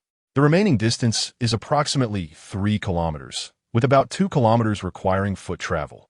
After breaking through, we must sprint without pause. Thank you, thank you. The soldiers promptly removed their backpacks, filled with food, distributing it to the survivors of Baishui town. Mr. Chun, could you come here for a moment? What is it, squad leader He? It's nothing, just inquiring how Baishui town fell to the zombies. Alas, it's all those beasts' fault. They are far too powerful, and bullets cannot bring them down. Were they evolved zombies? They were cow zombies. Cow zombies? Animal zombies? He Wenming gasped in surprise. Communication between major safe zones in the country had not ceased. Radio transmissions were still operational. Reports of animal zombies, dubbed corpse beasts, had emerged in some regions, but none had been reported in Jiang Xue. Had Baishui town already fallen victim to these creatures? Yes. Many residents in Baishui town used to raise cattle, with the number reaching several tens of thousands. When a zombie outbreak occurred, those once impoverished households kept 3 to 5 cattle, while wealthier ones maintained 20 to 30. They were primarily free-range, as the mountainous terrain rendered wild grass inexpensive. And such cattle were immensely valuable, fetching higher prices than those raised on feed and farms, thus lifting impoverished families from poverty. During the outbreak, these cows suffered as well. Many were devoured, while some died and resurrected as zombie cattle. A few days ago, these zombie cattle participated in the siege of Baishui town, proving to be exceptionally terrifying. The few guns available in Baishui town fired dozens of rounds at them without success, ultimately leading to the collapse of the walls and a flood of zombies pouring into the safe zone. resulting in the town's downfall. Baishui town fell just yesterday. Those who had sheltered in their homes believed they could wait out the zombies. But as one household after another was breached, those hiding could not escape either. Chunlihua organized a group to break through, using a large truck to ram through the zombie cattle, and they fled from Baishui town. Did the zombie cattle follow? Not all. We never saw them. That is good, very good. He Wenming and Lin Xuan both let out a sigh of relief. A single cow weighs over 1,000 pounds. Even a normal cow gone mad would be difficult to handle, let alone a zombie cow. They were running low on ammunition and could hardly cope. There is no time to lose. Let us prepare to move. Have the people of Baishui town discard unnecessary items and lighten their load. All right, I will tell them. Did you hear that? Then it's settled. Lin Lian, how is it? Can we still manage? What nonsense. What man would dare say he cannot? I'm certainly stronger than you. Haha, your wine is as good as mine. Cheers. With a fierce shout, Lin Xuan leaped from the second-floor window, landing and immediately swinging his knife with ferocity. He Wenming followed suit, while Tang Xiang and the others, lacking such prowess, obediently descended the stairs, opened the door, and charged out to join the fray. The survivors of Baishui town began to descend, and the scene was chaotic, with some falling in their panic. Lin Xuan and his companions could only focus on slaying zombies, their actions becoming increasingly frantic. Chapter 48. Nightly Rescue of Survivors. The uncoordinated evacuation was utterly disordered, amidst the darkness. The chilling cries of Baishui town survivors could be heard as zombies pounced upon them. The townsfolk surged forward like a disorganized mob, oblivious to their surroundings, while Lin Xuan and his group fought valiantly against the onslaught. Uncle, save me. A little girl fell to the ground, scrambling as a zombie approached her. Fire! He Wenming shouted, unleashing a torrent of flame from his hands, engulfing the zombie in a fiery blaze. However, that moment of heroism drained all his abilities. In the next instant, a spear struck the zombie, thrown by Lin Xuan, who rushed over and lifted the girl into his arms. Lin Lianfu, hand her over to me. He commanded. Let us go. There is no time to hesitate. Lin Xuan understood He Wenming's concerns. He feared the girl might be scratched and subsequently turn into a zombie, potentially endangering those who saved her, a fate that had tragically occurred before, even among the militia. Yet, Lin Xuan remained unfazed. He had learned from Jiang Xue that evolvers possessed a formidable immunity to the ordinary zombie virus, with the risk of turning upon being scratched reduced to 50%, unless inflicted by a more powerful evolved zombie. Unlike others, Lin Xuan had worn a meteorite necklace for over 2 months, and recently he had been consuming colloids, elevating him to a late-stage evolver. Soon, he would ascend to the second tier, granting him immunity even against the evolved zombie virus, a secret he could not disclose. He Wenming sighed deeply, touched by Lin Xuan's bravery, admiring him even more. One could discern a person's character not by their words, but by their actions. Lin Xuan, who often joked about being a salted fish and lying flat, consistently performed remarkable deeds. Zombies swarmed from all directions, and occasionally someone would be overwhelmed. But these were mainly the townspeople. The militia had sufficient experience to evade most dangers. The people of Baishui town fled in disarray, lacking any semblance of organization. Lin Xuan mused that He Wenming could have orchestrated their escape to preserve as many survivors as possible, yet doing so would significantly slow their pace, especially with the elderly and weak impeding their speed. Consequently, the militia, acting as cover, would suffer heavy casualties. It seemed Jiang Xue's earlier words had influenced He Wenming's decisions. Do not stop, run. After 500 or 600 meters, some could no longer continue. The past 2 months have been arduous for Baishui town's inhabitants, especially after running all day. Many were utterly exhausted. I can't run anymore. Neither can I. Then wait for death. The zombies are closing in. Lin Xuan knew he could not afford to stop for these adults, nor could he carry them. Doing so would surely lead to death. There were no exceptions. Behind them, a horde of over 1,000 zombies surged forward, and Lin Xuan could not gamble with his life. The militia soldiers were scattered on either side, desperately resisting. When their ammunition ran dry, they resorted to melee weapons, finding themselves in dire straits. Captain He, Vice Captain Lin, we can't hold on much longer. The zombies are multiplying, and there are evolved zombies lurking within the horde. Fall back. Evolvers stay back to cover.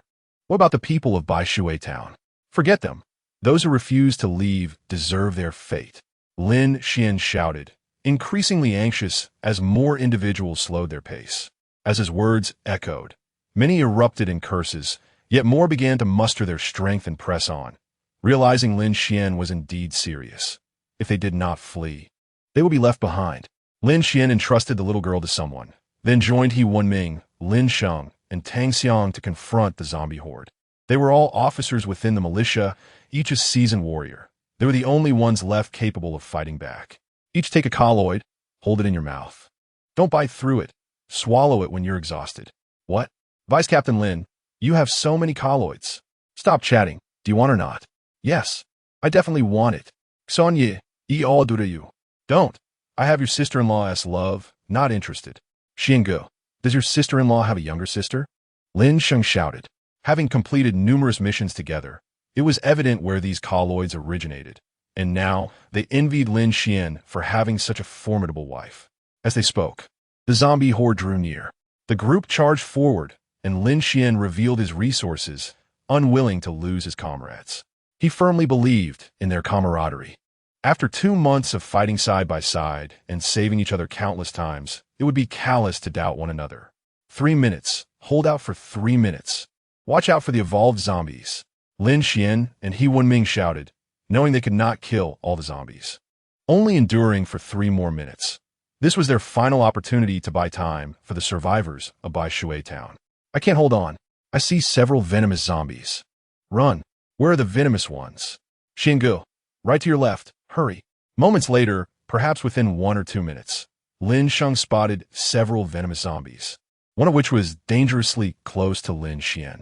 Reacting swiftly, Lin Xuan unleashed his powers, launching a long spike. Boom! The belly of the venomous zombie exploded. Corrosive liquid splattering everywhere, wreaking havoc upon the nearby zombies, while Lin Xuan had already retreated to safety. Let us go, let us go. Hurry. Can we still run? Yes. Let's move. Some evolvers turned and sprinted, with Tang Xiang leading the charge, moving like the wind, quickly outpacing Lin Xuan and the others. I've overtaken you, Captain. Why are you stopping? Run. Get Jiang Xue ready. Understood, I'm off. Tang Xiang's speed surged again. His physical prowess had always been exceptional, previously ranking high during military endurance tests.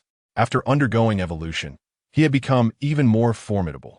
Before long, he surpassed all the people from Baishui Town, reaching Jiang Xue first, who was already prepared with several vehicles, arranging 2 in an 8 shape to create a narrow defensive line. Behind us, it's almost here. Those shadows aren't zombies. Don't misfire. They're the people of Baishui Town. Why is it so chaotic? There's no organization whatsoever. Too many elderly and weak. Most have exhausted their strength. If we had organized them to move together, it would take half an hour to cover these 2 kilometers, and many brothers would perish. I understand. You rest a moment. Find a vehicle and become the driver. All right. Tang Xiang located a pickup truck, opened the rear gate, and positioned it between the 2 vehicles. Once filled, they would be ready to depart. Quickly, don't linger. Everyone get in. Squeeze in tightly, all of you. A minute later, the people of Baishui Town began arriving, and Jiang Xue shouted at them. Exhausted individuals scrambled onto the pickup, cramming 5 to 6 into the seats and 2 to 3 dozen in the back, before Tang Xiang pressed the accelerator and sped away. Militia members, those who can drive, find a vehicle quickly. Some militia members had already arrived, their physical capabilities far superior to those of Baishui Town's residents. Most had surged to the center, with a few racing ahead. Vehicles arrived in succession, not allowing the townspeople a moment's reprieve as they were hastily loaded and driven off, with no accurate count of how many had escaped. Amidst the encroaching darkness, a multitude of figures loomed, an ominous throng of the undead pursuing them. Jifu, are you there? I am here, preparing to assist. Are there still survivors from Baishui Zhen? I don't know, Lin Xuan replied, shaking his head. In truth, he had no idea whether any residents of Baishui Zhen remained, as the path ahead was shrouded in impenetrable gloom.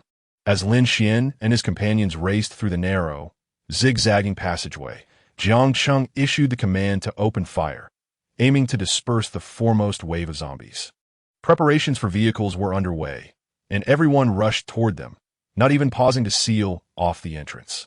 Along the way, Lin Xuan heard a cacophony of cries, perhaps from those who had strayed. With over 300 individuals from Baishuazhan, it was uncertain how many had survived. This is an unavoidable predicament, he reflected. The urgency of the mission had been thrust upon them late in the evening, leaving the soldiers weary from an entire day's toil. To insist that not a single person could be lost would mean the demise of their own militia brothers. 200 of them bore the weight of safeguarding 7,000 souls in the safe zone. They could not afford to sacrifice the greater good for a few. Though Lin Xuan acknowledged the grim reality, he also recognized the fickle nature of authority. What would those above think? If they deemed the efforts inadequate, there would be ample grounds for criticism. Conversely, if they recognized the challenges faced, they might exhibit understanding. Soon, their vehicles arrived at the outskirts of the safe zone. Lin Xuan and his team dared not rest, illuminating the entrance with powerful floodlights. Hundreds of workers toiled through the night, arranging accommodations for the evacuees from Baishuazhan. Naturally, the initial step was to conduct thorough inspections, followed by isolation procedures. How many did we lose? 2. Yuan Ming clenched his fists, while Lin Xuan sighed heavily. They were all elite soldiers, and yet they had lost 2 brothers in a single night. No use lamenting. Life and death are fated. Go to the mess hall. A late-night meal awaits you, along with 2 bottles of beer as a reward. Once you've eaten, get some rest. Those who participated in the mission can catch an extra 2 hours of sleep tomorrow, Yuan Ming urged, dismissing them. Over the past 2 months, they had witnessed numerous farewells and had grown accustomed to the cycle of life and death. Perhaps one day, they too would meet a similar fate, and others would soon learn to adjust. This world would continue to turn, indifferent to the absence of any individual. On the 68th day of the apocalypse, Lin Xuan arose early, primarily due to the incessant noise of the broadcast. One of the loudspeakers was positioned alarmingly close to his home. It sounds piercing the morning air. Jiang Xue was still upset with him today. She had cautioned him repeatedly not to rush headlong into danger. Yet, Lin Xuan had disregarded her warnings. The previous night's operation had been perilous. Had even 1 or 2 evolved zombies been present within the horde, it could have meant disaster. Even Jiang Xue would not venture into unfamiliar territory after dark. After a lengthy attempt to appease her, Lin Xuan felt a sense of helplessness. He quickly consumed his breakfast and departed, seeking to calm his thoughts. Yuan Ming also arrived at the militia base, where, as the commanding officer, he had not found respite and had come early for a meeting, which had become a daily ritual. Lin Yuncheng's eyes were bloodshot, a clear indication of a sleepless night. The complexities surrounding Baishuazhan required his direct involvement. Here are the photographs sent by the higher-ups. Take a look at the situation with the mutated cattle in Baishuazhan. As dawn broke, drones were dispatched for reconnaissance, he explained, handing several images to Lin Xuan and the others. Upon reviewing the photographs, Lin Xuan gasped in shock. The mutated cattle appeared enormous and menacing. These creatures are significantly larger than ordinary cattle, 3 to 5 times their size, I would estimate. Typical yellow cattle weigh between 500 to 800 pounds. These mutated beasts have surged far beyond that, indicating they are evolved zombies of the tyrant variety. Their threat is considerable. A single ordinary vehicle could be upended by them, and the walls of a typical safe zone would offer no resistance to their assault. Uncle Yun Cheng, our walls would be inadequate as well. They are merely ordinary structures, fragile apart from the load-bearing walls. That is indeed the issue. We have no idea how many of these mutated cattle there are. Over 20 have already been observed, with potentially more hidden. The Lord-type zombies in Shanyan County are only a few dozen kilometers away, but Baishuazhan is merely 8 kilometers from us. Should these mutated cattle approach, we may not be able to withstand them. I will request individual rocket launchers from the higher-ups, equipped with armor-piercing rounds.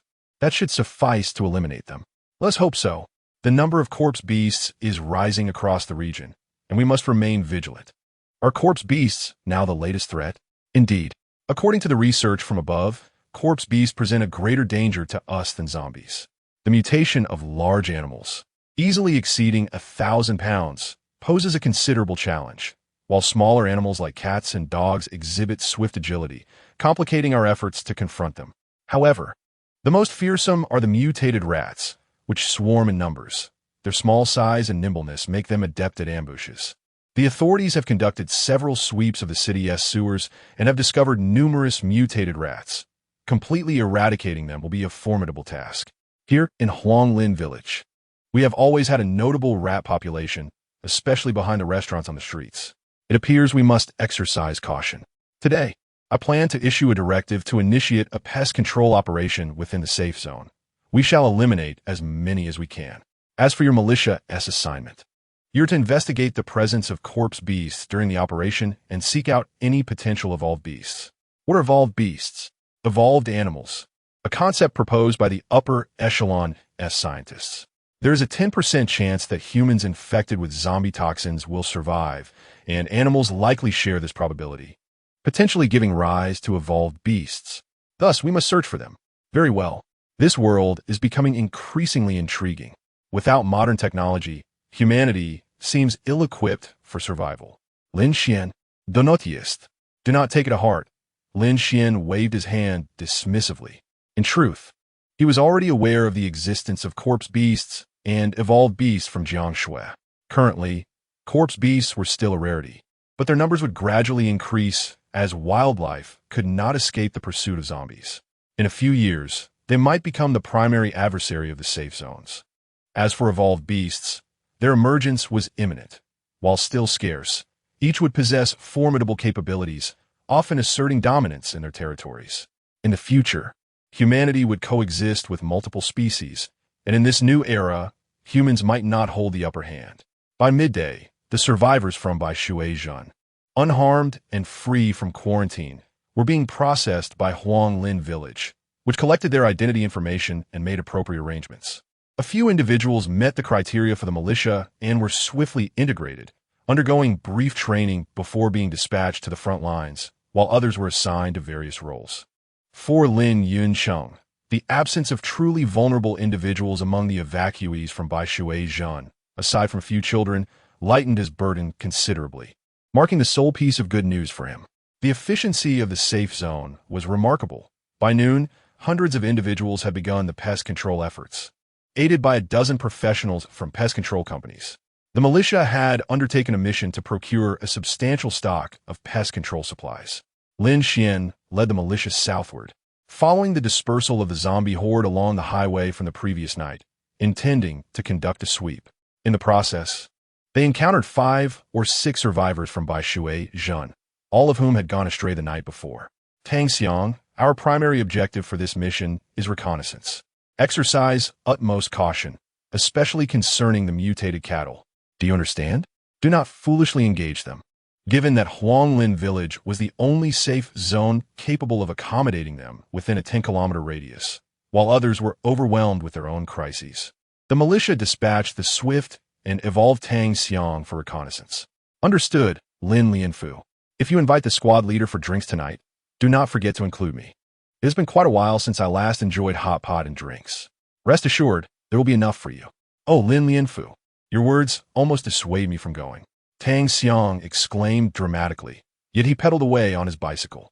This time, he was equipped with a high-end road bike, worth at least 70 to 80,000 yuan before the apocalypse, which he had acquired just 2 hours ago. Lin Xuan, if Baishui town still exists, we will need to deploy troops for rescue. When that time comes, do not argue with me. Your wife seemed ready to kill me when she saw me today. Do not mind her, He Lianzhong. Women often fail to comprehend the bigger picture. Lin Xuan shrugged, acknowledging that this difference of opinion with Jiang Xue was likely their only point of contention. He dare not claim Jiang Xue was wrong. Instead, he believed in the importance of maximizing the safety of their zone and doing everything within his power to improve the situation. It is difficult to articulate, but perhaps she is indeed correct. The more people there are, the more complex the dynamics become. Why dwell on this? Let us discuss something cheerful. I have prepared mitai for tonight. Truly, our landlord is impressive. I purchased it when it was all the rage. Many villagers bought mitai for collection, and I managed to acquire 2 cases. However, after some reflection, I realized that without investing tens of millions, profit margins were minimal. As a laid-back individual, I chose to avoid such risks, and since I do not particularly enjoy drinking, I only consumed one bottle over the years, on my son's birthday, during his primary school years. By the way, have you got married yet, Lin Xuan? Not yet. There are only a few female soldiers in the army, so it is not my turn. My attempts at blind dates have failed, and throughout the year, I seldom meet anyone. Not many women are willing. No worries. Once the situation stabilizes, I will introduce you to someone. You are aware of the circumstances in our village. Each woman is affluent. After the apocalypse, you will simply need to collect rent with your keys. Lin Xuan laughed heartily. As one matures, perspectives shift. In his youth, he considered blind dating to be rather unreliable, yet now, he found it a viable option, particularly for someone as exceptional as he Wenming. If he had a daughter of suitable age, he might indeed attract his interest. I appreciate your assistance. For now, let's deal with the zombies. Lin Xuan, when do you think the second batch of evolution fluid will be dispatched? The team is quite focused on this matter. The instructor is in charge of this issue, and I am uncertain. What about the weaponry? Is it possible to arrange a large-scale airdrop? It feels inadequate to receive supplies in such a piecemeal fashion. Additionally, the soldiers under my command hesitate to fire their weapons freely. Our militia has suffered significant casualties. If we lose more key personnel like last night, it will gravely diminish our combat capability. I have raised this concern with the higher-ups. The ammunition supply in the city is also tight. While the armory is accessible, it lacks raw materials. The directive suggests we retrieve supplies from the sealed storage depots, but they are located over 10 kilometers away, and we have been unable to allocate the necessary time due to heavy workloads. Chapter 50, Survivor Reception Center. Tang Xiang mentioned that he had reached the outskirts of Baishui town, where most of the zombies had dispersed, and he had not encountered any zombie cattle. The 5 individuals he rescued were survivors hiding in the village, who called for help upon seeing him. Noticing the scarcity of zombies, he managed to rescue them while riding his motorcycle. Lin Xuan, I have come to settle the meal expenses for tonight. What meal expenses? Where did you get that rooster? It can't possibly be a zombie chicken, can it? How could that be? I caught myself. There are still many people farming in Baishui town, and they have granaries stocked with rice. They mill their own rice and use the brand to feed the chickens. When I arrived, these 2 chickens were being chased by zombies, so I brought them back. This surely does not violate any regulations, considering the apocalypse. It does not. All the supplies in our safe zone are scavenged. If this is deemed a violation, we might as well wait for death. Well, consider it a significant contribution. Hurry and write a report, then come to my house afterward. Additionally, Lin Xuan had prepared plenty of ingredients for the evening feast. Aside from chicken, there were no fresh meats left, but he had many other items such as sausages and a whole box of instant noodles, anticipating that they might not suffice, especially with so many evolvers who had hearty appetites. Around 8 o'clock in the evening, the guests Lin Xuan had invited began to arrive, all key members of the militia, including the squad leader, the instructor, and various team leaders, over 10 in total. Damn, I never expected to enjoy hot pot in my lifetime again. Cough, cough. Mind your manners. Lin Xuan, where are your wife and parents? They should join us. There's no need. They have already eaten. With so many people, there isn't enough space. That seems a bit inconsiderate. It truly is fine. I have spoken to them. We will just keep our voices down to avoid disturbing my son. Lin Xuan shook his head. The purpose of tonight's gathering was to strengthen camaraderie within the militia. Lin Yunrong and the others were supportive, as their son would be fighting alongside them, so it was essential to foster good relations. Lin Xuan owned a gasoline generator but chose not to use it. The hot pot was prepared using charcoal, featuring a large dual-flavored pot, and there was no shortage of chili peppers. Let us keep it casual. Tonight, there are no officers, just brothers from the militia. We have fought side by side, and we had intended to organize a gathering long ago, but previous missions were too demanding. Today, we finally found the time. Come, let's raise a toast. Wait a moment, let us fill our stomachs first. We have been prohibited from drinking for quite some time, and our tolerance has diminished. Let me have a piece of meat. It has been ages since I last savored fresh meat. The group had grown weary of mitai and craved fresh meat. The militia had always been a priority in the safe zone, so they were not starving, but the taste of their provisions left much to be desired. Aside from rice and flour, everything else was lacking in freshness. Lin Xuan's demands were modest. He had not prepared much alcohol for the evening, just a single bottle of mitai and 2 bottles of erguo for over 10 people, translating to a little over 1 liang of liquor per person. The group feasted heartily, relishing the meal without discussing work matters, as if they were long-lost friends reuniting. Suddenly, just as they were finishing their meal, a flash of lightning illuminated the sky, followed by a rumble of thunder, causing everyone to pause in surprise. It's going to rain. Damn, it's about to rain. Time to shower. Yes, it's time to shower. We should stop eating. Lin Xuan. We need to leave. Please take care of the cleanup. However, no one in the safe zone has had a shower. People like Lin Xuan, who can clean themselves daily, are lucky. Most can only ensure a limited supply of drinking water, so the entire safe zone is quite odorous. Having shower gel and shampoo would be futile. This is the Huanglin Village Safe Zone broadcast station. We interrupt this program to announce that rain is imminent.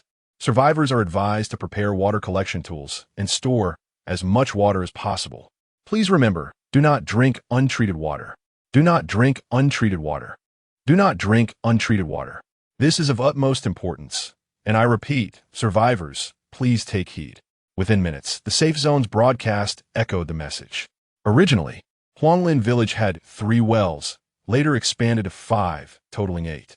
However, these 8 wells had to supply over 7,000 people, barely enough for drinking and rationed at that. This rain was crucial for the safe zone. The safe zone erupted in activity as everyone scrambled to gather any containers they could find, basins, buckets, to prepare for collecting rainwater. Lin Xuan's household was no exception, pulling out everything that could hold water. Half an hour later, the anticipated rain arrived, heavy and plentiful. Lin Xuan's front porch was lined with pots and pans, all set to catch the rainwater. Xinge, come shower. Son, do not go outside. If you get drenched, many will surely catch colds by tomorrow. I need to speak to Lin Yunfa and have him announce it. Dad, don't bother. Everyone has been holding back for nearly 2 months. Let them indulge a bit. Lin Xuan shook his head. Many in the safe zone had been cooped up for too long. Taking this opportunity to release some tension was not a bad idea. Father, mother, the sound of the rain is quite loud now. I will go and start the generator. You two can take a warm shower, Jiang Xue said to Lin Xuan's parents. Normally, taking a warm shower seemed too extravagant and could provoke public ire, so they prefer to maintain a low profile. However, this was an opportunity. Is there water in the heater? It will be ready shortly. We still have a bundle of plastic sheeting at home. Lin Xuan, Jiang Cheng, and I will go to the rooftop to collect some rainwater and then deliver it to the water tank. It won't take long. You just need to wait a moment. Jiang Xue led the two to the rooftop, unfurling a plastic sheet 8 meters long and 5 meters wide, securing it on all sides to collect rainwater. Within 2 or 3 minutes, they could gather a barrel of rainwater with remarkable speed. When someone spotted Lin Xuan and the others on the rooftop and inquired about their activities, Lin Xuan explained.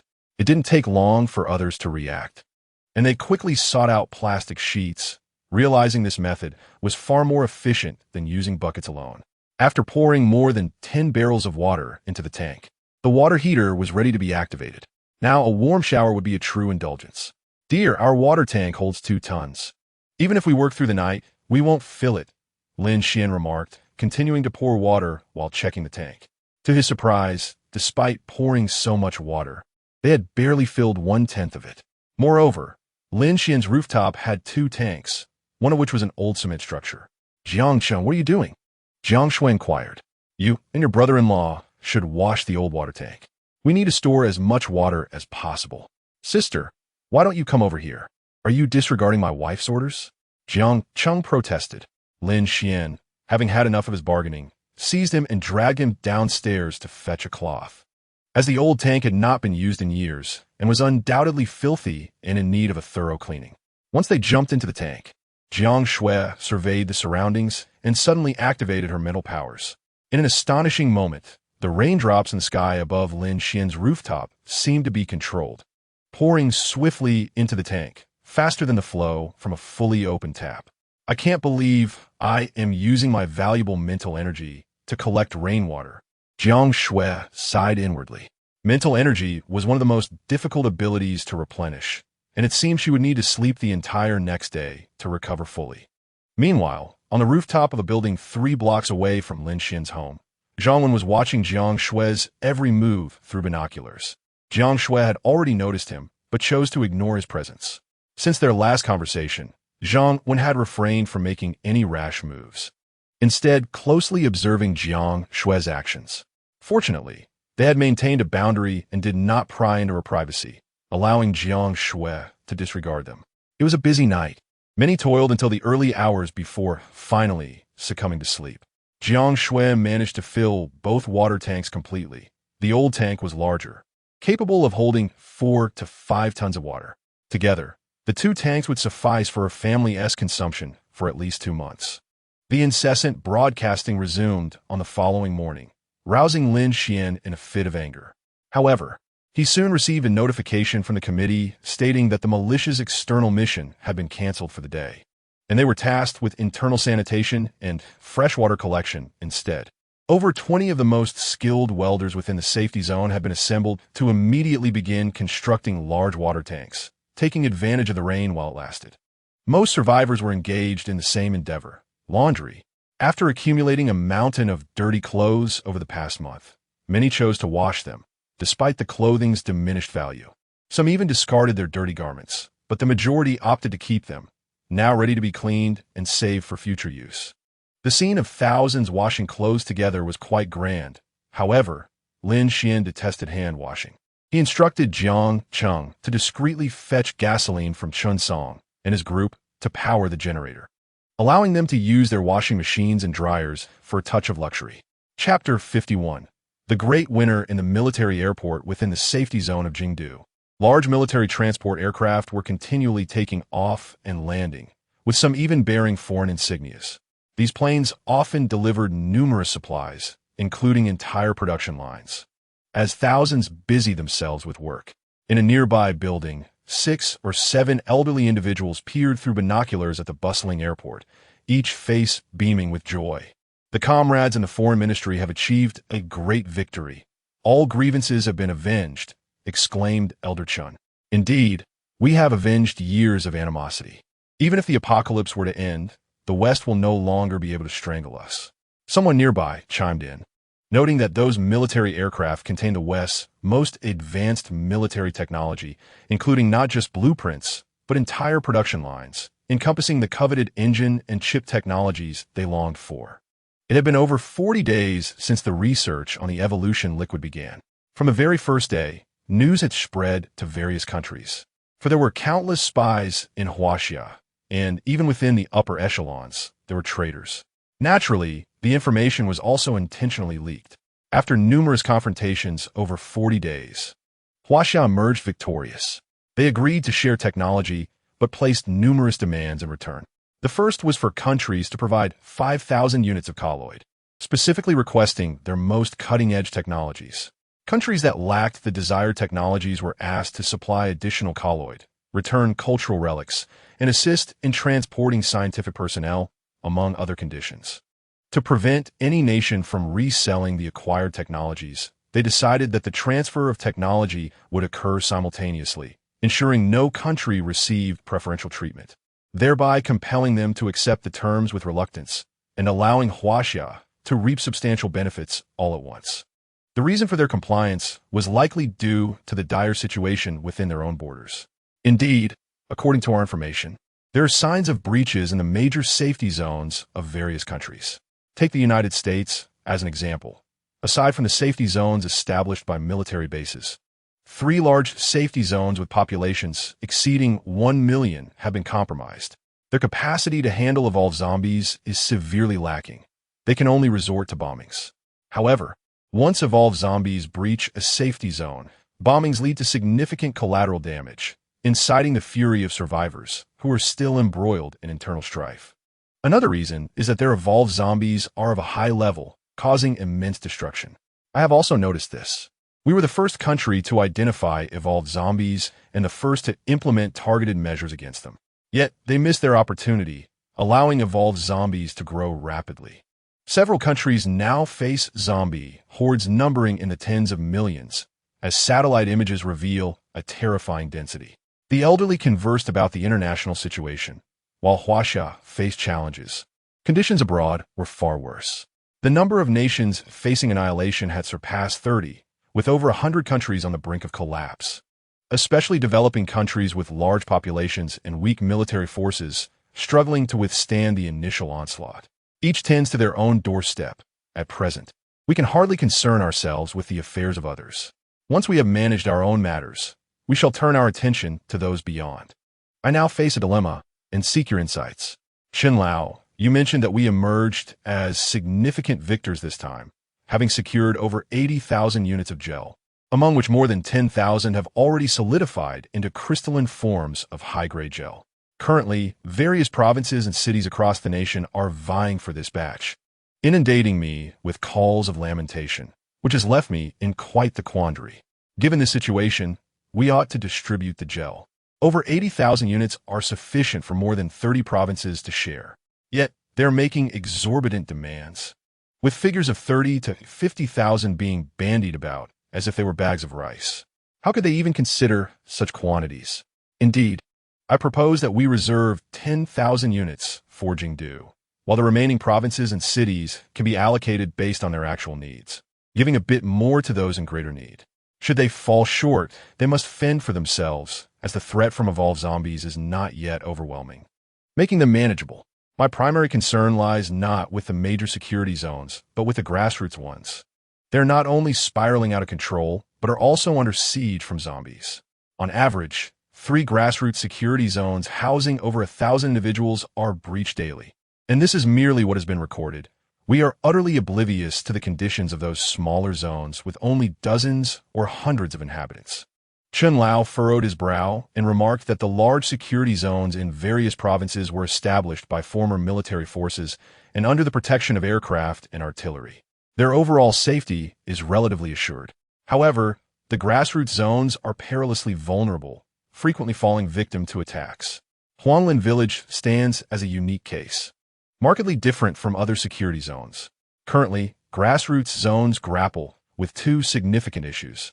First, many have been overtaken by ambitious schemers who heed neither directives nor commands.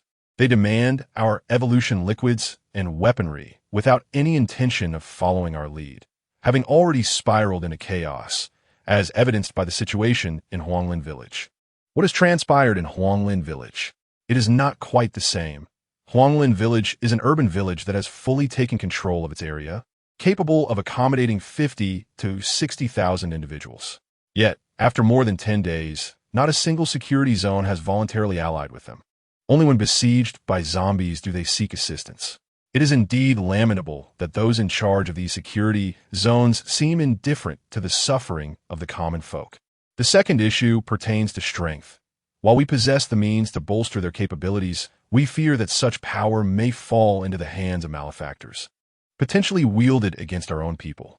This is particularly true concerning evolution liquids, as the personal prowess of evolved beings can easily lead to arrogance.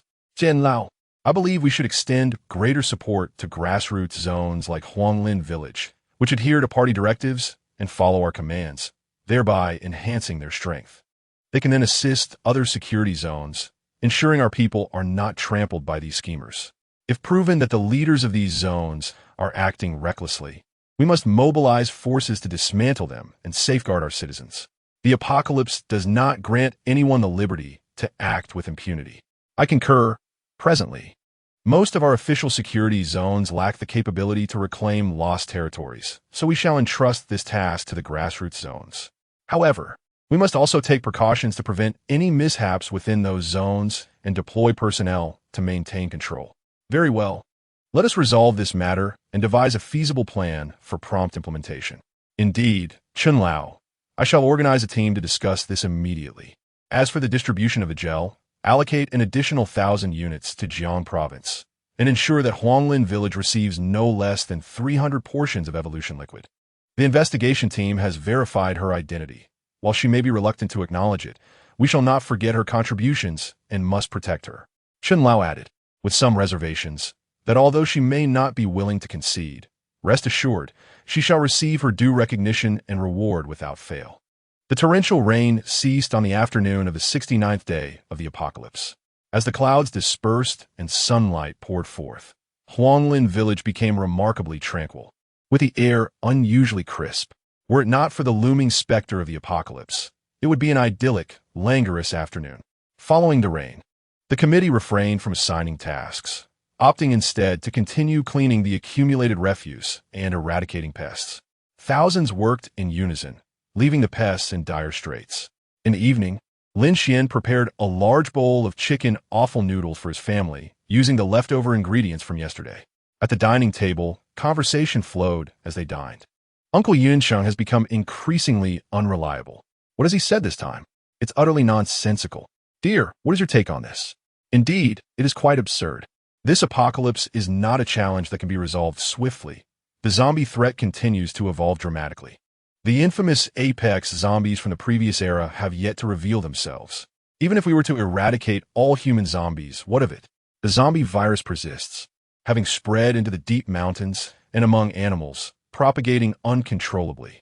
Only when animal zombies rise will we face a new trial. Regardless, Uncle Yunsheng's plan has drawn widespread criticism and is unlikely to be approved. I lean towards a more cautious approach, focusing first on resolving food shortages before tackling electricity issues. The matters concerning the industrial park can be addressed in due course. We must prioritize our own welfare, adhering to the principle of aiding the world only when we are secure ourselves. Chapter 52. Growing Stronger, Dear Survivors. Today is June 5th, 2020, the 25th day of the 4th lunar month, marking the 71st day of the apocalypse.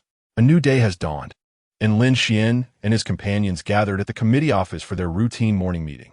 Today, the office was free from the cloying scent of perfume, as it was no longer necessary to mask the odors emanating from the people. They all smelled delightful, imbued with the essence of shower gel.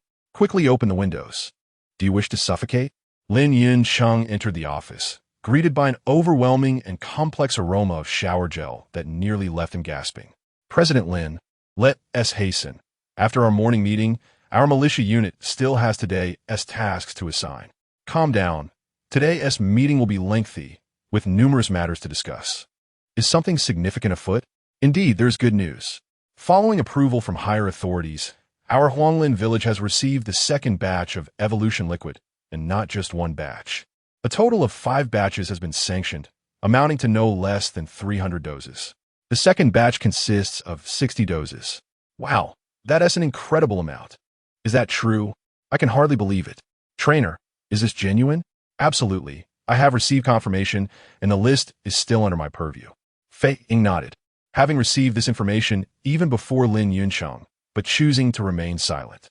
Trainer, will the militia unit receive this batch as well? We are preparing to launch an assault on the industrial park. The more evolved individuals we have, the better. Indeed, Trainer, you. Cough, cough. What do you mean by that?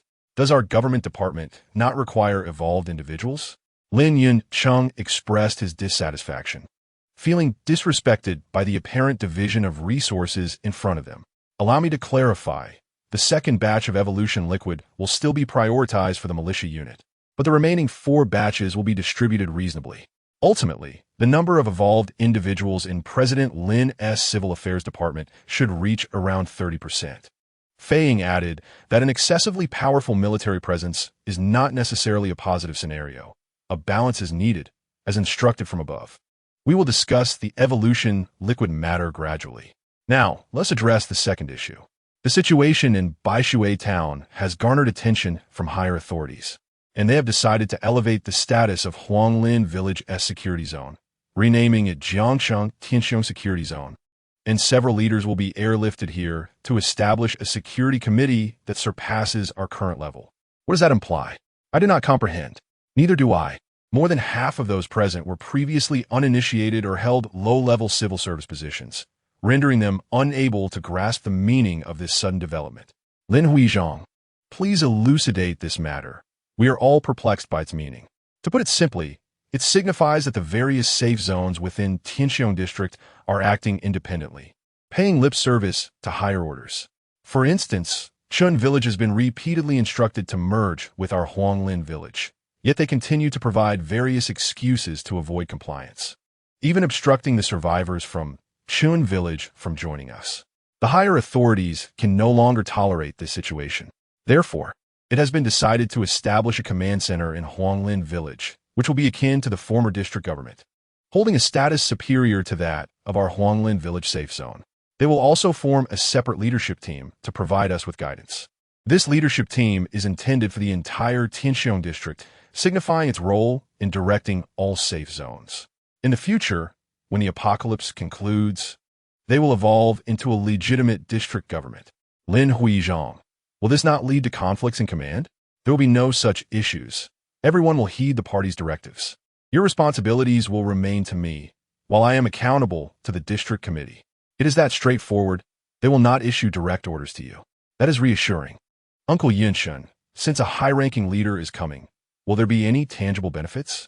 Lin Xuan, submit a 1,000-word self-reflection before the end of your shift. What kind of remark is that? This is a serious matter, not a marketplace for bargaining. Yes, I was in the wrong, Lin Xuan. Continuing, the higher authorities will provide us with greater support and, in turn, have assigned us additional responsibilities. Lin Xuan elaborated, there will certainly be benefits. The arrival of a higher leader signifies the provision of more substantial resources. He Wei Wen has come, bringing firearms. Fei Ying has arrived with evolution liquid, and now another individual is set to arrive, naturally bringing supplies. However, the specifics remain unknown. Of course, the expectations from the higher authorities towards Huanglin Village have also intensified. Huanglin Village is still regarded as a quintessential safe zone in Jiangxue. The authorities have explicitly stated that Huanglin Village has an obligation to assist the other safe zones in overcoming difficulties, including military support, material aid, and organizational backing. If any safe zone is breached by zombies, Huanglin Village must unconditionally accept its survivors without discrimination. Simultaneously, Huanglin Village must secure the industrial park by August 1st and ensure that certain factories resume operations before September, thus generating a positive impact on combating the zombie virus and aiding the populace. Essentially, Huanglin Village is tasked with altering the current predicament of Tianxiong District and reversing the disadvantages against the zombies. At this juncture, the atmosphere turned somber. These were not ordinary requirements, but exceedingly demanding ones. Setting aside the matters concerning the safe zones, the industrial park alone harbors no less than 50,000 zombies. Furthermore, to resume production, we must fortify the industrial park. With the limited manpower of the militia, is that sufficient? As the morning wore on, Lin Xuan and others dispersed from the morning assembly and reconvened with the militia for a brief overview of the day's tasks, during which they deliberated on the topics discussed in the morning meeting. You need not overly fret. The higher authorities will certainly take our actual capabilities into account. The evolution liquid is a prime example. I suspect that our militia will soon be formalized. Formalized? Indeed, the militia is not a regular army and lacks a structured organization. In the future, there may be a battalion or even regiment level established, and with the formation will come resources and an influx of heavy weaponry, enabling us to trade our rudimentary arms for formidable ones, rendering us less fearful of those zombies. Captain, he is correct. I would like to add that the higher authorities have consented to allow Huanglin Village to manage the colloid independently without the need for submission. Really? That is splendid news. Give me 10 units of colloid. I aim to break the 100-meter dash in 3 seconds. Give me 10 units of colloid. My one-handed strength can exceed 800 pounds, far surpassing yours. Impressive, you say? Can you even hit me? Even if you cannot, I will simply stand there, and you will not breach my defenses. I believe our hydromancers should take heed. Although we experienced rainfall a few days ago, we have now entered summer, which will significantly deplete our water resources. If it does not rain, those few wells will barely suffice to stave off starvation. If I enhance my abilities, I can procure dozens of tons of water daily, allowing everyone to bathe regularly. Nonsense. Do you think dozens of tons will suffice? Even if I gave you all the colloid, it would not be enough. A cacophony of evolutionists erupted as they began to bicker over the merits of their abilities, which finally ceased when He Wen Ming slammed the table. Instructor, you have been responsible for the evolution liquid. This matter requires your resolution. Certainly, however, the distribution of colloid must be approached gradually, as it will only be determined once the evolution liquid is in place. The distribution must be assessed based on the types and quantities of evolutionists present to ensure a scientific allocation. Fei Ying nodded. Given the different types of abilities, their functions vary, making equal distribution impossible. We must base our allocation on actual needs. Overall, combat-type evolutionists will likely receive greater resources, such as He Wenming with his fire abilities. In the city, fire-type evolutionists have already reached considerable levels, functioning almost like flamethrowers, mowing down zombies with ease. Enough of this commotion. It is nearly time for our mission. There have been suspected sightings of licitors in the flower cultivation area, so those leading the team must exercise caution. Who will go? I shall go. Lin Xuan and Huang Yunfeng will accompany me. If a liciter is found, it is imperative to eliminate it. Additionally, your material assignment remains focused on nutrient soil and fertilizers, so expedite the transfer. Understood. Lin Xuan nodded. Having discovered a warehouse for nutrient soil and fertilizers at the cultivation center, estimated to contain several hundred tons, the transfer had been ongoing for several days without completion, as the safe zone was currently leveling land to expand production, which necessitated a high demand for nutrient soil, fertilizers, and pesticides. I will still lead the industrial park team. Lin Xuan will accompany me. Today we must bring the engineering team along, as the areas we previously searched have been overtaken by zombies. We must systematically block off sections of the industrial park, addressing them piece by piece. Furthermore, we must eliminate any zombies that have been dispatched in the industrial park. For while zombies can consume rotten flesh, failure to address them only serves to bolster the enemy. The instructor is currently training new recruits and reservists in the safe zone, which must be intensified. If our militia is to transform, we must expand recruitment. To admit new recruits without training them is tantamount to sending them to their demise, which is a grave error. Yes, Captain. Fei Ying nodded, aware of the heavy responsibilities he bore, training new recruits while also managing the safe zone security and overseeing part of the logistics, leaving him exceedingly busy. The group received their orders and set off in their respective teams, with Lin Xuan and Huang Yunfeng partnering up. Huang Yunfeng, a power-type evolutionist, possessed considerable strength and, being of a similar age to Lin Xuan, shared no past grievances, making him easier to work with. The Huang family has fared quite well within the safe zone, ranking just below the Lin family. Compared to other survivors, they remain united in a clan-like manner, wielding significant influence, with many members occupying crucial positions within the committee, ensuring their lives are not overly arduous. It is precisely because their lives are bearable that they have not contested power with the Lin family. Any minor disputes remain within manageable bounds, having no impact on the greater scheme. Chapter 53. The Incident at Chun Village on the 75th day of the apocalypse. During the regular morning assembly, two unfamiliar faces appeared beside Lin Yunshin. They sat quietly, smiling at the gathering. Lin Xuan and others continued to scrutinize the newcomers, who were the leaders Lin Yunshin had mentioned would soon arrive.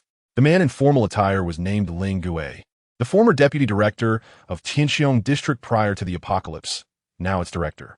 Henceforth, he would be addressed as President Ling, as his full title would be chairman of the Tianxiong District Safety Committee. The other man, clad in military garb, was a battalion commander from an infantry regiment in the city, soon to be promoted to regiment commander. The militia would transition from a rudimentary force to a formalized entity, not only achieving formal recognition, but also experiencing a two-tier elevation in organizational level, transforming from a company to a regiment under the Central Theater Command, with a unit designation of 63,702. They arrived early, while the main force is expected to arrive today, reportedly a complete company to bolster the strength of Huanglin Village. During today's routine morning meeting, only one matter was addressed concerning Chun Village. This is a matter for which we, the entirety of Huanglin Village, must reflect upon. We have been too careless. Chairman Lin, has something happened in Chun Village? Not just anything. A grave incident has occurred. Deputy Lin, Captain He, you both have visited Shengtang Garden and are aware of what transpired there, correct? Does Chairman Lin imply that Chun Village has also fallen prey to nefarious individuals? At these words, both Lin Xuan and He Wenming's expressions changed drastically. Shengtang Garden had previously been occupied by criminals who engaged in unspeakable acts. And within a mere month of the apocalypse, many perished from starvation, with countless others murdered. Had it not been for Jiang Xue and his group passing through Shengtang Garden and taking refuge there, the situation would have remained unknown. Indeed, Chun Village, like our Huanglin village, is an urban village. Most of its former residents bore the surname Chun, but there are also many collective households residing there, making the situation far more complex. When the apocalypse erupted, the leadership of Chun Village suffered significant blows, leaving it leaderless. By the time our Huanglin village safe zone was established, a multitude of zombies from Chun Village had congregated, seizing the opportunity to form their own safe zone. However, this safe zone was swiftly overrun by a group of criminals who conspired to assassinate its leaders, thereafter ruling with tyranny. The plight of the survivors in Chun Village is harrowing. They are forced to undertake all the dirty work, leading resource searches, yet receive the least in distribution, barely ensuring they do not starve, while the elderly and weak have long been purged. They wield power over the survivors, silencing dissent, and any sign of resistance leads to immediate execution under the pretext of being bitten by zombies. In summary, their deeds can be encapsulated in 4 words: rampant lawlessness. This situation came to light due to Huanglin Village's continued efforts to engage with Chun Village, attempting to persuade them to join our ranks. Previously, only thugs had spoken on behalf of Chun Village, until last night when someone escaped their clutches and entered Huanglin Village, relaying the circumstances to Lin Xuan, who then reported it to higher authorities via radio, prompting Lin Xuan and Zhou Xiong to set off early. Comrades, due to our negligence, a considerable number of survivors have fallen victim to these villains. They have suffered oppression for far too long, and thus, the sole agenda for today's morning meeting is to deploy troops immediately and eradicate the criminals in Chun Village. We shall mobilize now and bring about a complete upheaval, declared He Wenming, his fury palpable. As a true soldier, he had been educated by the party, and, in his eyes, the Huanglin village militia was an inadequate force, riddled with self-interest and often bartering over orders. Lin Xuan was similarly seen as someone who clung to power. Yet, he had not anticipated that just a few hundred meters from Huanglin village, Chun Village could mirror the horrors of Shengtang Garden. In comparison, Huanglin Village seemed a paradise, as not a single soul had perished from hunger here, and the vulnerable had all been cared for. With no further ado, the meeting adjourned, and He Wenming went to mobilize the militia. 200 soldiers alongside 150 security officers were dispatched, with Lin Xuan, Zhou Xiong, and other senior officials also on the front line. For today, resolving the Chun Village crisis was of utmost importance. Lin Xuan report commanded Lin Xuan, selecting 50 individuals who swiftly charged towards the horde of zombies upon exiting the safe zone. Lin Xuan mirrored his actions, while He Wenming took the lead straight towards Chun Village. Halt! Who are you? The Liberation Army. Open the gate. Drop your weapons and open the door. You have 1 minute. He Wenming and his group were spotted by the sentries, who were held at bay, while the elite of the militia had already scaled the walls from another side. Chun Village had over 3,000 survivors, yet the militia comprised merely a handful, made up of local ruffians who dared not conscript the survivors for fear they would flee during their watch, resulting in scant sentries. The soldiers who had scaled the walls swiftly dealt with the sentries and opened the gates, allowing He Wenming and his team to storm into Chun Village. Upon entry, they were greeted by heaps of refuse, and on the roadside lay individuals, numbly gazing at them. Comrades, where are your officials? We are the Liberation Army. We apologize for our tardiness. We have come to rescue you. Are you truly the Liberation Army? Indeed, the Liberation Army has arrived. Salvation is at hand.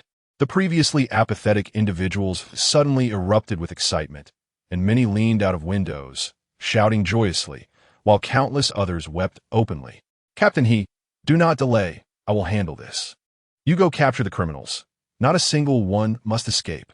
Lin Xuan intervened, allowing He Wenming to depart as he took some individuals to begin comforting the populace. Under the guidance of the Chun Village survivors, He Wenming commenced the march towards the safe zone. Captain He, the criminals are attempting to flee. Open fire.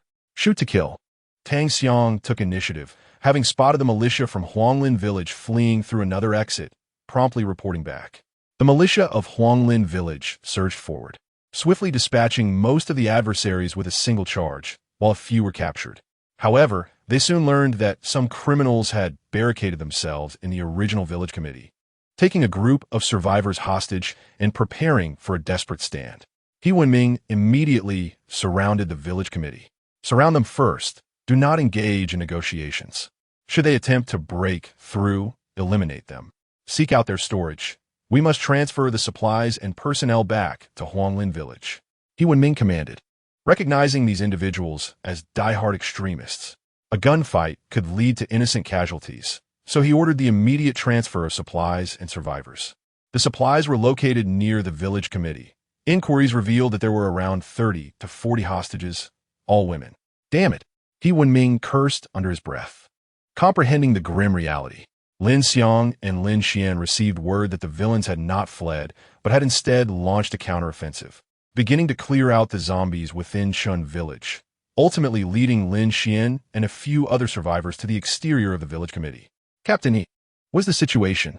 The remaining criminals have taken 30 to 40 women hostage and are making a stand.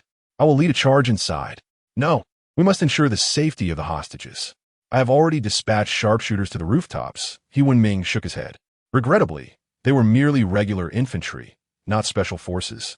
Otherwise, a direct assault could have easily dismantled this ragtag assembly. As personnel from Huanglin village continued to arrive, survivors from Chun village were gradually rescued.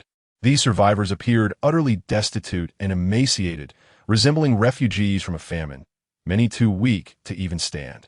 The transfer was delayed due to their condition. Lin Yunqing promptly ordered comfort measures, and large quantities of supplies were brought forth to cook porridge for the survivors. Simultaneously, security personnel mobilized. With the survivors' guidance, 7 to 8 criminals mingling within the crowd were identified, and emboldened by the militia's support, the survivors surged forward, resulting in the immediate execution of several individuals. President Lin, District Chief Ling, and Team Leader Zhou, what is the current situation? The individuals inside have just sent word, demanding we release them, or they will harm the hostages. We must never acquiesce. I shall not concede. These people deserve their fate. They should not think they can evade retribution simply because the world is ending. If we do not capture them today, we would be unworthy of our titles as soldiers. Do you have any plans for rescue? We can only resort to a forceful assault, aiming to resolve the situation before noon. Could that be too reckless? It is our only option. We cannot compromise. My suggestion is for a few of us evolvers to infiltrate. They may not comprehend the powers of evolvers, allowing us to catch them off guard. He Wenming stated, struggling to maintain his composure. Yet he understood that compromise was not an option. If these scoundrels escape, they will go on to harm others. And the people of Huaxia have already suffered enough.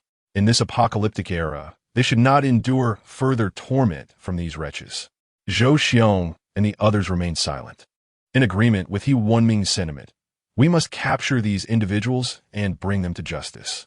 50 days prior to the militia's incursion into Chun village, Chun Defai felt as though he were living the most exhilarating days of his life. He truly believed himself to be akin to an emperor, wielding the power to determine the fates of many. He was perpetually surrounded by sycophants, eager to curry favor. Even those who once held a higher social standing than he now found themselves in servitude to him. Born into poverty with many siblings, he began working at the age of 14, not due to a lack of funds for education, but rather because he was simply not cut out for it. While his language skills were acceptable, mathematics and foreign languages were as incomprehensible as an alien tongue. Thus, he found greater satisfaction in labor. Unfortunately, his laziness and lack of skills led him to a downward spiral. By the time his peers had graduated from university and entered the workforce, any opportunity for him to boast had vanished, forcing Chun Defai to resort to illicit activities. Initially, he engaged in petty theft, which later escalated to working as a thug for criminal organizations. When the crackdown on organized crime commenced, he found himself incarcerated, spending half of his years between 25 and 40 behind bars, which he considered a noteworthy chapter in his life. Before the apocalypse, he operated a small loan company, notorious for its predatory lending practices, employing a cadre of individuals with similar backgrounds as enforcers. On the night the apocalypse erupted, he was already inebriated, thus escaping the initial chaos.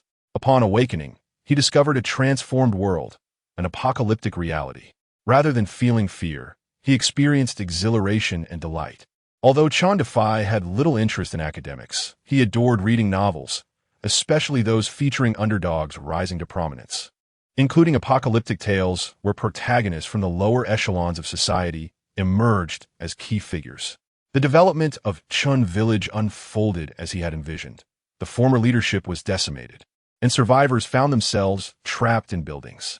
It was Chun Defy and his cohorts who first overcame their fear, venturing out to eliminate zombies and rescue survivors.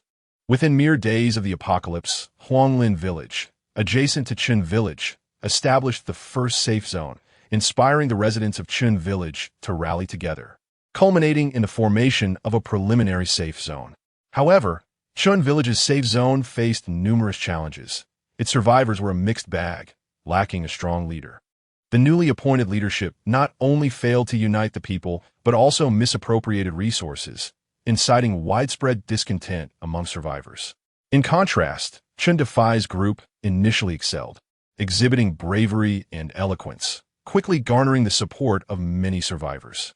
Thus, when the initial leadership and militia were ensnared by Chun Defy's schemes and met their demise, it was only natural for him to ascend as the leader of the Chun Village safe zone. Yet, upon assuming leadership, his true nature was revealed. He was not there to serve the people, but to exert power. All the local thugs and criminals, those with dubious pasts, became his trusted subordinates, and he ruled through intimidation. Thereafter, he basked in the glory of his newfound authority, enjoying the finest provisions and living conditions, meting out brutal punishment to anyone who dared voice dissent. Those who resisted faced severe consequences, and Chun Village transitioned from one hell to another. Recently, when Huanglin Village's safe zone was established and reached out for a merger, Chun Defy, aware of their formidable militia and arsenal, decisively declined, preferring to reign as a small emperor within his own domain. Brother, the people from Huanglin Village have agreed to send us food. As the standoff reached noon, the aroma of food wafted from outside the village committee. Chun Defy instructed his men to call out for food delivery, which was willingly accepted. A few individuals arrived, 2 men, who claimed there were no women and carried no weapons, coming empty-handed. Let them in, Chun Defy said after a moment's contemplation. Despite having ample supplies, they lacked firewood for cooking, and none among them knew how to prepare food since the chef they had previously captured had escaped. Chun Defy had devised a plan. If he could hold out until nightfall, he would execute half of the hostages. Those who died, without being shot in the head, would soon rise as zombies, which he would then release alongside the remaining hostages, sowing chaos among his adversaries, providing him with an opportunity to flee. Outside the safety zone lay a world overrun by zombies. An escape would be his only option. The pursuit of fugitives was no longer as straightforward as before. Soon, 2 tall men entered after being thoroughly searched by his subordinates, confirming they bore no weapons and were ushered into the community center, each carrying a food container. "You are from the militia, right?" "Quite impressive in stature," one of them remarked. "Yes, we entered to ensure the safety of the hostages. We can discuss matters at length. I admire those with courage. Look, they're all alive. Do not attempt a forcible entry. Should you make a move, I will execute them," Chun Defy threatened, gesturing towards a woman bound with explosives in a nearby room. Lin Xuan glanced into the room, noting the presence of several beautiful women, some even partially clothed. Their expressions vacant, a clear indication of severe trauma. "As long as the hostages are unharmed, we will provide you with food. Shall we partake first to assure there is no poison?" "Of course, you may eat first," Chun Defy replied, momentarily taken aback. It appeared the outsiders were quite cooperative. Indeed, good people deserve to be victimized by the likes of him. Lin Xuan placed the food containers on the table and opened them one by one, revealing genuine meals along with numerous metal spoons. He retrieved the food, grasping a spoon, ready to distribute. At that moment, Lin Xuan sprang into action. He activated his power, transforming the tip of the spoon into a sharp point, swiftly plunging it into Chun Defy's arm, causing the weapon in his hand to clatter to the ground. Chun Defy screamed instinctively, while Lin Xuan lunged at another armed thug, driving the sharpened spoon into his neck. In that instant, He Wenming also took action, his arms extended, unleashing 2 fiery dragons from his palms that engulfed the 2 armed thugs, before he charged at one of them. The windows of the community center shattered as 3 militia members executed a surprise assault. These 3 had previously served in the armed police and special forces, trained in counter-hostage tactics, and had been lying in wait on the roof. 2 of the thugs who attempted to resist were swiftly eliminated, and as for Chen Defai, he found himself pinned to the ground by Lin Xuan, utterly incapable of resistance despite his imposing stature. The door was forcefully breached as a contingent of militia surged in, swiftly bringing the situation under control, followed closely by Lin Yunxing and his companions. Director Ling, the mission is accomplished. The bandit leader can now be brought to justice, Lin Xuan remarked with a smile.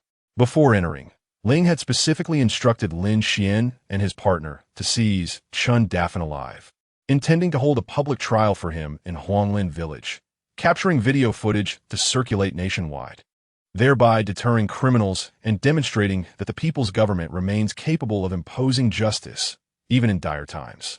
Deputy Company Commander Lin, well done. You have achieved a significant victory this time, Lin Xuan praised. It's part of my duty. Please summon some female colleagues. The psychological intervention team should arrive promptly. As the scene inside is quite distressing, he added, gesturing towards the room, his disdain for the scoundrels palpable.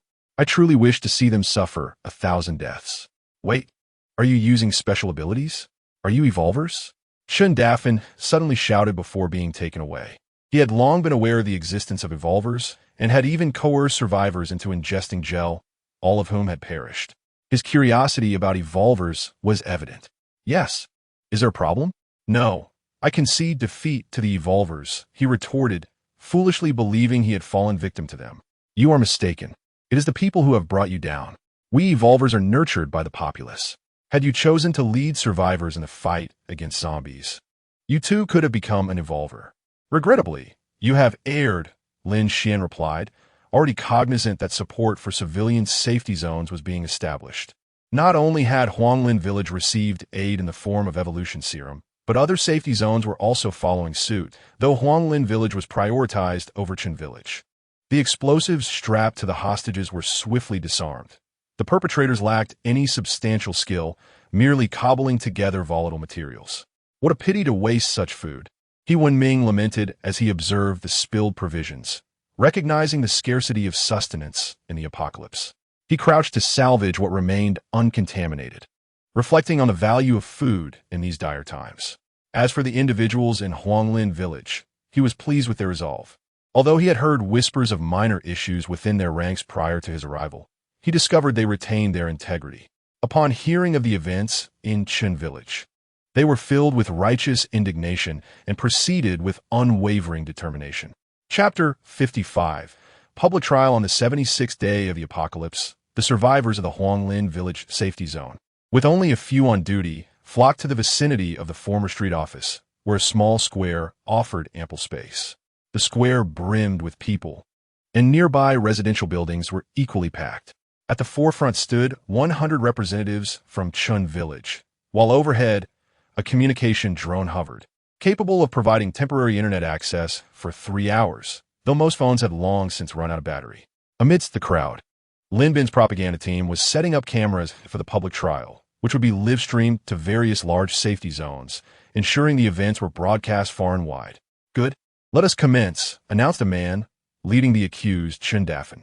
Clad in a long-forgotten judge's robe and holding documents, he began the formal proceedings, verifying identities, presenting evidence, declaring charges, and assigning guilt. Simultaneously, in Kyoto, the scenes of the Huanglin village public trial were projected onto the walls of several high-rise buildings, captivating countless survivors who paused to witness the proceedings. On April 18th, the criminal Chen Dafan, citing insubordination from his victims, committed murder. The judge's voice resonated clearly through loudspeakers. Goodness, how many has he killed? 16. Surely not that many. He alone killed 3. Such brutality. He has claimed so many lives. These fools think they can run amok just because it's the end of days? He deserves death. I wish we could employ ancient methods of execution, slicing him into 1,000 pieces. Quiet, there's more. Astonishingly, they starved over 300 people. Such pity for the elderly and children. They perished not by zombies, but by these scoundrels. In comparison, it seemed they were fortunate, although their conditions were far from those of the past.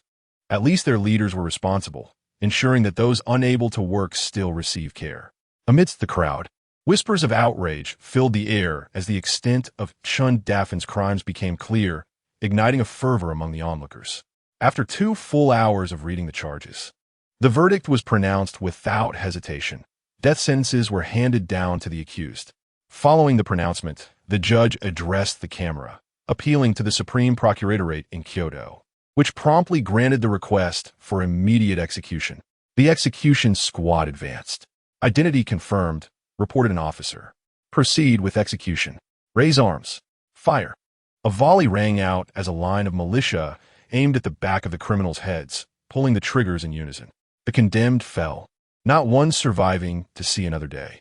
Excellent work. Justice served. The crowd in Kyoto erupted into thunderous applause, echoing in cities like Modu, Yangcheng, Shuncheng, and Jiangxue, where nearly every viewer clapped, thinking of 4 words, deservedly punished. Weeping, the first row of 100 representatives from Chun village expressed their grief and exhilaration, feeling both wronged and vindicated as they finally achieved retribution. Nearby cameras turned towards them, capturing this pivotal moment. Have I truly altered history? In my previous life, such events never transpired. Following the apocalypse, order crumbled, and those from Chun village, like Huanglin village, only faced reckoning after migrating from urban safety zones. Is this outcome ultimately good or bad? Jiang Xue pondered as she witnessed the public trial and execution, recalling that in her past life, such occurrences were unheard of. Dear, do you see? This is the people's will. Even amidst the apocalypse, they yearn for order, for justice, for light. Such desires can transform into formidable energy, Lin Xuan remarked. Sensing Jiang Xue's thoughts, striving to persuade her to embrace the collective spirit and trust in their government and people to triumph over this calamity. Perhaps, but there are many like Chun Dafen who remain unpunished. They will face justice. The current conditions prevent it. Yet when the time is right, they will be held accountable. Maybe, she mused. Director Ling, what shall we do with the bodies of these criminals? Pack them up and send them to the Municipal Research Institute. Let this be their atonement to the people. Understood. I will arrange it. Lin Xuan nodded in agreement. The transgressions of Chun Dafen and his cohorts had filled several sheets of paper, with over 800 survivors perishing directly or indirectly due to their actions, and many more injured or disabled. Executing them felt like a mere reprieve, yet allowing them to contribute one final time could serve a purpose. As the inhabitants of Huanglin village began to disperse, Lin Xuan returned to the pressing tasks at hand, with over 3,000 individuals from Chun village requiring resettlement. At 2 o'clock in the afternoon, a fleet of helicopters appeared above the Huanglin village safety zone, descending onto rooftops, releasing over 100 personnel along with an arsenal of weapons, including a second batch of evolution serum. The over 100 individuals included a complete infantry company intended to bolster the protective regiment. Otherwise, the regular troops within the militia were far too few. The remaining personnel comprised cadres brought by Lin Xuan from higher authorities to establish his team. Lin Xuan led a group to receive the equipment, which consisted of dozens of boxes filled exclusively with weapons. Presently, Huanglin village, lacking only tanks and heavy armored vehicles, was well equipped with standard armaments, including anti-aircraft machine guns, heavy machine guns, rocket launchers, and mortars. However, most of the heavy weaponry was unsuitable for combat due to their weight and the absence of transport vehicles. Thus, they were temporarily allocated for defense, certain to be needed in due time. Satellite reconnaissance indicated that the number of Lord-type zombies was increasing, especially in the larger cities, where there was more than one. Tianqiong district was home to at least 1 million zombies, and it was only a matter of time before Lord-type zombies appeared, leading to a siege scenario. The original militia station had now become the garrison for the 1st Battalion of the Tianqiong District Protective Regiment, where He Wenming and Lin Xuan were exchanging congratulations, having both received promotions. He Wenming was now the battalion commander, while Lin Xuan held the dual titles of deputy battalion commander and company commander. Other squad leaders had been promoted to company leaders, and some team leaders had risen to squad leaders. According to military organization, a battalion comprises 3 companies, necessitating 3 to 400 personnel. The replenishment of our troops would not be swift. Under the 3-3 system, a regiment consists of 3 battalions, along with a regiment directly subordinate company. Presently, the 3rd Battalion had only 1 commander, with others vacant, necessitating a gradual selection process for soldiers. As we are now regular troops, stringent standards must be adhered to. Lin Xuan could only inquire about the most pressing matter, the evolution liquid. This would require consulting Fei Kanmu, who is currently the staff officer in the regiment and responsible for matters regarding the evolution liquid. Battalion commander, you're shirking responsibility. The regiment has so many personnel now. You must advocate for this benefit for your comrades. The power of the evolvers is manifesting and is crucial for future safety. It pertains to the lives of our brethren. Lin Xuan lamented. While the initial effects of the evolution liquid were minimal, its potency gradually increased. The evolvers in Huanglin village remained weak compared to those in the urban area, where evolution teams had emerged, each exhibiting formidable physical prowess. Even in cold weapon combat, they were exceptionally fierce. This also puzzled Jiang Xue, who wondered how she had altered the world. In her heart, she recalled that in her previous life, evolver battalions and teams did not appear until 6 months or even a year into the apocalypse, by which time evolved zombies were formidable, rendering even evolvers incapable of contending with them, thus exacerbating the situation. However, this time was different. Although the evolution liquid had appeared merely a month earlier, it provided a significant advantage by enabling organized extermination of zombies before they evolved into something unassailable, allowing for the acquisition of their gelatinous material. This shift in balance altered the entire situation. Let me take another look. We must ensure our brethren do not suffer losses, He Wenming nodded. The bonds formed through shared battles with the 1st Battalion had fostered strong feelings among them, and each soldier had proven themselves in numerous engagements, thus deserving of becoming an evolver. Chapter 56. Visitors from all directions. Fei Ying had indeed not slept well in recent days. The allocation of the evolution liquid was a thankless task, as it involved his comrades who had fought alongside him and new superiors who had just arrived. He dared not show favoritism due to the scrutiny surrounding the matter, which was heavily monitored. Caught in this dilemma, Fei Ying found himself sleepless. However, insomnia proved unhelpful under such immense pressure, and he nonetheless produced the list. The second batch once again consisted of individuals from the militia company. Those from Lin Yunxing's area would have to wait for the next round, as the militia was the frontline fighting force against the zombies. The second batch comprised 60 doses, sufficient for 20 individuals. According to the previously established criteria, 20 were selected from the original militia company. Among them were Jiang Xue, Lin Xuan, and Lin Jiwu. Familiar names to Lin Xuan, though the Huanglin families did not comprise half the list. Instead, it included a larger number of recruited militiamen, ensuring the fairness of the selection process. Following directives from higher-ups, Huanglin Village's safe zone could receive an additional 240 doses of the evolution liquid, equating to 80 individuals. With the current and previous allocations combined, the number of evolvers could exceed 100, effectively forming an evolver company. Based on our accumulated experience, concentrated usage of the evolution liquid yields the best results. However, given our circumstances, this could not be realized.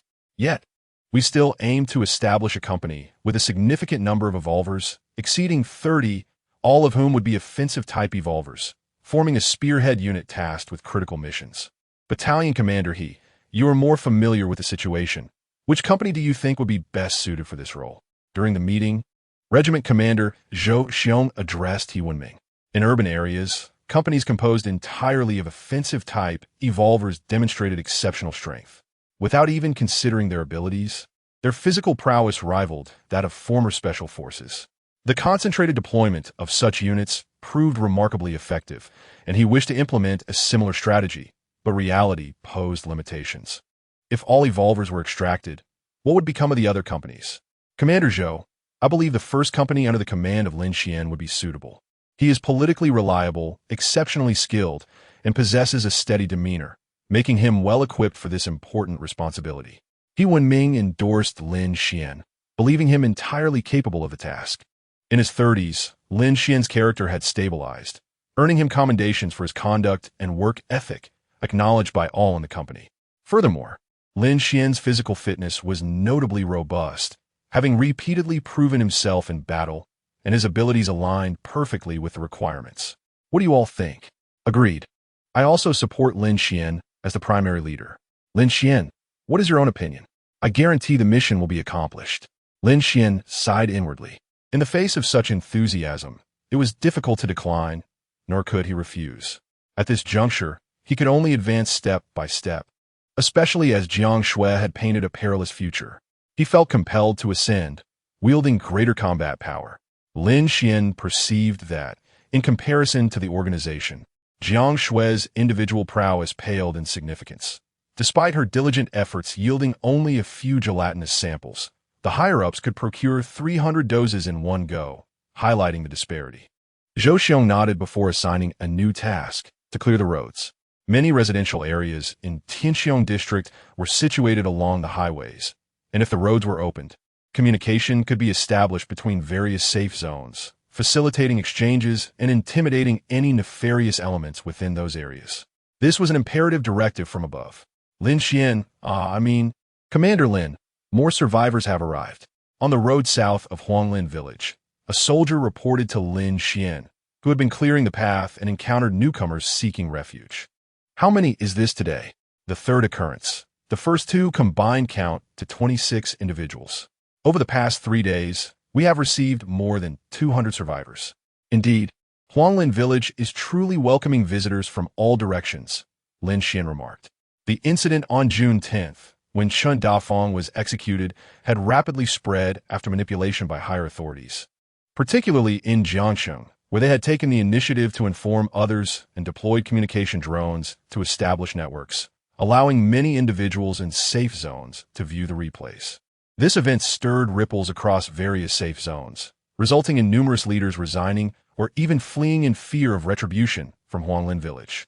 Those survivors living under harsh conditions in other safe zones decided to take the risk and seek refuge in Huanglin village. Previously, such actions would have required the approval of their leaders, but now, no one dared to intervene. The outcome of this situation was a flood of survivors to Huanglin village. In recent days, the number of newcomers exceeded 500 daily, with many more likely on the way. No more deliveries. We cannot afford to be lazy. Simply send someone to lead the way. We have searched and besieged those areas multiple times. There should be no zombies left. Lin Xuan waved his hand, explaining that yesterday's delay in progress was due to escorting these survivors, which earned him a reprimand from He Wenming. A few minutes later, a group of weary survivors appeared before Lin Xuan and his team. They were filled with excitement upon seeing them, with some immediately wanting to lodge complaints about how they had been treated in their safe zone. Lin Xuan signaled, and someone quickly stepped forward to escort them away. Once they departed, Lin Xuan resumed his task. His current mission was to clear the road outside Huanglin village, specifically by pushing abandoned vehicles to one side to ensure at least one lane remained open for passage, while also retrieving any useful supplies from the vehicles. Stop looking. Let's start pushing the cars, he commanded. The tools were somewhat lacking, particularly the bulldozer, which consumed too much fuel and had been halted after just 2 days of use. Now they were using a combination of forklifts and manual labor. Vehicles with keys should ideally remain undamaged. Open the doors to retrieve items, and remember to take everything useful. Behind Lin Xuan was a pickup truck loaded with various items salvaged from the vehicles: toys, snacks, bottled water, tools, baseball bats, and alcohol.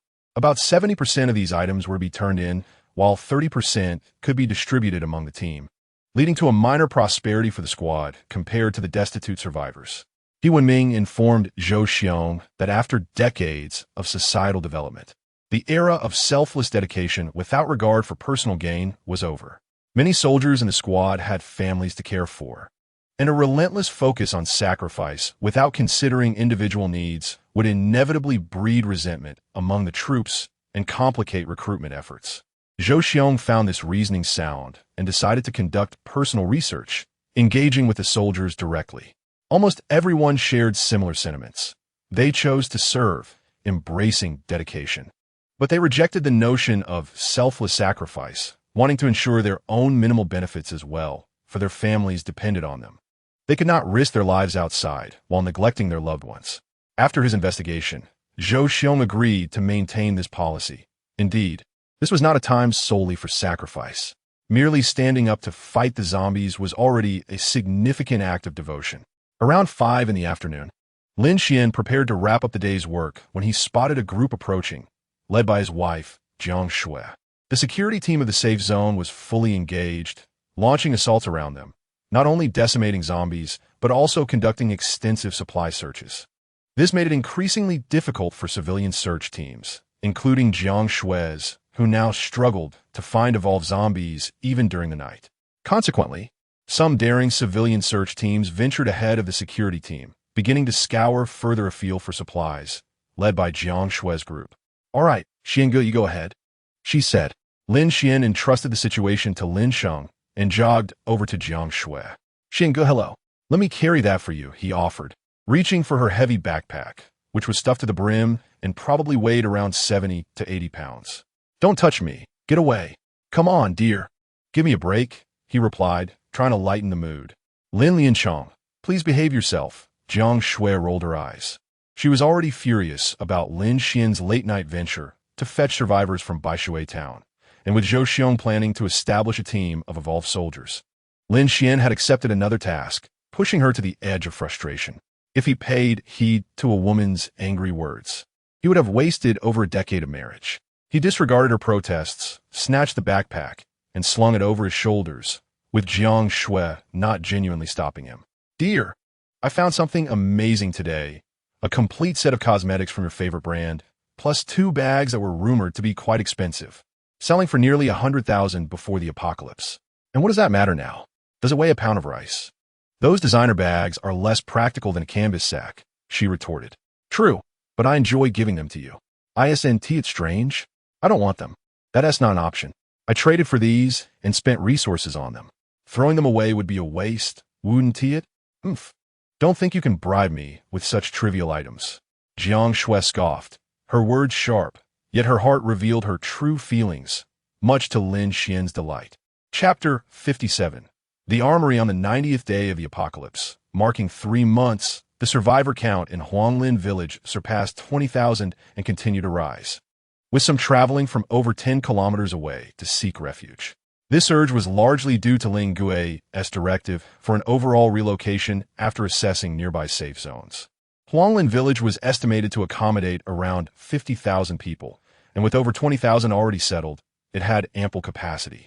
Consequently, the security team recruited 500 new soldiers, who were now undergoing rigorous training. The only concern lay with Lin Xuan, as the rapid population increase was straining the committee's resources, causing material supplies to breach critical levels. Each day, the worry revolved around how much was consumed. Thus, in light of this situation, Lin Xuan and Zhou Xiong jointly requested permission from the higher-ups to access the armory, which was granted, allowing the Huanglin village security team to head to the Jingshan armory for supplies. Jingshan, situated east of Jiangxue, was the most significant military base in the region during the 1970s, housing multiple military camps and factories. However, due to changing circumstances, the arms factories relocated, and most military camps were shut down, leaving only a few troops behind.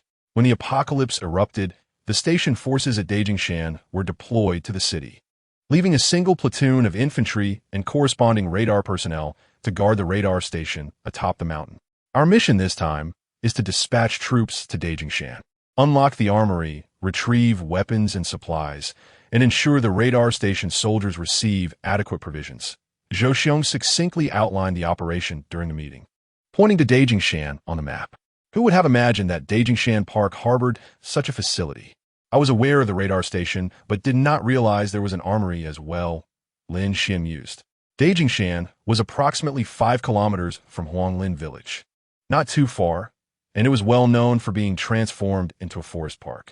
Many who climbed Jingshan would inadvertently enter the radar station's territory, leading to conflicts with the station soldiers. Locals were well aware to avoid climbing too high and to refrain from taking photos above a certain elevation, lest they encounter soldiers who would delete their pictures. "Commander, How many men will we deploy for this operation? 300 men, 10 vehicles, Lin Xuan, Zhou Xiong replied. Is the road to Jiangshan cleared? 500 meters, sufficient. We can clear the path within half a day, although we cannot guarantee all zombies will be eliminated. We might need to fight while transporting supplies. Commander, we should also bring additional tools, such as forklifts and manual carts. Agreed. It's fine to add a few more vehicles, Zhou Xiong nodded. 300 men constituted a formidable force. Bringing along a few more would not pose an issue. When will we depart?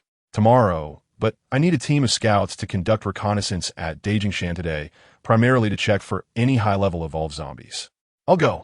Lin Xuan volunteered. Now his squad had several evolved individuals, strong enough to take on the task. No, the first squad will remain inactive for now. You haven't undergone reconnaissance training. I have other candidates in mind, Zhou Xiong declined, emphasizing that scouting required specific skills. He chose a company from the 2nd Battalion, the one he had brought from the city, and they prepared to set off shortly. To be more precise, it involves dismantling the solar panels from the streetlights. Currently, the power supply for the safety zone relies entirely on gasoline generators. While the generators are sufficient, the gasoline supply is dwindling. Lin Xuan and his companions have already emptied 3 nearby gas stations. If they exhaust their gasoline reserves, they will have to travel a considerable distance to find another station. However, this is not the main issue. The critical point is that Jiangxing lacks a refinery. Even if they deplete the gas stations, it won't last long, and gasoline still serves a significant purpose. Therefore, Lin Xuan believes that they cannot afford to waste gasoline on electricity generation, which is why he has resolved to harness solar power.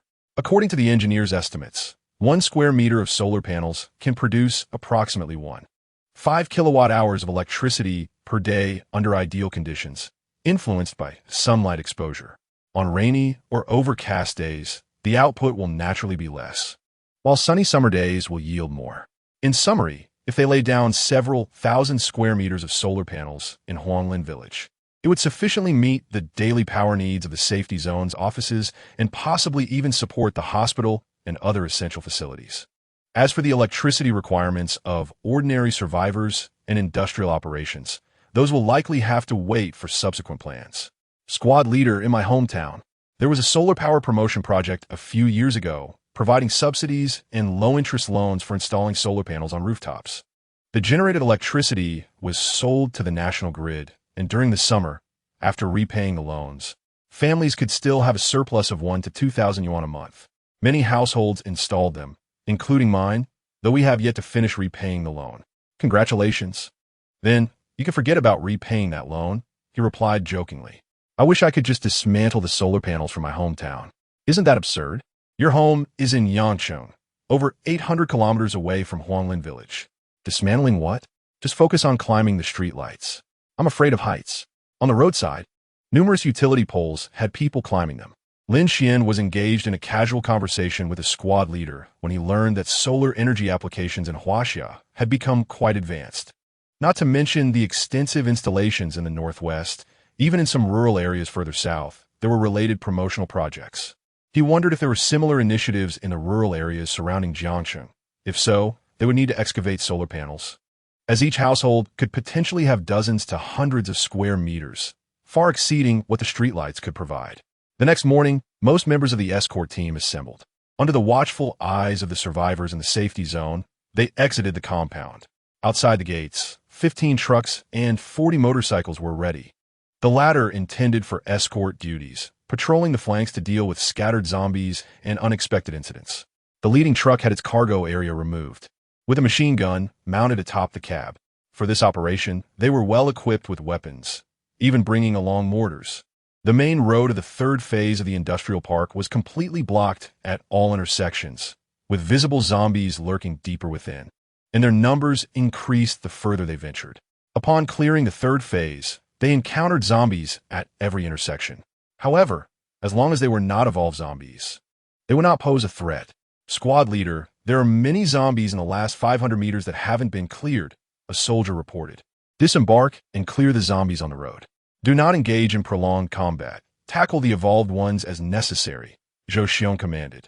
Soon, Soldiers disembarked from the vehicles to clear the final stretch of road, while Lin Xuan and others had already engaged with the enemy. He Wenming set fire to a tyrant, which screamed in agony but could not be killed immediately. Ultimately, an evolved powerhouse threw a steel bar, pinning the tyrant to the ground, allowing Lin Xuan to step in and finish it off. By the heavens, what a massive devourer! Quick, open fire! A gigantic devourer appeared, towering 4 to 5 meters high and stretching 7 to 8 meters long, nearly the height of a factory. Heavy machine guns opened fire, unleashing dozens of rounds before finally bringing it down. Lin Xuan approached to extract its gelatinous substance, which had already crystallized. This crystal is at least equivalent to 10 gelatinous substances. If I consume it, my strength could exceed 800 gene. Taking on a tyrant would be a piece of cake. Enough chatter, forward we go. Lin Xuan rolled his eyes, recognizing that such high-grade crystals were likely not meant for just anyone to claim. They may need to be submitted for research purposes. The several hundred seasoned veterans advanced with remarkable speed. Having battled zombies for months, they instinctively knew how to fight without needing further orders. They quickly pushed forward 500 meters, emerging from the gates and crossing the highway, entering the forest park at the foot of Dying Mountain. Everyone board the vehicles. Remain vigilant for mutated beasts, Zhou Xiong ordered. Although the forest park lacked ferocious predators like tigers and lions, it was teeming with ordinary animals, raising concerns about a potential horde of mutated beasts. However, no mutated beasts were detected as the convoy reached a collection of buildings deep within Dying Mountain, marked with signs indicating military no-go zones. This had been the location of previous troops, now abandoned. After parking in front of a heavy iron gate, Zhou Xiong personally approached, opening a small panel to reveal a keypad. After entering the code, Lin Xuan heard a heavy mechanical sound as the gate began to slide open, revealing a dimly lit tunnel that seemed long and ominous, reminiscent of a scene from a horror film. Chapter 58. Cigarette Butts. One platoon stood guard outside the readiness warehouse, while the rest entered. Though termed a warehouse, it resembled a bomb shelter, originally constructed for air defense during times of war and hardship. A significant portion of Dying Mountain had been excavated, and its true size remained unknown. Lin Xuan soon spotted preserved vintage tanks, troop carriers, and infantry fighting vehicles, alongside several rooms labeled with their contents. The readiness warehouse contained not only weapons and ammunition, but also a vast array of supplies, including tents, disinfectants, generators, and individual rations. Load one truck with a modest supply of weapons and ample ammunition. The rest should be filled with food, ordered Lin, the squad leader. Bring 2 drivers and soldiers to accompany me, he instructed. Yes, sir. There were also a few zombies in the forest, but no mutated beast had been detected yet. Lin Xuan and his companions observed their surroundings, soon spotting a notable number of zombies along the mountain road. Once they had secured the industrial park, a thorough search of Dying Mountain would be necessary to restore order. The task was daunting. These mutated beasts posed a significant threat in certain areas. Huanglin village had not encountered many because it was adjacent to the urban center of Jiangxue, where large-scale pig and poultry farms were prohibited. However, many small counties and rural areas had numerous livestock farms, where it was common to have tens of thousands of pigs or hundreds of thousands of chickens. If they were to become mutated, the consequences would be dire. As they neared the mountain summit, a guard station came into view, with soldiers standing watch. Zhou Xiong approached, presenting his credentials, and the guard opened the gate to allow their entry. After traveling several hundred meters, they arrived at a building where a squad of soldiers awaited them. All personnel of the Jiangxue Dying Mountain Radar Station, welcome team leader Zhou. Salute. Thank you for your hard work, comrades. Disperse and receive the supplies, Zhou commanded. Yes, team leader Zhou. The soldiers at the radar station began to unload the supplies, while team leader Zhou engaged in discussions with the personnel there, primarily inquiring about radar operations. Even in the apocalypse, air defense remained a priority, perhaps even more so than usual, as they feared potential attacks from other nations. This was no trivial matter. A single missile strike could devastate a large safety zone in present-day Jiangxing. Lieutenant Li, allow me to introduce you to Lin Xuan, the squad leader of our escort team. From now on, your supplies will be provided by our escort team, so you may want to familiarize yourselves with each other. Hello, squad leader Lin, Lieutenant Li greeted. Hello, Lieutenant Li, Lin Xuan replied with a salute, feeling somewhat puzzled by Zhou Xiong's intentions.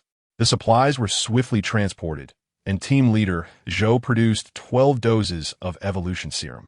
Handing them to squad leader Li, he instructed that each person should receive 3 injections to become an evolved being and asked him to select individuals for the task. Subsequently, Zhou Xiong requested Lin Xuan to inform Li about the events that transpired after the apocalypse, as they had been atop the mountain for an extended period. Isolated from external news. Squad leader Li, next time I shall bring some books for you. It is rather dull up here, said Zhou. Thank you, but we have our duties. You have also endured hardships. Life down a mountain is challenging, I presume. Fortunately, we are still persevering. This time, we came to collect equipment and supplies. We now have over 20,000 survivors in Huanglin Village, replied Li. I recall that Huanglin Village once had 50 to 60,000 inhabitants, Zhou remarked. Indeed, it had dwindled to just over 7,000. The current number includes many from the surrounding safe zones, and the losses have been devastating. As the topic turned somber, silence enveloped the group, leaving them to shift conversations to lighter matters. Upon learning that squad leader Li was a veteran of over a decade, having spent 7 years at the radar station, Lin Xuan felt a profound respect for him. Team leader, this is a gift from the radar station, Lin Xuan said as he noticed 2 crates of vibrant green vegetables in the vehicle, grown by the soldiers nearby, which he promptly reported to Zhou Xiong. Accept this as a token of their goodwill. Such is the spirit of our veterans, steadfast and unwavering, Zhou remarked. They truly deserve admiration. I just observed their internal order and hygiene. It's impressive, especially in these dire times, Lin Xuan acknowledged.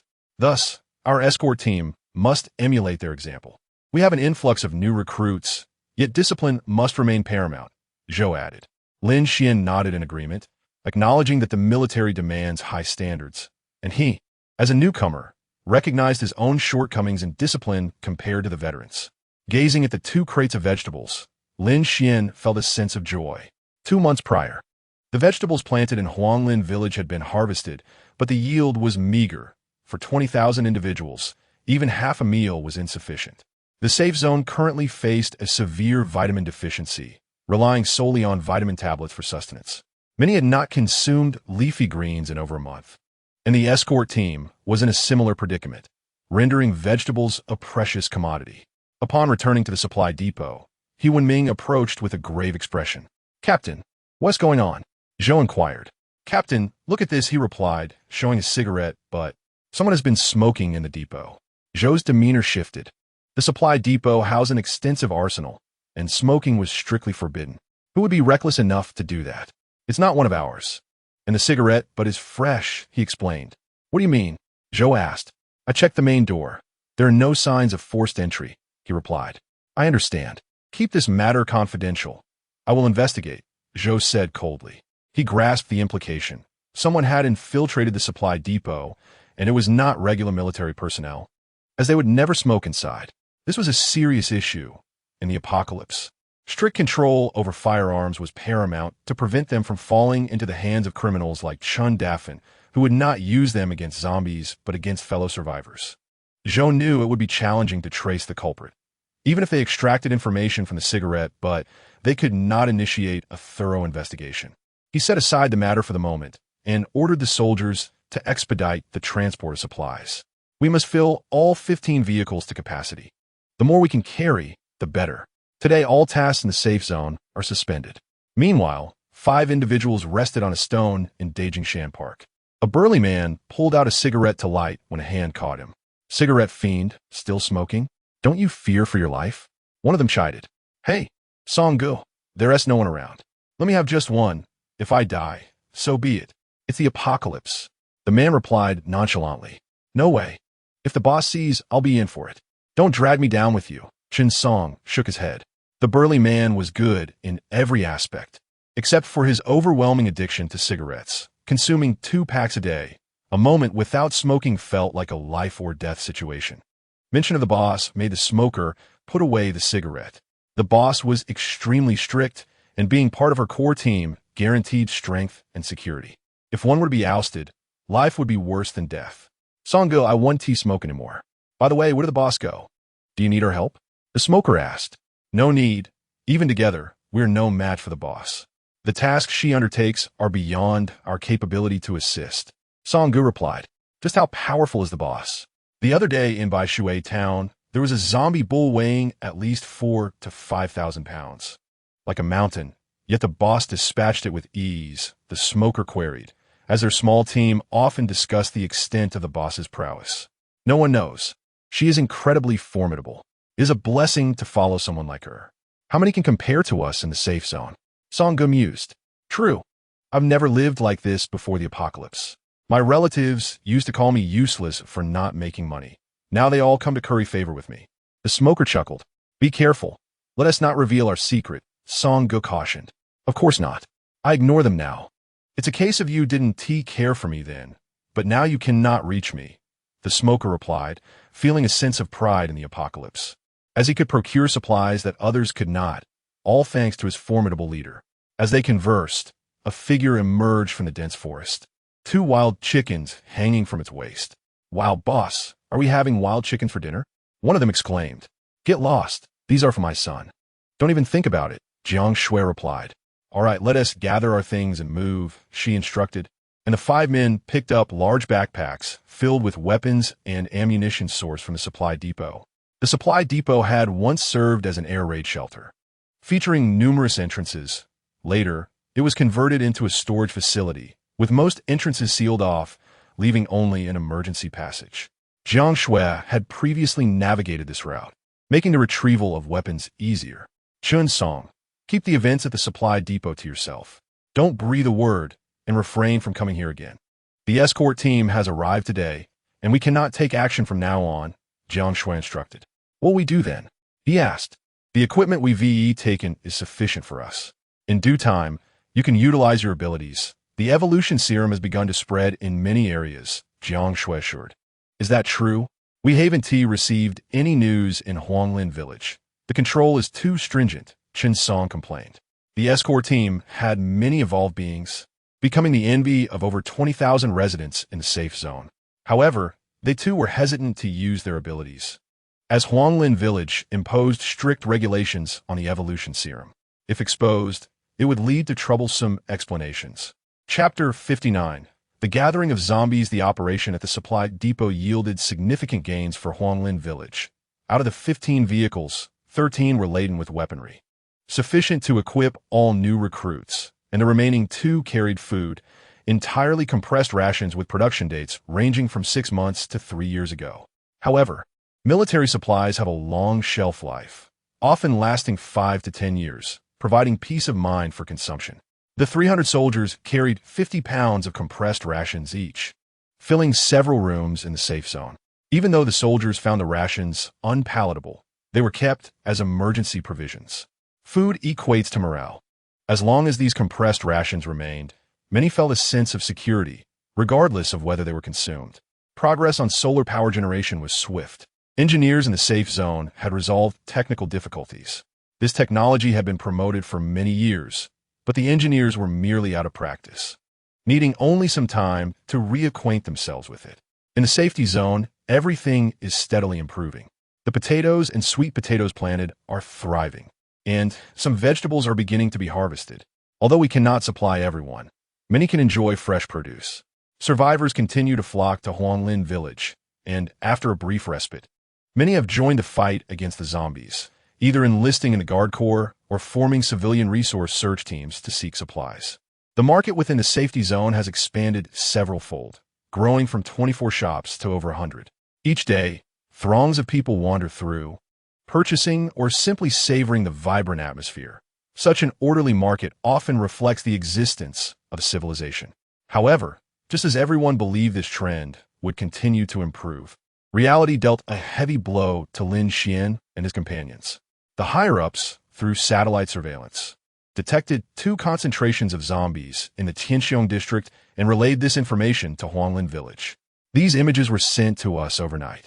Take a look. 2 groups of zombies are gathering, suspected to be led by a Lord-type zombie. At the Guard Corps headquarters meeting, Zhou Xiong wore a grim expression, presenting a stack of photographs to the officers above the company commander level. The images all depicted zombies, leaving Lin Xuan somewhat perplexed. The characteristics of Lord-type zombies are evident. First, they control and summon zombie hordes. Second, they gather and evolve zombies as their guards. These two traits are already quite apparent. It's just that our satellites have yet to capture the figure of the Lord-type zombie. Presently, these two zombie hordes are alarmingly close to Huanglin village. One is located on the northern side of Lin Xuan Mountain, approximately 7 kilometers away, while the other is outside the Lu Mountain village in the 6th phase of the industrial park. Lu Mountain village, like Huanglin village, has undergone rural transformation and demolition, resulting in a significant influx of laborers and the establishment of logistics parks and various industries. Both locations are densely populated, Commander.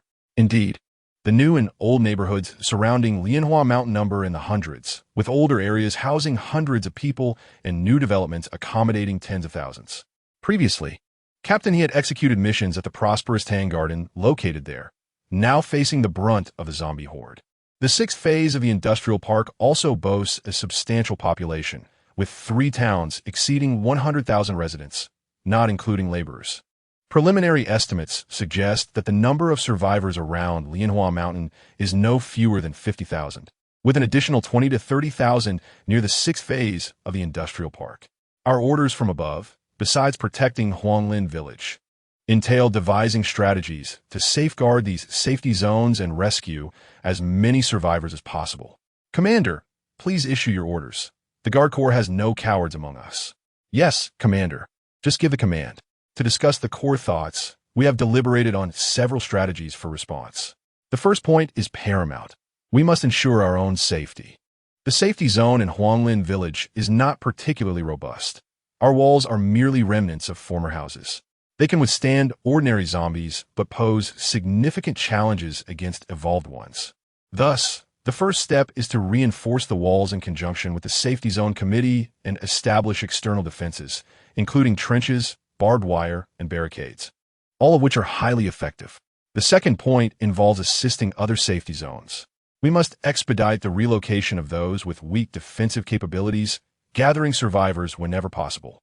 For zones housing over 1,000 individuals with some self-defense capability, we must find ways to establish contact and provide them with food supplies, weaponry, and even support in the form of evolution fluid. The third and most crucial point is to locate and eliminate the Lord-type zombie before it can summon the hordes. Based on our observations, the control exerted by a Lord-type zombie over its horde has a numerical limit. It will not act recklessly until it reaches that threshold. A newly evolved Lord can control between 15,000 and 20,000 zombies, while a second-tier Lord can command around 50,000, and so forth.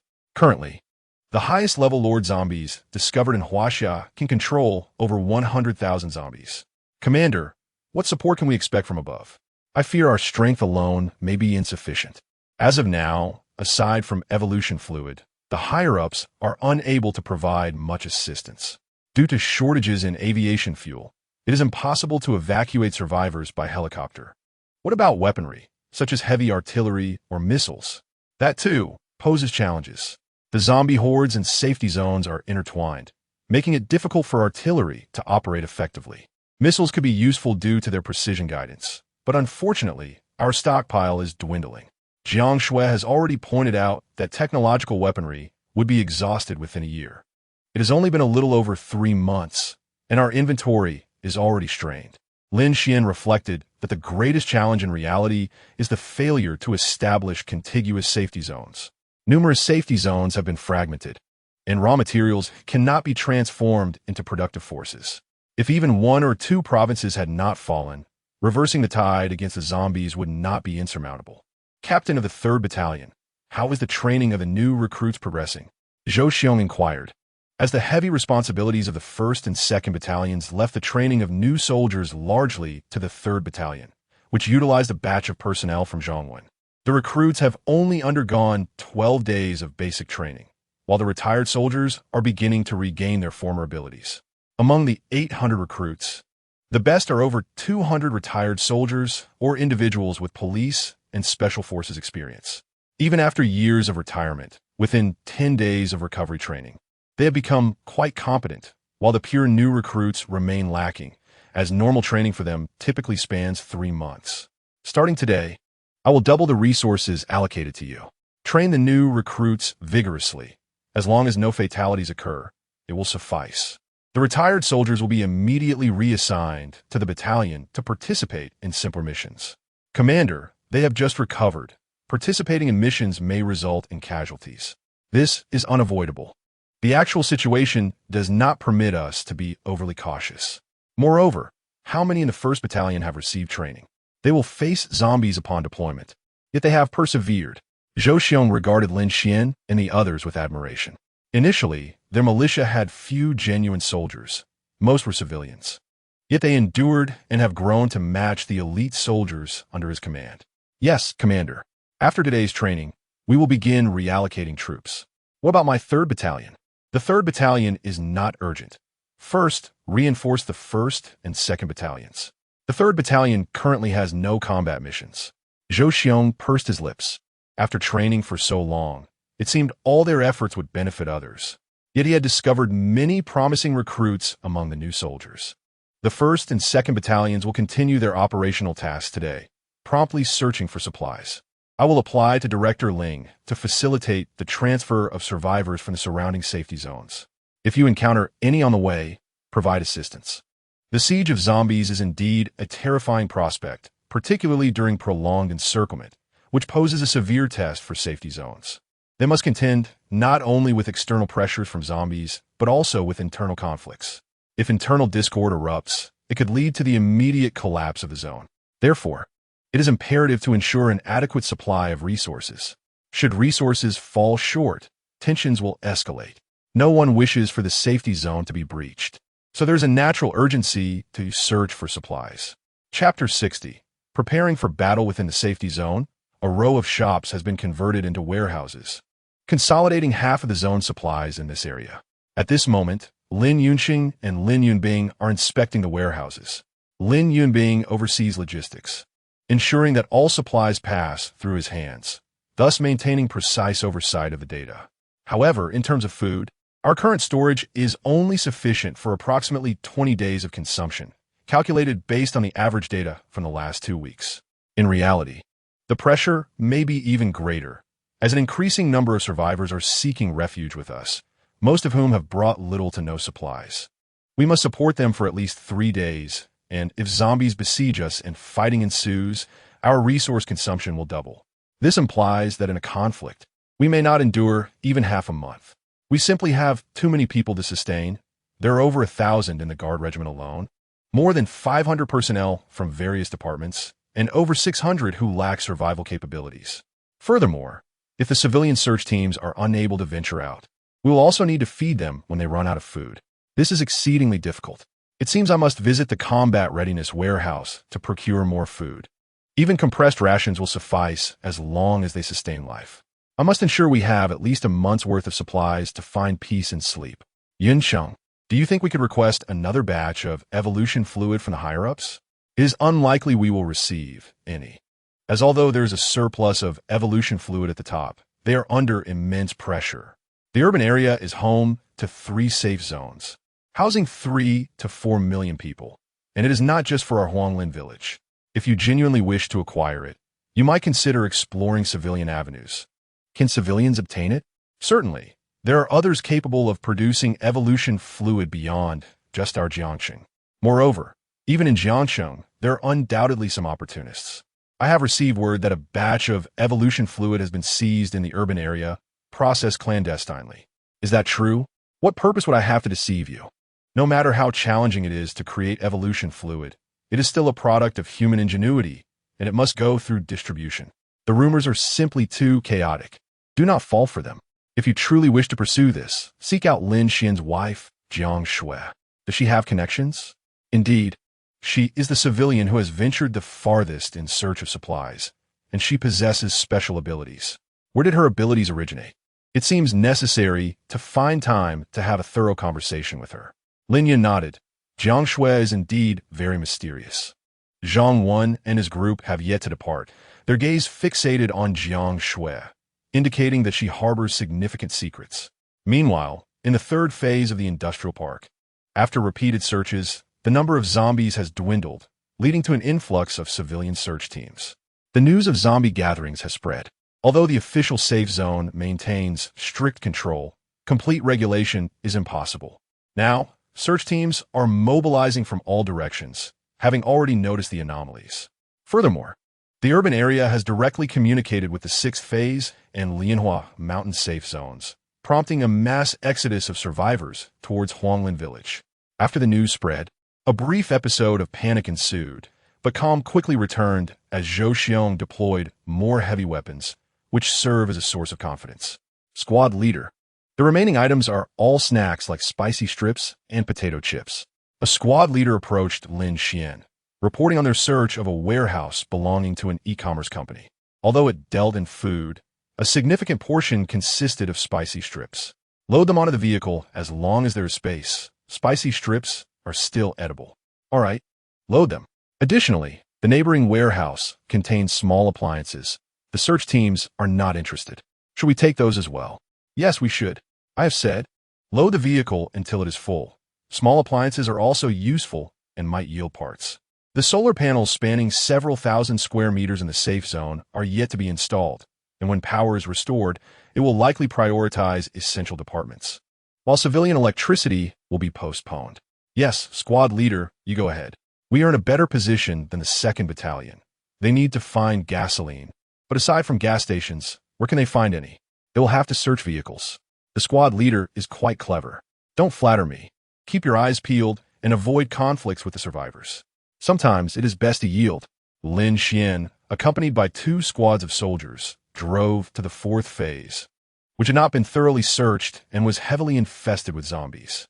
Lin Xuan dared not act recklessly and opted for a stealthy approach, targeting a small mechanical factory to gather supplies before making a hasty retreat. In the office of the Guard Regiment headquarters, Fei Ying rested a hand on a water bucket, a steady stream flowing from his palm. Although the safe zone has more than 13 water system enhancers, he is still required to contribute 600 pounds of fresh water daily, acquired through the use of his abilities. Meanwhile, he was collaborating with several advisors to strategize the defenses of the safe zone. Regarding defense, constructing a simple wall is the most foolish approach, even in ancient times. Such methods were not employed in warfare. Perimeter fortifications are essential, particularly when combating zombies. As long as their safety range is sufficiently vast, they can dilute the zombie forces. Truth be told, if they were only facing a horde of 40 to 50,000 zombies, they could not encircle Huanglin village. The latest intelligence indicates that the zombie horde at Lin Xuan Mountain has exceeded 200,000, while there are around 60,000 at the industrial park, and they continue to converge. Previous plans must be revised. Zhou Xiong entered, presenting the latest updates to Fei Ying and the advisors, noting the increase in the zombie population. What level is the leading zombie over at Lin Xuan Mountain? 200,000 zombies is roughly equivalent to 4 evolutionary stages, isn't it? Perhaps not so high. It could be due to the sheer number of zombies in that area. We must prepare for the worst-case scenario, the 2 hordes merging, especially since their direct distance is only about 10 kilometers apart. Commander, I believe it is necessary to deploy a surprise attack unit at the 3rd phase of the industrial park. If zombies besiege the safe zone, a surprise attack could draw them into the industrial park. That is a consideration, but we should avoid such tactics unless absolutely necessary. Our primary objective is to annihilate them. It has been 3 months since humanity began its war against zombies, yet we have yet to achieve a single decisive victory. If we succeed, it would greatly boost morale.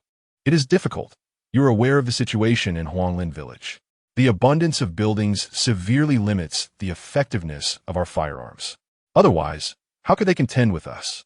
True. Yet we cannot allow the zombies to continue evolving. Some areas have witnessed terrifying zombies that even machine guns cannot kill. Where? It can't be Huaxia, can it? Over at Heishumishu and in Southeast Asia, their military strength is woefully inadequate, yet their population is vast. They are essentially cultivating zombies, with the evolution reaching its zenith. Commander, if that is the case, what about our neighbors, the Asan brothers? Their cow urine and river water surely cannot handle the zombies. Let's not discuss Asan. They were the first safe zone with a population exceeding 1 million to be breached globally. I suspect they may be among the first major countries to be obliterated. Surely it can't be that dire. After all, they are a nation of over 1 billion people and possess considerable military strength. Initially, I thought the apocalypse would conclude within 6 months. Later, I believed there was a chance it could be resolved in 2 to 3 years. Now, I fear it may take a decade or more. 3 years is exceedingly difficult. Let us not dwell on the distant future. Let us focus on the present. Today, 3 small safe zones have agreed to relocate. Once they arrive, assist the committee in their reception and recruit more soldiers. The upper echelons have provided me with reinforcements for the battalion. We must recruit to full capacity. Our force must grow stronger. Will our weaponry and equipment keep pace? If necessary, we can make another trip to the combat readiness warehouse. The supplies there must be moved quickly. Chapter 61. Jiang Xue's team, near the 6th phase of the industrial park, there's a high school featuring a 4-sided dormitory building. Standing 6 stories tall, only the left and right sides have entrances to access the middle, and currently, one entrance is blocked by a large truck.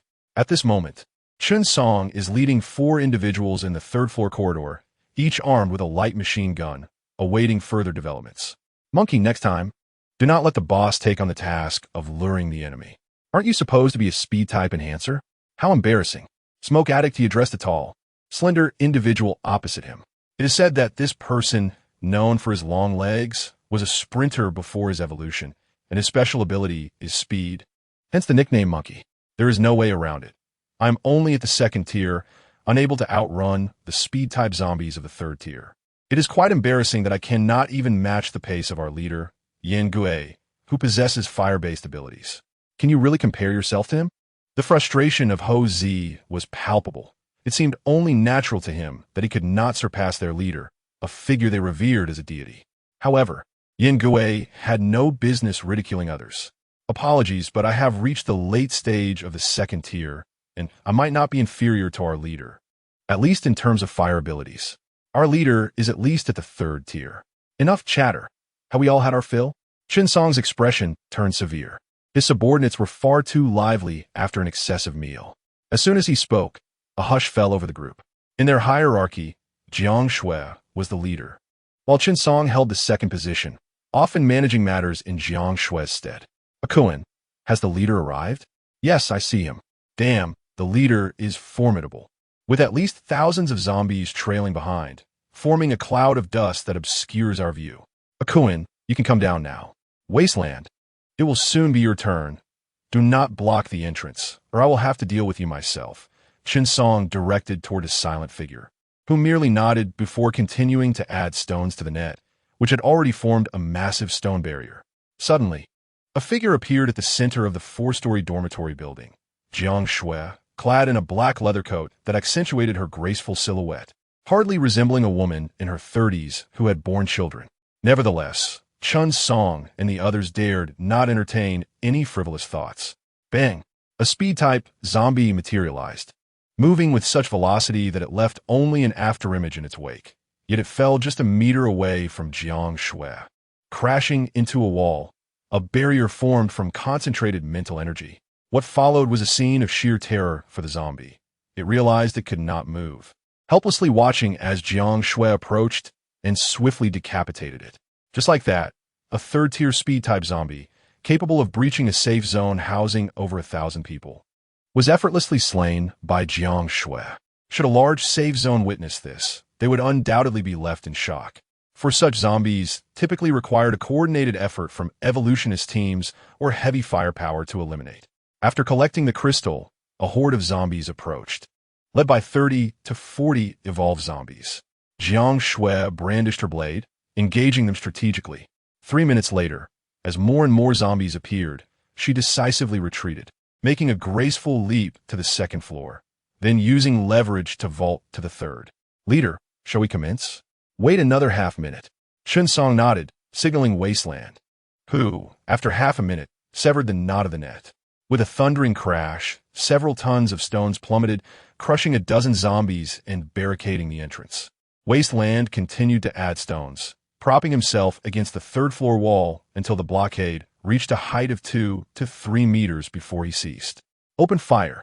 At Jiang Xue's command, 6 light machine guns erupted in a hail of bullets, their positions cleverly arranged to create overlapping fields of fire. Even if zombies attempted to surge forward, they would have to endure multiple assaults first. After depleting several magazines, their barrels glowed red, nearing the point of failure. They swiftly discarded their machine guns, seizing cold weapons before sliding down to the second floor. The influx of zombies had diminished by about 70%, and the remaining were primarily evolved zombies. Nonetheless, they were undaunted, with Chen Song leading the charge, wielding a 3-meter-long spear, piercing through several ordinary zombies with a single thrust. The most terrifying presence on the battlefield was a tyrant, towering at 5 to 6 meters, having withstood 2 to 3 dozen bullets without succumbing. As the tyrant prepared to unleash its fury, it faced Jiang Xue, who charged directly at it. The tyrant swung a massive fist, which Jiang Xue blocked, then drove a spear through its chin. Chen Song and the others could only gasp in astonishment at Jiang Xue's lethal efficiency. That single maneuver was beyond their capabilities, as they could not withstand a blow from the tyrant, which would easily crush an ordinary evolutionist. Withdrawing the spear, Jiang Xue erected a mental barrier, causing a devourer to collide with it. As the barrier dissipated, she swiftly flipped onto the devourer's back, using her legs to force it down, then drove her spear through it. The two most formidable evolved zombies were dispatched with ease, and the remaining foes fell swiftly to Chen Song and his team. Once they had ensured every last one was dealt with, the 5 of them quickly began excavating gel and crystals. "Stop digging. Let us go." "Not yet finished," Jiang Xue suddenly called out, dashing toward the second floor and vaulting to the third. Chen Song and the others, trusting her instincts, followed suit. Just as they reached the third floor, the stones blocking the entrance were violently overturned, revealing an even larger tyrant. "Leader, this tyrant is formidable, stronger than the previous one." "This is no tyrant. It is a lord-type zombie." "A lord? But I thought all lord-type zombies were small." "Trust me, or trust others." "Of course, we trust the leader. But this lord zombie, combined with the tyrant's size, is quite irregular. Step back. It is utilizing mental abilities." With a mental shockwave, Jiang Xue staggered back, her complexion flushed and her head pounding, while the zombie also retreated, emitting an enraged roar.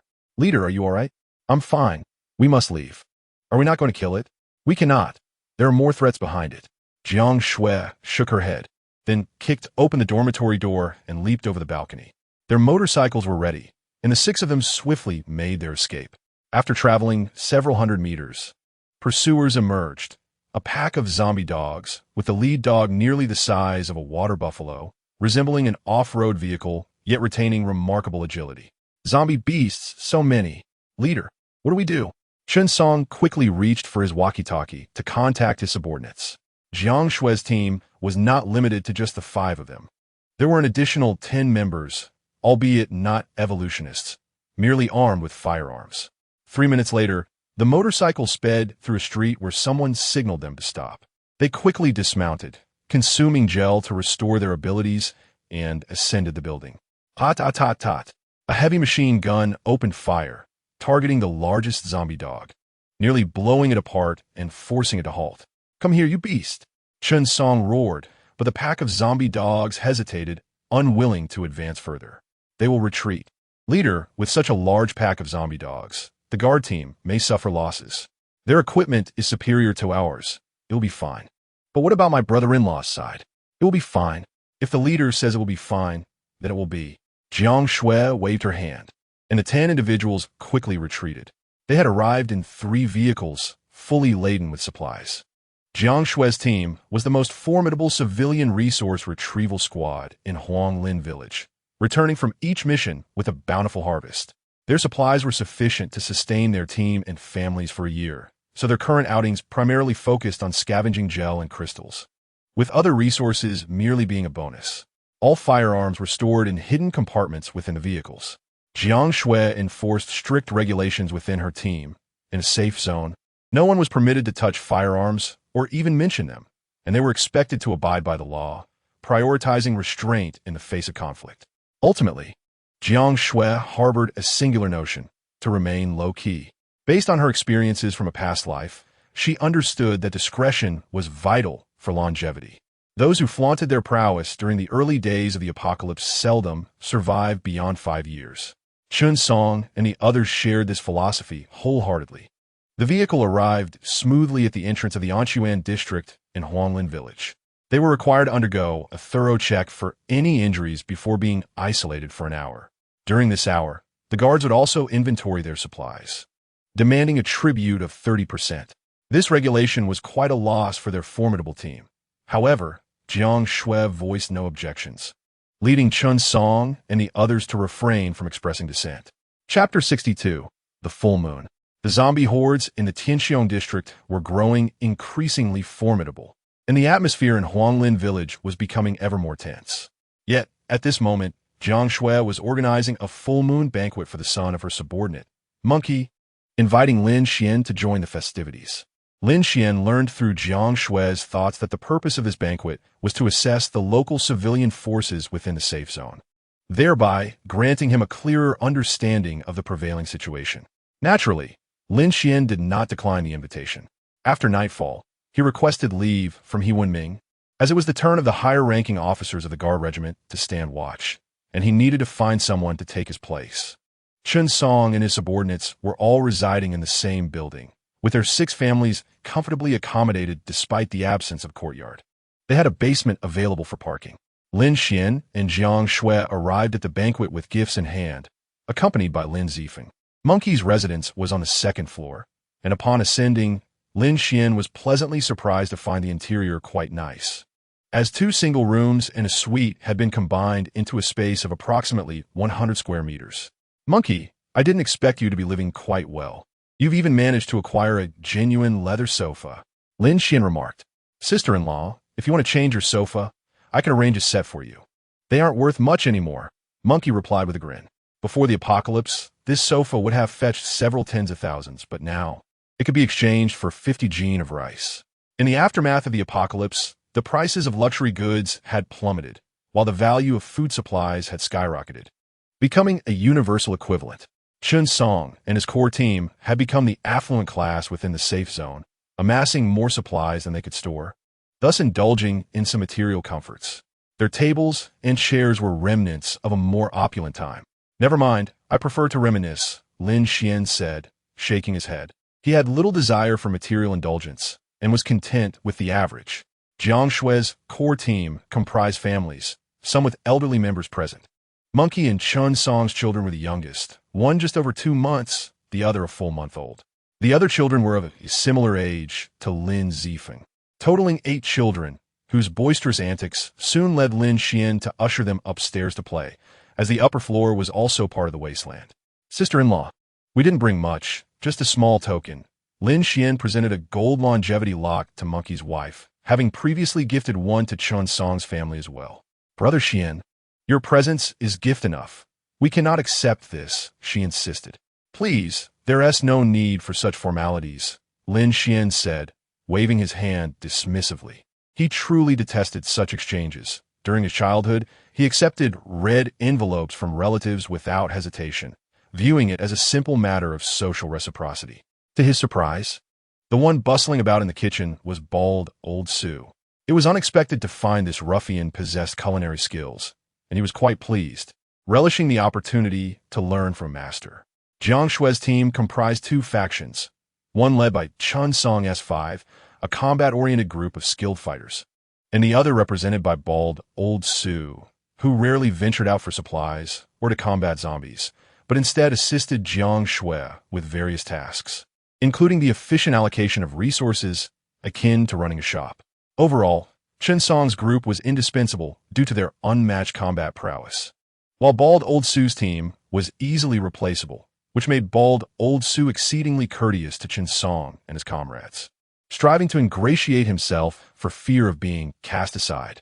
As the meal was still being prepared, everyone sat down for tea and conversation, with the smoker sparking flames to boil water, engaging in light banter. For Chun Song and Monkey, life in the apocalypse had not been arduous. They thrived under Jiang Xue's leadership, their strength greatly enhanced, and their livelihood secured. Although the variety of supplies was not as abundant as in the pre-apocalyptic world, it was far superior to that of other survivors within the safe zone. Thus, their families were content with their current circumstances, especially in comparison. with laughter resonating throughout the tea room. This scene brought joy to Lin Xuan. He understood that Monkey and his wealth were not acquired through unscrupulous means, but through diligent efforts. There were ample resources available outside, and as long as one possessed the capability, no one would impede their progress. Lin Xuan hoped that the more people found joy, the better. After a while, guests began to knock on the door, bringing gifts. None of the main figures attended personally. Instead, they sent representatives bearing longevity locks, food supplies, beautiful children-esque clothing, and even a small cake. This was a beef sauce sent by Chen Yuantang, the former owner of Changqinglong Supermarket, who had operated over 200 stores in Jiang City, mostly located in residential areas. Each store spanned 70 to 80 square meters, with the larger ones reaching 200 to 300, and he had been quite wealthy before the apocalypse. After arriving at Huanglin Village, he gathered a group of former employees and cleared out the warehouses of previous suppliers. This clothing was sent by Zhao Han, who previously owned a small garment factory, a family business with numerous siblings, now part of your Lin Yunxing's circle. This cake was sent by Zhou Yun, the former owner of a chain dessert shop, and he has the largest flour supply in the safe zone, with a bakery thriving in the market. Jiang Xue exchanged glances with Chen Song, who then explained the origins of the gifts. The guests were all influential figures in the current safe zone, not ordinary individuals before the apocalypse. After the world changed, they quickly formed connections with the safe zone, aligning their interests and establishing their own factions. Lin Xuan was genuinely astonished. He had been busy with the guard regiment all day, unaware of the transformation within the safe zone, where several prominent figures, including Lin Yuncheng, had formed their own bases of power, not even aligned with the Lin family. These individuals, they must not be engaging in illegal activities, right? Surely there are some gray areas, but to say they are breaking the law is excessive. There is no need for that. That's good. Is there no representative from the guard regiment? None. Lin Xuan fell silent. This was not a promising sign. They might not be engaging in illegal activities now. But what about in the future? How many would be able to resist temptation once they held power? What are you pondering, dear? Nothing much. In this apocalypse, human nature remains unchanged. Dear, do not forget, the largest civilian force in Huanglin Village is yours. Lin Xuan was rendered speechless. Indeed, Jiang Xue's strength was intertwined with his own. Where there are people, there is a community. Human nature has never changed. When one is a humble citizen, entrusting their safety and happiness to others, one has little to worry about. However, stepping forward to seize control of one's own life requires greater sacrifices than others are willing to make. This was true in the past, and it will be true in the future. Previously, their family enjoyed the benefits of the times and prospered. One could lie back and be complacent. But now, times have changed. Dear, I do not wish for our family's fate to rely on others, Jiang Xue said quietly. Lin Xuan acknowledged. One cannot rely solely on oneself to survive in the apocalypse, and she concurred. Therefore, she would depend on a collective, but aim to create her own community, exerting control over it. I understand, which is why I haven't tried to dissuade you, Lin Xuan sighed. Jiang Xue still harbored no sense of security, relentlessly striving to enhance her strength and establish her own team. Lin Xuan understood this, which is why he had never attempted to stop her. Brother-in-law, we are not saints, but we are certainly not villains. We never bully the weak. Truly, I am not referring to you. You may go about your affairs, which is commendable. We are all human, not zombies. If you grow stronger, I will be pleased. Therefore, I kindly request your continued support in the future. With you and the eldest sister working together, we will not oppress others, and likewise, we shall not allow anyone to oppress us. Chen Song and others breathed a sigh of relief. They genuinely feared that Lin Xuan would disapprove of this matter. Previously, they had perceived him as rather inflexible. Dear, these individuals seek you out for the evolution liquid, correct? Yes. Can you produce the evolution liquid? Yes. The formula has already been disseminated. When did this happen? Just a few days ago, various safety zones had the formula leaked, both genuine and false, making it difficult for many to discern the truth. However, the leak is of little use to ordinary people. First, they cannot gather the necessary materials, and second, they lack the skills to produce it, as it requires a certain level of expertise. So, do you possess the authentic formula? It has been tested, but the raw materials are challenging to procure, and the technical requirements are quite high. I do not have much on hand. Huanglin Village is different from other places. The security team is quite formidable, and the civilians do not require such overwhelming strength. Being excessively powerful is not necessarily advantageous, so I will not be providing them with the evolution liquid in the short term. We must be cautious regarding the evolution liquid. It is currently the most critical strategic resource, and we should be wary of envy. Lin Xuan could not help but voice his concerns, as many people's yearning for the evolution liquid surpasses imagination. He now fears that those individuals may resort to harming his family if they feel desperate. Jiang Xue could naturally discern the meaning behind this, yet she reassured him, stating that no one in the safety zone dares to target her family. Lin Xuan is currently the commanding officer with real authority, and Jiang Xue is the formidable figure of the civilians, who would be foolish enough to provoke them. Chapter 63. Support operations. Amidst everyone's anxieties, the zombie horde finally began to encircle the city, but it was not Huanglin Village that was besieged. Rather, it was Lushan Village in the Industrial Park Phase 6. Lushan Village resembles Huanglin Village in some ways. It too is a village within a city, populated by migrant workers who have established a large safety zone.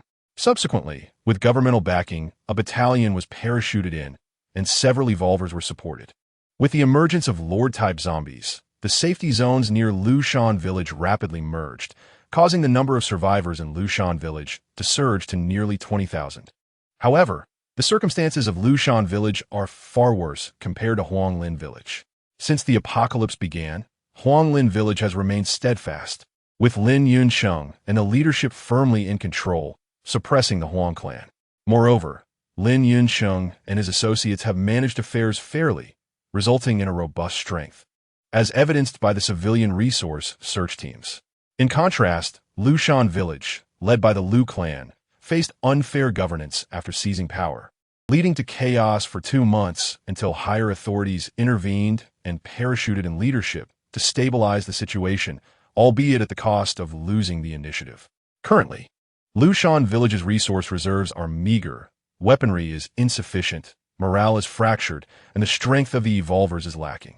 Faced with a horde of over 70,000 zombies, they lack confidence. In this dire situation, Lushan Village desperately sought assistance. However, the higher authorities could not provide substantial support. Hence, they ordered Huanglin Village to assist in the battle, emphasizing that Lushan Village must not fall, as it comprises 20,000 individuals. This is a life-and-death command that Lin Xuan and Zhou Xiong cannot refuse. Therefore, Zhou Xiong resolved to send the 1st Battalion to aid in the operations supporting Lushan Village's defense. Remember this: you must not stay in Lushan Village. You would rather sleep in the vehicles than enter. If you do, and the zombies encircle the village, you will lose the opportunity for flexible maneuvers. Zhou Xiong cautioned He Wenming. Although he had not been in Huanglin Village for long, he had indeed developed an attachment to it. The order here is commendable and almost reminiscent of the pre-apocalypse era. He does not wish to see the strongest 1st Battalion fall in Lushan Village, as that would jeopardize Huanglin Village's future, especially with the larger zombie horde approaching from Lianhua Mountain, which would surely breach the safety zones in Shengtang Garden, eventually threatening Huanglin Village. I understand the strategy well. I am well versed in military tactics. Rest assured, Commander, I know how to conduct this battle. That is reassuring. Once you arrive, you will have full command of the battle. Lushan Village cannot direct you. They may request weapons and, if they need food, provide it, but do not offer them personnel. Understood? Very well. I shall not prolong this discussion. You may proceed. Yes. He Wenming nodded, then hastened to a combat vehicle, issuing the order to depart.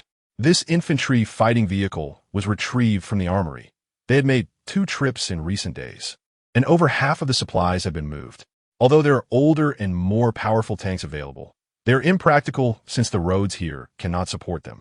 The infantry fighting vehicles are lighter, faster, and easier to maintain, making them more suitable for urban combat. Thus, He Wenming selected 2 infantry fighting vehicles as the main assault force. The 1st Battalion is currently at full strength, comprising 3 infantry companies, 1 battalion headquarters detachment, and a logistic support team, totaling around 500 personnel. However, Half of them are new recruits who have only participated in simple tasks like resource searches.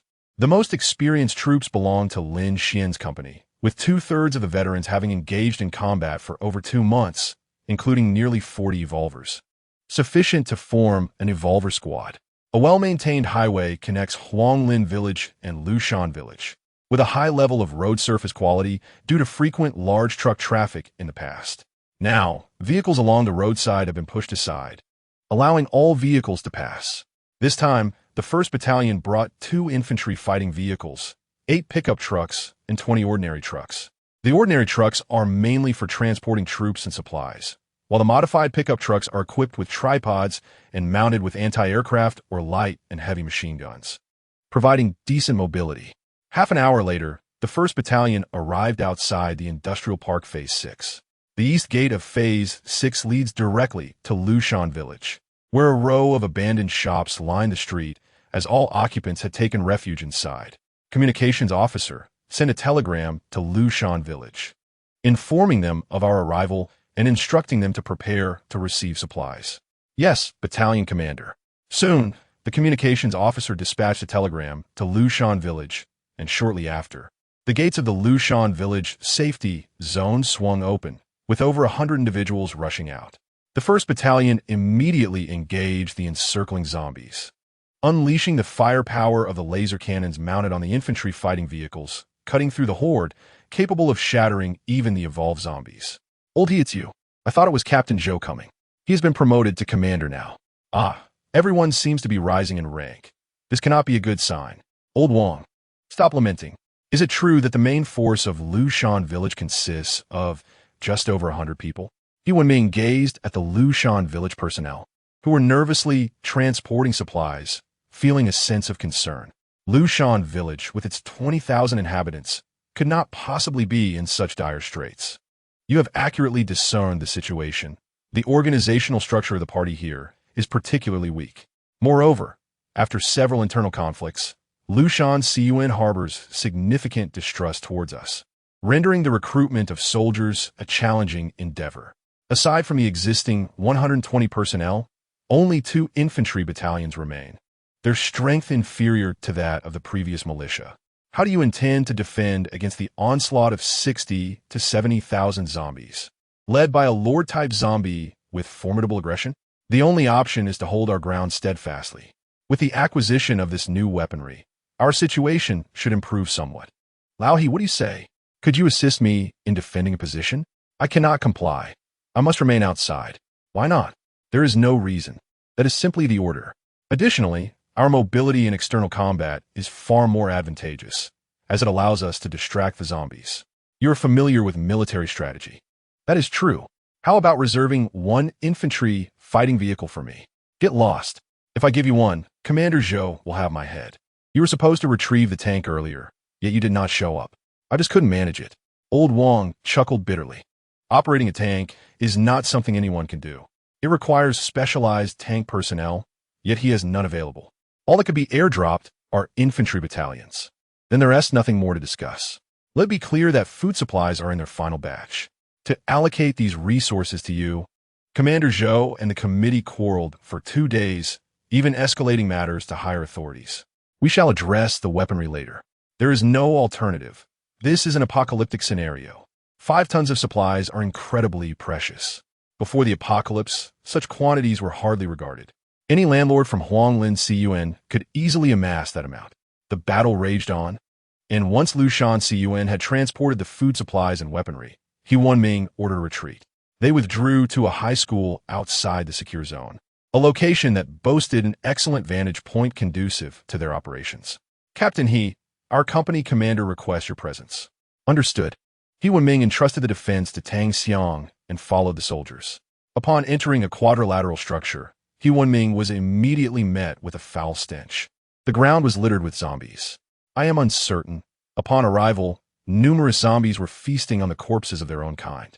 After eliminating them, it became apparent that something was amiss. Look at this tyrant's skeleton.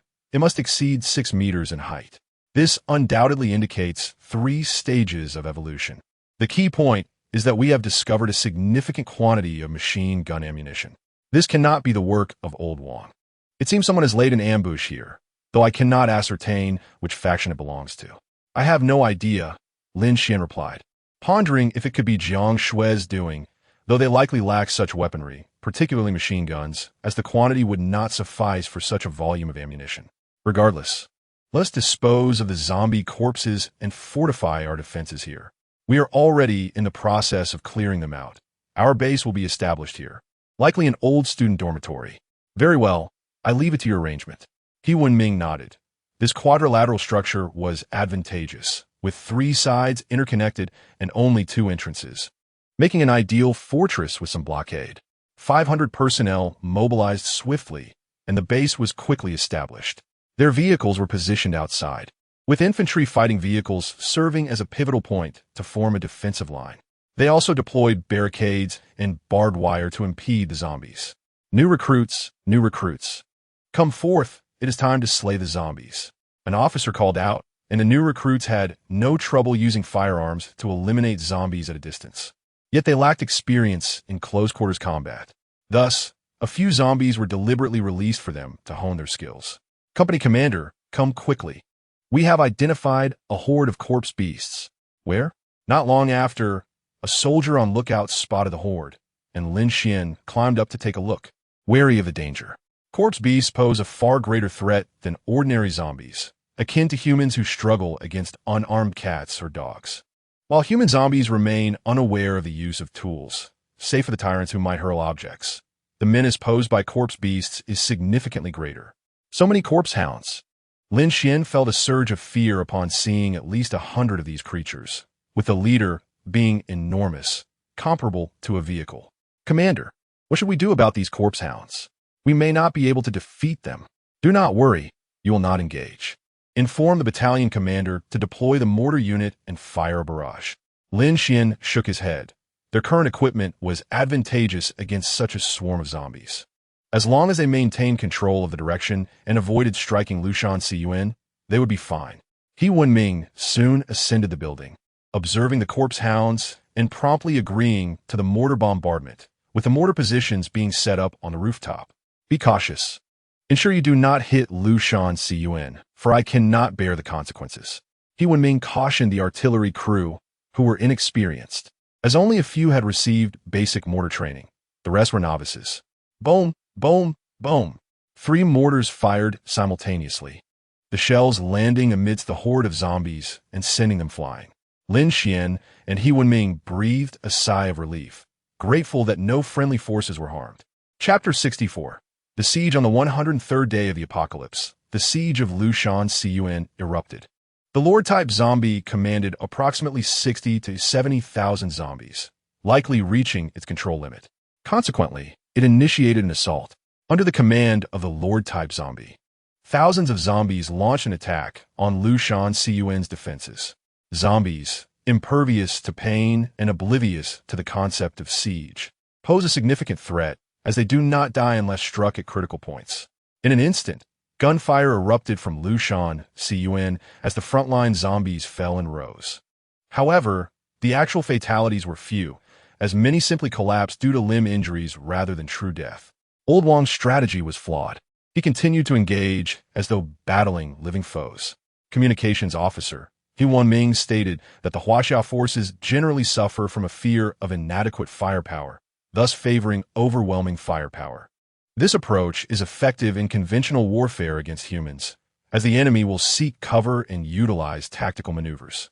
However, zombies do not operate similarly. They charge forward without fear. A trench, barbed wire, and barricades can suffice to hold them off. The corpses cannot be left behind. They must be burned, for otherwise the zombies will thrive off their own dead. Old Wang, you have doomed me. Extend the mortar fire and assist them. Battalion commander, how many rounds? Establish a base number. Understood. The artillery swiftly sprang into action. A base number consisted of 100 shells, and with 3 mortars, that amounted to 300 shells. For the next half hour, the battlefield belonged to the artillery, showcasing the potency of the warlord. Battalion commander, we have received a letter of thanks from Commander Wang. Tell him to go away. Inform him that I only brought 3 bases of shells, and I have no reserves left. Today, I have exhausted all of them.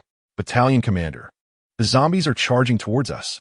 As expected, the Lord-type zombie possesses considerable intelligence. It recognizes us as a threat and is preparing for battle. Understood, Battalion Commander. Your company is the strongest in our battalion. When the time comes, you must charge forth. This is assured. Lin Xuan nodded, with the entire battalion engaged. There will be fire support when they charged, alleviating concerns of encirclement. Lin Xuan descended the building, joining the front lines, preparing for combat. Just a few hundred meters away, a massive horde of zombies emerged, with the first to fire being the cannons mounted on the infantry fighting vehicles, as well as the machine guns and the high-caliber anti-aircraft guns mounted on pickup trucks. A sweeping barrage ensued, and the zombies fell in droves, barely making contact. However, the ammunition would not last long. Simply put, their supplies were limited, and if they continued firing, their weapons would soon become mere sticks. 5-speed type evolved beings surged out from the defenses, plunging into the zombie throng to deliver finishing blows and extract gel-like substances. The Lord-type zombies roared in fury at the sight. As the zombies advanced, the 5 evolved beings hurled incendiary devices into the horde and ignited them before swiftly retreating.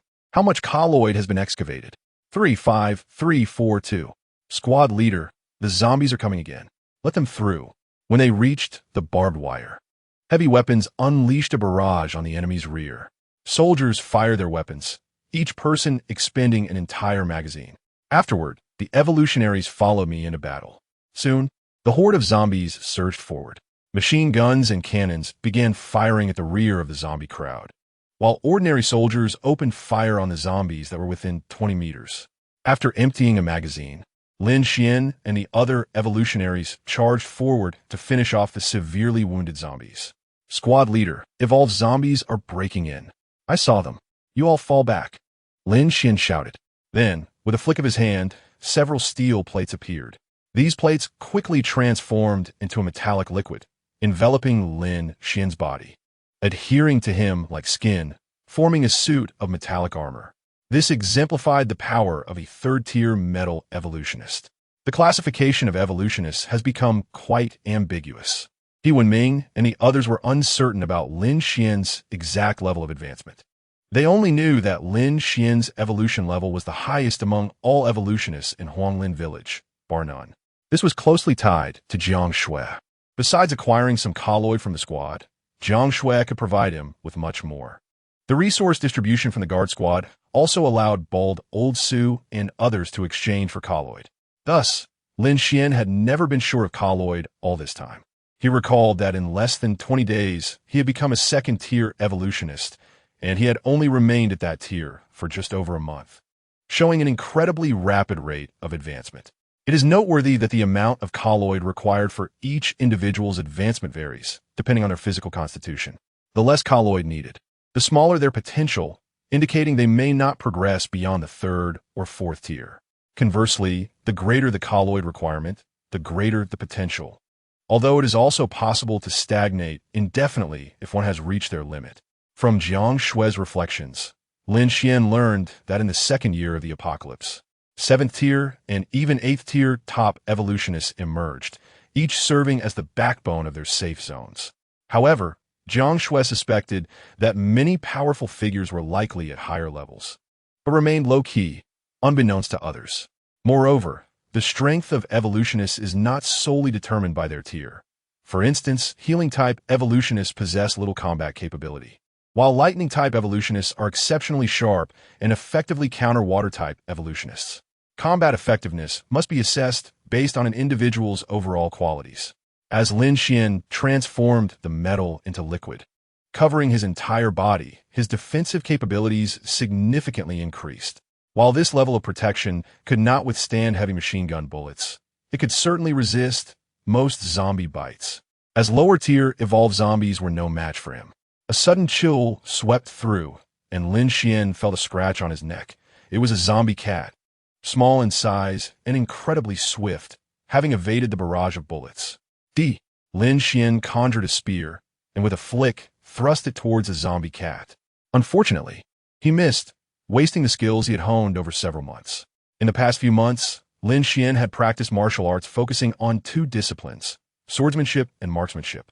His firearm training was limited to a single technique, thrusting, while his swordsmanship encompassed various practical strikes without any unnecessary flair. Be cautious, there's a zombie cat near me. Sniper. Take it down. If you cannot, ensure it does not come close. I cannot catch it. I am prepared to abandon it. Lin Xuan communicated via the intercom to the soldiers behind him, deciding to let go of the zombie cat since it posed no threat to his defenses. The Lord-type zombie, having failed in 2 assaults, was furious, but its greatest strength lay in its overwhelming numbers. The horde on this side numbered more than 70,000, though it could only control a fraction at the moment. Thus, any losses would be swiftly replenished.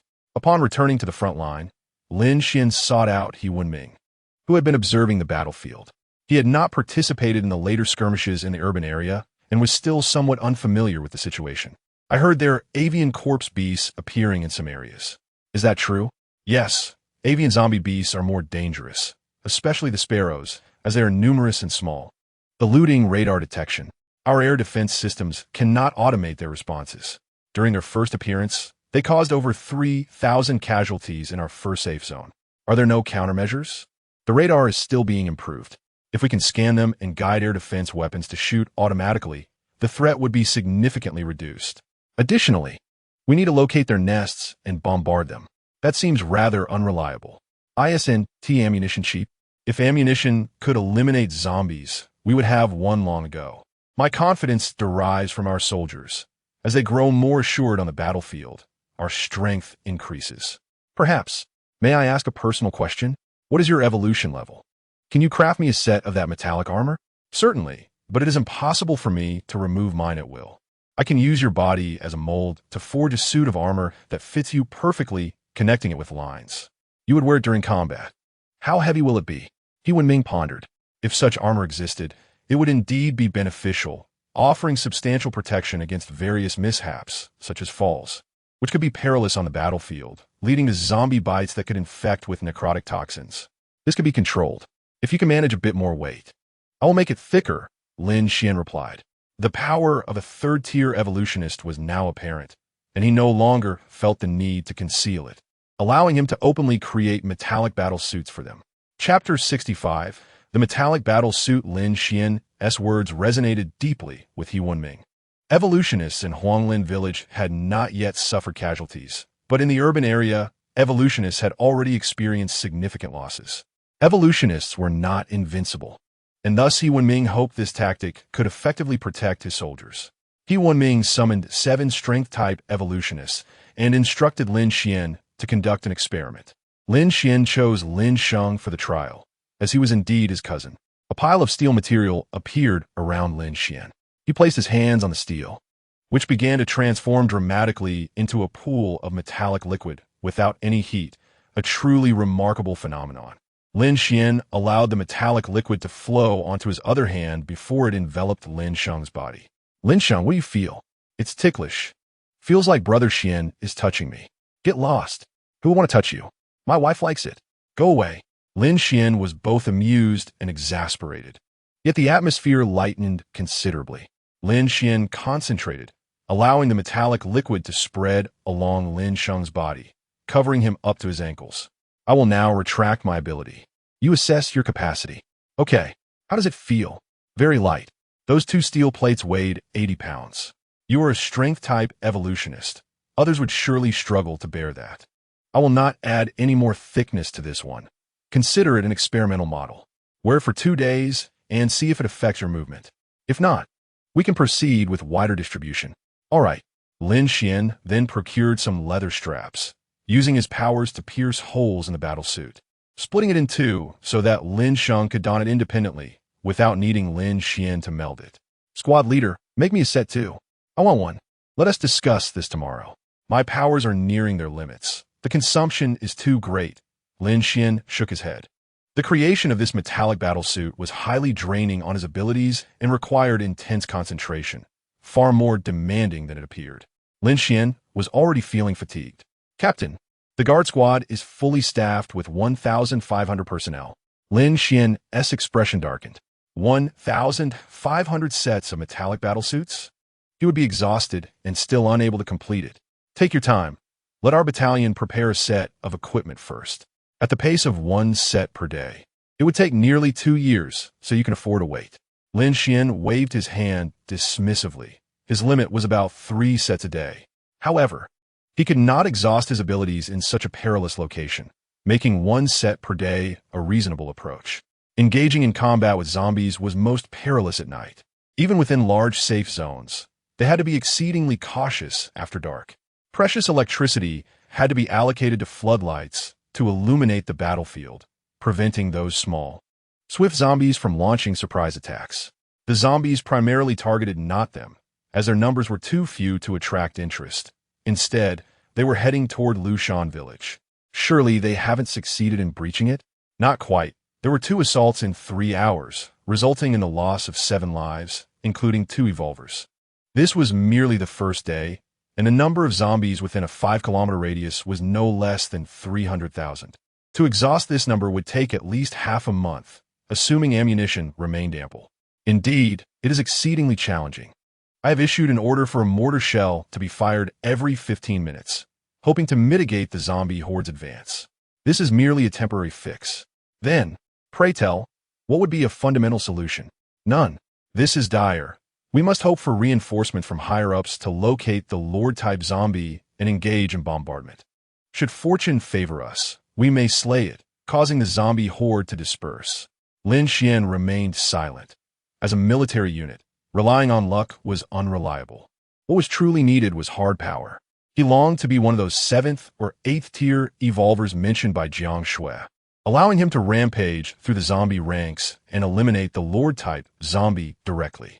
You should get some rest. We will change shifts in 2 hours. Lin Xuan nodded. This would be a prolonged resistance, and one must be well rested to avoid collapse. The night passed swiftly, during which the zombie horde launched 7 assaults. Lin Xuan village suffered grievously, with over 30 casualties, including 2 evolvers, severely dampening morale. Continuing in this manner is untenable. We cannot outlast the zombies. In a morning meeting, several company commanders agreed that this approach was futile. They could not outlast the zombies. Ordinary zombies were mere cannon fodder for the Lord-type zombies, and their losses were inconsequential. However, they were human and susceptible to emotional turmoil. If morale in Lin Xuan village continued to plummet, a few more veteran soldiers lost would lead to a complete breakdown. Battalion leader, let's make an aggressive push today. How shall we charge? With infantry fighting vehicles? Do you know how much ammunition we have left? What then if we exhaust it? Yuan Ming questioned, as he too had considered this. Presently, the evolved zombies accompanying the Lord-type zombie were not a threat to infantry fighting vehicles, but their ammunition was limited. Should they advance halfway and run out of ammunition, they could find themselves trapped. What then? Take it slow. We must primarily rely on Lin Xuan village. They have 20,000 people. Surely some brave souls will emerge. If we depend solely on ourselves, we might as well await our demise. Battalion leader, let us hunt evolved zombies in small squads, striking at them piecemeal. We can sustain ourselves through battle. This is feasible, but caution is paramount. We must avoid being encircled. Additionally, our gel is now released from control. We should consume it according to our ranking as soon as possible. Under normal circumstances, the gel would be handed to Fei Ying, who would distribute it according to the ranking list. However, at present, they could not afford to be so meticulous. They would distribute it according to the current list and prioritize strengthening their capabilities. Lin Xuan, however, relied on more than just this. He had his private stock of gel, which was plentiful. Of course, the first-tier gel had become increasingly ineffective for Lin Xuan, providing minimal enhancement to his strength. The primary benefit of the first-tier gel was the rapid recovery of his abilities, allowing him to consume 7 or 8 without issue. The second-tier crystal's effect had also diminished significantly. He needed about 6 to feel a noticeable increase in strength, but he could only consume 2 daily. The most effective remained the third-tier crystals. Consuming 1 would yield an immediate perception of strength improvement. However, he was limited to 1 per day, and he currently possessed a mere 3, all graciously given by Jiang Xue. Yuan Ming held the command center, while Lin Xuan led a team of 8 evolvers to hunt zombies. Today, Lin Xuan was particularly flamboyant. donning the metal battlesuit crafted by Lin Xuan and wielding a weapon resembling a wolf's fawn club, charging to the forefront. In that moment, Lin Xuan seemed possessed by the spirit of a war god, plunging into the horde of zombies, disregarding defense, and swinging his club, dispatching zombies with brutal efficiency. And I, battalion leader, I want to join. What use is a speed-type evolver in this? In that metal battlesuit, you will struggle to maintain your agility. Of course, I can manage. I just need to slow down a bit. What the zombies catch up to you? The evolvers engaged in heated debate. Aside from the speed-type evolver, the others clamored for the metal battlesuits, recognizing their utility and practicality. What? Get out of the way. Cover me. Another strength-type evolver bellowed, brandishing a spear and throwing it with all his might. The spear struck a zombie dog, but proved ineffective. Lin Xuan had already surged forward, his metal battle suit sprouting spikes. He raised his hand to shield his head and charged toward the zombie dog from the side. With a resounding crash, the zombie dog was knocked aside, crashing to the ground. Lin Xuan felt as if he had collided with a wall, the impact leaving him breathless. He had never specifically tested his strength, but he could easily lift 200 pounds with one hand, surpassing even his prowess as a newly evolved strength type. Battalion leader! Battalion leader! Several comrades cried out, risking their lives to save him. Bullets began to rain down as someone grabbed Lin Xuan's shoulder, desperately pulling him back. Retreat! The horde of zombie dogs is upon us. Lin Xuan shouted, and the group fled in a panic, a scene of utter chaos. Upon reaching the front lines, the machine guns mounted on the infantry fighting vehicles unleashed a torrent of fire, shredding the zombie dogs, which deterred the remaining zombies from advancing. We must devise a plan to eradicate the zombie dogs.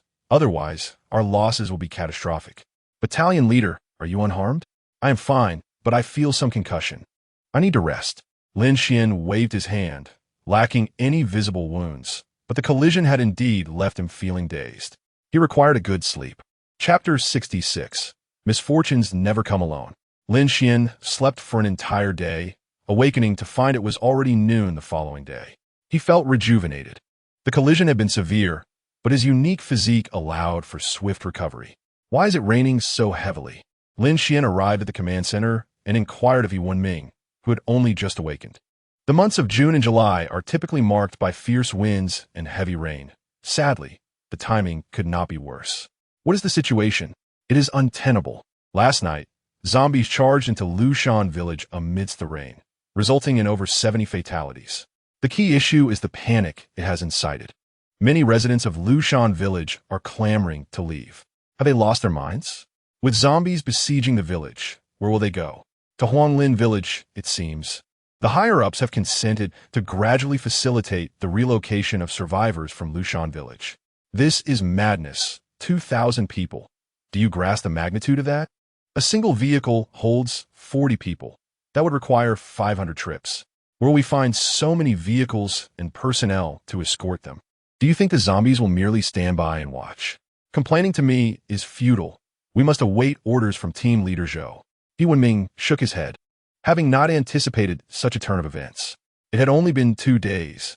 Yet the situation in Lushan village had deteriorated to such an extent that a safe zone housing 20,000 could not withstand even the initial wave of a horde numbering in the tens of thousands. Huanglin village was urgently discussing matters. Lin Yuncheng had no objections to accepting survivors. The more people there were, the stronger and safer Huanglin village would become.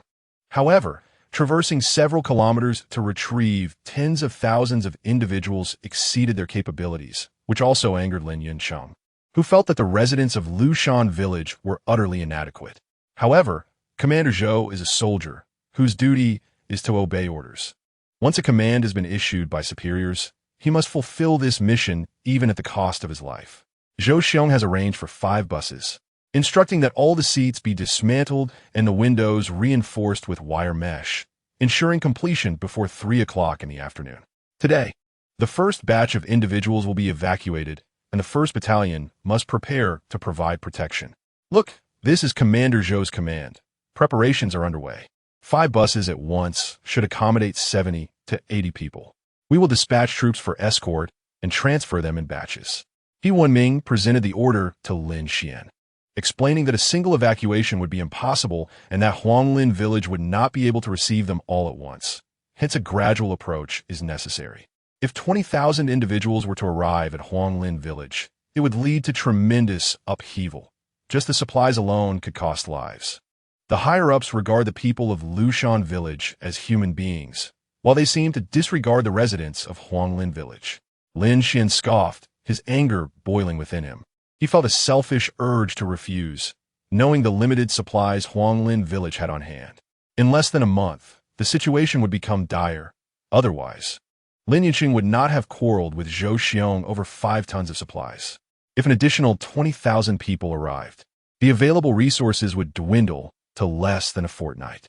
More critically, the surrounding areas of Huanglin village had been thoroughly scoured for supplies, necessitating longer and longer searches for resources, indicating that future days would become increasingly difficult. Keep this conversation between us. Do not speak of it outside. Trouble arises from loose lips. Lin Xuan, your 1st battalion will now withdraw from combat and stand by, He Wenming said calmly. Lin Xian's words were demoralizing and could lead to significant unnecessary trouble. Having spent considerable time with Lin Xuan, He Wenming chose to overlook it. Lin Xuan sighed, accepting the orders to gather the soldiers of Company 1 for assembly. Around 3 o'clock in the afternoon, the buses departed from Huanglin village, and Lin Xian's unit was also mobilized. He Wenming allocated a BMP, 1 armored vehicle, 2 pickup trucks, and several other transport vehicles to Lin Xuan. Leading with the armored vehicle, Lin Xuan breached the defense line, launching an assault on the weakened western side of the zombie horde, reaching the gates of the Lin Xuan village safe zone. He was met with a throng of survivors, all awaiting evacuation, which made his scalp tingle. Where are the members of the Lin Xuan village security committee? Lin Xuan demanded. Excuse me, are you Commander Lin? Where are the vehicles? You ask me where the vehicles are? I ask you how you organized this chaotic crowd. What do you all intend to do? Weren't we supposed to evacuate? Evacuation is one thing. Organization is another.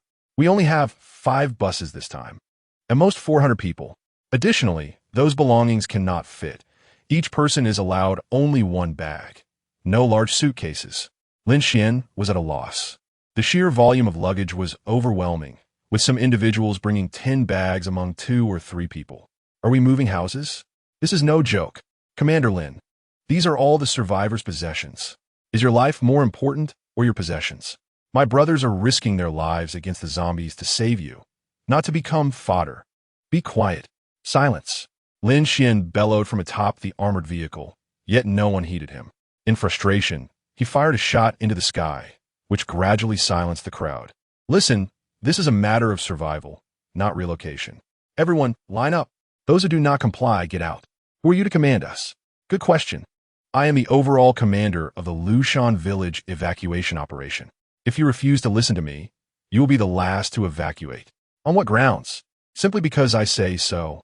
Lin Xuan growled, marking several individuals' names for their insubordination. One of them, infuriated, threatened to report Lin Xuan. Load the bullets, form ranks. When the vehicles arrive, each of you must be checked before boarding.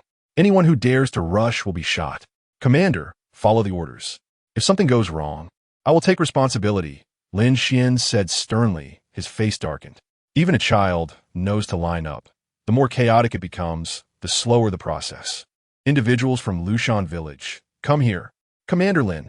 The person from Lin Xuan village looked at Lin Xuan with trepidation. Lin Xian's demeanor was overwhelmingly intimidating. The conditions for the first batch to be evacuated are as follows. Children under 16, regardless of gender, and mothers can take children under 3. Additionally, those over 50 years of age, all able-bodied men and women will have to wait for the next batch. I advise you to arm yourselves for self-defense. Commander Lin, could this lead to trouble? Trouble? Do you have the gall to face it? There are 20,000 people in the safe zone. How many are actually combatants? If lives are lost, follow my orders. My soldiers will check, and those who do not meet the criteria will not be allowed on the bus. If that means I must face execution, so be it. Let us see who falls first. Lin Xuan cursed, noting that Huanglin village also had over 20,000 residents.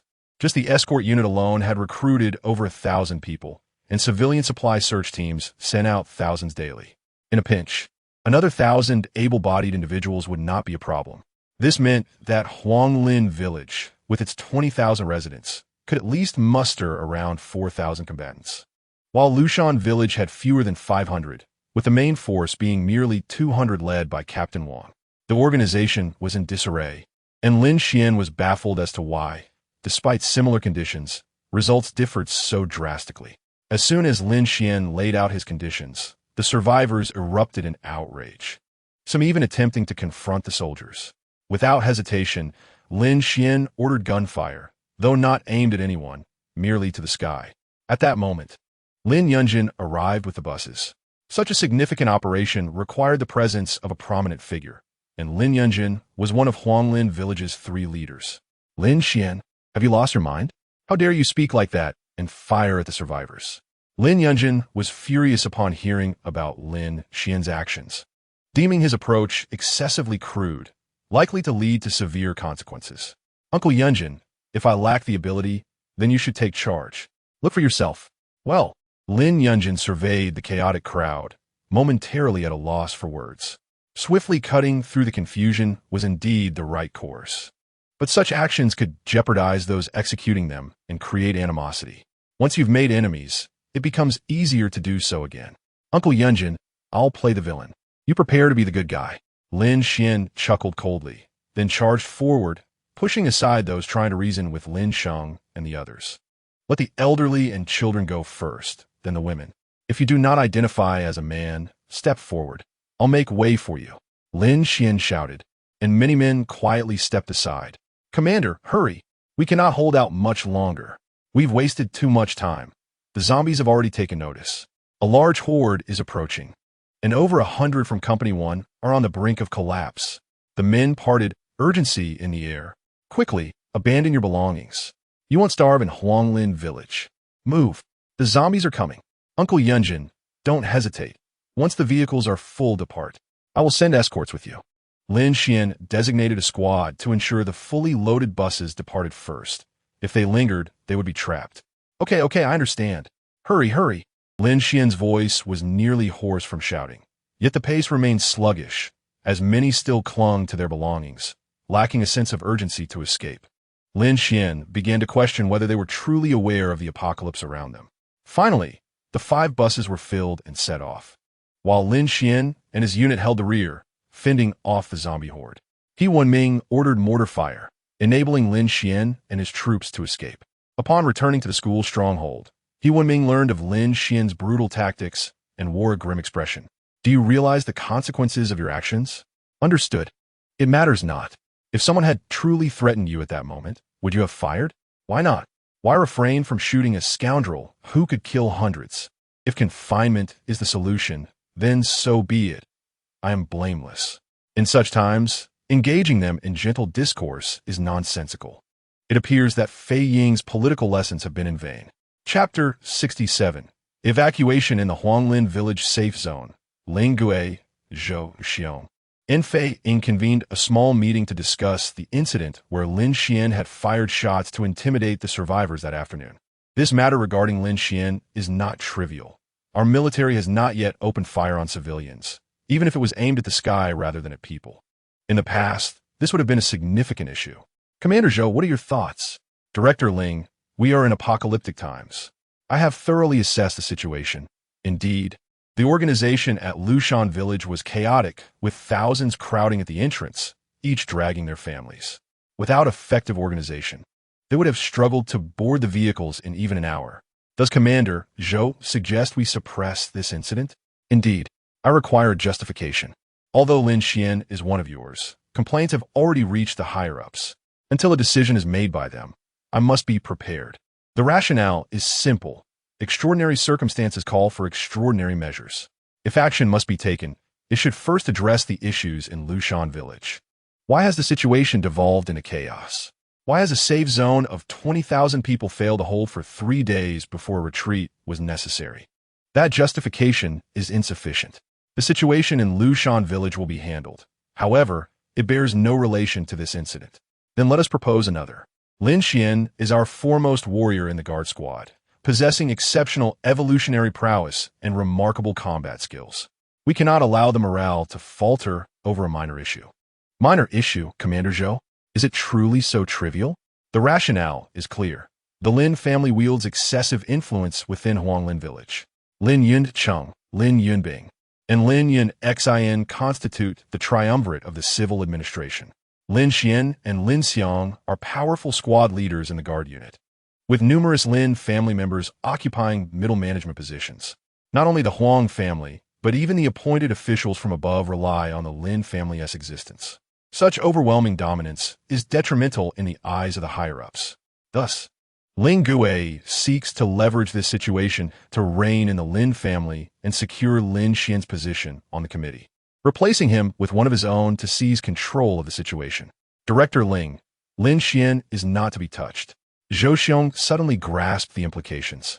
The higher-ups had yet to speak, and Lin Xuan's exaggerated response was purely his own scheme. Not to be touched. What is the justification? Top secret. You lack the qualifications to know. Top secret? Lin Xuan furrowed his brow, convinced that Zhou Xiong would not deceive him.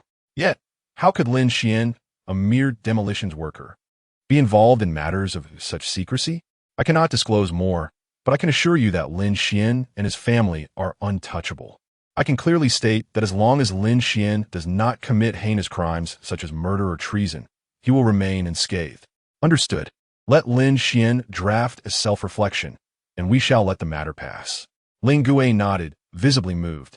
It seemed Lin Xian harbored many secrets unknown to him. Outside the gates of Lushan village, hordes of zombies congregated. The previous day's evacuation had alerted the undead, leading to the deployment of heavy forces, with at least 10,000 zombies now blocking the way. Both gates of Lushan village were overrun with zombies. With our assault, the Lord-type zombies would undoubtedly increase their ranks, transforming this into a war of attrition. Commander, what should we do? I have already telegraphed Commander Wang. We shall excavate an opening at the blockade, and you will send people to take control. How is the organization within the safe zone? Let it not be as chaotic as yesterday. It should be fine. If they fail to learn from this, there is no hope for them. 10 minutes later, He Wenming received word that the blockade at an intersection east of Lushan village had been cleared. Lin Xian once again led a company into battle, charging through the zombie horde with armored vehicles. The vehicle convoy from Huanglin village was also prepared, with an increase to 8 vehicles, arriving swiftly. We must hold for 20 minutes. You must evacuate quickly.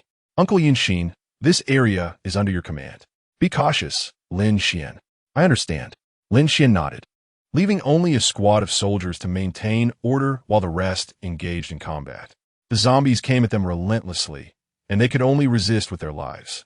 Heavy and light machine guns fired fervently, barrels overheating, yet after 20 minutes, they still had not completed the loading. Lin Xian had no choice but to lead the evolvers to the front lines.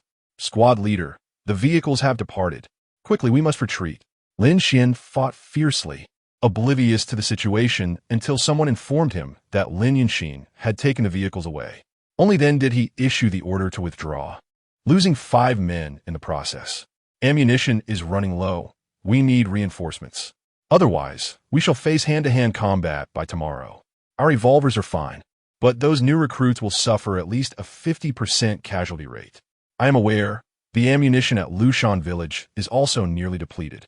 We will organize another convoy this afternoon, which will bring supplies. I will entrust you with a 3rd company. Prepare accordingly. What of your side? We shall hold firm. What else can be done? He Wenming stated, with 500 men in the battalion, 2/3 dispersed. Thankfully, he could rely on the fortifications. Otherwise, they would not withstand the onslaught. Cursed Lushan village. Lin Xian fumed. Had they any sense of responsibility, this would not be necessary. Cursing is futile. Over 20,000 people, and only a little over 1,000 have been evacuated. If we continue at this pace, it will take half a month to complete. We must enhance our transport capacity. We cannot increase capacity any further. With 8 vehicles, the convoy stretches 50 to 60 meters long. Our escorting forces are insufficient, and the roads are too narrow. We cannot provide protection in the middle unless we proceed on foot, which would cost the lives of our soldiers in exchange for theirs. Lin Xian disagreed. Many vehicles were initially on the road, but had been pushed aside. Thus, the actual road conditions were limited to single or double lanes. Currently, there were 1 vehicle in front and 1 behind for protection, but the middle could not be secured. If the convoy stretched too long, it would become unguarded. Disembarking for protection would endanger his soldiers. Dangerous or not, I will give you the pickup trucks. Bring more personnel, placing a pickup truck every 3 to 5 vehicles. We must increase the transport vehicles to over 15, ensuring we could transport more than 1,000 people at once, making 3 to 4 trips daily, to complete the evacuation within 3 days. Then you might as well kill me. How can we achieve that in 3 days? Do our soldiers not need rest or sleep? Lin Xuan lamented. Nighttime was typically the focus of battle, and now, with this continuous daytime operation, they had no time to rest. They would exhaust themselves to death. Do not trouble me. I have already communicated with the commander. You simply need to follow through. He Wenming waved his hand, too weary to explain. This was merely a matter of following orders from above. They were to execute the tasks as required. In the afternoon, the vehicle convoy from Huanglin village indeed arrived once more, this time with 18 vehicles. In addition to buses, they had brought other vehicles capable of carrying people and had also supplied weapons, ammunition, and dozens of civilian search teams for protection, which included Lin Xuan's wife, Jiang Xue. Wife, why have you come? It's been several days without news. I came to check if you were dead. No need for your concern. We are here to hunt evolved zombies. Do not create chaos. Wife, this is a battlefield, and stray bullets are a danger. You focus on your battle. I will handle mine. What concern is it of yours? Jiang Xue was somewhat displeased, having come to protect him with good intentions, only to hear him complain about her being a hindrance, as if becoming a third-tier evolver made her superior. Wife, do not bother me. Take care of yourself. Our son misses you.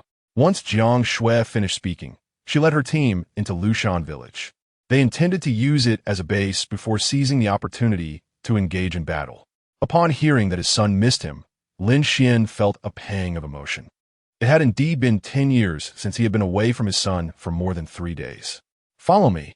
Lin Xuan collected his thoughts and prepared for battle once more, determined to keep the zombies at bay and prevent them from advancing even a step closer.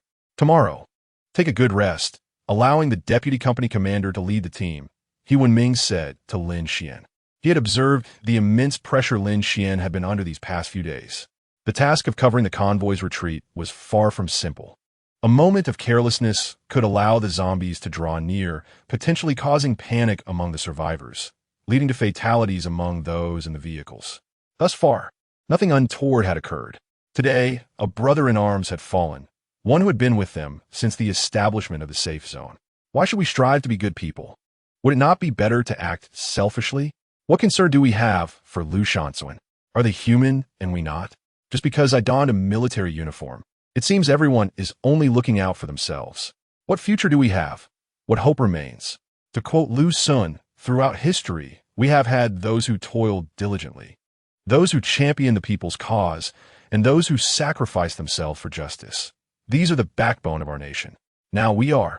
Chapter 68, The Hunt for the Lord Zombie. As twilight approached, Jiang Xue and her companions were enjoying a meal in a room. Their rations were quite satisfactory, featuring a variety of dishes alongside staple foods, particularly the meat sauces, which were considered a rare delicacy in these times.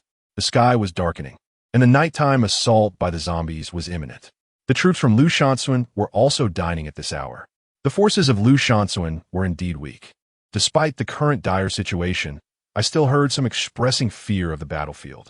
Look at how sparse their defensive walls are. They cannot even fully man them. Few dare to fight, and I truly do not understand how they have come to this point. It is indeed unimaginable in Huanglin village. I have witnessed the training of the new recruits in the escort team. They are capable of rallying morale, each one roaring with enthusiasm. A few individuals were engaged in discussion. Upon entering Lin Xuan, they discovered that both its military and internal affairs were in disarray. The streets were littered with debris, unattended, and the walls could not be adequately manned by soldiers. These were conditions they had never anticipated in Huanglin village. Huanglin village truly stands alone in the Tianxiong district. Who can argue otherwise? So many people are toiling away. How could it not be effective? Enough talk. Let us finish our meal and prepare. At 8 o'clock tonight, we shall commence our operation. Boss, do you think our actions might lead to friendly fire? Indeed, He Wenming's side possesses artillery. We shall inform them before we depart. There is nothing to worry about. Jiang Xue shook her head. Their primary objective in this location was to hunt down the Lord-type zombie. Firstly, to alleviate the crisis faced by Lin Xuan. They could no longer afford to remain passive, especially since her husband, Lin Xuan, had been fighting on the front lines for several days, undertaking the most perilous tasks. Jiang Xue feared for Lin Xuan's safety. Should anything happen, regret would be futile, as she would not have the chance to relive such moments. Secondly, they sought the crystal from the Lord-type zombie. Jiang Xue was currently at the late stage of her third level of evolution. To break through to the fourth level, she required a substantial quantity of third-level crystals. However, possessing a fourth-level crystal would facilitate this greatly. Previously, when Jiang Xue had encountered the Lord-type zombie, she discovered it was also at the pinnacle of the third level. Now, after several days, the likelihood of its advancement to the fourth level was considerable. Zombies evolve more easily than humans, provided they have sufficient blood and sustenance. The Lord-type zombie, in particular, is among the easiest to evolve, as it can command other zombies to seek food on its behalf, merely waiting at home. After finishing their meal, Chun Song and the others began to account for their weapons and even study maps, conducting themselves with caution, as they had families to protect and would not engage in battles without certainty of victory. At 8 o'clock, the night had fully descended, and the zombies commenced their assault. After several days of defending the city, Lin Xuan's troops had gained considerable experience and learned how to fend off the initial wave of zombies, which was successfully repelled. At that moment, Jiang Xue quickly approached Captain Wang, revealing her identity and intentions. Captain Wang was taken aback, exclaiming, "Ms. Jiang, are you certain you are not jesting with me? I believe you. I can dispatch elite troops to assist you. There is no need for your men. I am unfamiliar with them and cannot coordinate effectively, which may hinder our efforts. You only need to inform He Wenming to refrain from artillery fire to avoid friendly fire. Additionally, when we signal when the flares are fired, it will indicate that we have dealt with the Lord-type zombie, and you may initiate a counteroffensive to reap the rewards from the zombies," Jiang Xue stated swiftly. Upon receiving Captain Wang's tacit approval, Jiang Xue and Chun Song swiftly descended the building using ropes. "Stay close. Do not stray more than 3 meters from me," Jiang Xue instructed Chun Song and the others. She had brought only these 5 individuals, as her mental energy could only extend so far. As long as they remained within her mental reach, the zombies would be unable to detect them, as Jiang Xue utilized her formidable mental power to obscure their sense of smell and hearing, one of the remarkable applications of her psychic abilities. Captain Wang watched in astonishment as Jiang Xue and her team navigated through the horde of zombies without being attacked. He hastily relayed this information to He Wenming, urging them to avoid firing any shells to prevent harming their own. Jiang Xue cautiously maneuvered within the throng of zombies, her mental energy extending to its utmost limits, seeking the presence of the Lord-type zombie. After some time, she located it within an elementary school, a modest private establishment, not exceeding the dimensions of 2 residential buildings encircling a playground. It was inconspicuous. "Boss, should we act now?" "Not yet. Let us wait a moment until it dispatches its zombies to attack Lin Xuan," Jiang Xue replied, shaking her head. The Lord-type zombie would be surrounded by numerous evolved zombies for protection, making an immediate assault exceedingly difficult. Patience was essential. After approximately half an hour, the Lord-type zombie finally took action, deploying waves of zombies, including a significant number of evolved ones. "In a moment, I will confront the Lord-type zombie. You must help me restrain the remaining zombies." "Understood. Let us move," Jiang Xue shouted, kicking open the door. Her mental energy surged like a blade, piercing through the body of the Lord-type zombie. The creature let out a roar of indignation as it was struck. "Kill!" The 6 members sprang into action, each wielding machine guns, unleashing a barrage of bullets before discarding their weapons and seeking out their opponents. Jiang Xue, however, focused on the Lord-type zombie. To Chun Song and the others, Jiang Xue appeared to vanish, her speed reaching an extraordinary level, akin to teleportation, before reappearing behind the Lord Zombie and delivering a slash to its neck. The blade met resistance. At a critical moment, the Lord Zombie tilted its head, transforming the strike from a decapitating blow into one that struck its shoulder.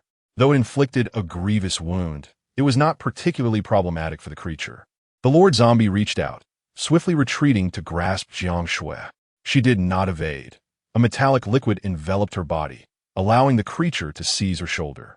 She then brought the blade down once more upon its neck.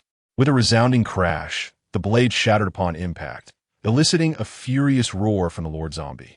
Next time, I must enhance my strength and wield a heavier blade, perhaps one weighing 50 or 60 pounds, Jiang Xue remarked.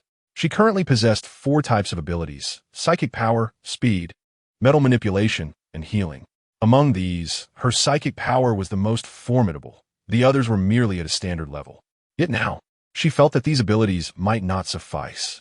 Jiang Xue broke free from the zombie's grasp, retrieving the shards of her blade, and swiftly reformed it into a perfect weapon. Even in front of Chun Song and the others, she rarely employed multiple abilities, but now, necessity dictated otherwise. The Lord-type zombie unleashed a psychic attack, which posed no threat to Jiang Xue, yet affected Chun Song and the other zombies, as this force could not distinguish between friend and foe, unless it possessed the capability to utilize abilities in a manner akin to human combat. Jiang Xue retreated, finding herself against a railing. Grasping it tightly, the railing rapidly dissolved, reinforcing her blade and making it considerably heavier. Seeing that its psychic force had failed to overwhelm its adversaries, the Lord Zombie began to panic, opening its mouth to summon a horde of zombies into the fray. Chun Song and others threw explosives from their bodies, effectively barricading the zombies outside. Damn it, it's that zombie dog. I'll handle it. Chun Song stepped forward, his power being fire-based, conjuring a fire dragon before the zombie dog. The creature roared incessantly. It appeared somewhat intimidated. Chun Song stepped aside. Fee to shout. A massive slab weighing hundreds of pounds fell, cleaved by his ability, crashing heavily beside the zombie dog. Now it's my turn. Jiang Xue entered the fray, wielding a colossal hammer. Seizing the opportunity while the dog was pinned by the debris, he lunged forward and struck its head with a mighty blow. The sound of impact echoed as the dog's head shattered, eliciting a low growl from it as it convulsed violently, severely injured yet still alive. Step back. Monkey delivered the final blow, racing to the zombie dog and placing 3 hand grenades on its neck. The explosion ensued, and the zombie dog finally succumbed. As the top warrior of the Lord-level zombies minions, defeating it rendered the Lord-level zombie significantly weakened, leaving Chun Song and his companions with little opposition. The death of the zombie dog instilled fear in the Lord-level zombie, causing it to flee at a speed comparable to that of ordinary agile zombies. Trying to escape? Not a chance, Jiang Xue shouted, picking up a rock and hurling it, striking the Lord-level zombie squarely. Well done, boss. Let me handle this. Jiang Xue laughed heartily, grasping the iron wire still embedded in the zombie's body and yanking it forcefully, toppling the Lord-level zombie to the ground. Boss, let us capture this guy alive and hand him over. Perhaps they LL reward us with a tank. Dream on. Just take it down. All right. Fetus stepped forward, plunging his hands into the ground, veins bulging as the earth around the Lord-level zombie cracked, ensnaring it completely. Chapter 69. Hidden merits and fame under the might of Jiang Xue's hammer. The sturdy skull of the Lord-level zombie was shattered. In that moment, thousands of zombies lost their coherence, with some even stopping in their tracks, appearing bewildered. Boss, the crystal. Jiang Xue unearthed a crystal and eagerly handed it to Jiang Xue. How are you all? I'm fine. Just out of powers. Me too. Pretty much. The abilities of the 5 were nearly exhausted, particularly Fitu, who had pushed himself to the limit and was now quite weak. Let us dig up the gel and crystal and leave. Boss, are we just leaving like this? Are we going to meet Captain He? What about my brother-in-law? He has gone? Let the bastard worry a bit, Jiang Xue scoffed. This battle had exposed much of her strength, contrasting sharply with her usual low-profile demeanor, largely to assist her husband. Reflecting on it now made her quite angry. As the rift between them widened, the 5 excavated all the gel and crystals from the evolved zombies, consuming their own clean gel and crystals before making a swift retreat. Ordinary zombies were no match for them, and within minutes, the trap Jiang Xue had set triggered, sending a signal rocket soaring into the sky. The signal is up. We succeeded. Captain, give the order to charge. Charge, charge, charge. He Wenming shouted urgently. An hour earlier, he had received news from Captain Wang that Lin Xuan's wife, Jiang Xue, had led 5 individuals deep into the horde to behead the Lord-level zombie. Upon hearing this, He Wenming was utterly stunned. He had always known Jiang Xue was formidable, but never imagined she would be this powerful, leaving him in disbelief. He simultaneously ordered the 1st Battalion to prepare for a large-scale assault, while questioning Lin Xuan if he was aware of this news. Lin Xuan had also snapped out of his stupor, filled with anxiety, knowing little of Jiang Xue's capabilities, yet recognizing the inherent danger of the Lord-level zombie. His heart raced with worry, as he was completely unaware of Jiang Xue's plan. At that moment, He Wenming had already given the order, and Lin Xuan surged ahead, clad in metallic battle armor, charging headlong, outpacing even the evolved fighters beside him, plunging into the sea of zombies. "Stop firing. You'll kill our captain. He is charging too fast. Of course, his wife is still in there. Should I charge slower than him? What do we do? We charge. The captain's wife is in there. That makes her our sister-in-law. Brothers, follow me. Save our sister-in-law. Save our sister-in-law." The soldiers of the 1st Battalion surged forward, quickly rallying the morale of the other units, charging furiously. He Wenming couldn't halt them, nor did he wish to. "Captain, the folks from Huanglin village have gone mad." A soldier on the wall of Lushan village reported to Captain Wang. The Lord-level zombie was dead, and they could have taken it easy, knowing that most zombies would retreat by the next day. But the people from Huanglin village were relentless. "We're going to charge." Captain Wang's expression darkened. Despite being a captain, He Wenming's soldiers charged like ravenous wolves, losing all sense of caution, while his own men remained terrified. Truly, comparisons reveal disparity. "Boss, your brother-in-law has gone insane, recklessly searching for you. Aren't you going to go out and see him?" On the retreat, Chun Song remarked to Jiang Xue. They had heard Lin Xuan's shouts in the midst of the zombie horde, calling out for his wife. "I'm not going out. It'll be troublesome." Jiang Xue shook her head. Yet deep down she felt delighted. Differences aside, their feelings remained unchanged, and she was touched by the sight of him desperately searching for her. In this life, she had low expectations of Lin Xuan, unwilling to impose the burdens of the past upon him, simply wishing for their bond to endure. As for everything else, she, Jiang Xue, would manage. Having been given a second chance, she now possessed the confidence to protect her family. Jiang Xue chose not to confront He Wenming. Knowing he would have many questions, it was better to avoid such encounters. "Wife, where are you?" Lin Xuan stumbled through the darkness, oblivious to how many zombies brushed against him. Thankfully, his metallic armor shielded him from harm. Yet he was consumed with worry for Jiang Xue's safety. He searched various locations, yet her whereabouts remained elusive, causing him to feel increasingly uneasy. Captain, are you all right?" Eventually, Lin Xuan and the other evolved fighters caught up. "Mifine, have you seen my wife?" "Haven't seen her. Sister-in-law's whereabouts are unknown." "Where could she be?" I don't know. Who has a flashlight?" "I do." Lin Xuan grabbed the flashlight, illuminating the ground, but soon felt something was amiss. Jiang Xue would surely be fine. "It's over. The captain has lost his mind, flailing about like a headless chicken. What should we do? What should we do? Just keep her safe." Exhausted? As dawn broke, Lin Xuan slumped beside the armored vehicle after searching all night. "Still searching for your wife?" "Yes." "Then why didn't you tell me?" "Who knows?" He Wenming chuckled, understanding Lin Xuan's urgency, and did not press further. With a resounding crash, Lin Xuan's front door was violently pushed open, startling Lin Zifeng, who almost dropped his bowl, but Jiang Xue's quick reflexes saved it. "Wife, step back. Don't come near me. You're filthy and reek." Jiang Xue recoiled, pinching her nose as she stepped away from Lin Xuan's embrace. His body was a concoction of sweat, dirt, and zombie blood, rendering his clothes unrecognizable and exuding a foul odor. "Son, what's wrong?" "Yes, son, what happened?" "Did we win?" "Lushan village has returned to tranquility, which is indeed splendid news." "Son, well done. You are a hero," exclaimed the grandfather. "Grandpa, enough with the heroics. Please start the generator so my father can take a shower. Otherwise, I won't be able to eat all day. It's unbearable. I feel nauseous," Lin Zifeng replied, holding his mouth. He never anticipated that his father could be this foul. Tonight, he must not allow his father to sleep with his mother. Otherwise, she too would succumb to the stench. "You little rascal." Lin Xuan rolled his eyes at his son and sniffed his shirt. "All right, I nearly retched myself." Lin Yunrong quickly activated the generator and turned on the water heater. Lin Xuan couldn't wait for the water to heat up. He dashed in and emerged only after using half a bar of soap. Son, do you still think your father stinks? Wow, Mom. Dad has secretly used your perfume. Lin Zifeng exclaimed, recognizing the scent emanating from Lin Xuan, which was indeed Jiang Xue's perfume. Help me teach your father a lesson. Sure. Lin Zifeng gladly accepted this mission. But alas, he was swiftly subdued by Lin Xuan. How dare you strike your father?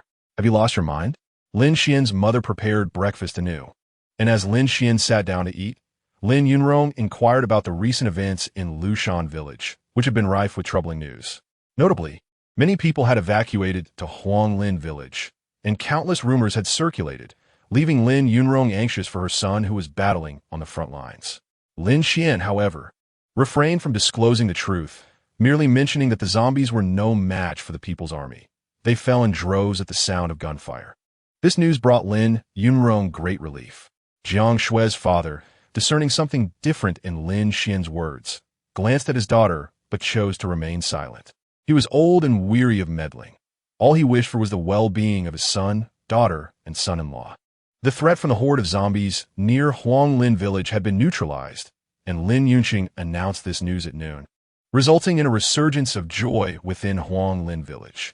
The evacuees from Lushan village, however, felt a tinge of embarrassment. Many had confidently claimed that Lushan village would not withstand the assault and had even considered seeking refuge in the city safety zone, only to have their predictions proven wrong. Now a dilemma arose. Should they stay or leave, and if so, where would they go? That evening, He Wenming summoned Lin Xuan to the camp for a meeting. A post-battle summary was necessary, and, as the company commander, Lin Xuan could not be absent. Seizing the opportunity, Ling Gui, Zhou Xiong, and the long-silent Zhang, when visited Lin Xuan's home, drawn by the crystal in Jiang Xue's possession. In a country with numerous safety zones, only 3 Lord-level zombies have been eliminated so far, including the one Jiang Xue had slain, yet not a single crystal had been obtained. Consequently, there is considerable interest from higher authorities, with research institutes eager to investigate their potential. Chapter 70. The pessimist. The crystal has been consumed. It is no more. Nevertheless, Jiang Xue remained resolute in her decision not to part with it. The 4th-tier crystal was crucial in the early stages, before anyone grasped how to advance. The 3rd tier would prove a formidable barrier. Having successfully broken through, Jiang Xue had secured a significant advantage. Eaton, Zhou Xiong, and the others exchanged incredulous glances. It's only been a day. How could it be consumed already? That crystal must be at least tier 3, possibly even tier 4. How has Jiang Xue evolved to such an extent? Consuming crystals of higher tiers bore the risk of turning into a zombie, a fact that had been validated. Initial evolutionists within safety zones had transformed into zombies after consuming 2nd-tier crystals. Zhang Wen pondered for a moment before deciding to express his goodwill. He wished to engage Jiang Xue in a meaningful conversation once more. Ling and Zhou had no objections and stood to leave, while Lin Xuan's family had discreetly retreated, leaving behind a tranquil atmosphere. Ms. Jiang, our intentions are genuine. We shall not take the crystal without offering something in return. We can propose an exchange. I understand your perspective, but I truly have consumed the crystal. It holds great value for me. What could you possibly offer in exchange? I have no use for luxury items. I possess ample resources, and I lack for crystals. This crystal is likely from a 4-tier evolved zombie. To put it simply, Ms. Jiang, you have reached the 4th tier. Are you attempting to extract information from me? That is not my intention. I genuinely wish to have an open discussion with you regarding the future of our world, the future of the Huaxiao people, the evolutionists, and the survivors. I have spent over a month in deep contemplation, only to find myself ensnared in confusion. Ms. Jiang, could you assist me? That is your dilemma. It has nothing to do with me. Jiang Xue scoffed, realizing that beneath the surface, he merely sought to extract information from her. Based on my understanding of you, Miss Jiang, you're not a callous person.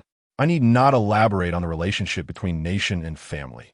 In this apocalypse, only unity and mutual aid can lead to survival. With over 1 billion people in Huaxia and countless animals, without state support, how could you, no matter how formidable, withstand the endless hordes of zombies? You overestimate me. I lack such grand aspirations. I am but a simple woman. As long as I can protect my family, that is sufficient. Women can hold up half the sky, and many have selflessly sacrificed themselves for their country and people. Ms. Jiang, your lineage is filled with loyalty. I cannot believe you remain untouched by such matters. Do you wish to dredge up old grievances? Would you care to discuss why my father retired from the military? Perhaps you wish to address my brother's failed promotion within the army? There are certain matters I choose not to disclose. Do not extend your hand towards me expecting a blow. I have researched your father's case. He voluntarily retired due to the limitations of the era. As for your brother Jiang Xue, there were indeed biases involved. I do not wish to debate past events. I, Jiang Xue, act with a clear conscience. I seek to understand why you harbor such pessimism. You were once a cheerful person. What has caused such a transformation in your demeanor? I see no need to divulge that. It is necessary because your husband Lin Xuan and your brother are currently serving in the guard unit. And it is due to your influence that Huanglin Village has garnered special attention from higher authorities. You should be aware that Lushan Village is only organized as a battalion, while Huanglin Village operates as a regiment. Lushan has merely 15 evolutionists, but Huanglin boasts over 100. The conditions of both safety zones are remarkably similar. You are the reason for this disparity. If you refuse to speak of sentiment, then let us discuss interests. These are consequences of your actions. You must understand that the stronger the small collective of Huanglin Village becomes, the safer your family will be. But what then? If we do not continue to invest resources in Huanglin Village, it will stagnate. The Tianxiong district harbors millions of zombies, and the surrounding areas are densely populated. Before the apocalypse, there were no fewer than 30 million residents within a 500-kilometer radius. Do you not ponder this? Seeing that emotional appeals failed to sway Jiang Xue, Jiang Xue promptly shifted his strategy to focus on practical benefits. The current state of Huanglin Village owed much to Jiang Xue's contributions. What do you wish to inquire? Jiang Xue felt a pang of discomfort at Jiang Xue's change of approach. She had largely disregarded his grand notions of country and duty. Yet her concern for her family was paramount. What she owed in her past life, she intended to make amends for in this one. I wish to understand your perspective on the zombies, the evolutionists, and the current situation. Is that too much to ask? There will be an increasing number of evolutionists, and they will grow more formidable. In 10 years, it will be the era of the evolutionists. In 10 years, do you believe we will be unable to eradicate the zombies? Even 20 years may not suffice. Tell me, what is the fundamental difference between the apocalypse and previous wars? The difference? It lies in the scope of devastation and the collapse of infrastructure. In past wars, as long as a nation was not a minor one, even in defeat, time was afforded for mobilization and production. However, this apocalypse has left us no such opportunity. The entire front has fallen. To reverse this tide will require a grim choice. Abandon 80% of the survivors and concentrate all forces to reclaim 1 or 2 resource-rich provinces. Only then could we hope to conclude this within 3 years. But who would dare to make such a choice? Jiang Xue smirked, recalling discussions from her previous life about how to swiftly resolve the apocalypse if given a second chance. The most ruthless method was to abandon the majority and concentrate resources in 1 or 2 provinces, subsequently developing technological weapons and launching relentless bombardments. No one dared to undertake such an approach, for it was futile. Addressing the domestic zombie threat would still necessitate confronting the global epidemic, unless the entire world faced annihilation. Preparedness was essential, whether it be 10 years, 20, 30, or even 100. Moreover, a word of caution: beware of the evolvers. Beware of the evolvers. The pinnacle of evolution borders on mythology. When myth intertwines with reality, myriad phenomena arise. When an individual's martial prowess reaches its zenith, it spawns numerous societal issues. For specifics, consult the experts. They possess greater wisdom. Jiang Xue couldn't resist divulging a fragment of her past knowledge. A few years into the apocalypse, certain evolvers had ascended to remarkable levels. Unwilling to be governed by ordinary individuals and reluctant to shoulder excessive responsibility, they instigated a power grab, resulting in a change of leadership in 90% of safe zones within 2 years. Huaxia devolved into a fragmented state reminiscent of the feudal lords of 2 millennia ago. A situation echoed globally. I understand. What are your thoughts on the origin of the zombie virus? I do not know, Ms. Jiang. I will visit you in a couple of days. Do not come. I prefer solitude, Jiang Xue firmly declined. Since Jiang Xue had approached her with a focus on interests, she too must adopt a gradual approach to ensure she reaps sufficient benefits. Additionally, she required time. Once she had grown stronger, even if her secrets were exposed, she would have the means to protect herself. Jiang Xue said nothing further, rising to take his leave. At the door, Lin Xuan and Zhou Xiong awaited him and inquired about his conversation with Jiang Xue. It is not convenient to disclose. The crystal stones are gone, so do not harbor any thoughts about them. This matter is documented in the report. Henceforth, without my permission, you are not to disturb Jiang Xue. Furthermore, she has been issued a gag order regarding her activities. No promotion is permitted, Major Zhang asserted. This concerns national-level secrets. I advise both of you against further inquiries. If anyone above inquires, you shall respond accordingly. Jiang Xue, how are matters progressing? Yes, we broke through today and discussed several issues. What did she say? She stated that there will be no means to eliminate the zombies in the next decade. Their numbers will only grow, becoming increasingly resistant to high-tech weaponry. Evolvers will also become stronger, and the situation will continue to deteriorate. Is that all? That alone is substantial. Chief, it was merely our first conversation. Then we must engage again. For now, that is not feasible. She detests others prying into her privacy. I believe a gradual approach is necessary. Very well. You shall orchestrate the arrangements. Whatever support you require, do not hesitate to ask. I will endeavor to accommodate you. The first matter is to promote her husband and brother within our ranks, ensuring they remain firmly within our system. Every person has vulnerabilities, and family is hers. This is acceptable, but be mindful that we do not perceive her as an adversary.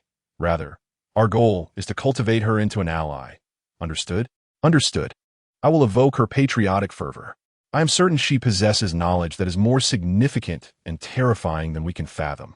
Chapter 71. Training class. This initiative has significantly increased the number of survivors in Huanglin village, nearing the threshold of 30,000. The village no longer appeared sparse, with nearly every building occupied, albeit not to full capacity. However, a horde of zombies remained unaddressed, specifically those in the Lianhua Mountain vicinity, where the safety zones of Shengtang Garden were currently engaged in fierce resistance. Commander, are we to provide support for combat again? During a meeting of the escort regiment, after Zhou Xiong briefed them on the situation in Lianhua Mountain, even He Wenming inquired, our 1st Battalion can no longer endure. They are utterly exhausted and have had no respite. Support in combat is imperative. You are aware of how close Lianhua Mountain is to us. The zombie leaders in the urban area are of a higher caliber, commanding millions of zombies. If we advance there, they will undoubtedly swarm to our side. Yet our 1st Battalion is at their limit. This is not a matter of cowardice. Since the onset of the apocalypse, while our food supply has been adequate, it has been exceedingly monotonous. Coupled with the intense combat, our battalion is profoundly fatigued and genuinely requires rest. I am aware of the 1st Battalion's circumstances. Therefore, this time, the 2nd Battalion will serve as the support force. However, the 1st Battalion must contribute some elite personnel, as the 2nd Battalion's strength is not on par with yours. Furthermore, the 3rd Battalion will undertake the primary task of resource recovery, while the 1st Battalion will be responsible for the security of the safe zone. Thank you for your understanding. Commander, He Wenming sighed in relief. If we were to continue with high-intensity combat, the casualties in the 1st Battalion would be devastating. Today, we will dispatch the 2nd Battalion. I hope the 1st Battalion will extend ample assistance. No problem. I will select a contingent of capable personnel to aid you. Now, regarding the second matter, tomorrow, several individuals from the urban area, former professors from Jiangxing Military Academy, will arrive here to research new combat strategies, particularly those involving evolvers. They will also conduct classes for you personnel. Officers at the battalion level must attend, as this pertains to your future promotions. Commander, why are military academy personnel coming here? They could conduct their research in the urban area, couldn't they? Indeed, Commander, what is there for them to observe here? It is an order from above. You are to comply. Is it not just a class? Are you afraid? It is not fear. It is simply that our tasks are already burdensome enough without additional complications. There is no room for negotiation. Those visiting hold ranks higher than mine. You shall manage accordingly. And there may even be high-ranking officials from civil administration visiting for inspections in the future. Oh, why is that? It would be preferable if we were rewarded with something tangible. Indeed, I have heard that there are strategic reserves in the urban area containing frozen meat. Could we receive a portion? Bargaining is an exercise in futility. Disperse. Zhou Xiong waved his hand dismissively, remaining unperturbed. A bit of arrogance among the proud warriors is acceptable, as long as they do not genuinely attempt to bargain. After a simple welcome luncheon, the three professors arrived at the escort regiment's headquarters, where Zhou Xiong summoned the company and battalion commanders from the safe zone for a meeting. Comrades, greetings. I am Zhong Anghua, formerly a teacher at Jiangxue Army Command Academy. I am but a humble educator, here in Huanglin Village to impart knowledge and learn from you all, who serve as my exemplars. Professor Zhong, we are not worthy. They replied modestly. There is nothing to be modest about. I am not here to engage in pleasantries. Today marks the 115th day of the apocalypse. In 5 days, it will be the 4th month of the apocalypse. While Huaxiao has established countless safe zones, the situation remains grim. Provincial and municipal safe zones are still grappling with internal governance issues, relying on outdated combat strategies dominated by firepower. However, our ammunition situation is far from optimistic. Our safe zones are being overrun by zombies, cutting off resource exchanges, and the raw materials for weaponry are scarce. What will we do if one day we exhaust our reserves of arms and ammunition?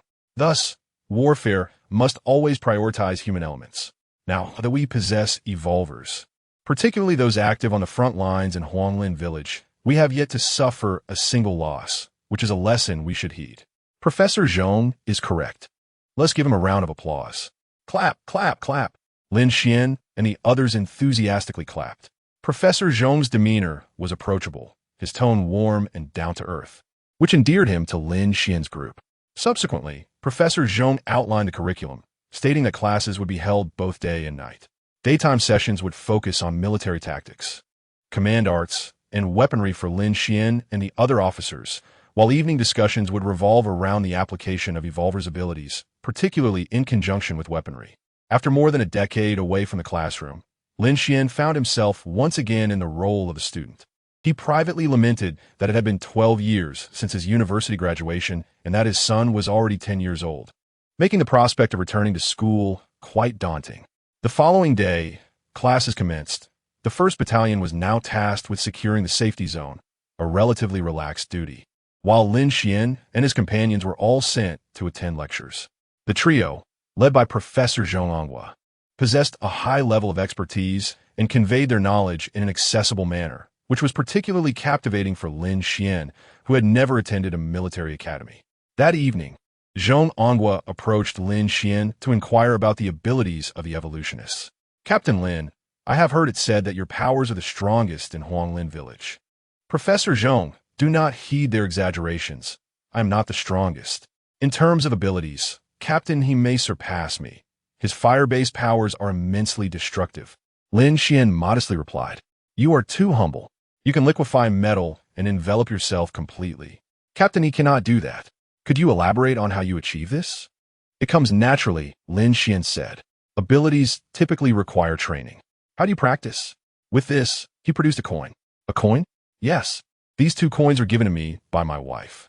This one is untouched, while this one has been thoroughly mangled. My wife said that when I can restore this coin to its original form, it will signify mastery over my abilities. Lin Xuan displayed the 2 coins, one battered and unrecognizable, resembling a lump of scrap metal, while the other gleamed with newness. This is micromanipulation, delicate operation. Your wife speaks the truth. To what extent have you progressed? Regrettably, I can only restore the shape of the coin. The designs and inscriptions are beyond my control. It seems micromanipulation is a promising avenue of study, Zhong Anghua noted. Most evolutionists train to enhance their total ability, similar to physical strength training. But Lin Xuan's focus on micromanipulation suggests he possesses ample colloid resources and is untroubled by total capacity concerns. However, this also presents a research direction. Metal evolutionists can utilize a simple coin to bolster their strength, which can similarly apply to training across other elemental series. Zhong Anghua swiftly redirected the conversation toward the practical application of abilities in combat and the coordination between different powers. Lin Xuan and his peers had only recently begun this journey. Although the earlier batch of evolutionists had gained their powers for over 2 months, their abilities were initially too weak for practical use. It was only now that they began to engage in real combat. Despite their limited experience, Lin Xuan was candid about their insights. For instance, Lin Xuan, after donning the metallic battle suit provided by Lin Xuan, could navigate through hordes of zombies, showcasing effective cooperation. Nevertheless, Lin Xuan believed that true coordination requires mutual understanding and rapport, cultivated through long-standing companionship since the onset of the apocalypse. Chapter 72. Huanglin Village is expanding after a few days of relative ease. Free from the burden of external missions and patrol duties, Lin Xuan, as the company commander, was tasked only with duty shifts and attending classes. Jiang Xue and his colleagues began systematic instruction for the junior officers, covering military academy content that could later be used for career advancement. Lin Xuan remained indifferent to this, having grown accustomed to a laid-back lifestyle, yet the other officers, particularly Jiang Xue, were excited. Having faced setbacks in his military career, he saw this as a new opportunity and engaged fervently with Jiang Xue and the others. Unfortunately, his water-based abilities were subpar. In a major safety zone, water-type evolutionists were generally assigned to logistical roles. Since the contamination of the water supply, access to clean water had become a significant issue, rendering water evolutionists particularly valuable. Currently, the most proficient water evolutionist in Huanglin Village was Fei Ying, who could produce approximately 1,000 gene of water each day, though it took a considerable toll on him, leaving him exhausted. Following closely was Jiang Xue, whose sister, Jiang Xue, placed great importance on him. His capabilities were rapidly approaching Fei Ying's level. Jiang Xue was now required to supply 600 gene of water daily to the safety zone, with the remainder allocated for his family's use. Lin Xuan's household was no longer short of water, as 2 large water tanks on the rooftop could store around 6 tons, while the yard on the first floor featured 2 additional water pools, able to hold 5 to 6 tons. With sufficient rain, these could sustain them for several months, including watering plants on the balcony. Lin Xuan's parents spent their days tending to the plants, and they began to harvest some vegetables, alleviating their reliance on vitamin supplements. Not only was Lin Xuan's family producing vegetables, but most households in Huanglin Village with gardens could also supplement their vegetable supply. The committee's vegetable plots were also yielding bountiful harvests, thanks to the emergence of 2 wood-type evolutionists whose powers fostered rapid plant growth. They could even induce a seed to bloom and bear fruit within 3 days. Initially intended for relocation to the city, these 2 evolutionists were retained by Lin Xuan due to Huanglin Village's pressing need for vegetables, as many residents suffered from vitamin deficiencies leading to severe health issues. However, even with their presence, it was impossible to supply vegetables to the tens of thousands in the safety zone, and access to produce would depend on individual resourcefulness. Meanwhile, news continued to emerge regarding the support operations at Lianhua Mountain, which painted a grim picture. The enemy was led by a formidable Lord-level zombie, controlling hundreds of thousands of undead, while the local forces were weak, akin to Lushan Village, merely fighting for survival, with casualties among the survivors each day. In light of this, the smaller safety zones around Shantang Garden were either merging with the larger operations or retreating to Huanglin Village, significantly increasing the survivor population to over 40,000. In response to this situation, Lin Xuan promptly convened a safety zone committee meeting, in which Lin Xuan participated as a member. The influx of people from Lushan Village was ongoing, with thousands arriving daily from Lianhua Mountain. And estimates suggested that within a week, the population of Huanglin Village would surpass 50,000. Reaching this figure posed a significant challenge, as, prior to the apocalypse, the village had housed around 50 to 60,000 residents, but that was during a time of stability with ample resources and a less transient population. Now, however, resources were scarce, and once the population reached 50,000, the challenges to sanitation, security, and order would be immense, especially regarding maintaining order. The Guard Corps, law enforcement, and various agencies, along with shops and factories, could accommodate a maximum of 15,000 individuals, based on optimistic estimates. The remaining 30,000 would be unemployed, with perhaps only 3,000 brave enough to venture out in search of supplies. Consequently, after deliberation, it was decided that Huanglin village must expand. President Lin, where shall we expand? We have reached our limits, someone raised the concern. We can extend to Chun village, which is only a few hundred meters away. By blocking the roads on either side, we can create a corridor between the two villages and thereby enlarge our safety zone. But the zombies in Chun village have not been fully cleared, and the areas to the east and west are densely populated. This would exacerbate our defensive challenges. While challenges existed, they needed to be addressed. It was optimal to maintain around 30,000 residents in Huanglin village, and per higher orders, we must establish additional enterprises. NW. What kind of enterprises? We need to set up a cold weapons factory, including a firearms repair shop and factories for daily necessities. So many? Can we manage that? Certainly. We have thoroughly searched for food and essential supplies outside, yet numerous production materials remain unutilized. These resources must be harnessed, particularly the simplest of weapons. According to directives from higher authorities, each individual is required to possess at least a knife or a spear, and the demand is considerable. Furthermore, agriculture remains a paramount concern. Lin Xuan, can we achieve self-sufficiency in grain?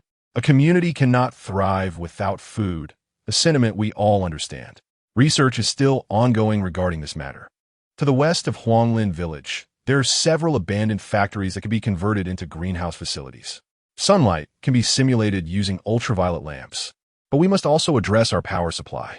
6,000 square meters of solar panels have already been installed, sufficient to meet our organization's daily energy consumption. Any surplus will be allocated to the food processing plant, while the daily needs of survivors will be prioritized last. If we are to execute this plan, what cooperation will be required from us? It is imperative that our promotional personnel clearly communicate that Chun village is as secure as Huanglin village, necessitating the dispatch of guards to maintain a presence there. Additionally, resource allocation will be essential. There are no issues on the guard side. Our battalion of 500 can remain stationed in Huanglin village, although this is somewhat of a waste of manpower. We could reassign a company to Chun village. Lin Xuan suggested.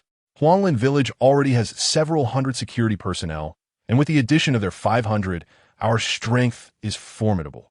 Relocating a company poses no problem. Given this, the resolution is passed, and we will now discuss the specifics. Lin Xuan nodded and began deliberating on the details. Once the meeting concluded, Lin Xuan retained Lin Xuan in his office. Lin Xuan, what is your perspective on the current situation of our Lin family? Uncle Xuan, has something occurred? There are some concerns. I heard about your use of firearms in Lushan village to intimidate survivors. Initially, the higher-ups intended to use this incident to admonish our Lin family, but it seems someone intervened. Do you have any acquaintances in the city? I had friends from high school and university in the city, but we have lost contact, so I am uncertain. Uncle Xuan, why would they admonish us? Have we not made sufficient contributions? How many lives have we lost? Some see our sacrifices and contributions, yet others only perceive our Lin family's grip on power, which has offended many. In the past month, I have received no fewer than 20 reports against me, and not just me. You, Lin Yunbing, and Lin Yuanxin are also implicated. What are your thoughts, Uncle Yuanxin? Should we retaliate? If retaliation were possible, I would have acted long ago. We cannot retaliate. It would only grant them leverage over us. Then what should we do? This restructuring of Chun village is a signal I have sent, voluntarily diminishing our strength. However, we must firmly establish our foundation in Huanglin village. That is only right. Our Lin family currently holds an advantageous position, yet it is insufficient. I, along with you, Yunbing, and others, have little potential for further advancement. In the future, the Lin family must rely on the younger generation, such as yourselves. Thus, Lin Yuanxin aims to develop a military strategy, while Lin Xuan, now a commanding officer within the guard, finds hope in his current training. I understand, Lin Xuan nodded, though he felt no urge to ascend the ranks. The higher one rises, the colder it becomes, and he lacked the intellect for such ambitions. Nevertheless, he could not voice this sentiment. Lin Yuanxin's faction-building endeavors instinctively met with Lin Xuan's opposition, for he recognized the moral implications. Yet he found himself compelled to agree, as they were all members of the Lin family. With influential figures within the family, the benefits would extend to all. thus creating Lin Xuan's internal conflict. That is good, Lin Xuan. We must harbor no ill intent, yet remain vigilant. If our entire family loses its power, we may become expendable. The Lin family has persevered to reach our generation. We cannot allow it to dissipate so easily. Uncle Yunqing, you worry too much. It cannot come to that. That is hard to say. The sentiments in the safety zone are restless.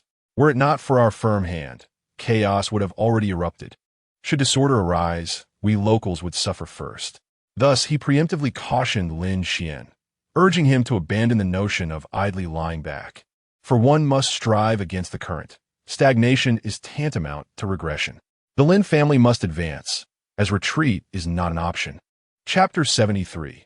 The redistribution of survivors on the 30th day of the apocalypse. Following extensive discussions and preparations, Huanglin village finally initiated the redistribution of survivors within the safety zone, citing overcrowded living conditions as the reason for relocating excess survivors to Chun village, situated several hundred meters away. Prior to this, elements from the 1st and 3rd battalions had been active in Chun village for several days, thoroughly exterminating the zombies and fortifying the village's defenses. They also promised that at least 2 companies would be stationed in Chun village to ensure its safety. However, many were opposed to this decision. Most committee members were based in Huanglin village and felt a closer proximity to Lin Yunqing and his associates would provide greater security. Thus, they resisted the relocation. Lin Yunqing did not insist, instead focusing on settling the survivors who were already being moved to Chun village, which gradually accommodated several thousand individuals. All policies in Chun village mirrored those of Huanglin village, effectively functioning as a branch, with personnel transferred from Huanglin village. Following the successful redistribution, the most crucial task for Huanglin village was to establish a series of factories, as the industrial park initiative had been completely shelved. The Guard, numbering over 1,000, had 1/3 deployed in the Lianhua mountain area for combat support, while the remaining 2/3 comprised mostly new recruits, tasked with maintaining order and searching for supplies, rendering them incapable of contributing to the industrial park. Consequently, everyone tacitly accepted its suspension to be revisited later. However, this did not preclude the dispatch of personnel to eliminate zombies.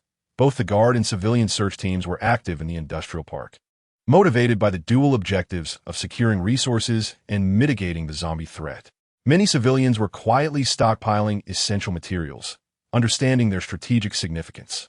The majority of the resources required for Huanglin village's factories were also sourced from the industrial park, prompting frequent expeditions by the Guard. The technology for greenhouse cultivation has been well established for many years, and the techniques are thoroughly refined. However, we currently lack the means to construct greenhouses. Thus, we are overcoming obstacles to cultivate crops in these abandoned factories. We have identified 4 types of crops, with corn, sweet potatoes, and potatoes designated as primary staples due to their high yield and versatility. The second priority is mushrooms.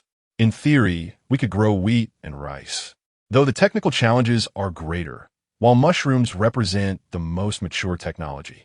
Lin Yunqing and Lin Xuan, however, are not technically savvy. They merely feign understanding. Lin Yunqing promptly stated that they should resolve the technical challenges as soon as possible, assuring them that the committee would exert maximum effort to assist, aiming for the first harvest within the year. After a brief inspection, they proceeded to another factory, guarded by sentinels, which housed the most crucial arms manufacturing operations. This facility was divided into 3 segments: the cold weapon manufacturing plant, which had been operational and was producing consistently, the firearms repair shop, and the weapon and ammunition manufacturing plant. The latter 2 had already secured relevant technical personnel, with technical documentation provided by higher authorities. The production line was still undergoing adjustments, as the deconstructed lines required modifications. Technology shapes the future. We may not be experts, but we must read extensively, Lin Yunqing confided to Lin Xuan. They were utterly in the dark. Although they understood every word from the technicians, the overall meaning eluded them. We are not omniscient. Let the professionals handle their specialized tasks. Isn't Director Ling now overseeing this? Indeed. But if he refuses, I must comply. I cannot fathom it. Zhou Xiong expressed a keen interest in the arms factory. noting that the over 1,000 residents of Huanglin village relied entirely on the stockpiled supplies from the combat readiness warehouse. Yet even the most abundant supplies would eventually be depleted. The division of labor in modern society has become exceedingly intricate. The emergence of a single finished product may depend on the support of hundreds of related factories. To ensure a consistent output, the establishment of additional factories is imperative, a feat that is unattainable for Lin Xuan. Moreover, there's a need to expand territory. If Tianxiangchu could be secured, the formation of a stable industry would likely be feasible. After deliberation among a few prominent figures, it was concluded that Lin Xuan's limited size was a contributing factor. If they had a complete Tianxiangchu as their domain, at least an agricultural base would be assured, sparing them the necessity of cultivating vegetables on balconies and rooftops. Furthermore, rooftop space has become insufficient, as many buildings have already been outfitted with solar panels, leaving the remainder to devise methods for vegetable cultivation. With the surplus solar panels destined for Chen Xiyuan, the number of zombies in the Lin Xuan vicinity has surged beyond 200,000, a figure merely reflecting the control exerted by the Lord-type zombies over their kin, akin to the situation in Lushan Xiyuan, where replenishment follows after combat. Additionally, the zombies are sustaining their own kind through battle, leading to an alarming increase in evolved zombies, with formidable specimens becoming increasingly prevalent. The survivors had previously established 3 outer defensive lines, all of which have been breached. They now find themselves entrenched in the safety zone, their final bastion. Should this be compromised, their only option would be to seek refuge in high-rise buildings. A scenario that would spell doom for the survivors due to their dire lack of resources and minimal reserves. With each high-rise accommodating over 100 households, housing hundreds to thousands of individuals, even an airdrop would fail to remedy their supply shortages. It is little wonder that the number of survivors fleeing from Lin Xuan has surged dramatically in recent days. It has become apparent that the area can no longer withstand the pressure. Lin Xuan pondered that Zhou Xiong and his associates must be aware of the situation, yet have refrained from disclosing it. The influx of survivors has been substantial. Without proper distribution, Lin Xuan's population would have exceeded 50,000.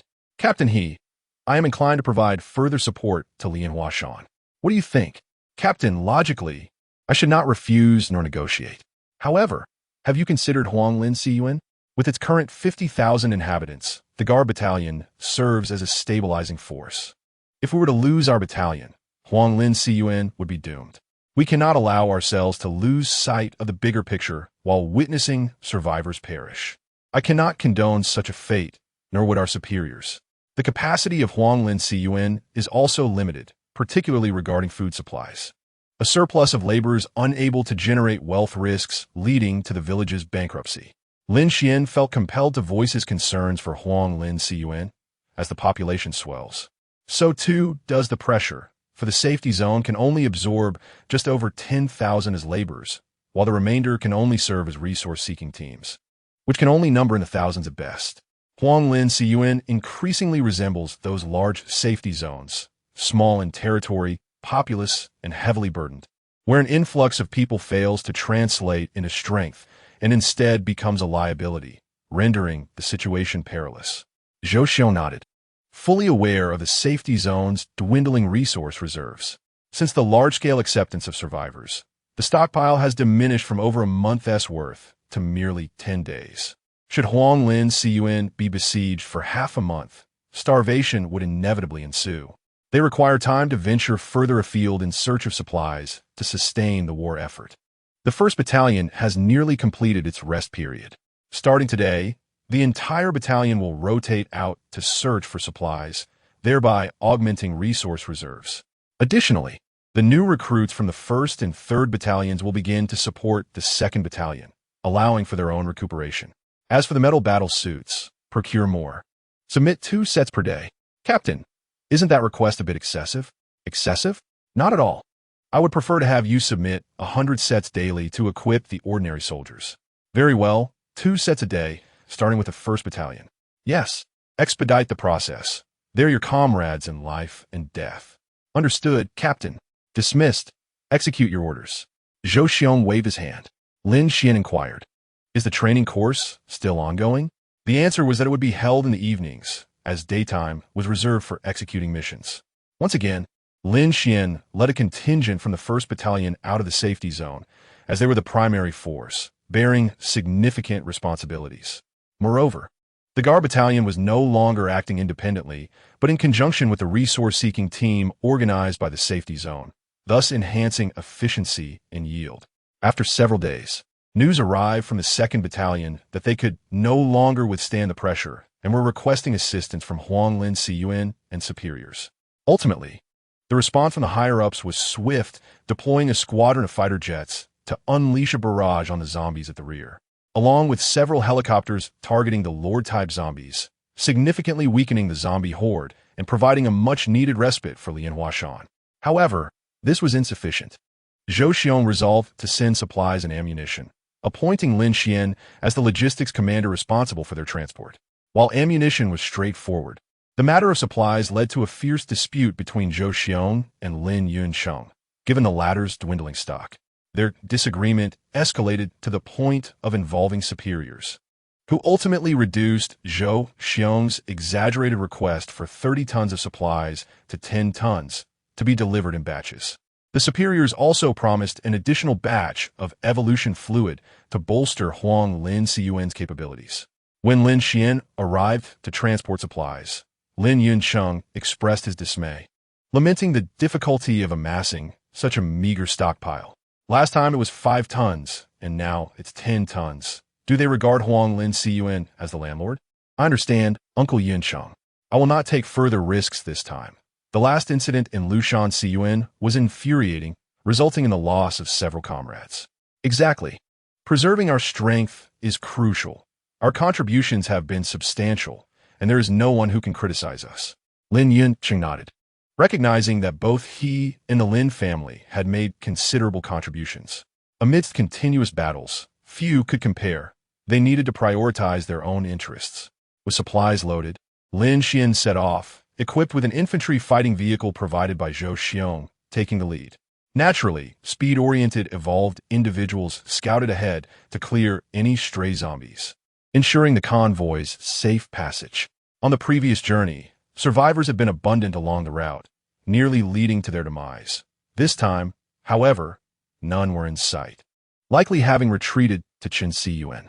As they traveled, Lin Xuan observed the surrounding residential areas, devoid of any survivors. Previously, many had refused rescue, deliberately provoking zombies, nearly costing them their lives. These individuals had vanished, and had they been found, Lin Xuan would have sought retribution. Upon reaching the open passage, Lin Xuan's convoy arrived at Shengtang, Huayuan within half an hour. Currently, Shengtang Huayuan serves as the primary stronghold against the zombie horde in Lin Xuan, with most surrounding survivors having retreated here. Presently, over 10,000 individuals remain, alongside a combat force of over 3,000. The main leader of Shengtang Huayuan is a middle-aged man named Xiu Lin, who is airlifted from city. Their military composition consists of a battalion with 500 personnel, supplemented by previous civilian resource-seeking teams who have joined the fight. Under immense pressure, their combat prowess has vastly outstripped that of Lushan Xuan. Chairman Xiu, Captain Zhang, here is the list of supplies and weaponry. Please verify. Thank you, Lin Lianzhang. Where is our 2nd Battalion's Captain Li? He is in the front, directing operations. We are on a rotation schedule, and today is his turn. I was hoping to see him. If Lin Lianzhang is not in a hurry, you may stay here for a few days. Captain Zhang, that may not be appropriate. Our mission is to transport supplies. I cannot make that decision. I require orders from above. Lin Xuan deflected, reluctant to stay, as Shengtang Huayuan is currently besieged, and the task of venturing out for supplies and returning is formidable and daunting. I can apply for this. Please wait a moment, Lin Lianzhang. Both Xiaolin and Zhang Yingzheng spoke almost simultaneously. Lin Su felt an urge to slap himself. Why not simply refuse? Now, it was evident that the higher-ups would surely agree. As expected, within 10 minutes, the city district gave their approval, leaving Huanglin village with no choice but to comply. Lao Zhang, are you trying to court death? How dare you betray us? The 2nd Battalion commander, upon hearing the news, berated Zhang Yingzheng and his team. Huanglin village had dispatched the 2nd Battalion to support the battle, resulting in casualties of 20 to 30 over the past few days. And now they sought to trap Lin Xuan. He could no longer contain his anger. The 50 or so individuals Lin Xuan brought were primarily evolvers of considerable rank, the elite of the escort team. If they fell here, Huanglin village would be in peril. Laoli, brother, should I call you father? You know the situation here. We truly have no other option. We can't hold on any longer. I understand this is wrong, but what nonsense. How many able-bodied men are there in the safe zone? At least 5,000. These people watch us fight daily. What are they doing? The 2nd Battalion commander failed to grasp the situation. Previously, the elderly, weak women and children had been relocated to Huanglin village, leaving the able-bodied behind. Now, there were still thousands waiting to be evacuated. They are survivors, civilians. We have no authority to conscript them. Ask Lin Xuan about his status before the apocalypse. He was a civilian worth millions. Now, he is risking everything. How many of them can compare to Lin Xuan? Why aren't they risking their lives? No, I cannot agree to this. Lao Li, Ima saw thee, but the higher-ups have issued a formal order. Lao Zhang, I must sever ties with you. Do as you wish. If I die here, feel free to sever ties. If I survive, I will come to beg for your forgiveness. You scoundrel, are you trying to bully me? The 2nd Battalion commander was furious, realizing that this scoundrel had taken Huanglin village for granted. Haha, well said. I shall report it right away. Laoli, no, you cannot do this. Get lost. Lin Xuan stopped Jiang Xue and Jiang, stating that while they could risk their lives, they must not betray them. Otherwise, Lin Xuan would not hesitate to play his own tricks. Sighing, Zile lamented the situation. It was ruined. The 8 tons of supplies they had hoped to secure were gone, and venturing out to search for resources was uncertain. Zile mobilized the able-bodied survivors, while Lin Xuan immediately crafted 2 sets of metal battle suits for the 2nd Battalion. He would not engage in close combat recklessly. A gradual recovery would suffice. An hour later, Zile had rallied 200 individuals to accompany Lin Xuan, along with 3 trucks, bringing their total to fewer than 300. Lin Xuan led the way in an armored vehicle, swiftly breaking free from the encirclement of zombies. The main force of zombies lay to the east, while they approached from the west, where the zombie presence was minimal. Lin Xuan, I know where there are supplies, a survivor from Shengtang Garden spoke. Between Shengtang Garden and Lianhuashan, there was a river. Decades ago, the river was wide, over 100 meters, but it had since shrunk to less than 30 meters, with the remainder transformed into a wetland park, featuring wooden walkways and some greenery. However, along this river, there were many neighborhoods, both old and new, with shops lining the streets, convenience stores, grocery stores, and small supermarkets. Some neighborhoods have been scavenged, but many still held plenty of supplies. This survivor knew the locations of several chain supermarket warehouses, specifically for a chain called King Yanlong, whose owner resided in Huanglin village and was now under Lin Xuan's command. Knowing where the supplies were, Lin Xuan found it convenient and instructed him to lead the way. They charged forth, and even evolved zombies could not withstand them, successfully locating the supermarket warehouse, though it was not large and had already been pillaged. Even the smallest morsel is still flesh. Lin Xuan and his team cleared the zombies inside and began to collect the supplies. Lin Xuan stationed a unit outside to protect them, showing no intention of engaging in combat. Commander, we cannot remain trapped here. We need to find an opportunity to escape. These individuals consider us expendable. I know. Once we have secured 8 tons of supplies, we will withdraw. At that point, no one can say a word. Lin Xuan nodded, equally frustrated with their actions, preparing for retreat. 8 tons of supplies were not ample, barely over 10,000 pounds, insufficient for Huanglin village's half-day consumption.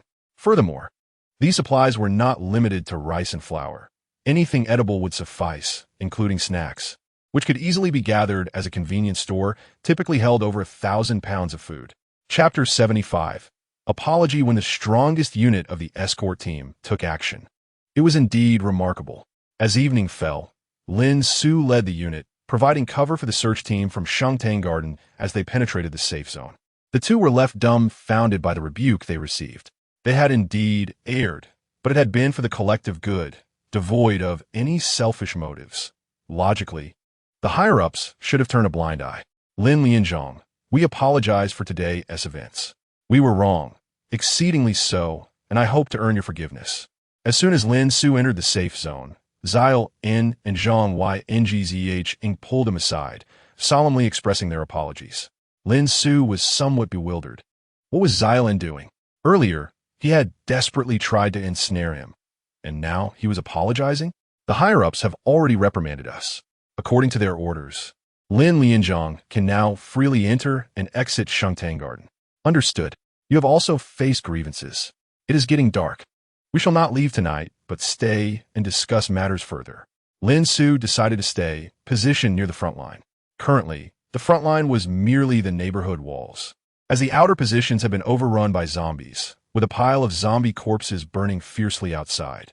There were many vehicles here, providing ample gasoline for extraction. We cannot hold out much longer, Lin Xuan. You should leave as soon as possible and take as many survivors with you, Li Yingzheng said. Gazing at the darkening sky, Shengtang Garden could no longer withstand the pressure. Had it not been for the bombardment from the city district, it would have fallen today. And what about you, Li Yingzheng? Are you prepared to die here? If death is inevitable, what can be done? I am a steadfast soldier and a party member. Without orders, I cannot flee.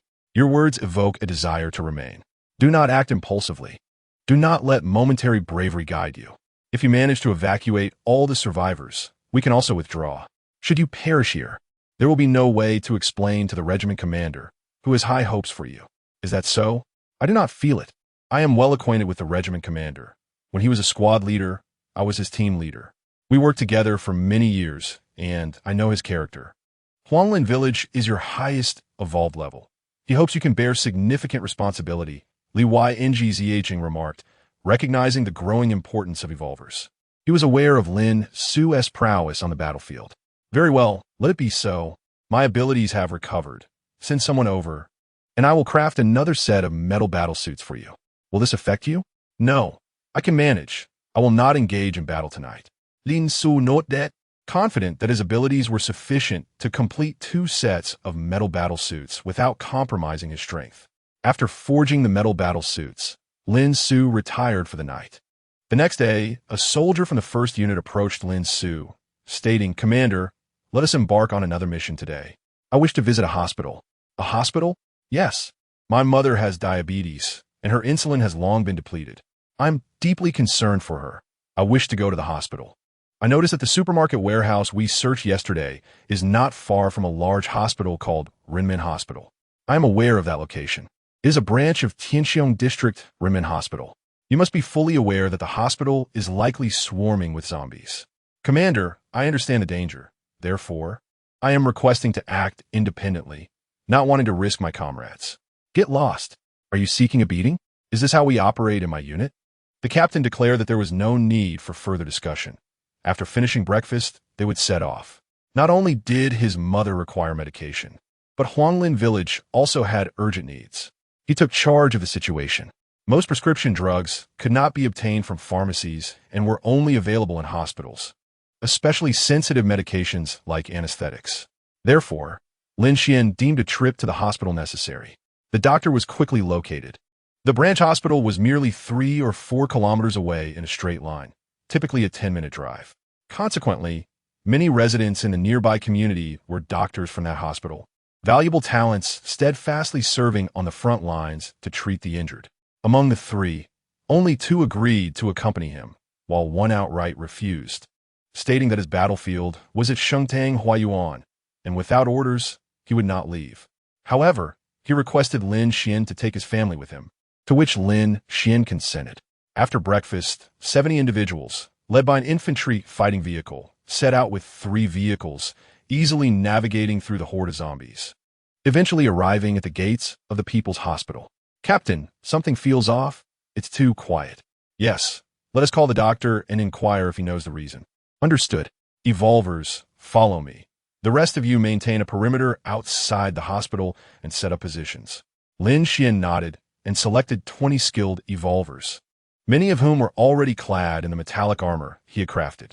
Captain, there are bloodstains on the ground, but not a single zombie corpse in sight. It's peculiar. There is something large inside. Be cautious. Understood, Captain. You all stay back. I will lead. Lin Xuan nodded again, producing 2 steel plates to forge into reinforcements for vital areas of the armor. Captain, what is that noise? An electronic announcement. Does the hospital still have power? Silence. Proceed forward. To his astonishment, Lin Xuan heard the electronic announcement echoing within the hospital. Turning a corner, he was met with a shocking sight. Hundreds of people were queuing at the billing window. This is wrong. This is wrong. Why is the floor so clean? The power has long been cut off. Where is this electronic announcement coming from? What are they queuing for? Quiet. We've fallen into a trap. This is an illusion. Those in armor form a perimeter quickly. Lin Xuan shouted, realizing that this was all a mirage, likely induced by a rare zombie with psychic abilities. Captain, what should we do? The illusion won't make us turn on each other, will it? Can you please refrain from speaking? Focus. Close your eyes. Remember, everything you see is an illusion. Lin Xuan yelled, then raised his weapon and fired, hitting one of the queue members. The person collapsed, sending panic through the crowd. Chaos erupted, screams filling Lin Xuan's ears. Stop with the theatrics. Lin Xuan scoffed coldly, observing that the figures in the hall had vanished, leaving it eerily empty. Zombies. The zombies are coming. While Lin Xuan managed to resist the illusion, the evolvers under his command succumbed, shouting as they perceived their comrades as zombies. Do not fire. Bam, bam, bam. Realizing the danger, Lin Xuan shouted, but it was too late. The evolvers had already opened fire. He could only knock down the weapons of 2 closest individuals and swiftly retreat with them. Stop. Lin Xuan's face contorted in anguish as he witnessed his brothers turning on each other. In that moment, he could remember nothing but instinctively charge forward to subdue his subordinates. The consequence of his actions was that he was mistaken for a zombie, sustaining at least 3 bullet wounds, 1 in the thigh, 1 in the abdomen, and 1 in the chest, fracturing at least 2 bones. Yet Lin Xuan did not perish. His reinforced armor withstood the bullets, though the immense force fractured his bones. Many others also struggled on the ground, immense pain pulling them from the illusion, revealing the true scene of the hall strewn with corpses.